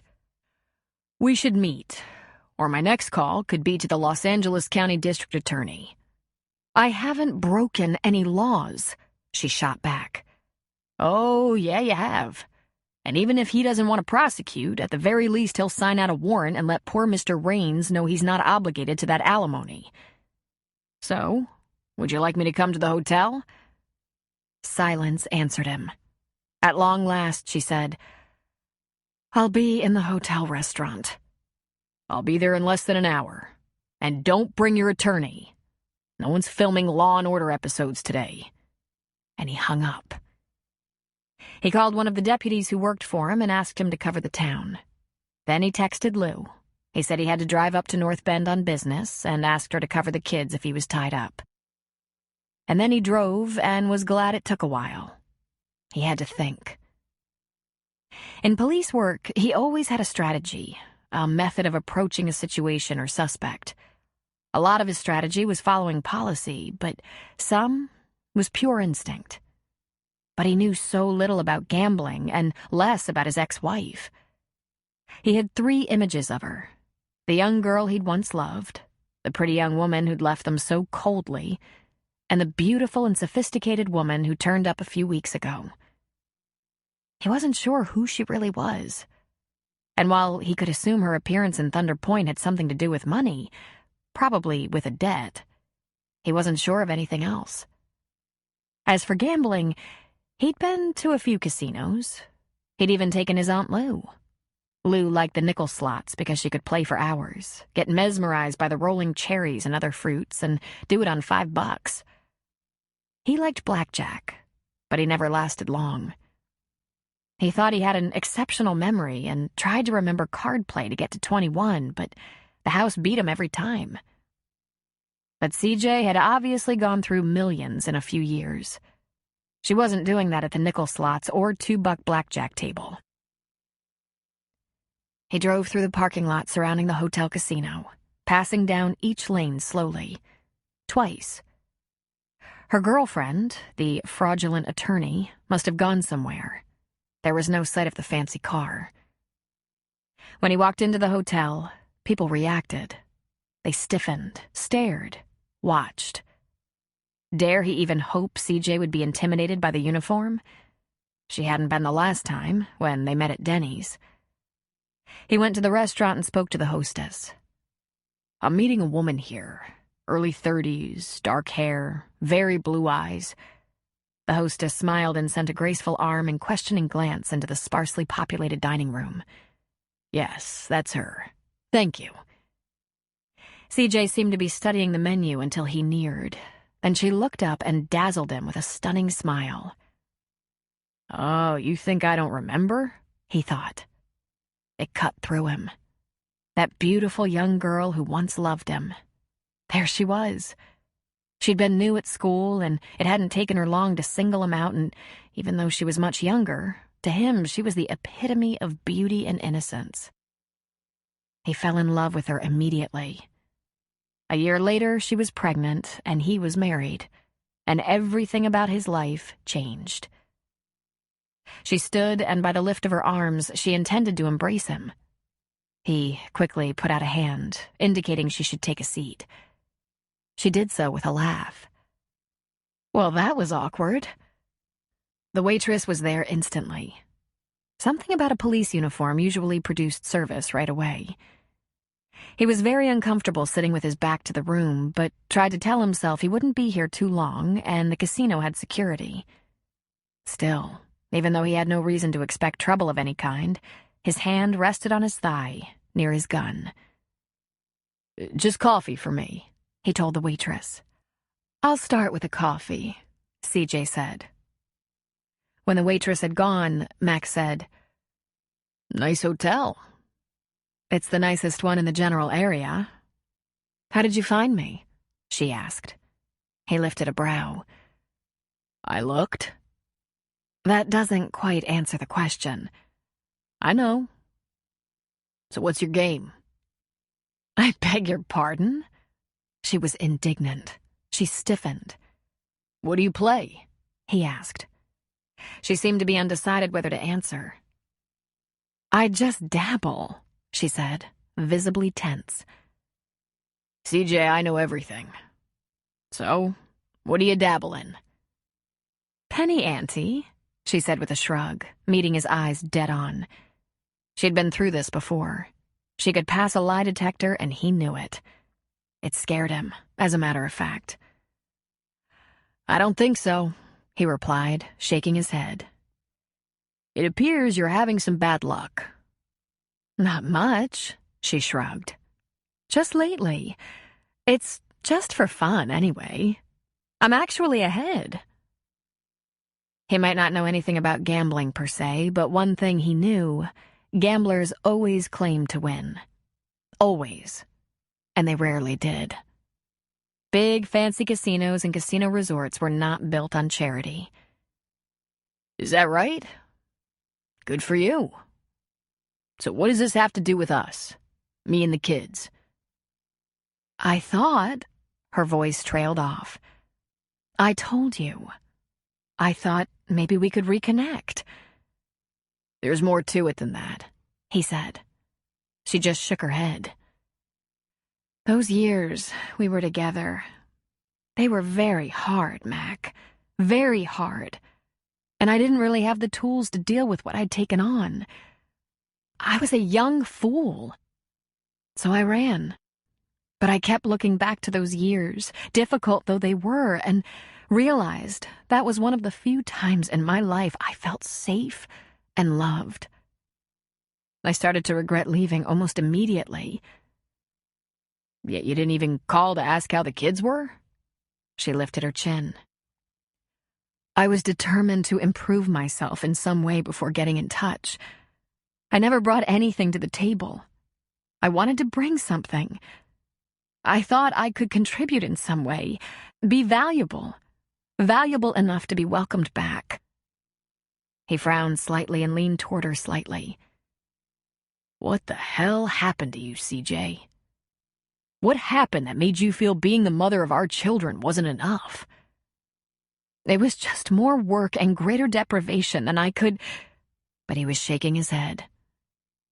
What happened in your childhood to make you think you had to have more? Be more? I want to understand, but I just don't get it. You said you felt safe and loved. Did the fancy car and jewelry make you feel safer? More loved? She let a huff of laughter escape just as 2 cups of coffee and cream were delivered to the table. Mac noticed her eyes had welled with tears, but he couldn't trust that they were real. Growing up wasn't pretty, she finally said. I was raised by a single mother who had 4 kids by 4 men. She moved us every time the rent was overdue, virtually ignored us, and left us on our own to raise ourselves. I lived in dingy little apartments and motel rooms. There wasn't always food, and we picked through scrap piles for clothes. I was molested when I was small, abandoned all the time, hungry most of the time, missed whole months of school, and was always terrified. When I was 11, the 4 of us were split up into 4 different foster homes, and I was moved every year. When I met you, all I wanted was a family and a home. He was silent. Was this some story concocted to get his sympathy? How could he spend 7 years with a woman and never know any of these details? It could be as simple as young men don't ask. Or a young man working day and night never thought about the details. Or as complicated as CJ making up a story that would get her a second chance. And yet you would leave that family and home? He asked. It doesn't make sense. I realize that now. But I wanted things. We had a family and a house, but I was still scared all the time. Afraid of being abandoned, of turning into my mother. A young woman with a passel of kids and no money and no husband and no way to take care of them or myself. In hindsight, she gave a wave of her hand. Actually, it did make sense, if it was true, Mac thought. Abused children often grew up to abuse their own children, so this history could explain a lot. But that didn't make it right. Well, it appears you have what you needed. Money, security, and don't worry. You're pretty and know how to flirt. You'll find another husband. Well, except that I've had a little setback recently. Nothing serious, but it kind of showed me how much I'd left behind when I left you and the kids, and I hoped we could start to know each other again. You know, see if it was as big a mistake for you as it was for me. I knew the odds were not in my favor, but I had to try. He just shook his head. I told you. I have someone now. It's serious. Besides, you'll do all right. I have some debt to clear, she said. CJ, I know about the house, the cars, the alimony, which, incidentally, was acquired fraudulently. You've gone through a fortune. Well, a person with my upbringing doesn't really know how to manage all that, and it didn't take long before I mismanaged it. And lost it. She shrugged and looked away. Bad investments, being taken advantage of by con artists, lots of things I just wasn't prepared to handle. No, CJ. You gambled it away. The house was free and clear, and you borrowed against it. Millions. So, cash in a couple of rings and sell the car. She scowled at him. The car isn't mine, and the rings are fake. He looked at them with lifted brows. He'd never have known the difference. Good fakes. And where's the car? It's not here. It went away, she said sourly. And Madeline, a.k.a. Antoinette? Upstairs, she said. You must have a very unique relationship, he muttered. Partners in crime, he thought. We have similar backgrounds, she said. We can trust each other. He immediately thought he knew how to learn more about that. He could spend a lot of time investigating. He might look into CJ's childhood, if only to know if she was lying or telling the truth, but he couldn't care less about her girlfriend. And if what CJ told him was meant to explain her adult behavior, his kids were safe from that kind of legacy. They hadn't been treated that way. Where did you grow up, CJ? You always said it was Oregon. She nodded. I didn't know what I was walking away from, but I was unstable, damaged. I haven't had a real happy day since. Poor Mr. Raines will be heartbroken to hear that. She laughed. Poor Mr. Raines is a penny-pinching, mean-hearted old man. I wouldn't have gotten anything in the divorce except for the prenup. I got exactly what was outlined. A house, car, and limited alimony. He blows more than that in a weekend. Mac leaned toward her. He lowered his voice. CJ, you weren't legally married. You didn't deserve anything at all. Except maybe jail. I didn't think you'd ever look for me. I signed those divorce and custody papers because of Raines.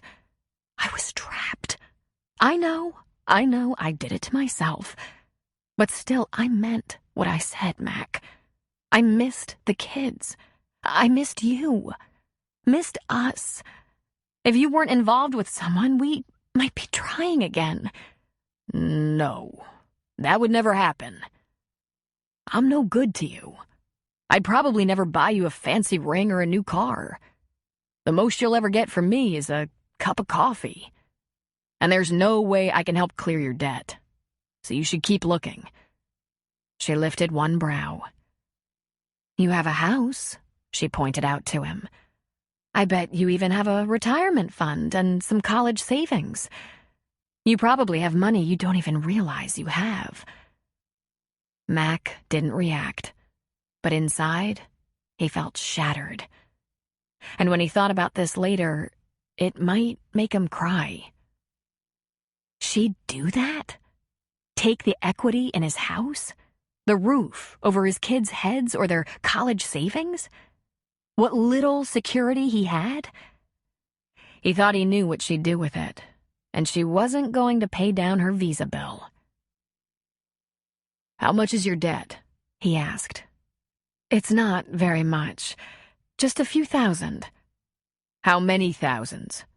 I don't know, she said, smoothing her hair. 8 or 10, maybe 11. But even 5 would help. And I'd pay you back, of course, right away.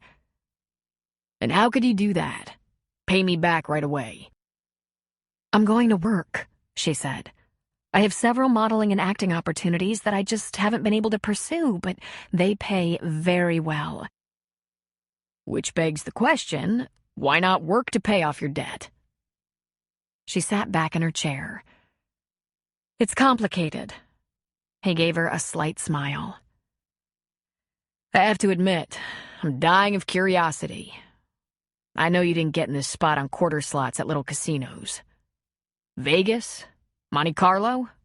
High-stakes poker? Ponies? What the hell have you done to yourself, CJ? I just got a little behind, that's all. Right. Behind enough that you'd take your children's college savings and try to roll it into a big payoff? What are you gonna do? Put it all on black at the roulette table? If you're not gonna help me, just say so. He rested his forearms on the table and looked at her with sympathy. He looked into her eyes and knew that the young girl he'd loved was just not in there. Yes, I'm gonna help you, he said. First of all, I have to give you advice. This comes from Eve, actually. If you find yourself missing your children, they'd love to get a note or card. Maybe on birthdays or holidays. You could send a gift. And it doesn't have to be expensive. Just a token to say they're remembered. That would be welcome. You can't just show up in their lives after a decade and expect a warm reception. But you're their mother. They can't help the fact that they'd like to know you. Second, if you borrowed from someone who isn't exactly in the legitimate loan business, I'd be happy to help you file a complaint. I know all the right people. And third, I would be happy to locate a Gamblers Anonymous meeting and give you a ride. No questions asked. She scowled at him. There weren't any tears either. Just get out of here and leave me alone. And fourth, he said, standing, I'll pay for your coffee, and this is for the last time. Good luck, CJ. She just looked at him with weary eyes and a sarcastically twisted mouth. He noticed that she'd tried to cover up the dark circles under her eyes, but the makeup had failed. Listen, let me say something. As hard as the last 15 years have been, I have to thank you. For giving me my family, I mean. They're great kids, and they're the life in me. I'm sorry things have been so awful for you. My life has been spare. No fancy houses or cars. But it's been perfect in every way. I can't think of a person on earth I'd trade places with. Good for you, she said tiredly, resting her head in her hand. He didn't leave money on the table. He wasn't sure how bad off she was. She might grab a $10 bill and race to a craps table and try to turn it into 100, which she'd then try to turn into 1,000, which would turn into nothing in no time. He went to find his waitress. I'm leaving, he told her. What's the tab for the coffees? He paid her and gave her a nice tip. Thanks, he said. One of the perks of wearing a uniform complete with weapons and driving an official car, the valets were more than happy to let him leave the vehicle in front of the hotel, locked. He tried to pass the valet a 5, but the kid waved him off. Forget it, officer. We're good, he said. Thanks for taking care of the car, son, he said. Have a good day.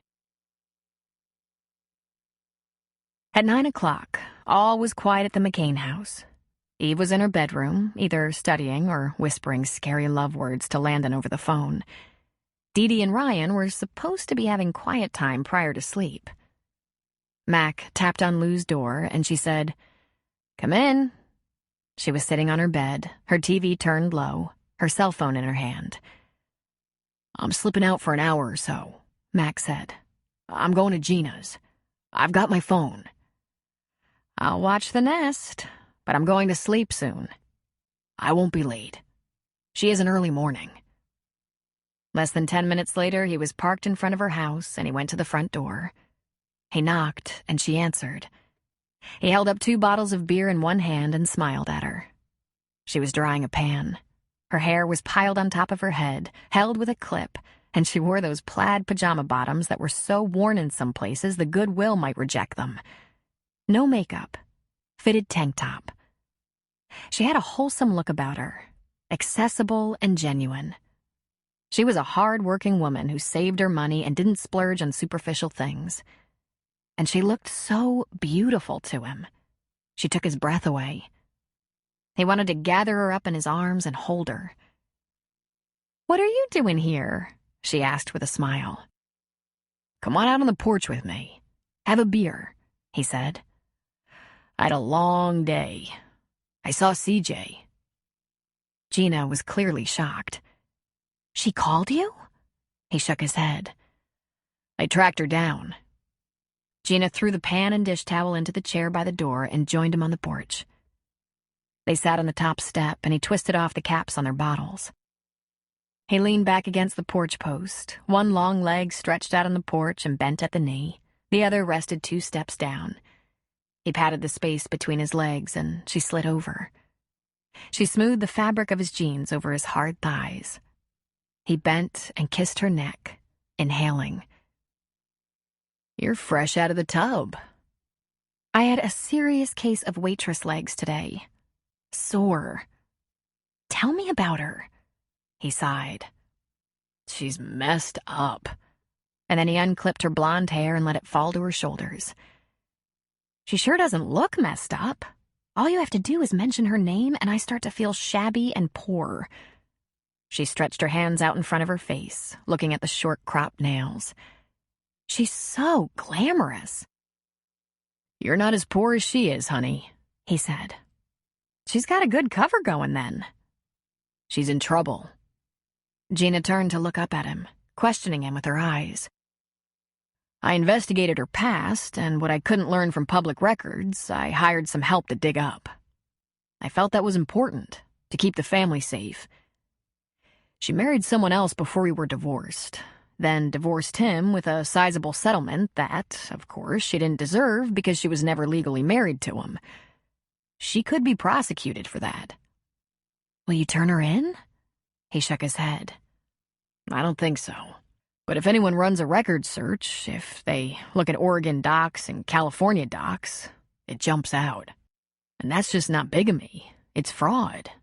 She knew she wasn't free to marry. But with all she's up against, that's not really her biggest worry. She has a gambling problem. A doozy. She's run through a fortune, and she has debts." "Don't you have to turn her in?" "I'm not obligated to snitch on every person I've ever known who once did something wrong, not even in my jurisdiction. In fact, I probably did more damage to her just by telling her I knew. I offered her a ride to a Gamblers Anonymous meeting. Daggers shot out of her eyes. She's not ready to admit to that. In fact," he added with a humorless laugh, "she suggested I could help her with that debt." Gina leaned back against him. "Really? You have a stash somewhere you're not talking about?" "Uh-huh. I have a house, half a house, actually, a retirement account, and a small savings for the kids to help with college." "No," she said. "She would do that?" He ran his fingers through her hair. "I believe she would do that. She said she could pay me back immediately. She's staying at the Casino Hotel in North Bend. I think that means if I gave her money, she'd put it all on the table, trying to double it or triple it." "She ran through a fortune? Did you point out to her that she once had a fortune and she never sent $1 of it to her children?" He put his hands on her shoulders and gently turned her. "No," he said. "I looked into her eyes, her beautiful blue eyes, and they were dead. She has so much she could do, but she's killed her own spirit. It's very sad. I hope she gets help for that, but it's not going to happen today." He leaned toward her and gave her a brief kiss. "Our lives are richer in every way." And then he pulled her in for a deeper kiss. And then he let her slide back into her position between his long legs. "Will you tell the kids?" she asked. "Eventually," he said. "I guess they'll have to know, but I want to make sure they're capable of understanding. I think CJ will probably leave the area now. She knows I know everything. I told her if I wanted to, I could make a call to the Los Angeles prosecutor's office. I pity her, but I'm not screwing around with her anymore. There's nothing I can do for her. She's on her own." He slid an arm around her from behind, holding her back comfortably at rest against him. He took a drink of his beer, then nuzzled her hair. She was so soft and fresh. And for a woman who had so much going on in her life, she was so uncomplicated. They sat in silence, just having a beer together. After 10 or 15 minutes of peace and quiet and a half beer each, she asked, "Tell me what you're thinking, Mac." "I'm just thinking how ready I am to move on." "Well, your ex-wife is pretty unpredictable. It's a thing you might never get completely resolved."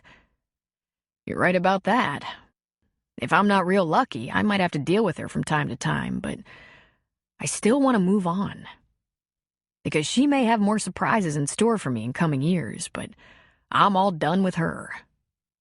I think the kids and Lou are safe from her manipulations and plots. If CJ proves to be a problem from time to time, it won't be because any of us is vulnerable. I hope I'm not being overly optimistic and thinking she's starting to understand that." "I think she's going to be lurking in the back of your mind forever." "No, babe. Not in my mind. That's on a different track. She could make attempts to mess with my peace of mind, but I'll be vigilant. Hell, that's how I am anyway. It's hard to uncop a guy, if you know what I mean." The worst part about my meeting with her today was that I sat with my back to the room in the hotel restaurant. He laughed and shook his head. "But I'm turning my life over to you. I've given this issue all I've got to give it." She turned and looked up at him. "And what am I supposed to do?" "I think we should put our heads together and make some plans for our own future. I know it's complicated, but there must be a way we can get married. Maybe not next weekend, but the sooner the better." She turned to look up into his eyes. "Are you sure that's what you want?" "More than you can know." She turned around and knelt between his legs, her hands on his shoulders. "Do you think Lou and the kids can deal with it?" "Lou's been telling me I need a woman in my life for years. But I'll sit down with her. As for the kids, the most stable thing our girls seem to have is each other. But once Lou's on board, we should try to figure out the details. We have to combine our families." "Or we could wait a year and a half when our girls go to college," she said. "I don't think I can wait that long." He pulled her into his arms. "The best place in my life is when I'm near you, when I'm holding you, when I'm spooning you in bed. That's my peace. That's my anchor. And you know what? I don't think it's going to be hard. I think it's going to feel like a huge relief." "This is not going to solve all your problems, Mac." "It's going to solve at least one. I need to be with you." Chapter 16.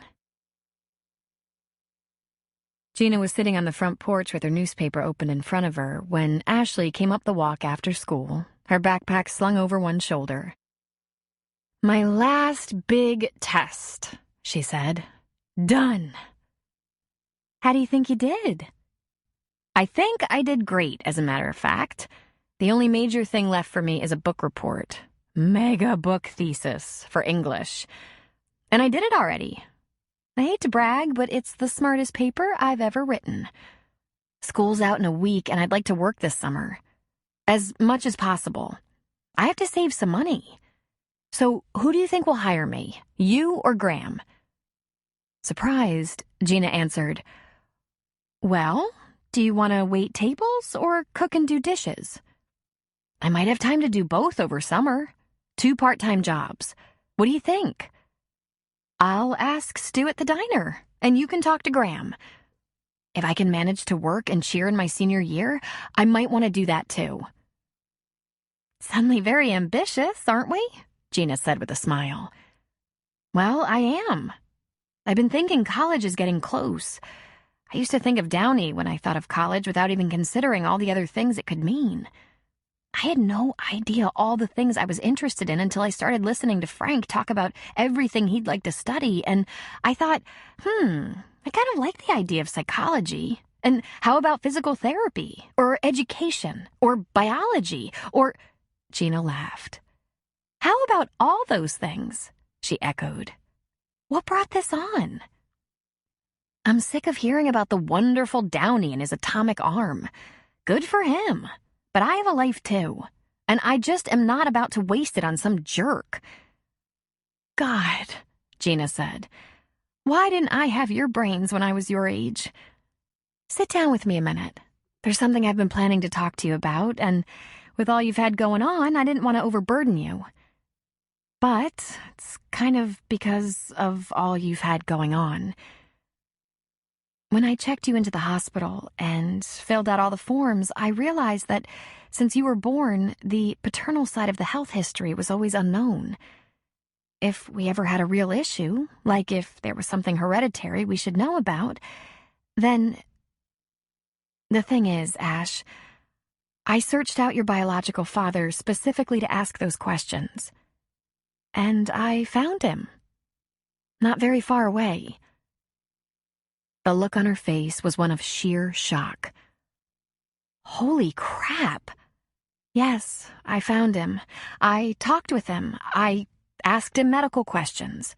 And I found that he hadn't even been certain whether I was definitely pregnant, whether I'd gone through with the pregnancy, had you adopted, whatever. Ashley leaned back on the porch post. Wow. That's almost creepy. Especially at the same time Eve's long-lost mother shows up unannounced. Pure coincidence and entirely different circumstances. It turns out your father didn't exactly run out on you. He did run, though, and I think we can all agree that worked out a lot better for us than it did for him. Gina told her the whole story, including the fact that Eric had gotten in trouble, served time in prison, and then seemed to have turned his life around. She had had Mac check him out and learned that he had not only been a model prisoner, determined to get out as early as possible, but was now a model citizen. Is he nice? Gina nodded. Seems to be.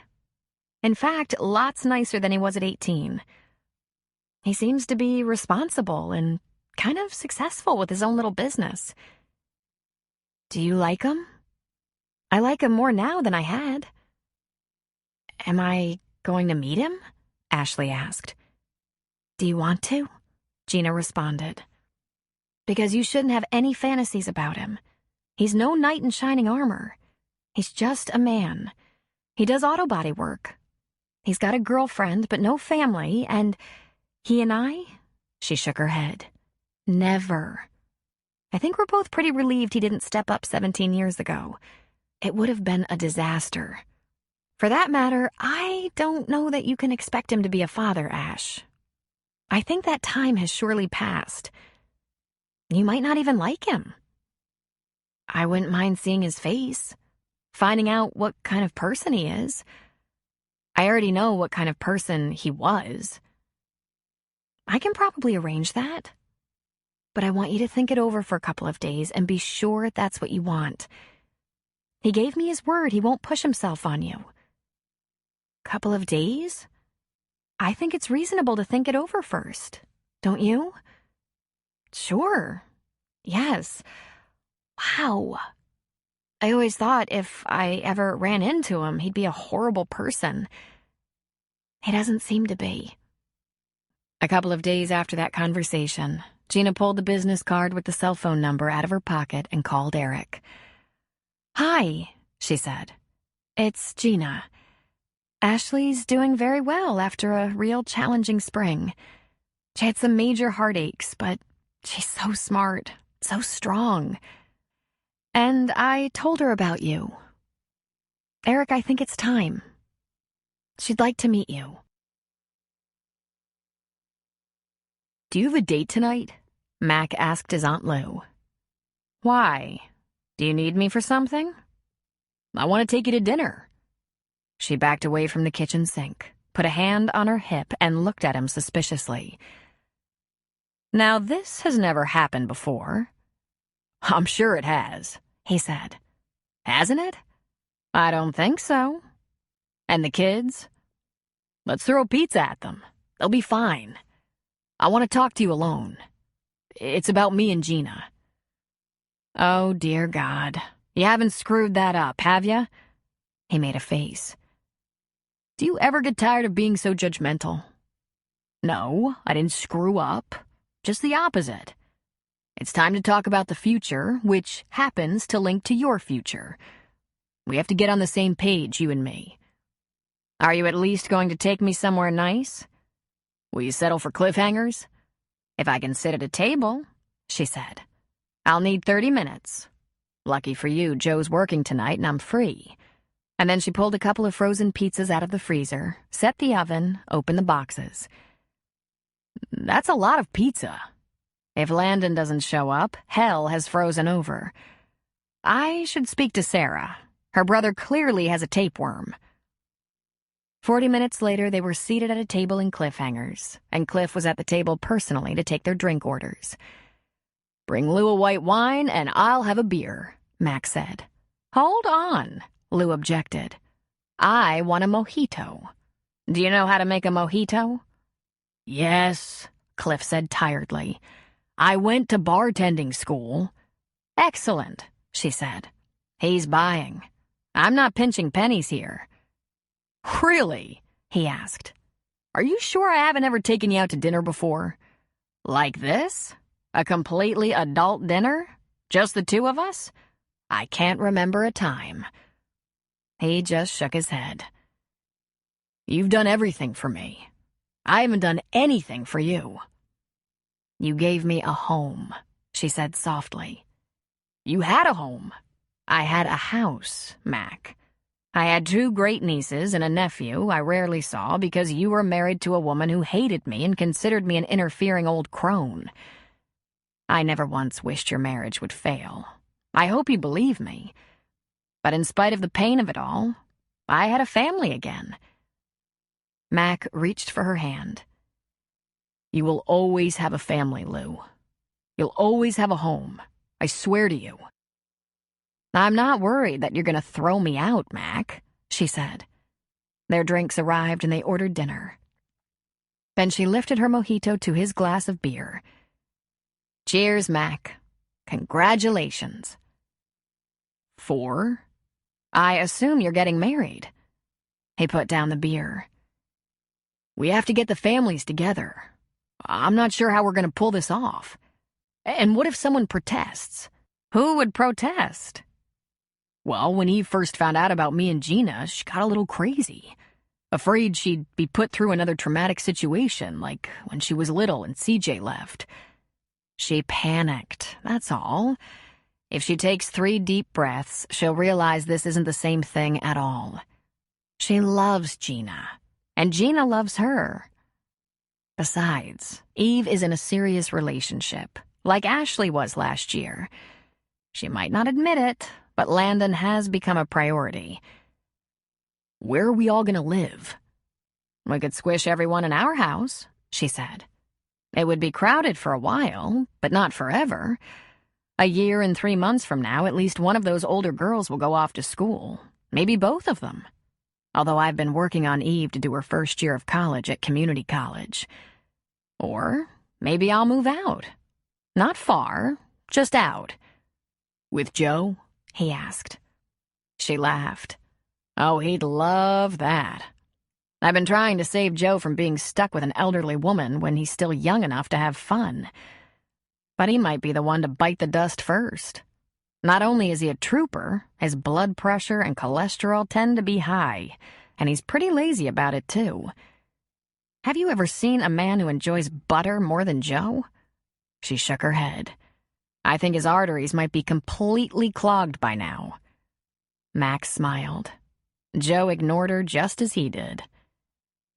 Maybe Carrie would take me on. That sounds awful, he said. Seriously? She laughed. 2 working women of a certain age who are tidy and like the same wine, one of whom loves to cook, a room of my own in an adult household where my boyfriend can spend the night without destroying the values of the younger generation. Please, Mac. You must think us so boring. Besides, I don't want to discourage you in any way, but I might not be completely interested in a household of 7. I had my own small house in Coquille, remember? I took you on when you were 10, and when you were 26, I got you and 3 small children. I'm surprised the walls of that little house didn't blow out. He grinned at the memory. We sure worked hard back then, didn't we? It was horrendous, she said. At first, right after CJ left them, Mac was so hopeful that she'd just return. He worked his 2 jobs, 4 days a week as an armored car guard, 4 nights a week as a new cop, not one day of the week without a job to do. And since Lou was teaching, they filled the gap with sitters. Lou ran back and forth between her house and Mac's, feeding, bathing, walking the floor, sleeping on the couch. Both of them were sleep-deprived and emotionally distraught. Finally, Mac gave up hope.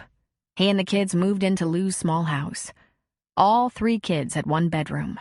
Mac had 1, Lou had 1, but one kid or another crawled in with them every night. And Mac had been so broken. He'd been in pieces. It never did get easy, but Mac had to quit the second job even though they needed the money. CJ had left behind bills that had to be paid. They did get into a routine once they had childcare nailed down, and their schedules were at least the same every week. Once they moved to Thunder Point and all the kids were in school, life became more manageable.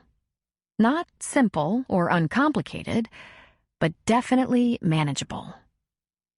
Honestly, she said, I don't know how we did it. We worked together, he said. We had a common goal. Lou, please know, I've never taken you for granted. I'm grateful for what you've done every day of my life. And you will never be alone or without a home. Never. That's very sweet, Mac. But if it's all the same to you, alone for a while might be just fine. I can still help out with carpooling, etc., but a nice little house or apartment? She smiled and gave him a shrug. That might be pleasant. Gina and I have to talk to our kids. Everyone needs to have a chance to air their concerns. We have to get a consensus on how we're all going to live together. It has to be unanimous, and everyone should have time to adjust. She just smiled at him. You don't want to wait. I don't want to wait, he said.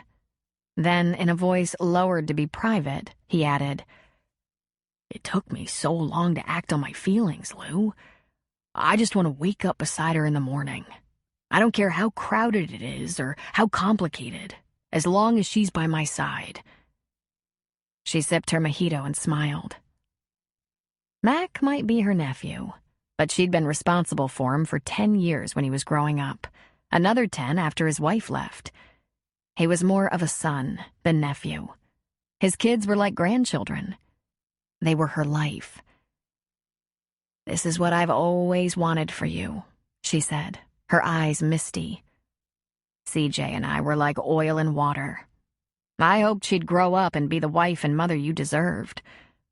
And now that you've been treading water for 10 years, all I want for you is a life partner who loves and respects you as much as you do her. Mac, you're still a young man. Marry your girl. Build a life with her. Be happy. You're the greatest woman in the world, you know? She sipped her drink. Yes, I know. About time you realized that. When they got home, the household was in full chaos. Ryan and Dee Dee were fighting over control of the Xbox. Eve was screaming at her little brother for making so much noise that she couldn't hear her music, throwing couch pillows at him. Landon was sitting at the kitchen table finishing off a pizza with a tall glass of milk. You didn't get dinner? Lou asked.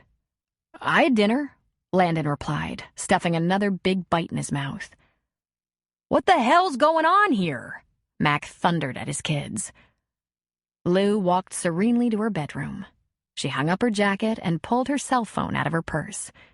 She sat on her bed and hit the speed dial for Joe while simultaneously flipping on the TV. On her nightside table was her electronic reader and a couple of print books. On the other side of the bed, lotion, brush, lip balm, and a glass of water from the previous night. Her cave. She expected to leave a message, but Joe picked up. "Hey, babe," he said. "Hi, Joe. Well, I've been laid off. Mac wants to get married. As soon as possible." A low rumble of sexy laughter answered her. There was just a week left of school, and most of it was just a waste of time. There would be senior skip day, graduation rehearsal for seniors, a couple of tests, and virtually no new assignments as the end drew near.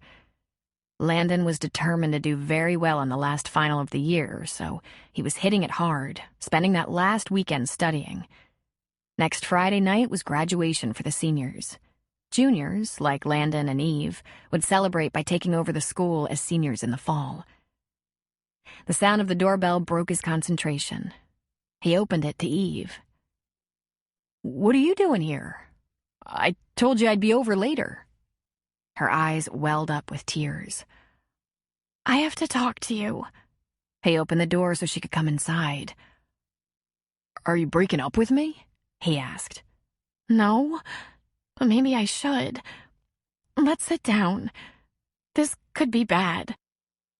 His heart skipped a few beats.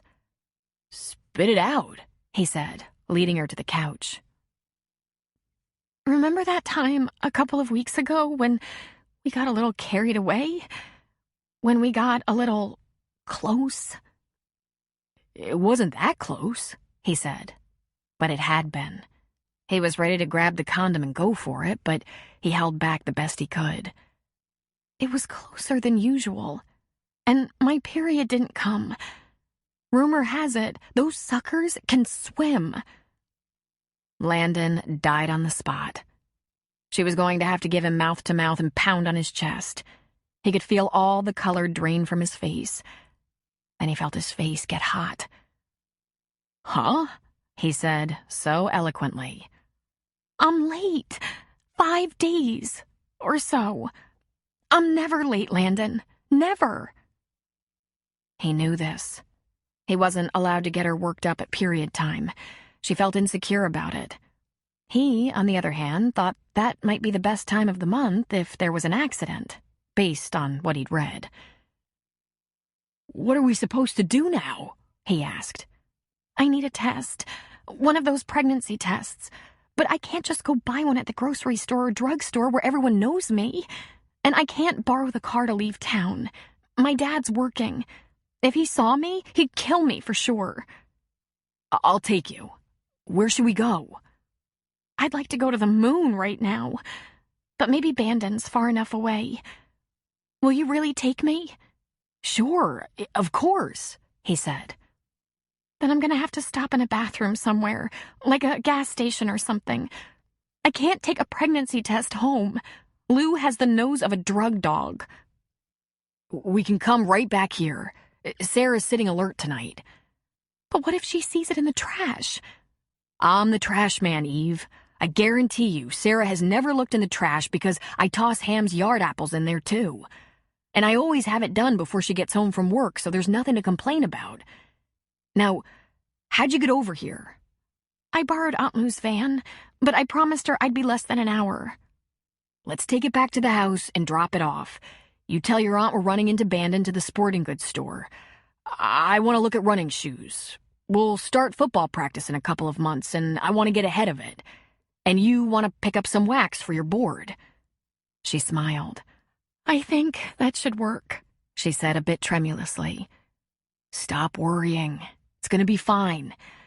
It would be more than fine if they sold pregnancy tests at the sporting goods store. But we're going to take care of this."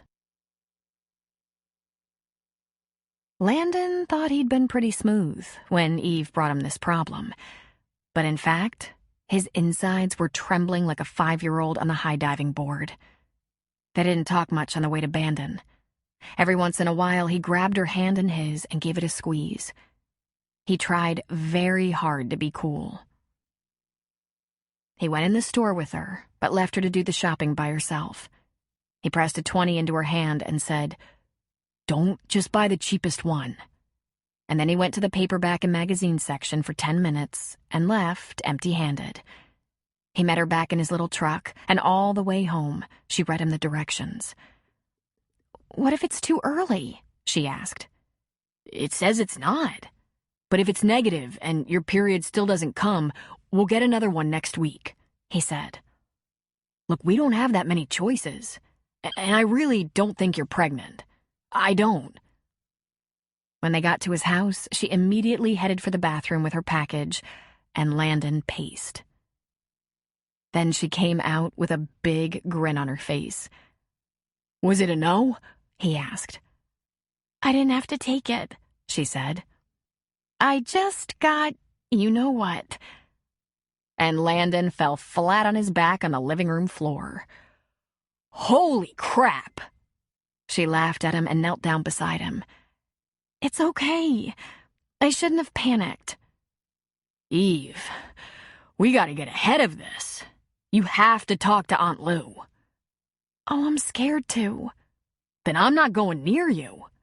We're not making out one more time because we both get a little crazy, and one of these days, I love you like mad, but I want to be a little older before I start a family. I don't want one thin layer of latex between us and the next generation, and you shouldn't either." He pushed some of her pretty dark hair over an ear. "I'd like to be with you forever, but I don't know what you're going to want in a year or two. I don't want to have a baby at 17. "We need to cool it down," she said. "We can do that, too. Whatever you want, but we can't get this scared again," he answered. "I'm willing to—" The back door opened suddenly, and Sarah popped in. Landon's school books were still covering the kitchen table, and he was cuddled up with Eve on the living room floor. "Oh, hi, Eve," she said. "I didn't know you'd be here. I forgot my e-reader and didn't have a book with me," she said, passing through the living room on her way to her bedroom. She turned back to them and smiled. "I'm not going to sit up watching TV all night with the guys. I'm in the middle of a good book." And then she darted into her bedroom. And then she darted out, e-reader in hand. "Sorry I can't stay and chat. I grabbed an hour to run down here and get this, but I have to get right back." And then she walked into the bathroom, shutting the door. Eve sat straight, folding up her legs. "Landon?" He sat up as well. "Where did you leave it?" A shriek came from the bathroom. The toilet flushed. Sarah came out, e-reader in one hand, pregnancy test box in the other. Her face was in a scowl. Her eyes were narrowed. "Have we taken the test yet?" No one spoke for a second. Finally, Eve said, "It turned out it was unnecessary." And her cheeks were so bright red, heat burned off them. Sarah stepped into the room. "All right, you two. I know I can't control you, but there are 2 big rules. Huge rules. First, safety. And second, discretion. To live in polite society, you have to not shock and dismay people. No embarrassing PDA. Public displays of—" "We know what it means, Sarah," Landon said. "So?" She stared pointedly at Eve. "You on the pill?" "Sarah," Landon began, but Eve shook her head. "Do you need me to take you to see a doctor? Because you should never have to buy another one of these," she said, lifting the box. "We got it, Sarah," Landon said, more than a little furious with his sister. "You have 2 days," Sarah said. "You either go to the doctor or clinic or talk to someone in your family and tell them it's not a good time to take crazy risks, or I will. Are we clear? Because I want to hear from your parents, either Lou or Mac, that is, or see evidence there's a prescription in place." She zeroed in on Landon. "And I'm counting on you, Landon." "Sarah, stop it." She took a step toward him. "I want you to imagine yourself having a daughter next year. And I want you to imagine her at 16. And she just bought a pregnancy test kit, and I want you to ask yourself, would you ignore this and leave it up to a couple of kids to make a mistake that could really mess up their lives? Or would you say something? When you have an answer to those questions, I will indeed stop it. They both just stared at her. She turned on a heel and went back to the bathroom, putting the kit back where she found it. Then she faced them again. I hope you don't have any big plans for your future life, Landon, because Mac might kill you. Love is grand. It's also been known to kill a lot of brain cells. Talk among yourselves. And she left. I'm going to kill her, Landon muttered. She's right, Eve murmured. I'm just scared to face it. You're scared? He asked. Your father's gonna kill me. Landon, it was both of us. He smoothed her thick, dark hair over her shoulders. You're not afraid your Aunt Lou will chew you out, are you? No telling, she said with a shrug. She's the best, but she has a double personality, and the other one is pretty growly.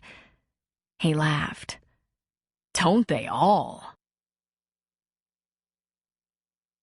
3 hours later, after the McCains had dinner and Aunt Lou had closed herself in her bedroom for alone time, Eve cautiously tapped on the door. She started with, "Can we talk for a minute?"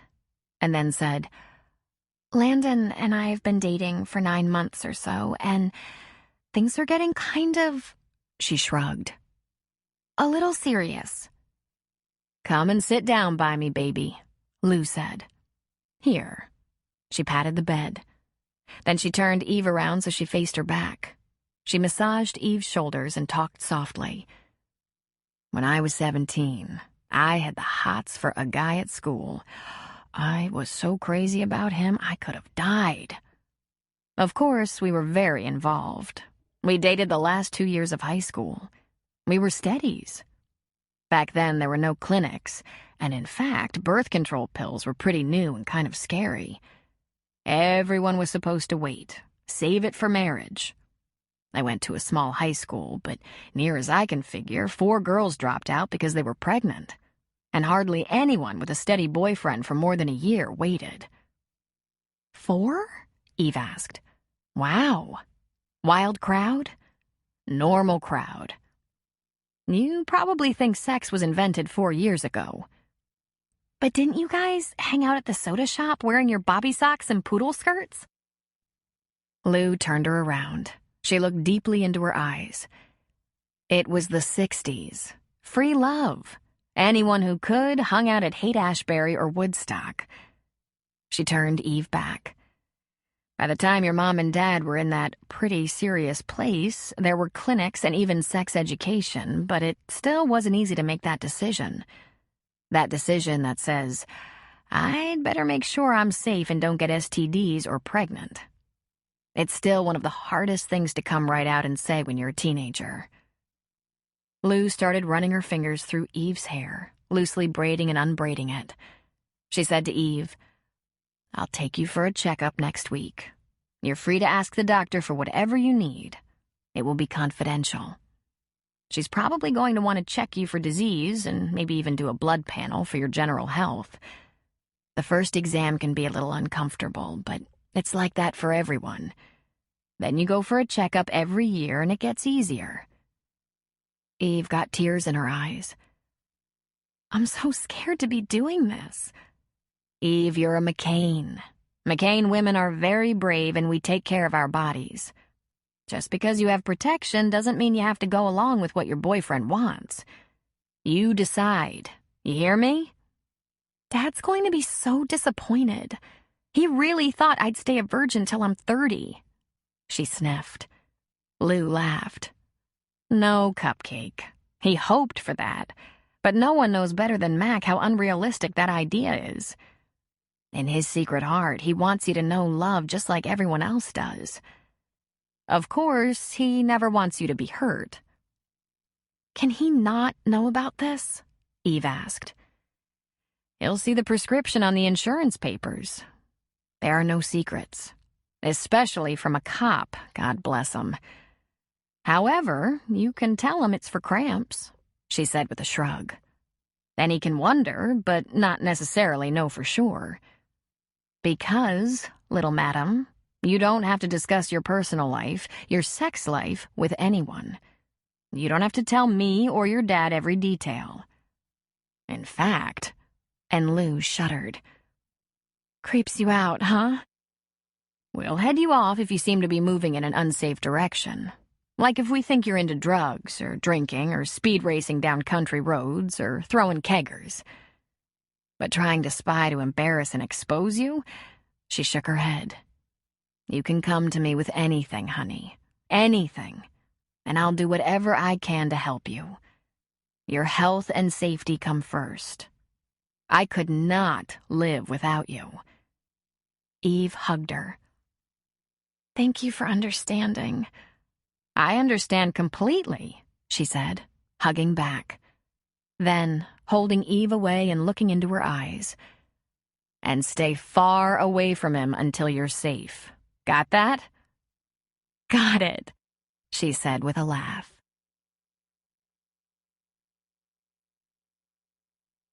Chapter 17. Eric Gentry hadn't seen Thunder Point in over 16 years. Yet here was the town, looking almost exactly as it had all those years ago. Gina was working in the same diner that her mother had worked in. It amazed him that things could remain so unchanged. He briefly pondered whether he pitied them for their lack of imagination or envied them, the continuity of their surroundings and friends. He went into the diner and found Gina standing behind the counter with a laptop open in front of her. She smiled at him. Hello, Eric. Hi. This place hasn't changed at all. I know, she said. Upgrades come slowly in Thunder Point. Stand by. Let me ask Stu to cover for me for a bit, and I'll take you to meet Ashley. She stopped by here about a half hour ago and said she was taking a walk down to the beach. Wait a sec, he said. She knows I'm coming, right? Gina nodded. You said sometime this weekend, whenever you could get away for a few hours. Is she nervous? He asked, hands in his pockets. She's very curious. Are you nervous? Nah, not me. I'm just terrified. She tilted her head and lifted a brow. As I recall, you're very good with teenage girls. He winced. I guess I had that coming. It'll be fine. Let me go talk to... Now you stay here. Let me just go by myself. If she wants to, we could walk back here and have a Coke or something. Okay. You know the way, right? He tapped his temple. Burned into my memory. Good luck, Eric. He turned to go, then turned back. Gina, I appreciate you giving me a chance here. That you trust me. She smiled at him. I don't trust you, Eric. I checked you out. My boyfriend is a cop, and I ran a background search on you. You were very nice at our meeting, and you haven't had a black mark against your name since you were a kid. But if you hurt my daughter in even the slightest way, you will regret it. I promise. I won't hurt her, Gina. And I promise. He walked down the street, turned onto the beach road, and spotted her immediately, even though she was on the far side of the beach. Her red hair was pulled through the back of a baseball cap, and she sat on the sand, knees pulled up with her arms circling them. There was one kid out on the bay on a paddleboard. Closer to the town side of the beach, a couple of young mothers sat on towels while their little ones played in the sand at the water's edge. There weren't many places like this, he recalled. A long stretch of beach, a natural and untouched promontory, a calm bay without the presence of a lot of large businesses and hotels. Most of the coastline, at least parts the public could access, was busy with establishments that catered to beachcombers and tourists. He remembered the bait shop. It looked as though it had been improved since he'd last seen it. Ashley didn't notice him approach until he stood right beside her, and she looked up at him. Hi, Ashley. I'm Eric Gentry. Her mouth dropped open as she looked at him. She slowly got to her feet, brushing the sand off her butt. "Wow," she said in a breath. "I look just like you." He chuckled. You're much prettier, but you inherited the red hair and green eyes. My mom didn't mention that. I think she told me everything else, though. She said you've been having a terrible time lately, he said. Go ahead. Sit down. That's okay. You don't want to mess up your pants. He looked down at himself. He wasn't dressed up by any means, just a pair of Dockers, a shirt, topsiders on his feet without socks. I'm good, he said, lowering himself to the sand. I'm sorry life has thrown you some curves, Ashley. Is there any way I can help? Anything you want to know about me or my family? She sat down, lifted her bottled water, and took a slug. Well, how about, where have you been? He knew that wasn't a literal question. Well, I figured if I was my kid, I wouldn't want to know about me. I'm not exactly anyone's hero. Mom said you used to be a real hoodlum, but straighten yourself out. I served time, Ashley. She told you that, right? She nodded. You must have been a badass.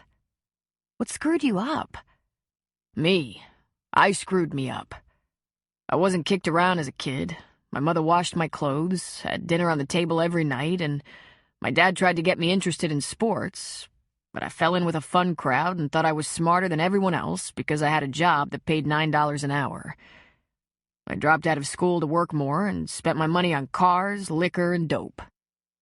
When I heard I'd gotten my girlfriend pregnant, I ran and found another good-paying job as a grease monkey and a bunch of cool friends who not only drank and doped, but found an interesting way to improve themselves.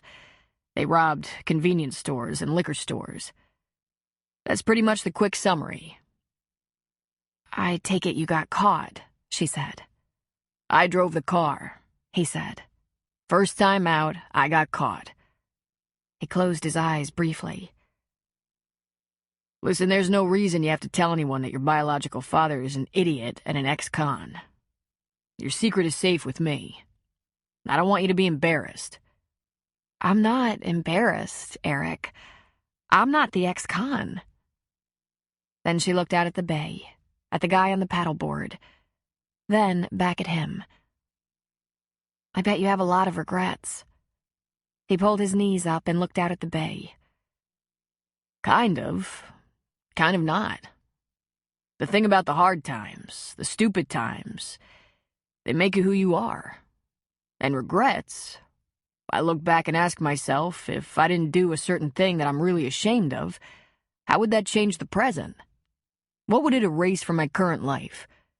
What if I hadn't been such a badass idiot back then? Would I have learned the cost of that recklessness? Would you be here?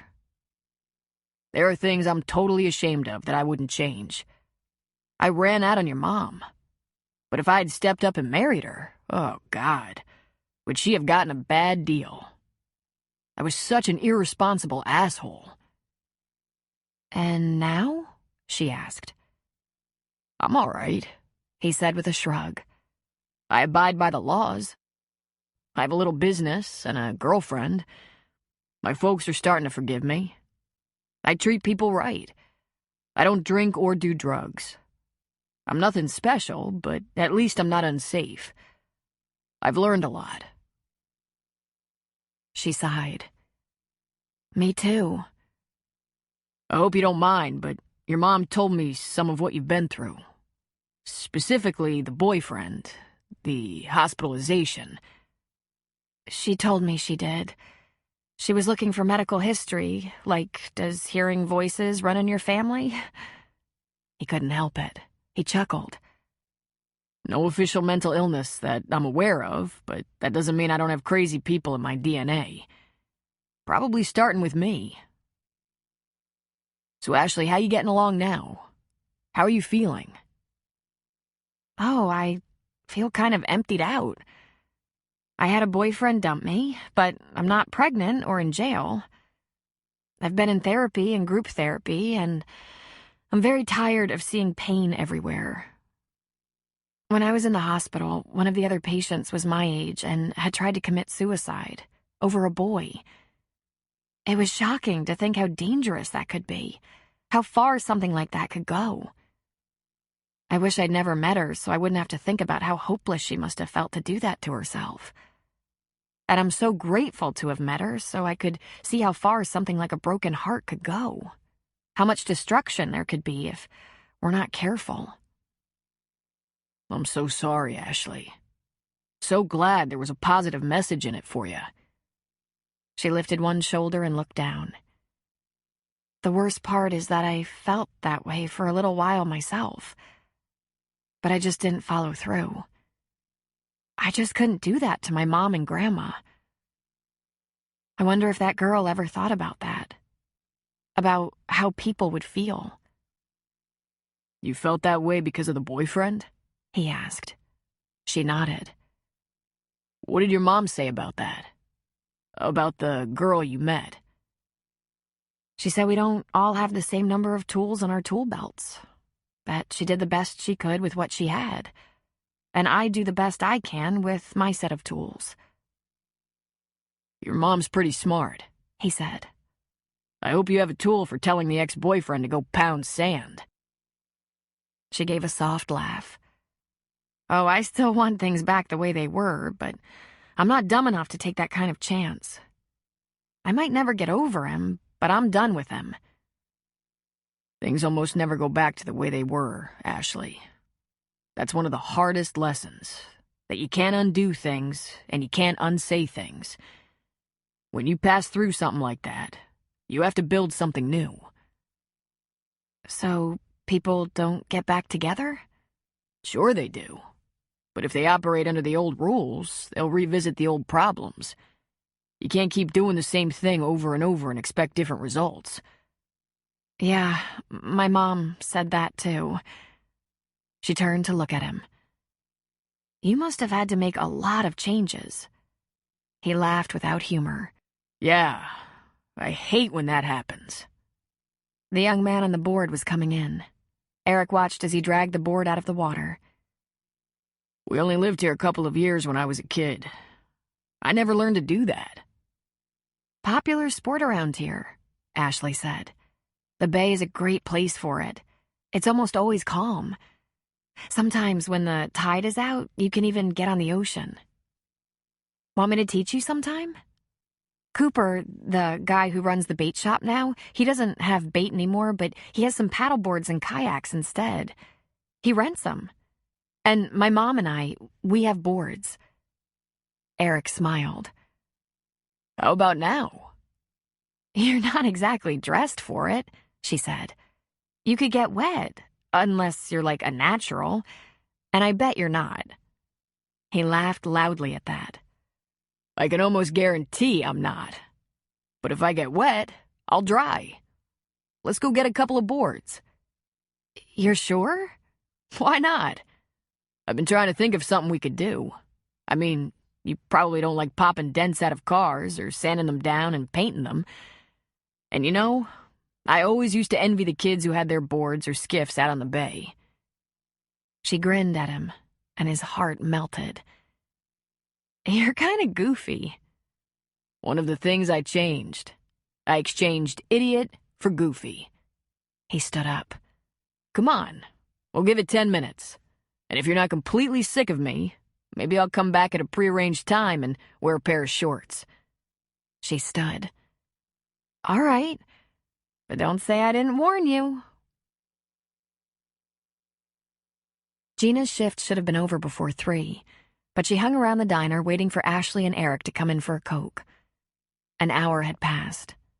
She hoped they'd gotten caught up in talking. She beat down the fear that something had gone terribly wrong. She knew Ashley wanted to meet him, believed that Eric was a safe man, but still. Finally, unable to bear the suspense, she said goodbye to Stu and the teenage waitress on duty and walked down to the beach. What she would give for Ray Ann's binoculars. They didn't seem to be on the beach, and a glance at Cooper's deck showed that place didn't seem occupied. Where could they have gone? Then she heard a distant laugh that was clearly Ashley's. She looked out on the bay, and there they were. Eric had removed his shirt and shoes. His pants were rolled up to his knees, and he was trying to paddle the board. Very clumsily, very slowly.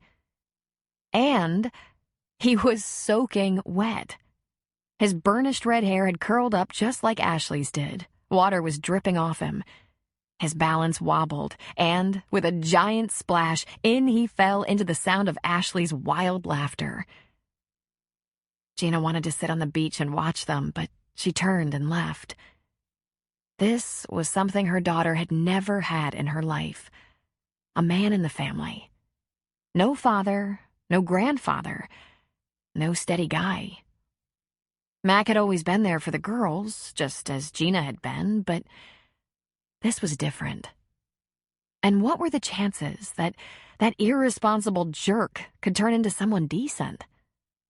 She didn't have any illusions that this could turn into a powerful and intense father-daughter relationship. But even if Ashley could have the knowledge that she didn't come from a total loser, Gina would be so grateful. She looked upward and said, "Oh, thank you, God. Thank you. And please, let it be real." It had been about 2 months, but Ashley had finally gotten to the point she could resist reading about or listening to stories of her ex-boyfriend's grand achievements in baseball. About the same time Thunder Point High School was celebrating graduation, Oregon State was making it to the playoff championships. She was one of the few not planning to follow the playoffs or trying to attend home games. Ashley was, however, concentrating on work. She wanted to earn money. Her future depended on it. There were very few Thunder Point kids who didn't have to work to pay for their own activities or cars or car insurance, not to mention saving for college. In fact, most of Ashley's friends used their part-time job or babysitting money to buy their clothes or cheerleading uniforms or prom formals. Ashley worked afternoons at the diner, relieving her mother, and some mornings she worked with her grandmother at the deli. All her friends were working. Landon was helping at Cooper's almost every day, and Eve had gotten herself a part-time job at Pizza Hut. They wouldn't be spending the long days of summer. Hey there. You've been watching for a while now. Let's take a short break and enjoy some relaxing music. This audiobook is free for you to enjoy. If it's not your thing, feel free to skip. Thanks for being here.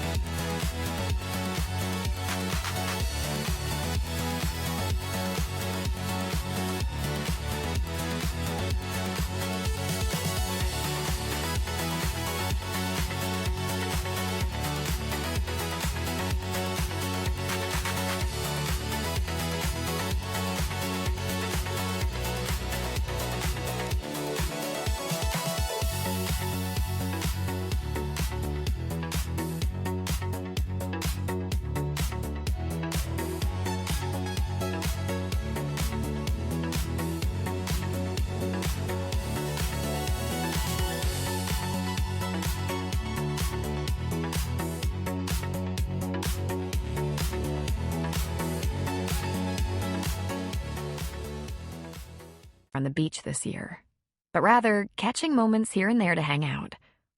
And even finding time to spend with her mom and Graham wasn't easy. Sometimes they met at the diner if Ashley went in a little early for her shift and Carrie took a break from the deli before heading home. She started at the diner on Memorial Day weekend, the end of May, and she'd only been there a week, the third generation of James women to work there, and she loved it. Gina trained her herself, and just based on that and what she already knew from her mother, she was excellent at the job. In fact, although her previous plans had included going to state, living there in a dorm or apartment, she was reconsidering.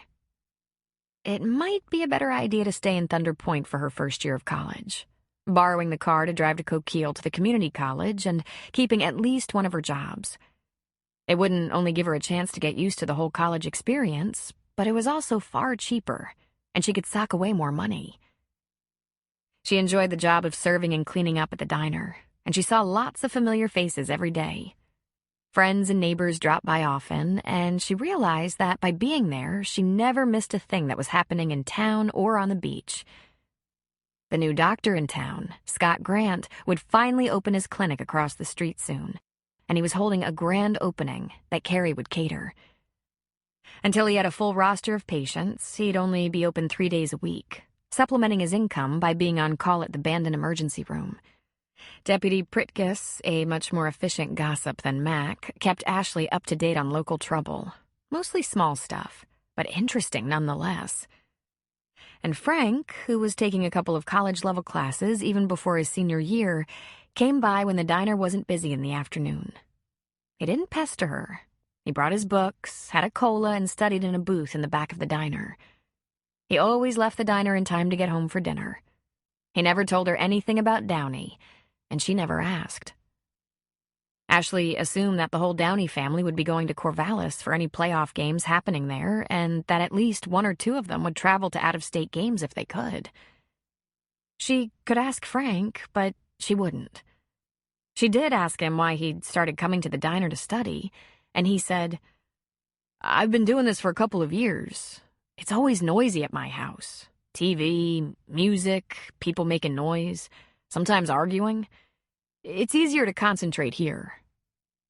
And it's even better since you started working here." And he grinned. So, when she wasn't busy, she'd grab herself a cola and slide into the booth across from him. "Just tell me if I'm bothering you." He looked up from his books and smiled. "You're not bothering me, Ash."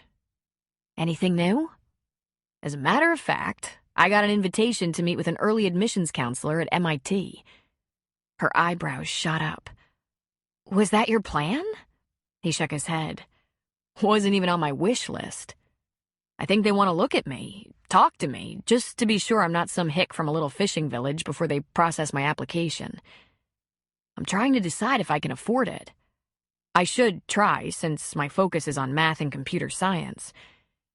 You know, I think they actually looked at the computerized study guide I developed for high school students. I recorded it and loaded it on YouTube." She stared at him in wonder. "You did that? I didn't know about that." "I just did it for the people who ask me for help all the time. It's almost always the same questions. It was efficient. I put a link in my letter to admissions. I didn't expect anyone to actually look at it." "How do you come up with these ideas?" He just shrugged. "There are several online tutoring programs. Some of them have millions of hits. There are a few things I'm good at." She laughed at him. "A few, huh? Do you know your IQ?" "No," he said with a laugh. "Do I need to? I promise you it wouldn't change anything." "I think you're a genius or something. It must be so much fun." "To be a geek?" he asked. "To be different from everyone?" He shook his head. "I get bored real easy. My mother calls me high maintenance. It's hard to make friends that last after they pass the test they needed help for. I think it would be easier to be good at football or baseball." "You think that? Well, don't. What you have has a longer shelf life." Then she rolled her eyes and laughed at herself. "Spoken like a waitress, huh? One of my jobs is to check dates on the packaged food. And, as for friends, you better not ditch me for a smarter girl because you made very big promises about my visits to the East Coast. Very big. If you get a girlfriend, first thing you tell her is that you have a commitment to me for visiting and you're the tour guide. She'll just have to live with it." "I'm pretty sure we won't run into that problem. Have you decided where you're going to apply? Still looking at state?" "Funny you should ask. I'm thinking of taking my first year at community college so I can keep my 2 part-time jobs. They're good jobs, good tips. And if I ever want to go farther away than state, I'll need money." He grinned at that. "Oregon State is an excellent school." "I know. And believe me, I'm not thinking of avoiding it because of you-know-who. I like my jobs. Doing it this way might give me a leg up, you know? I know. Probably a good idea to keep your options open. Listen, do you have any days off? Ever? I can easily get time off, as long as I give Stu and Graham a little notice. I can borrow my friend's boat. He might insist on coming along, but maybe not. Doesn't matter, really. We could spend a day sailing. I could bring lunch, she said. I get a great deal at the deli. Like free? What's a good day? I have classes Tuesday and Thursday mornings. Any other day. Next Monday? Make it early. 7 in the morning? It's usually kind of foggy. I know. It's very cool to sit in the bay and watch the fog burn off. By 9 on weeknights, Ashley was closing out the cash drawer and mopping the floor, and she was usually on her way home by 9:30. Ashley always walked home. It was only a couple of blocks in a safe town. Unlike what she read about big cities, if she screamed for any reason, all the porch lights would pop on and people would stick their heads out to see if anyone needed help. Sometimes she got home to find her mom and Mac on the porch, talking and holding hands. Tonight, Stu locked the diner door behind her and said goodbye. She'd barely taken 2 steps when she heard, "Ashley?" She just about jumped out of her skin. She whirled to see that right behind her, Downey was leaning against one of the lampposts on the street, not far from the diner's front door. "Oh my God! You scared me!" "Sorry, Ash," he said, stepping toward her. He had his arm in a sling. "I just wanted to see you." "What happened?" she asked, nodding toward the sling. "Nothing too much. Dislocated shoulder. I'm resting it for a couple of days, then it'll be fine." "Does it hurt?" "Nah, it's okay." "Ash, listen. I'm sorry. About everything." She felt color rising up her neck. Then she realized it was anger and not self-pity. And that felt so good. "Is that right? Well, it's over." And she turned to head for home. "Wait a sec," he said. "Can we talk? For just a minute?" She turned back to him. "What on earth can we talk about, Downey? You're sorry. It's over. We're done." "No. Look," he said. "I made mistakes, all right?" "No kidding. Crap. Why didn't Frank tell me you were going to be home?" "I just got here a couple of hours ago. I'm not sure Frank even knew I was coming." "And you're going right back, right? Because you're staying at school all summer." He gave a pathetic shrug. "Plans change. I'm home for the summer." "Well, the girlfriend must hate that." "We broke up," he said. "Ash, I made some bad decisions. Really bad. I need you to listen to me." She shook her head. "I really don't care what bad decisions you made. You didn't care about me, about my feelings, about anything. Do you really think I'm going to worry about you now? Just go home. Your mommy will snuggle you, not me." "I got cut from the team. My scholarship's in trouble. I might not have one anymore. I couldn't play, and then we lost. Maybe not because of me, but I wasn't there to help. And they're all pissed." "Cut?" she said, curious in spite of herself. "Pissed? How could they be angry if you got hurt?" "I didn't get hurt playing. I was mad and went to a batting cage and swung a bat for hours and hours and got unhinged." It didn't make any sense to her. "Why'd they cut you then?" He looked down and shook his head. He tilted his head to the bench. "Will you sit down with me?" "No," she said. "You can sit there and I'll sit over here, but only for a minute, and only because I'm curious." He sat down on one side of the diner door while she was on the other. And they just looked at each other. Finally, she said, "Well, what? What do you want to tell me?"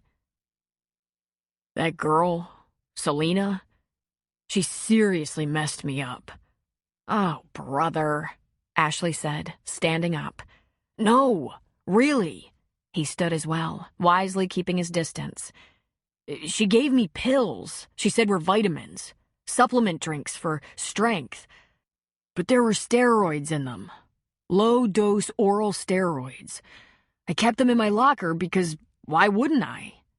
Then someone accused me of using performance enhancers. They looked at the pills, tested me for doping, and everything came crashing down. It's all a big misunderstanding. I didn't know I was doing anything wrong. It's not like I injected it. Bullshit, she said. Ashley looked at him in astonishment for a second. Then she laughed. She put a hand over her mouth. You think that's funny? No, she said. I think it's a lie. Or maybe an excuse. I know you, Downey. You know steroids. You've used them in the past. They're not illegal. My grandmother takes steroids for her knees. I think you told me the doctor gave one of your little brothers growth hormone because they were behind in growth. Or sometimes you can find small, supposedly safe amounts, or protein drinks that are supposed to have non-steroid enhancers, but they sure act like steroids. They bulk you up and make you cranky and short-tempered. We've argued about it. You like that stuff. You like being really strong. You're addicted to being strong. She didn't slip anything by you.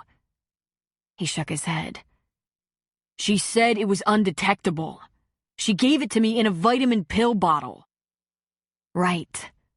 But you knew. He looked at her pleadingly. I knew I shouldn't, but there were rumors about being an early draft pick, and I wanted to hit everything, catch everything, run faster. I felt like it was a chance, a safe chance, that wouldn't hurt anyone and would make me just a little better. I wanted that break so bad, Ash. You're an athlete. You know what the problems with steroids are. Not only does it hurt your body, your personality, but it changes the playing field so it's not athlete against athlete, but athlete against super drugs. And you can't blame this on some girl. It was her, he said. I think she used me and tricked me. I think she wanted me to do whatever it took to go pro. She wanted to hook up with a ball player. Well, we'd all give you the prize for being stupid, except you and me were in a dead heat for that prize. His brow wrinkled in confusion. He didn't get it. Ash, give me another chance. I'll make it up to you. I swear to God. No. He took a step toward her. She took a step back. I need you, Ash. I need help to get through this. I need to feel like someone's on my side. Please. No. Ashley, I've been wrecked by this. I know I made mistakes, but Jesus, nothing I did is so bad I should have to go through this. I lost everything. Everyone is pissed at me and no one understands the pressure I was under. Everyone was counting on me. My team, my friends, my family. She just shook her head. She actually did feel sorry for him. But not that sorry. What happened to you, Downey? You went to state as this town's shining star. You had a nice girlfriend who would never cheat on you. A full-ride scholarship so you could get an education. Something a lot of us little people are working our tails off to try to pay for. You even had agents sniffing around, telling you you'd go pro before you're even dry behind the ears. And how did you respect all that? You decided to break all the rules. You cheated. You hurt everyone, and now you want them all to be a little more understanding? To let it go? You know what, Downey? You have your work cut out for you, because you're gonna have to earn back the respect you lost. He was quiet for a moment. Then he said, Tell me what to do, Ash. I'll do whatever you want. She smiled and shook her head. Hey, there's nothing for you to do for me. I'm over you. I think when an altered naked picture of me went out to about 400 cell phones and Facebook friends and you shrugged it off and said it was just a joke, that put the last nail in the coffin. Hey, come on. I was mad about that. We had a fight about that. That was wrong that she did that. And you couldn't even call me? Explain and say you were sorry? I went through all that alone. And did you care? Nothing is ever your fault. Yeah, you have a long way to go. Good luck, Downey. She turned and walked away. He called to her. She heard him, but she didn't turn around. In that moment, with a smile on her face, Ashley knew she was finally well and truly over Crawford Downey. When Ashley was home, she found her mom and Max sitting on the porch steps, a little votive candle between them. She told them she was tired and went inside. Ashley went to her room, got into her little boxers and tank top, and sat cross-legged on her bed with her cell phone in her hand. It was 10. Probably too late, but she took a chance and put through the call. When he said hello, she said, "Eric, it's Ashley. It's late, I know. Should I try you another time?" It's okay, he said. I was going through some paperwork, and I'd love an excuse to stop that. What's up? I would have called earlier, but I worked at the diner until after 9. You put in some long days, don't you, Ashley? Sometimes I do. This is very last minute, but I don't have to go to work until 3 on Sunday afternoon, and I'm not working at the deli at all that day. Would you like to come to Thunder Point and go paddleboarding? I think you have potential. He laughed. I wouldn't miss it. What time? Can you be at my house at about 10? I'll be there. On Sunday morning, they launched off the marina dock, and even though the bay was completely calm, Eric went in almost immediately. And getting back on the board wasn't exactly graceful. I know we've been over this, but you're a good swimmer, right? Ashley asked. I'm not going to have to save your life, am I? He spit and sputtered. I'm a good swimmer. Take your time. It's a good day on the bay. It's a beautiful day all around, he said. But after that first big splash, Eric found his footing and kept up with her.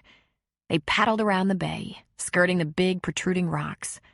A couple of small sailboats left the marina and headed out to the Pacific.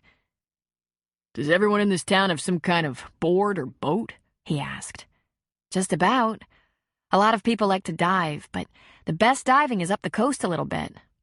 There are a few places where the water is deep and clear and there's lots of marine life. A few of us have taken our boards up there, past Coos Bay. You don't dive? She shrugged. Diving gear's pretty expensive. At the mouth of the bay, she stopped and sat down on her board, just enjoying the endless expanse of ocean. You don't want to get too far to either side out here, she cautioned. There are some sharp rocks and big waves at the tips of the points. It's best to stay in the center, and if a boat's on the way in, get out of the way. Eric sat down. He was quiet for a moment. This is awesome, he finally said.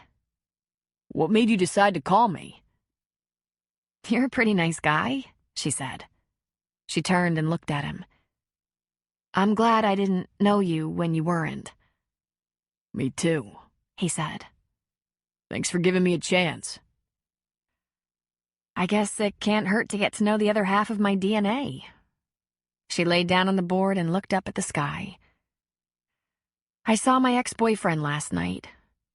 Eric, still sitting, looked down at her. How'd that happen? He's back in town and was waiting for me outside the diner. He's now sorry and would like a second chance with me. But this is all because he's in big trouble and was cut from the team and might lose his scholarship. She turned to look at him. Doping. He claims the new girlfriend messed him up, got him doping, and then dumped him. Of course, it's not his fault and is all a big misunderstanding. Eric whistled. He was a star in high school, she said. All conference football and baseball. He was the homecoming king. Maybe I didn't see it then, but I thought he wore it pretty well. That kind of popularity. I thought he was a nice guy. He was a nice guy, I think. He looked out for his younger brothers, and I think he was loyal to me. We talked on the phone and texted many times a day, something he stopped having time for when a new girl came along. But I also remember he used all kinds of supplements when he was strength training. Non-steroid, he said. But he didn't think there was anything wrong with steroids if you weren't competing. Downey's a big guy, very strong. He saw a chance at going pro real young, and he didn't want to miss it. He caved. He caved all over the place. Gave in to the pretty, snotty college girl, the drugs, probably other things.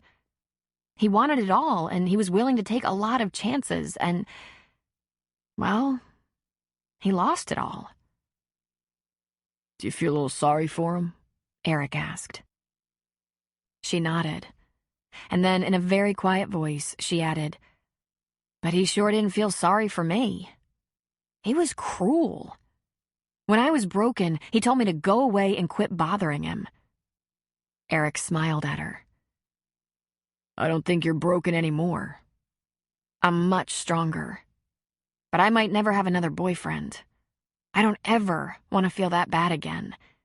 He laughed. You think that's funny, what I went through?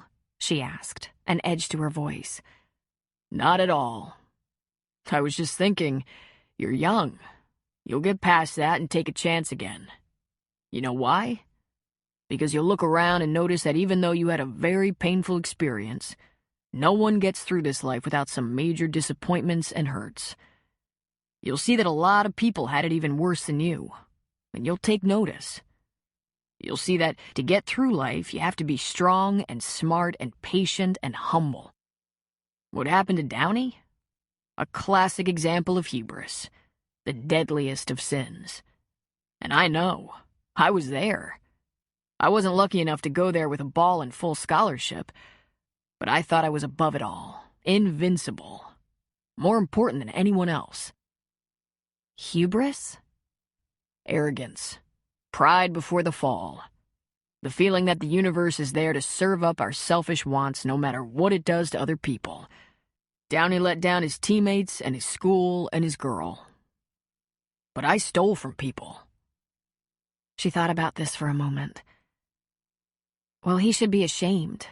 Most of us have to work real hard just for a chance to go to college. He had it all and threw it away by wanting still more. Sometimes you learn your best lessons when you add up all your losses. She lifted an eyebrow at him. Most of the time, you don't sound like a grease monkey. He grinned. Is that right? You know who's been just super nice to me for the last 3 months? Downey's brother, Frank. Is he a lot like Downey? She sat up. Nothing like Downey. I've known Frank forever. We've been in school together since kindergarten. He was always the skinny little runt with the thick glasses, but so smart it was scary. The bigger kids used to pick on him and try to beat him up, and if not for Downey... Well, Downey was his bodyguard, and Frank was the nerd. But Frank has changed a little bit lately. He's grown up, for one thing. He's taller, stronger, got contacts. He's actually good-looking, but you can tell he doesn't know it. He likes to sail and paddleboard, so he built muscle. He's not an athlete like Downey, but he has an appointment at MIT for an early admission scholarship. Seriously? Eric asked, surprised and impressed. She nodded. All in one family. Why couldn't I get some of that? He chuckled. You have what you need, Ashley. I promise. Hey, your mom knows I came over to board with you, doesn't she? Of course. She said she hopes I don't end up disappointed. She's good reason to worry about that, he admitted. That'll take time. Hey, you almost ready for some lunch? We can come back out after, if you feel like it. Sure. Let's go in. Chapter 18. Sarah had continued to put off talking to Landon about her potential change of assignment. In fact, she had been in some denial. It had been a while since Buzz had dropped the bombshell on her, and as the days and then weeks passed with no confirmation, she found herself taking the irrational position that if she didn't think about it, maybe it wouldn't happen. But she was going to have to deal with this. School had been out for less than a week, and Landon was already talking about football practice starting up in August. He was working at Cooper's part-time for the summer and was running and lifting weights, getting ready. She'd been in her office for 30 minutes when her phone rang. She should have looked at the caller ID. She innocently answered, "Dupre," and then she just listened to the voice on the other end of the line. Orders were being cut. She'd received them in a few days. And she was going to Miami. She was slated to move in August, but she had 2 weeks to either accept the transfer or resign her commission. If she planned to accept the new assignment, the chances were excellent that she'd be offered a promotion within a few months of her arrival in Florida. That's what service meant. You go where you're needed, when you're needed. And she was needed in Florida. Sarah hung up the phone and sat, stunned, for a few minutes. She needed to talk to Buzz. She went to his office, tapped on the door, went inside as he looked up. She closed the door, but she didn't sit down. "I just got my orders," she said. He turned away from his computer screen. "Was it what I heard?" She nodded. "Miami." "What are you gonna do?" She shook her head. "I guess I'm going to talk to Landon." "What about your guy, Cooper? Have you talked to him?" "And say what?" she asked herself. "Goodbye?" "I haven't told anyone. I wanted to wait until I knew for sure. First, I'm going to talk to Landon. What do you say to a 16-year-old kid who's looking at being king of the world in his senior year? You know the story, Buzz. What do I say?" "I don't know," Buzz said. "I have a 16-year-old kid and he thinks I can pick money off the tree out back. So does his mother, for that matter. I've had to do the hard, unpopular things and it has cost me. I don't know what else I could have done, but the price was high." She looked down. He'd probably paid the ultimate price for the less-than-stable lifestyle, and she knew why he was here, why she was here. He loved the Coast Guard. He believed in their mission just as she did. In every branch of military service, there was instability and risk. It took its toll on relationships. "Need a couple of days off?" Buzz asked her. She shook her head. "I'm fine. I'll get back to work. I think better when I'm busy." "If I can do anything..." "Thanks," she said. "If I think of anything, I'll let you know."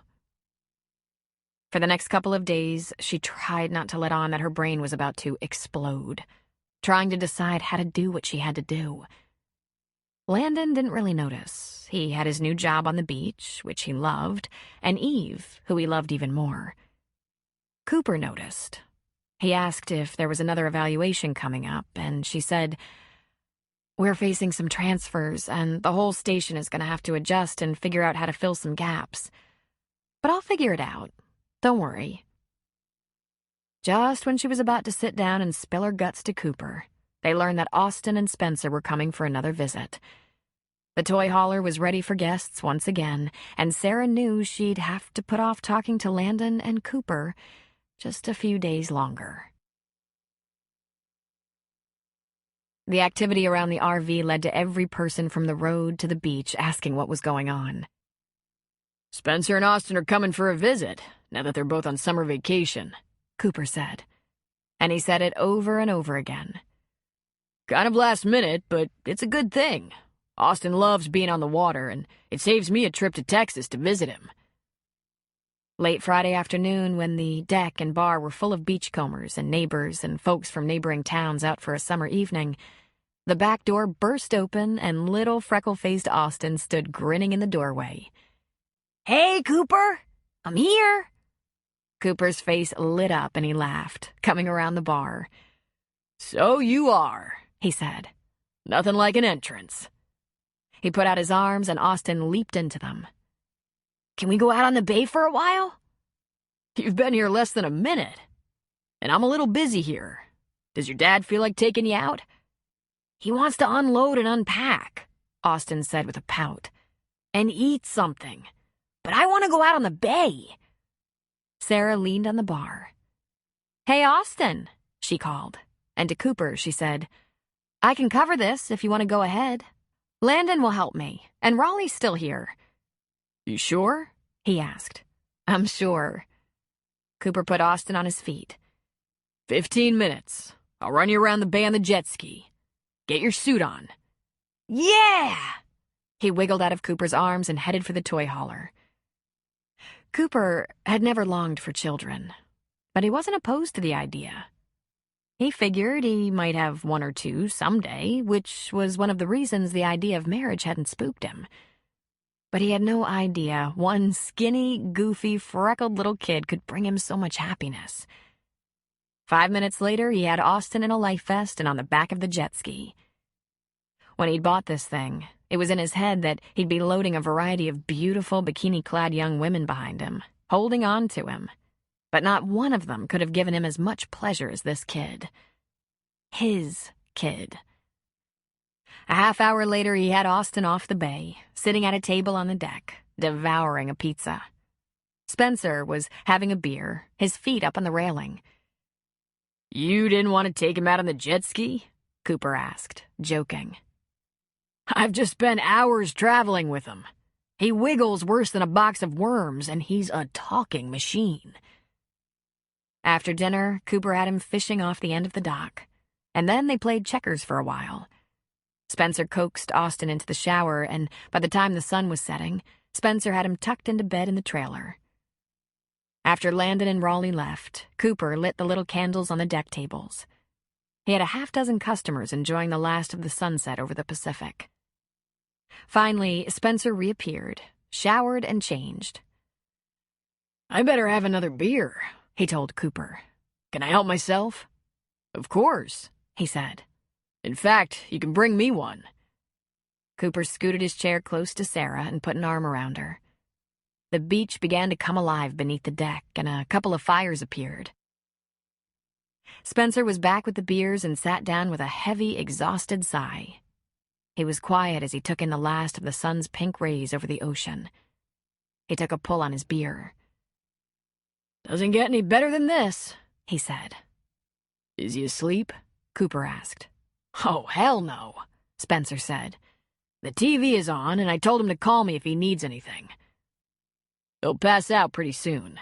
I tired him out the best I could," Cooper said. "How can something so small wear a person out so thoroughly?" "Listen, I have to tell you something," Spencer said. "I hope you'll take this as good news. There's a professional reason for us being here. Your football coach and athletic director is retiring, and I applied for the job." "You did what?" Cooper asked, sitting straighter. "Not good news?" Spencer asked. "Hey, I didn't say that, but why didn't you tell me? That's why you were coming. Maybe I could have said something to someone. I knew about Coach Rayborough retiring. You haven't been here that long. I didn't think you'd be tight with the coach." "Well, I'm not, and I was pretty surprised to be included in the discussion. But what about your family? My parents are in the same nursing home in Missouri. I have some aunts out there, but I'm an only child. The last time we visited, my mom couldn't remember who Austin was. I don't know how long it'll be before they're gone, but probably not long. You're probably thinking of Bridget's family, too. They're grieving, and I think they're going to be grieving for a long time." He shook his head sadly. "We've had enough of death and illness. Austin and I need a fresh start. I like your little town, and Austin loves it. Do you think you can get that coaching job?" Spencer smiled. You don't know that much about me. I had to check you out and make sure Austin was safe with you, but you probably never took a close look at me. I'm not a born and bred Texan, you know that, but I've been a Texas high school football coach and athletic director for years. My teams go to state, and it's a big-ass state. Texas is serious about football.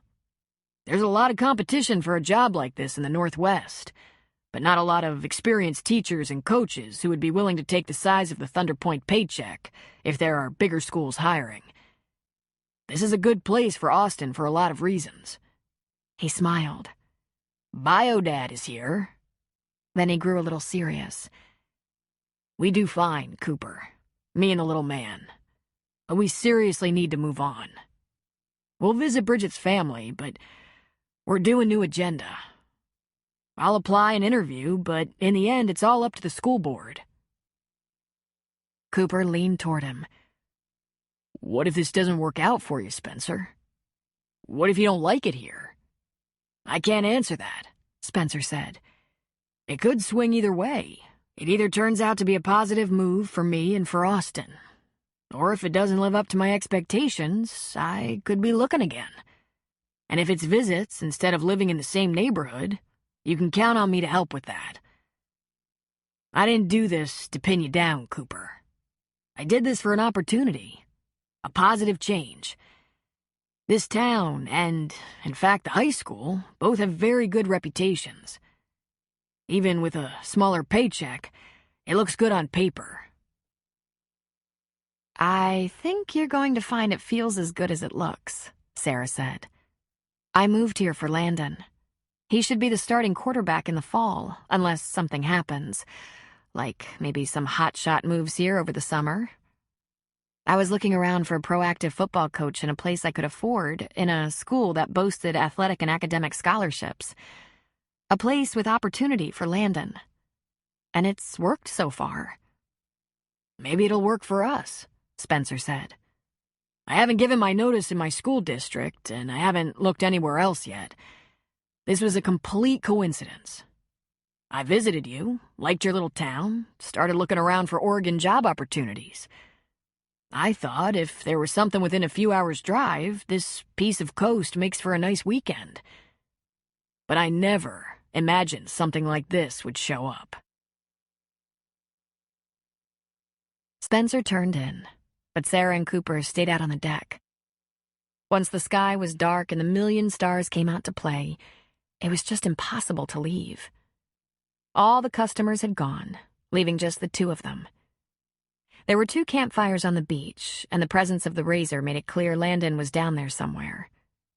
They heard a clumping up the stairs, and Ham came panting toward them, tongue hanging out and drooling. "And hello to you," Sarah said, giving him a pat on the head. Then a whistle rent the air, and he ran back down the stairs and across the beach to where the kids sat around a fire. "Landon would probably like us to go inside and leave them alone," Sarah said. So what? It's a perfect night. He pulled her chair closer. She sighed and looked out over the water. "You really do have a perfect life." Close, he agreed. "And now your son is here," she said. "That's everything, Cooper. That's the whole thing for you." Maybe. Spencer still has to apply for the job. Sounds like he'll get it, though. I had no idea he was a championship coach. That's pretty cool. I hope Spencer's up to the job of making the most out of Landon, for his sake, for the sake of college opportunities, and for the coach. He really wants an exit strategy after 40 years. She agreed. "How does it feel, really, being a dad?" He grinned. Pretty damn cool. Doesn't hurt that he's an awesome and hilarious little kid, which I owe to Bridget and Spencer. He chuckled and shook his head. Biodad. He laughed. "Did you ever see yourself in this situation? The father of a 10-year-old? Sort of, he said. In the back of my mind, I thought I'd accidentally get married and have a kid or two. even though I had no idea what responsibilities that really entailed. I figured I'd grow into it. I thought I'd even eventually tie myself down to a house, a couple of kids, a steady job that didn't change every 2 years. I didn't think it would take this long. I've always known I'm a one-woman man, he added, giving her shoulders a squeeze. But I wasn't ready at 27 when Bridget was ready. I was still moving fast back then. Are you saying you're ready now? He turned and looked into her eyes. He smiled. I'd better be. It's here. And it feels pretty good. I don't know how Spencer will like it here, but I couldn't ask for more than this. I mean, come on. Listen to that surf. Look at that sky. What if this job hadn't come open? She asked.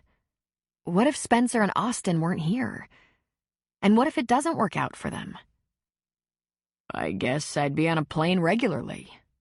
Single parents do that all the time.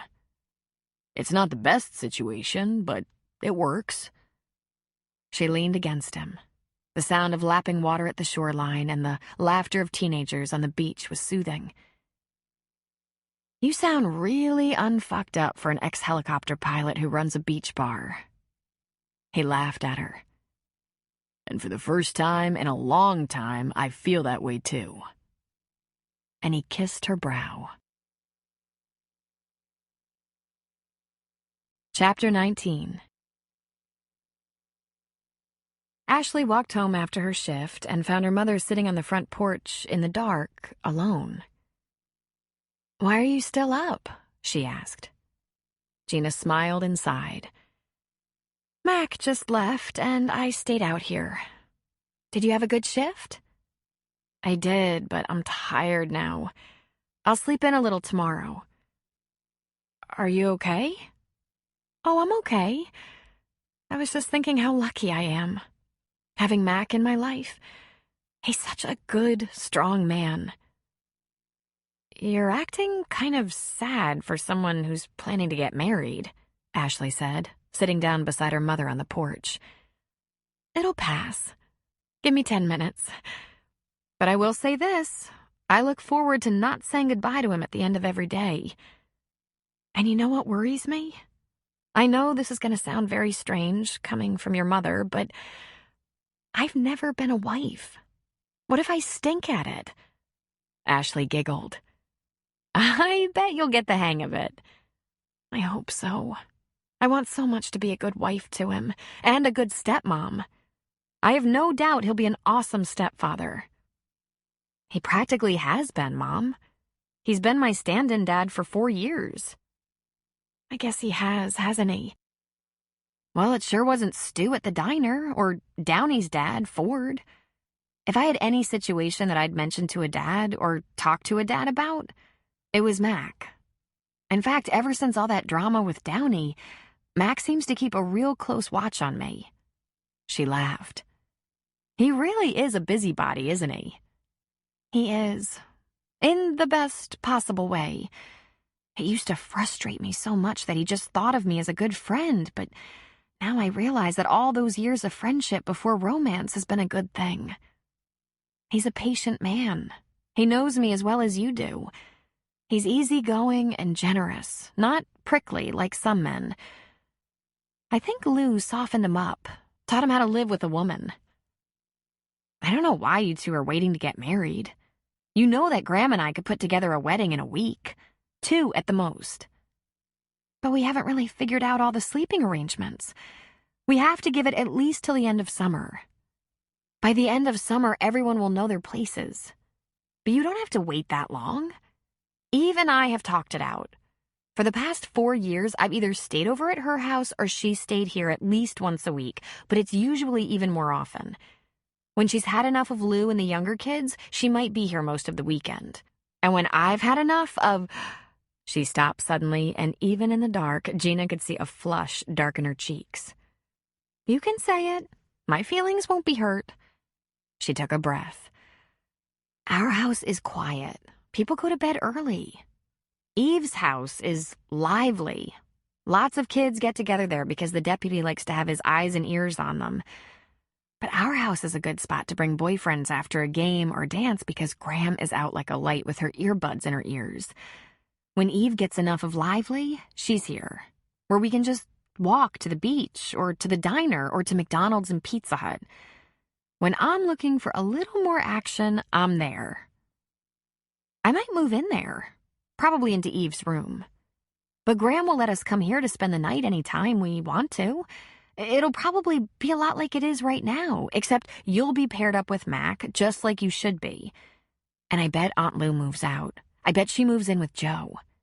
She's making those kind of comments, thinking no one is listening. But Eve and I will be the same. We study together, we wear each other's clothes, we carpool and double date. The only thing we don't share are boyfriends. Huh, Gina said. She reached out and touched Ashley's hair. I'm not sure how I feel about my house being the best make-out house. But I caught on to your agenda a long time ago. Well, that's not my agenda anymore, but this house is a really good one for marathon Criminal Minds shows.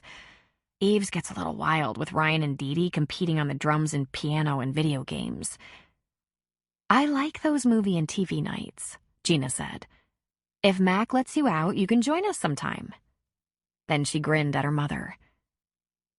I hate that you had such a hard spring, baby. But you're better than ever. And you were amazing before. Thanks, Mama, she said, smiling. I feel better than ever. I don't like how I had to learn a few things, but I like what I had to learn. And as a bonus, I got Eric. She grinned. I like him. Whew, I'm so glad that worked out. It worked out, at least so far.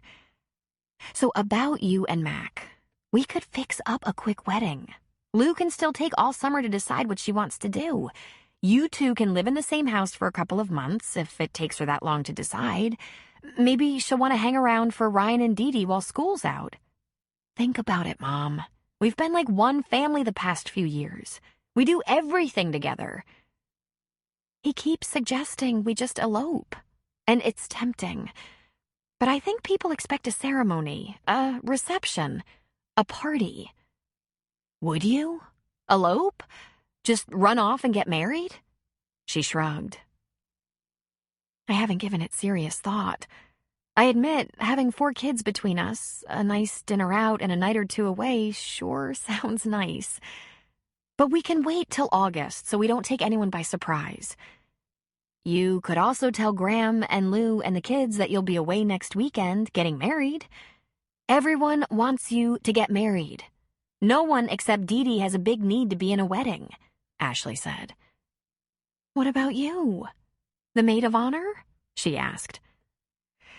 Don't take this the wrong way. You know I love Mac and the whole family, but I'm a lot more interested in this idea of Frank's. Going out on the bay at night when there's a full moon. Seriously? Gina asked. Frank has seen dolphins out there. I'd give anything to see a dolphin up close.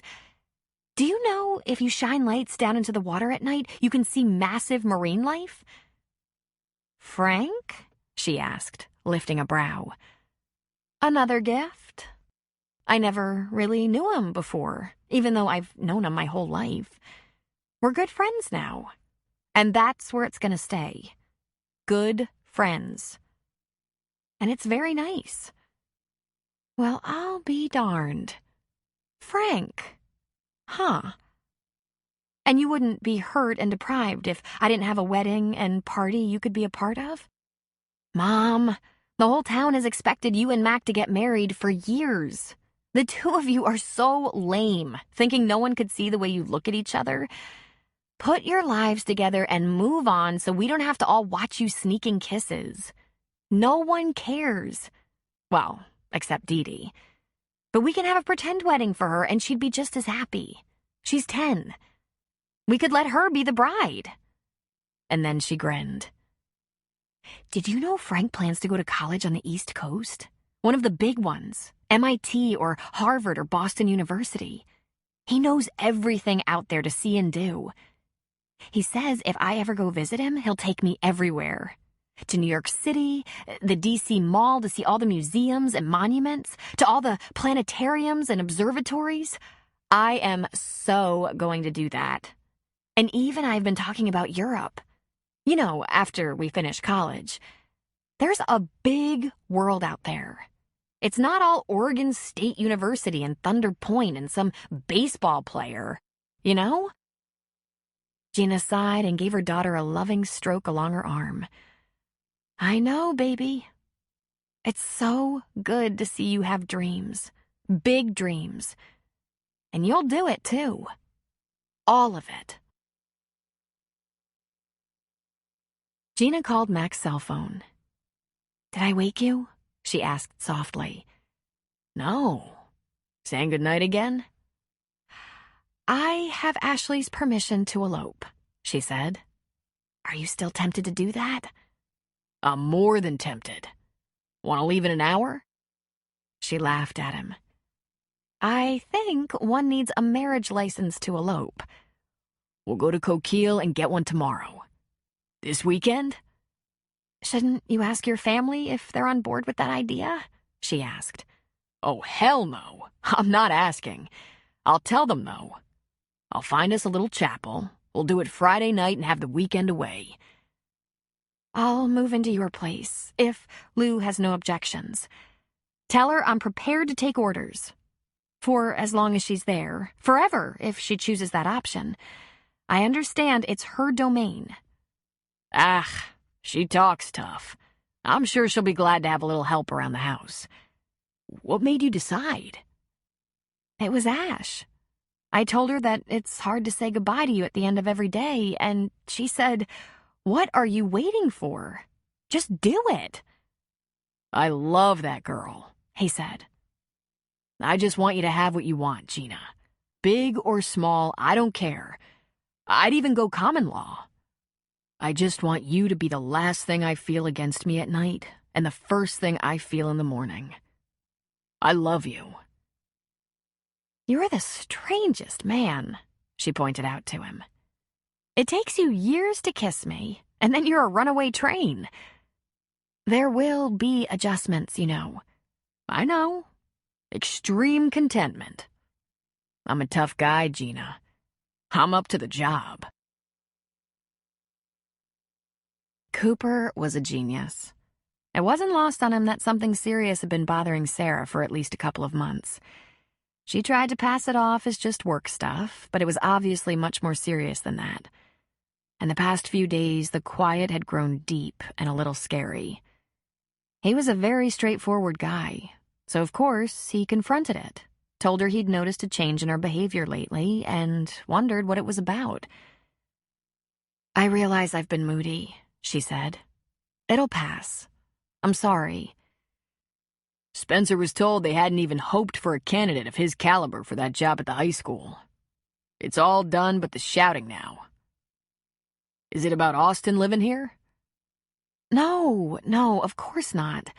That's wonderful for you, and I enjoy Austin. I think he's adorable and exhausting, just as a 10-year-old boy should be. It's just work stuff. I'll tell you all about it when I get a handle on it.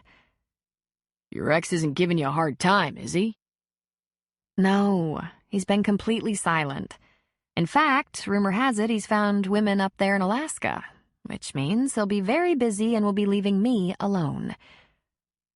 Listen, don't take it personally, okay? Now and then, work gets a little stressful at the command level. You know, I'm cranky. I just need a couple of days off. And you'll get 'em, he said. You have the weekend off, right? Right. I'm looking forward to spending it on the beach. Well, maybe except for one night. I have had an interesting request from Mac. Apparently Gina and Mac aren't waiting any longer. They're going to get married Friday night in Coos Bay at a little chapel on the water. They'd like us to meet them there, be the witnesses, join them for a nice wedding dinner, and then disappear as quickly as possible. It'll be small, just the four of us. There will be someone at the chapel to take a few pictures, and they're going to hide away for the weekend. We can come back here, Or, if you're feeling adventurous, I'll take you on a sleepover. I can get us a reservation somewhere that has a vibrating bed and mirrors on the ceiling." She laughed. He could always make her laugh. "Let me think about that. Mac'll be out of town. I'll be out of town. Landon and Eve will be in town." I bet Mac's got a shotgun Lou knows how to use. Again, she laughed. "For right now, let's plan on coming back to Thunder Point on Friday night. But I'll think about the mirrored ceiling option." That's my girl. I'll call you again tonight. Cooper knew it wasn't the Mac and Gina marriage that bothered Sarah, since she'd just barely found out. He hoped she wasn't worried about the fact that Spencer and Austin would be making Thunder Point their home. But he'd told not only Sarah, but also Spencer, that if his circumstances changed, he could be flexible. He would travel to see his son. So it couldn't be those things. He'd asked her about Landon. He was under control. No more scary romance issues with him, at least for the time being. Cooper felt as if he was beginning to make things up. None of it made real sense. Of course, there was the dreaded possibility that Sarah had taken this thing with him as far as she could and was ready to end it all. But even that idea seemed pretty far-fetched. It would be hard to stay strong through something like that because he loved Sarah. He loved her like he'd never loved before. He wanted her forever, and he knew he wasn't just fantasizing. It was real for him. If she dumped him, it would put a serious kink in some plans he had to surprise her.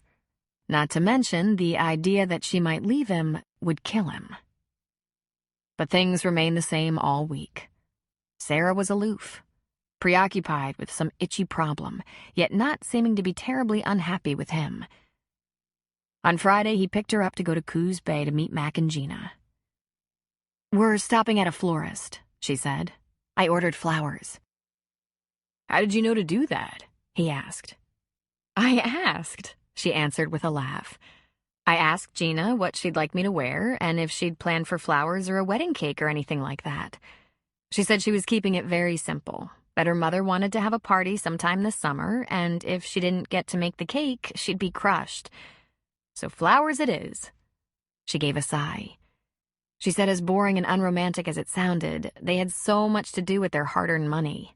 Educations, for one thing, and they didn't want to splurge on a big wedding.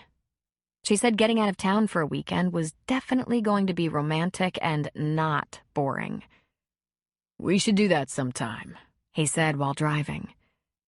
"We should," she said quietly. They stopped off for flowers, took 2 lovely bouquets to a small chapel near the waterfront, and found an excited and thrilled bride and groom. Gina was astonished by the gorgeous flowers. Sarah pinned a simple rose on Mac's lapel and then one for Cooper. And Cooper was so proud of her for her thoughtfulness and generosity. He'd gotten them a gift to give them later, which he hoped they would like. When the bride and groom stood before the minister, Cooper whispered, "We could do this, you know." With a heavy sigh that was filled with disappointment, she said, "I wish." "It would be a game changer." "I know," she said softly. Before anything more could be said, the vows began. It was the simple, straightforward pledge. For better or worse, richer or poorer, sickness or health, forever and ever. A very short, balding minister who wore glasses and a robe stood before them at the front of the pretty little chapel. His voice was soft and caressing, but Mac's voice was strong and firm. Gina's voice was tinged with emotional tears. Sarah cried and smiled at the same time, and in 7 minutes, the vows were pledged, the kissing done, the certificate of marriage signed by everyone, and a half-dozen pictures were taken by the minister's oldest son. Cooper and Sarah took photos on their cell phones, then immediately texted them to Lou and Carrie. 10 minutes later, they were entering a nice waterfront restaurant where Mac had reserved a table with a view. Before even sitting down, Cooper excused himself for a moment. He saw the maitre d' and ordered a bottle of champagne. He hadn't been seated long when it arrived to the surprise of the new husband and wife. When the cork had been popped and the flutes filled, he lifted his glass and said, "Here's to a wedding in which the kiss lasted longer than the vows." Mac leaned against Gina and said, "Hear, hear." Gina said, "And look at us, at a restaurant that's not cliffhangers." "And if Mac doesn't mind, I'll order for myself tonight," Cooper said. "He's pretty fond of telling people what to eat." "This is the pot speaking of the kettle," Sarah pointed out. "So where are Mr. and Mrs. McCain knocking boots tonight?" Cooper asked, getting an elbow in the ribs from Sarah. "Joe has a lake cabin," Mac told them. "There are plenty of really nice hotels around here, even some bridal suites, but the cabin is just perfect. We've been there before. It's isolated, comfortable. There's a boat to take out on the lake. Gina packed a cooler with some of Carrie's best dishes and sandwiches pre-made, plus some breakfast groceries. I made the beverage run and confirmed that the cell phones don't work up there. There's a landline for emergencies, but we'll be alone, which is the main thing. It's an hour away, but well worth the drive. We promise to be back by 6 Sunday night. We'll stop by Carrie's for dinner with Ash and Carrie, then on to my house.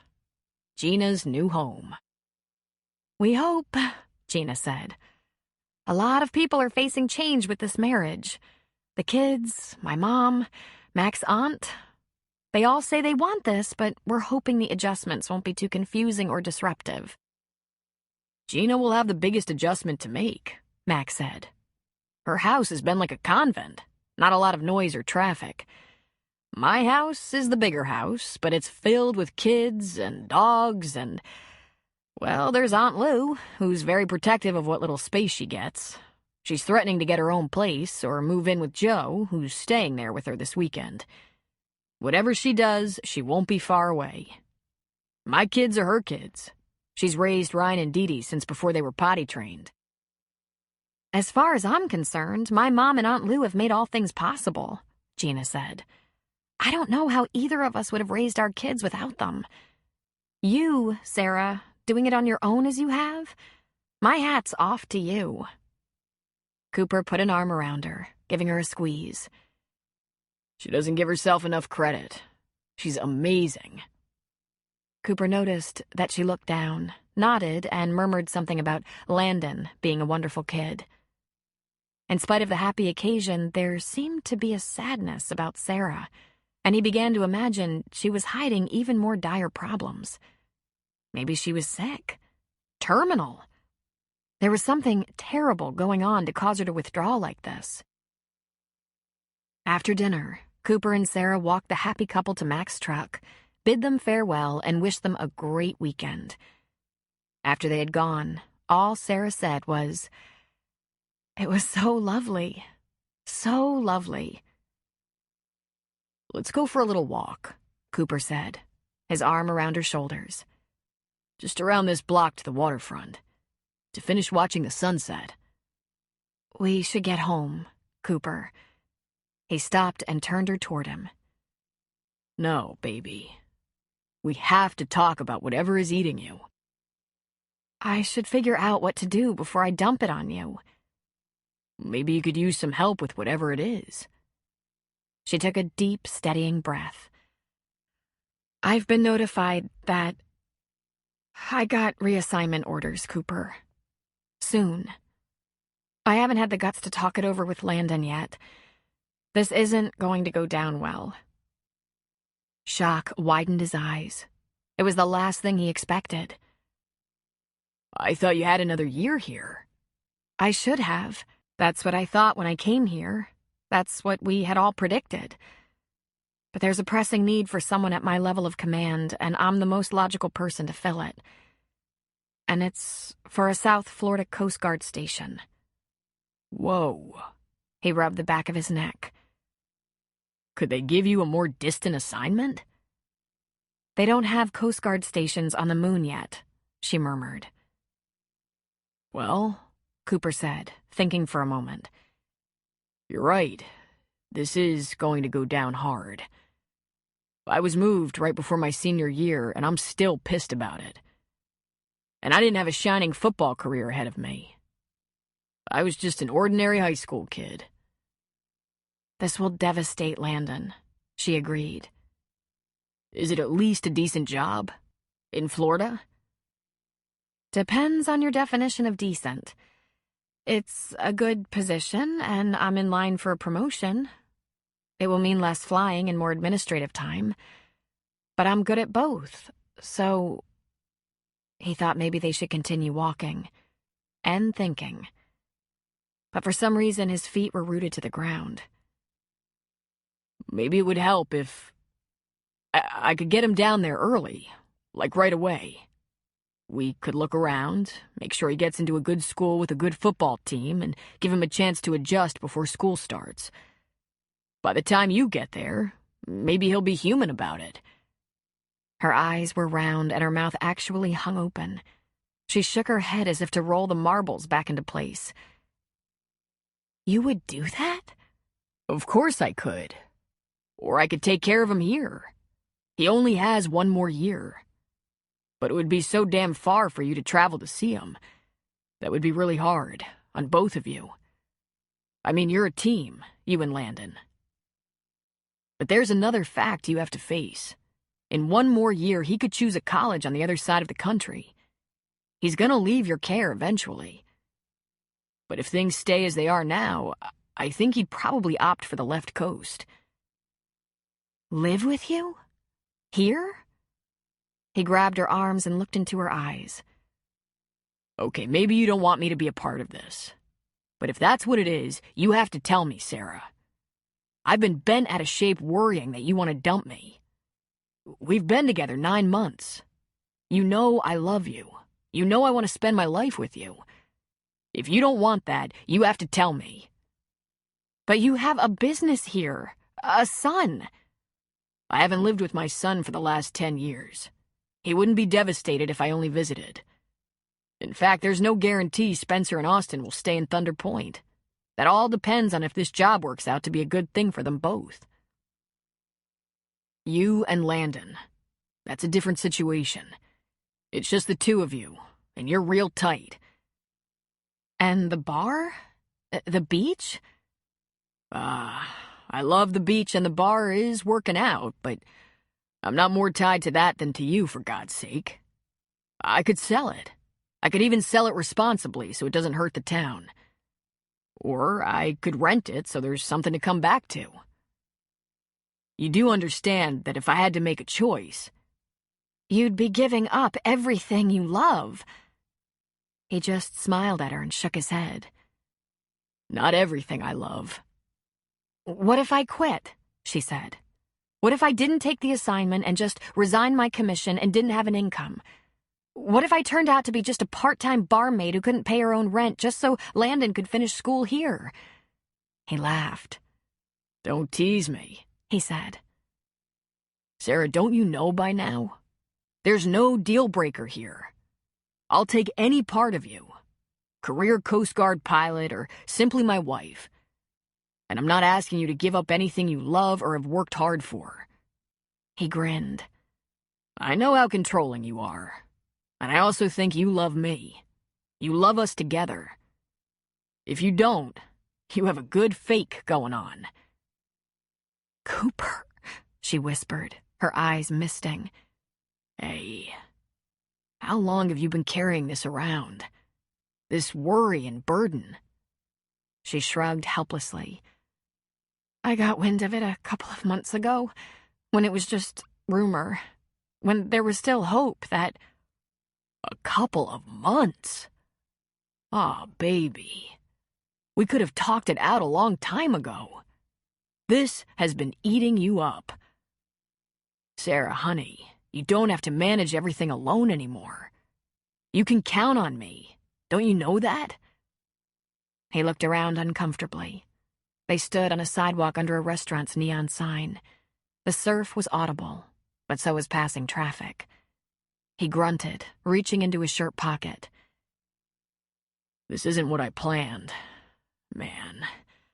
I'm no great romantic, but I thought I could do better than this. And I don't know if it will help your decision or just make it harder, but... He produced a ring. Not a box, just a ring. But he thought it a damned beautiful ring. I've been carrying this around for a while now. But you were so bitchy. Sorry to say that, but really. He held it out, in his palm. Please don't make me get down on my knees, he said. The ground is wet. A laugh sputtered out of her through her tears. You're not kneeling? On a wet, cracked sidewalk, in the mist, on a busy street? Only if it's the difference between yes and no. I'll kneel for you later. Sarah, I want to marry you. I want to bind you up and take you off the market. I want you to trust me with your problems. I want to be your other half. I want us to share the same life, whatever that means. The only caveat is that I will always visit Austin, wherever he lives. But you, I want to be with every day. And I will never ask you to give up anything for me. Just say you'll be my wife. He picked up the ring and slid it onto her finger so she could look at it. Is it real? She asked. Of course it's real. It's not a custom design or anything, so you can exchange it for something you like better. It's damn hard to pick a ring for a woman who never wears jewelry and who goes to work in combat boots, so I can be flexible here. But you have to say yes first. She looked up at him. I'm scared, she whispered. I know you are, he said softly. Plus, you hold a grudge. It takes a lot to piss you off, but man, when you get there... Look, I know you're scared, but I'm not. For the first time in my life, I'm not nervous about commitment like this. And eventually, you're gonna stop being scared because there's not one thing about us that's suspicious or scary or risky. Everything works with us. We're solid, and you know it. You should take a chance on us. We can be happy. I know we can. She blinked, and a tear escaped. Then, yes, she said in a whisper. He lifted her chin with a finger and kissed her. At first, lightly, then with hunger. His arms went around her waist, while hers went around his back, molding her to him. Their mouths fit perfectly, searching and caressing and devouring, the taste of her tears on his lips. A horn honked, and someone yelled, "Get a room!" They broke apart on a laugh. Let's get a room, he suggested. Let's go home, she said. He kissed her again. Home, he repeated. Sounds good to me. It was hard for Gina to say goodbye to an idyllic weekend at Joe's little cabin on the lake. But Max said, he promises at any time we can get away, and it's not in use, it's ours. They headed home as man and wife, all ready for a new adventure in Thunder Point. They would have dinner with Carrie and Ashley, at which time Gina would pack up what was left of her toiletries and a few other personal items and bring them over to Mac's place. School might be out for the summer, but Gina and Mac both had to get back to work on Monday morning. As they pulled onto Main Street, sawhorses had been set up with detour signs hanging from them. What's this? Mac said. I wasn't told about this. I wonder if there's trouble in town. Why would they close the street through town? He put the truck in park. I couldn't tell you. Broken water main? Fire? Maybe they're moving a wide load through town. Let's go have a look, Mrs. McCain. They walked the rest of the way into town, and as they got closer, they spotted the sheriff's department SUV, lights flashing, blocking the street in front of the diner. There were people everywhere, milling around the closed-off street. Oh, Mac, this doesn't look good. They took a dozen more steps when someone yelled, "It's them! They're here!" And a surge of people moved toward the police vehicle. Behind the crowd, a banner was raised between the diner and Carrie's Deli that said, "Congratulations, Gina and Mac." Suddenly, they were being embraced into hugs, slapped on the back by laughing, smiling, happy friends and neighbors. Since neither of them could move, they were pulled into the center of town. There were long tables full of food, wide grills steaming, a snow cone machine, an ice cream truck. Wayland had a bar set up outside his bar, and Cliff, wearing an apron, waved from behind one of the grills. And music floated toward them. "Here Comes the Bride" rang out on electric piano and guitar. There was a band set up on a platform at the end of the street. And right in front of Carrie's Deli, on a special table, was a very large wedding cake. Large enough for a town. Ashley pushed through the people. She was grinning. "Told you we could throw a wedding together in a week or two." Gina looked up at Mac, and the only thing she could think of to say was, "I'm wearing jeans." He grinned at her and said, "I like you in jeans." And then, to the pleasure of a cheering crowd, he grabbed his wife and kissed her senseless. Not far away, another car was parked outside the roadblock. It was a 10-year-old Pathfinder with a lot of miles on it. CJ was driving. Maddie was in the passenger seat, and their luggage was piled in the back. CJ got out of the car and looked down the road into the town. The banner had been raised, the music played, and it appeared there was dancing in the street as the sun made a lazy decline over the rocky Pacific coast. Kids and dogs ran amok. Laughter rang out. A couple of fireworks shot into the sky. A wedding party, CJ thought. An entire town celebrating its favorite couple. "Want to go congratulate the happy couple?" Maddie asked with a laugh. "Throw them off balance just a little bit?" CJ shook her head. No one could see her, but if they could, they would see a very melancholy, remorseful look come into her eyes. "No, I've played my last card here." Then she took a deep breath, shook herself of the sentimental musing, and smiled over the top of the car at her girlfriend. "So, what sounds good? Miami? Atlantic City?" Maddie got back in the car. "You're driving. Just get me out of here. I've had enough of these hicks." CJ looked for another moment at the hundreds of people, all with what appeared to be happy, untroubled, connected lives. "Yeah," she said softly. "Yeah."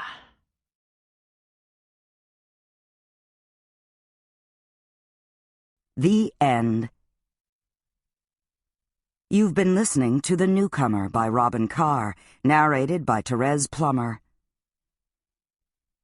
If you've enjoyed this book and this performance, Recorded Books recommends another Thunder Point novel by Robin Carr, The Wanderer, also narrated by Therese Plummer. When newcomer Hank Cooper learns he's been left an old friend's entire beachfront property, he unexpectedly holds Thunder Point's destiny in his hands. Locals love the land's unspoiled beauty, but developers see it as a gold mine. Cooper has never been a man to settle in one place, and this was supposed to be just another quick stop. But Cooper finds himself getting involved with the town, and with Sarah Dupre, a woman as complicated as she is beautiful. With everyone watching for his next move, Cooper has to choose between his old life and a place full of new possibilities. A place that just might be home. Recorded Books offers a wide selection of bestsellers, mysteries, classics, histories, and more. So visit us at recordedbooks.com to learn about our latest releases and special offers. And thank you for being a Recorded Books reader.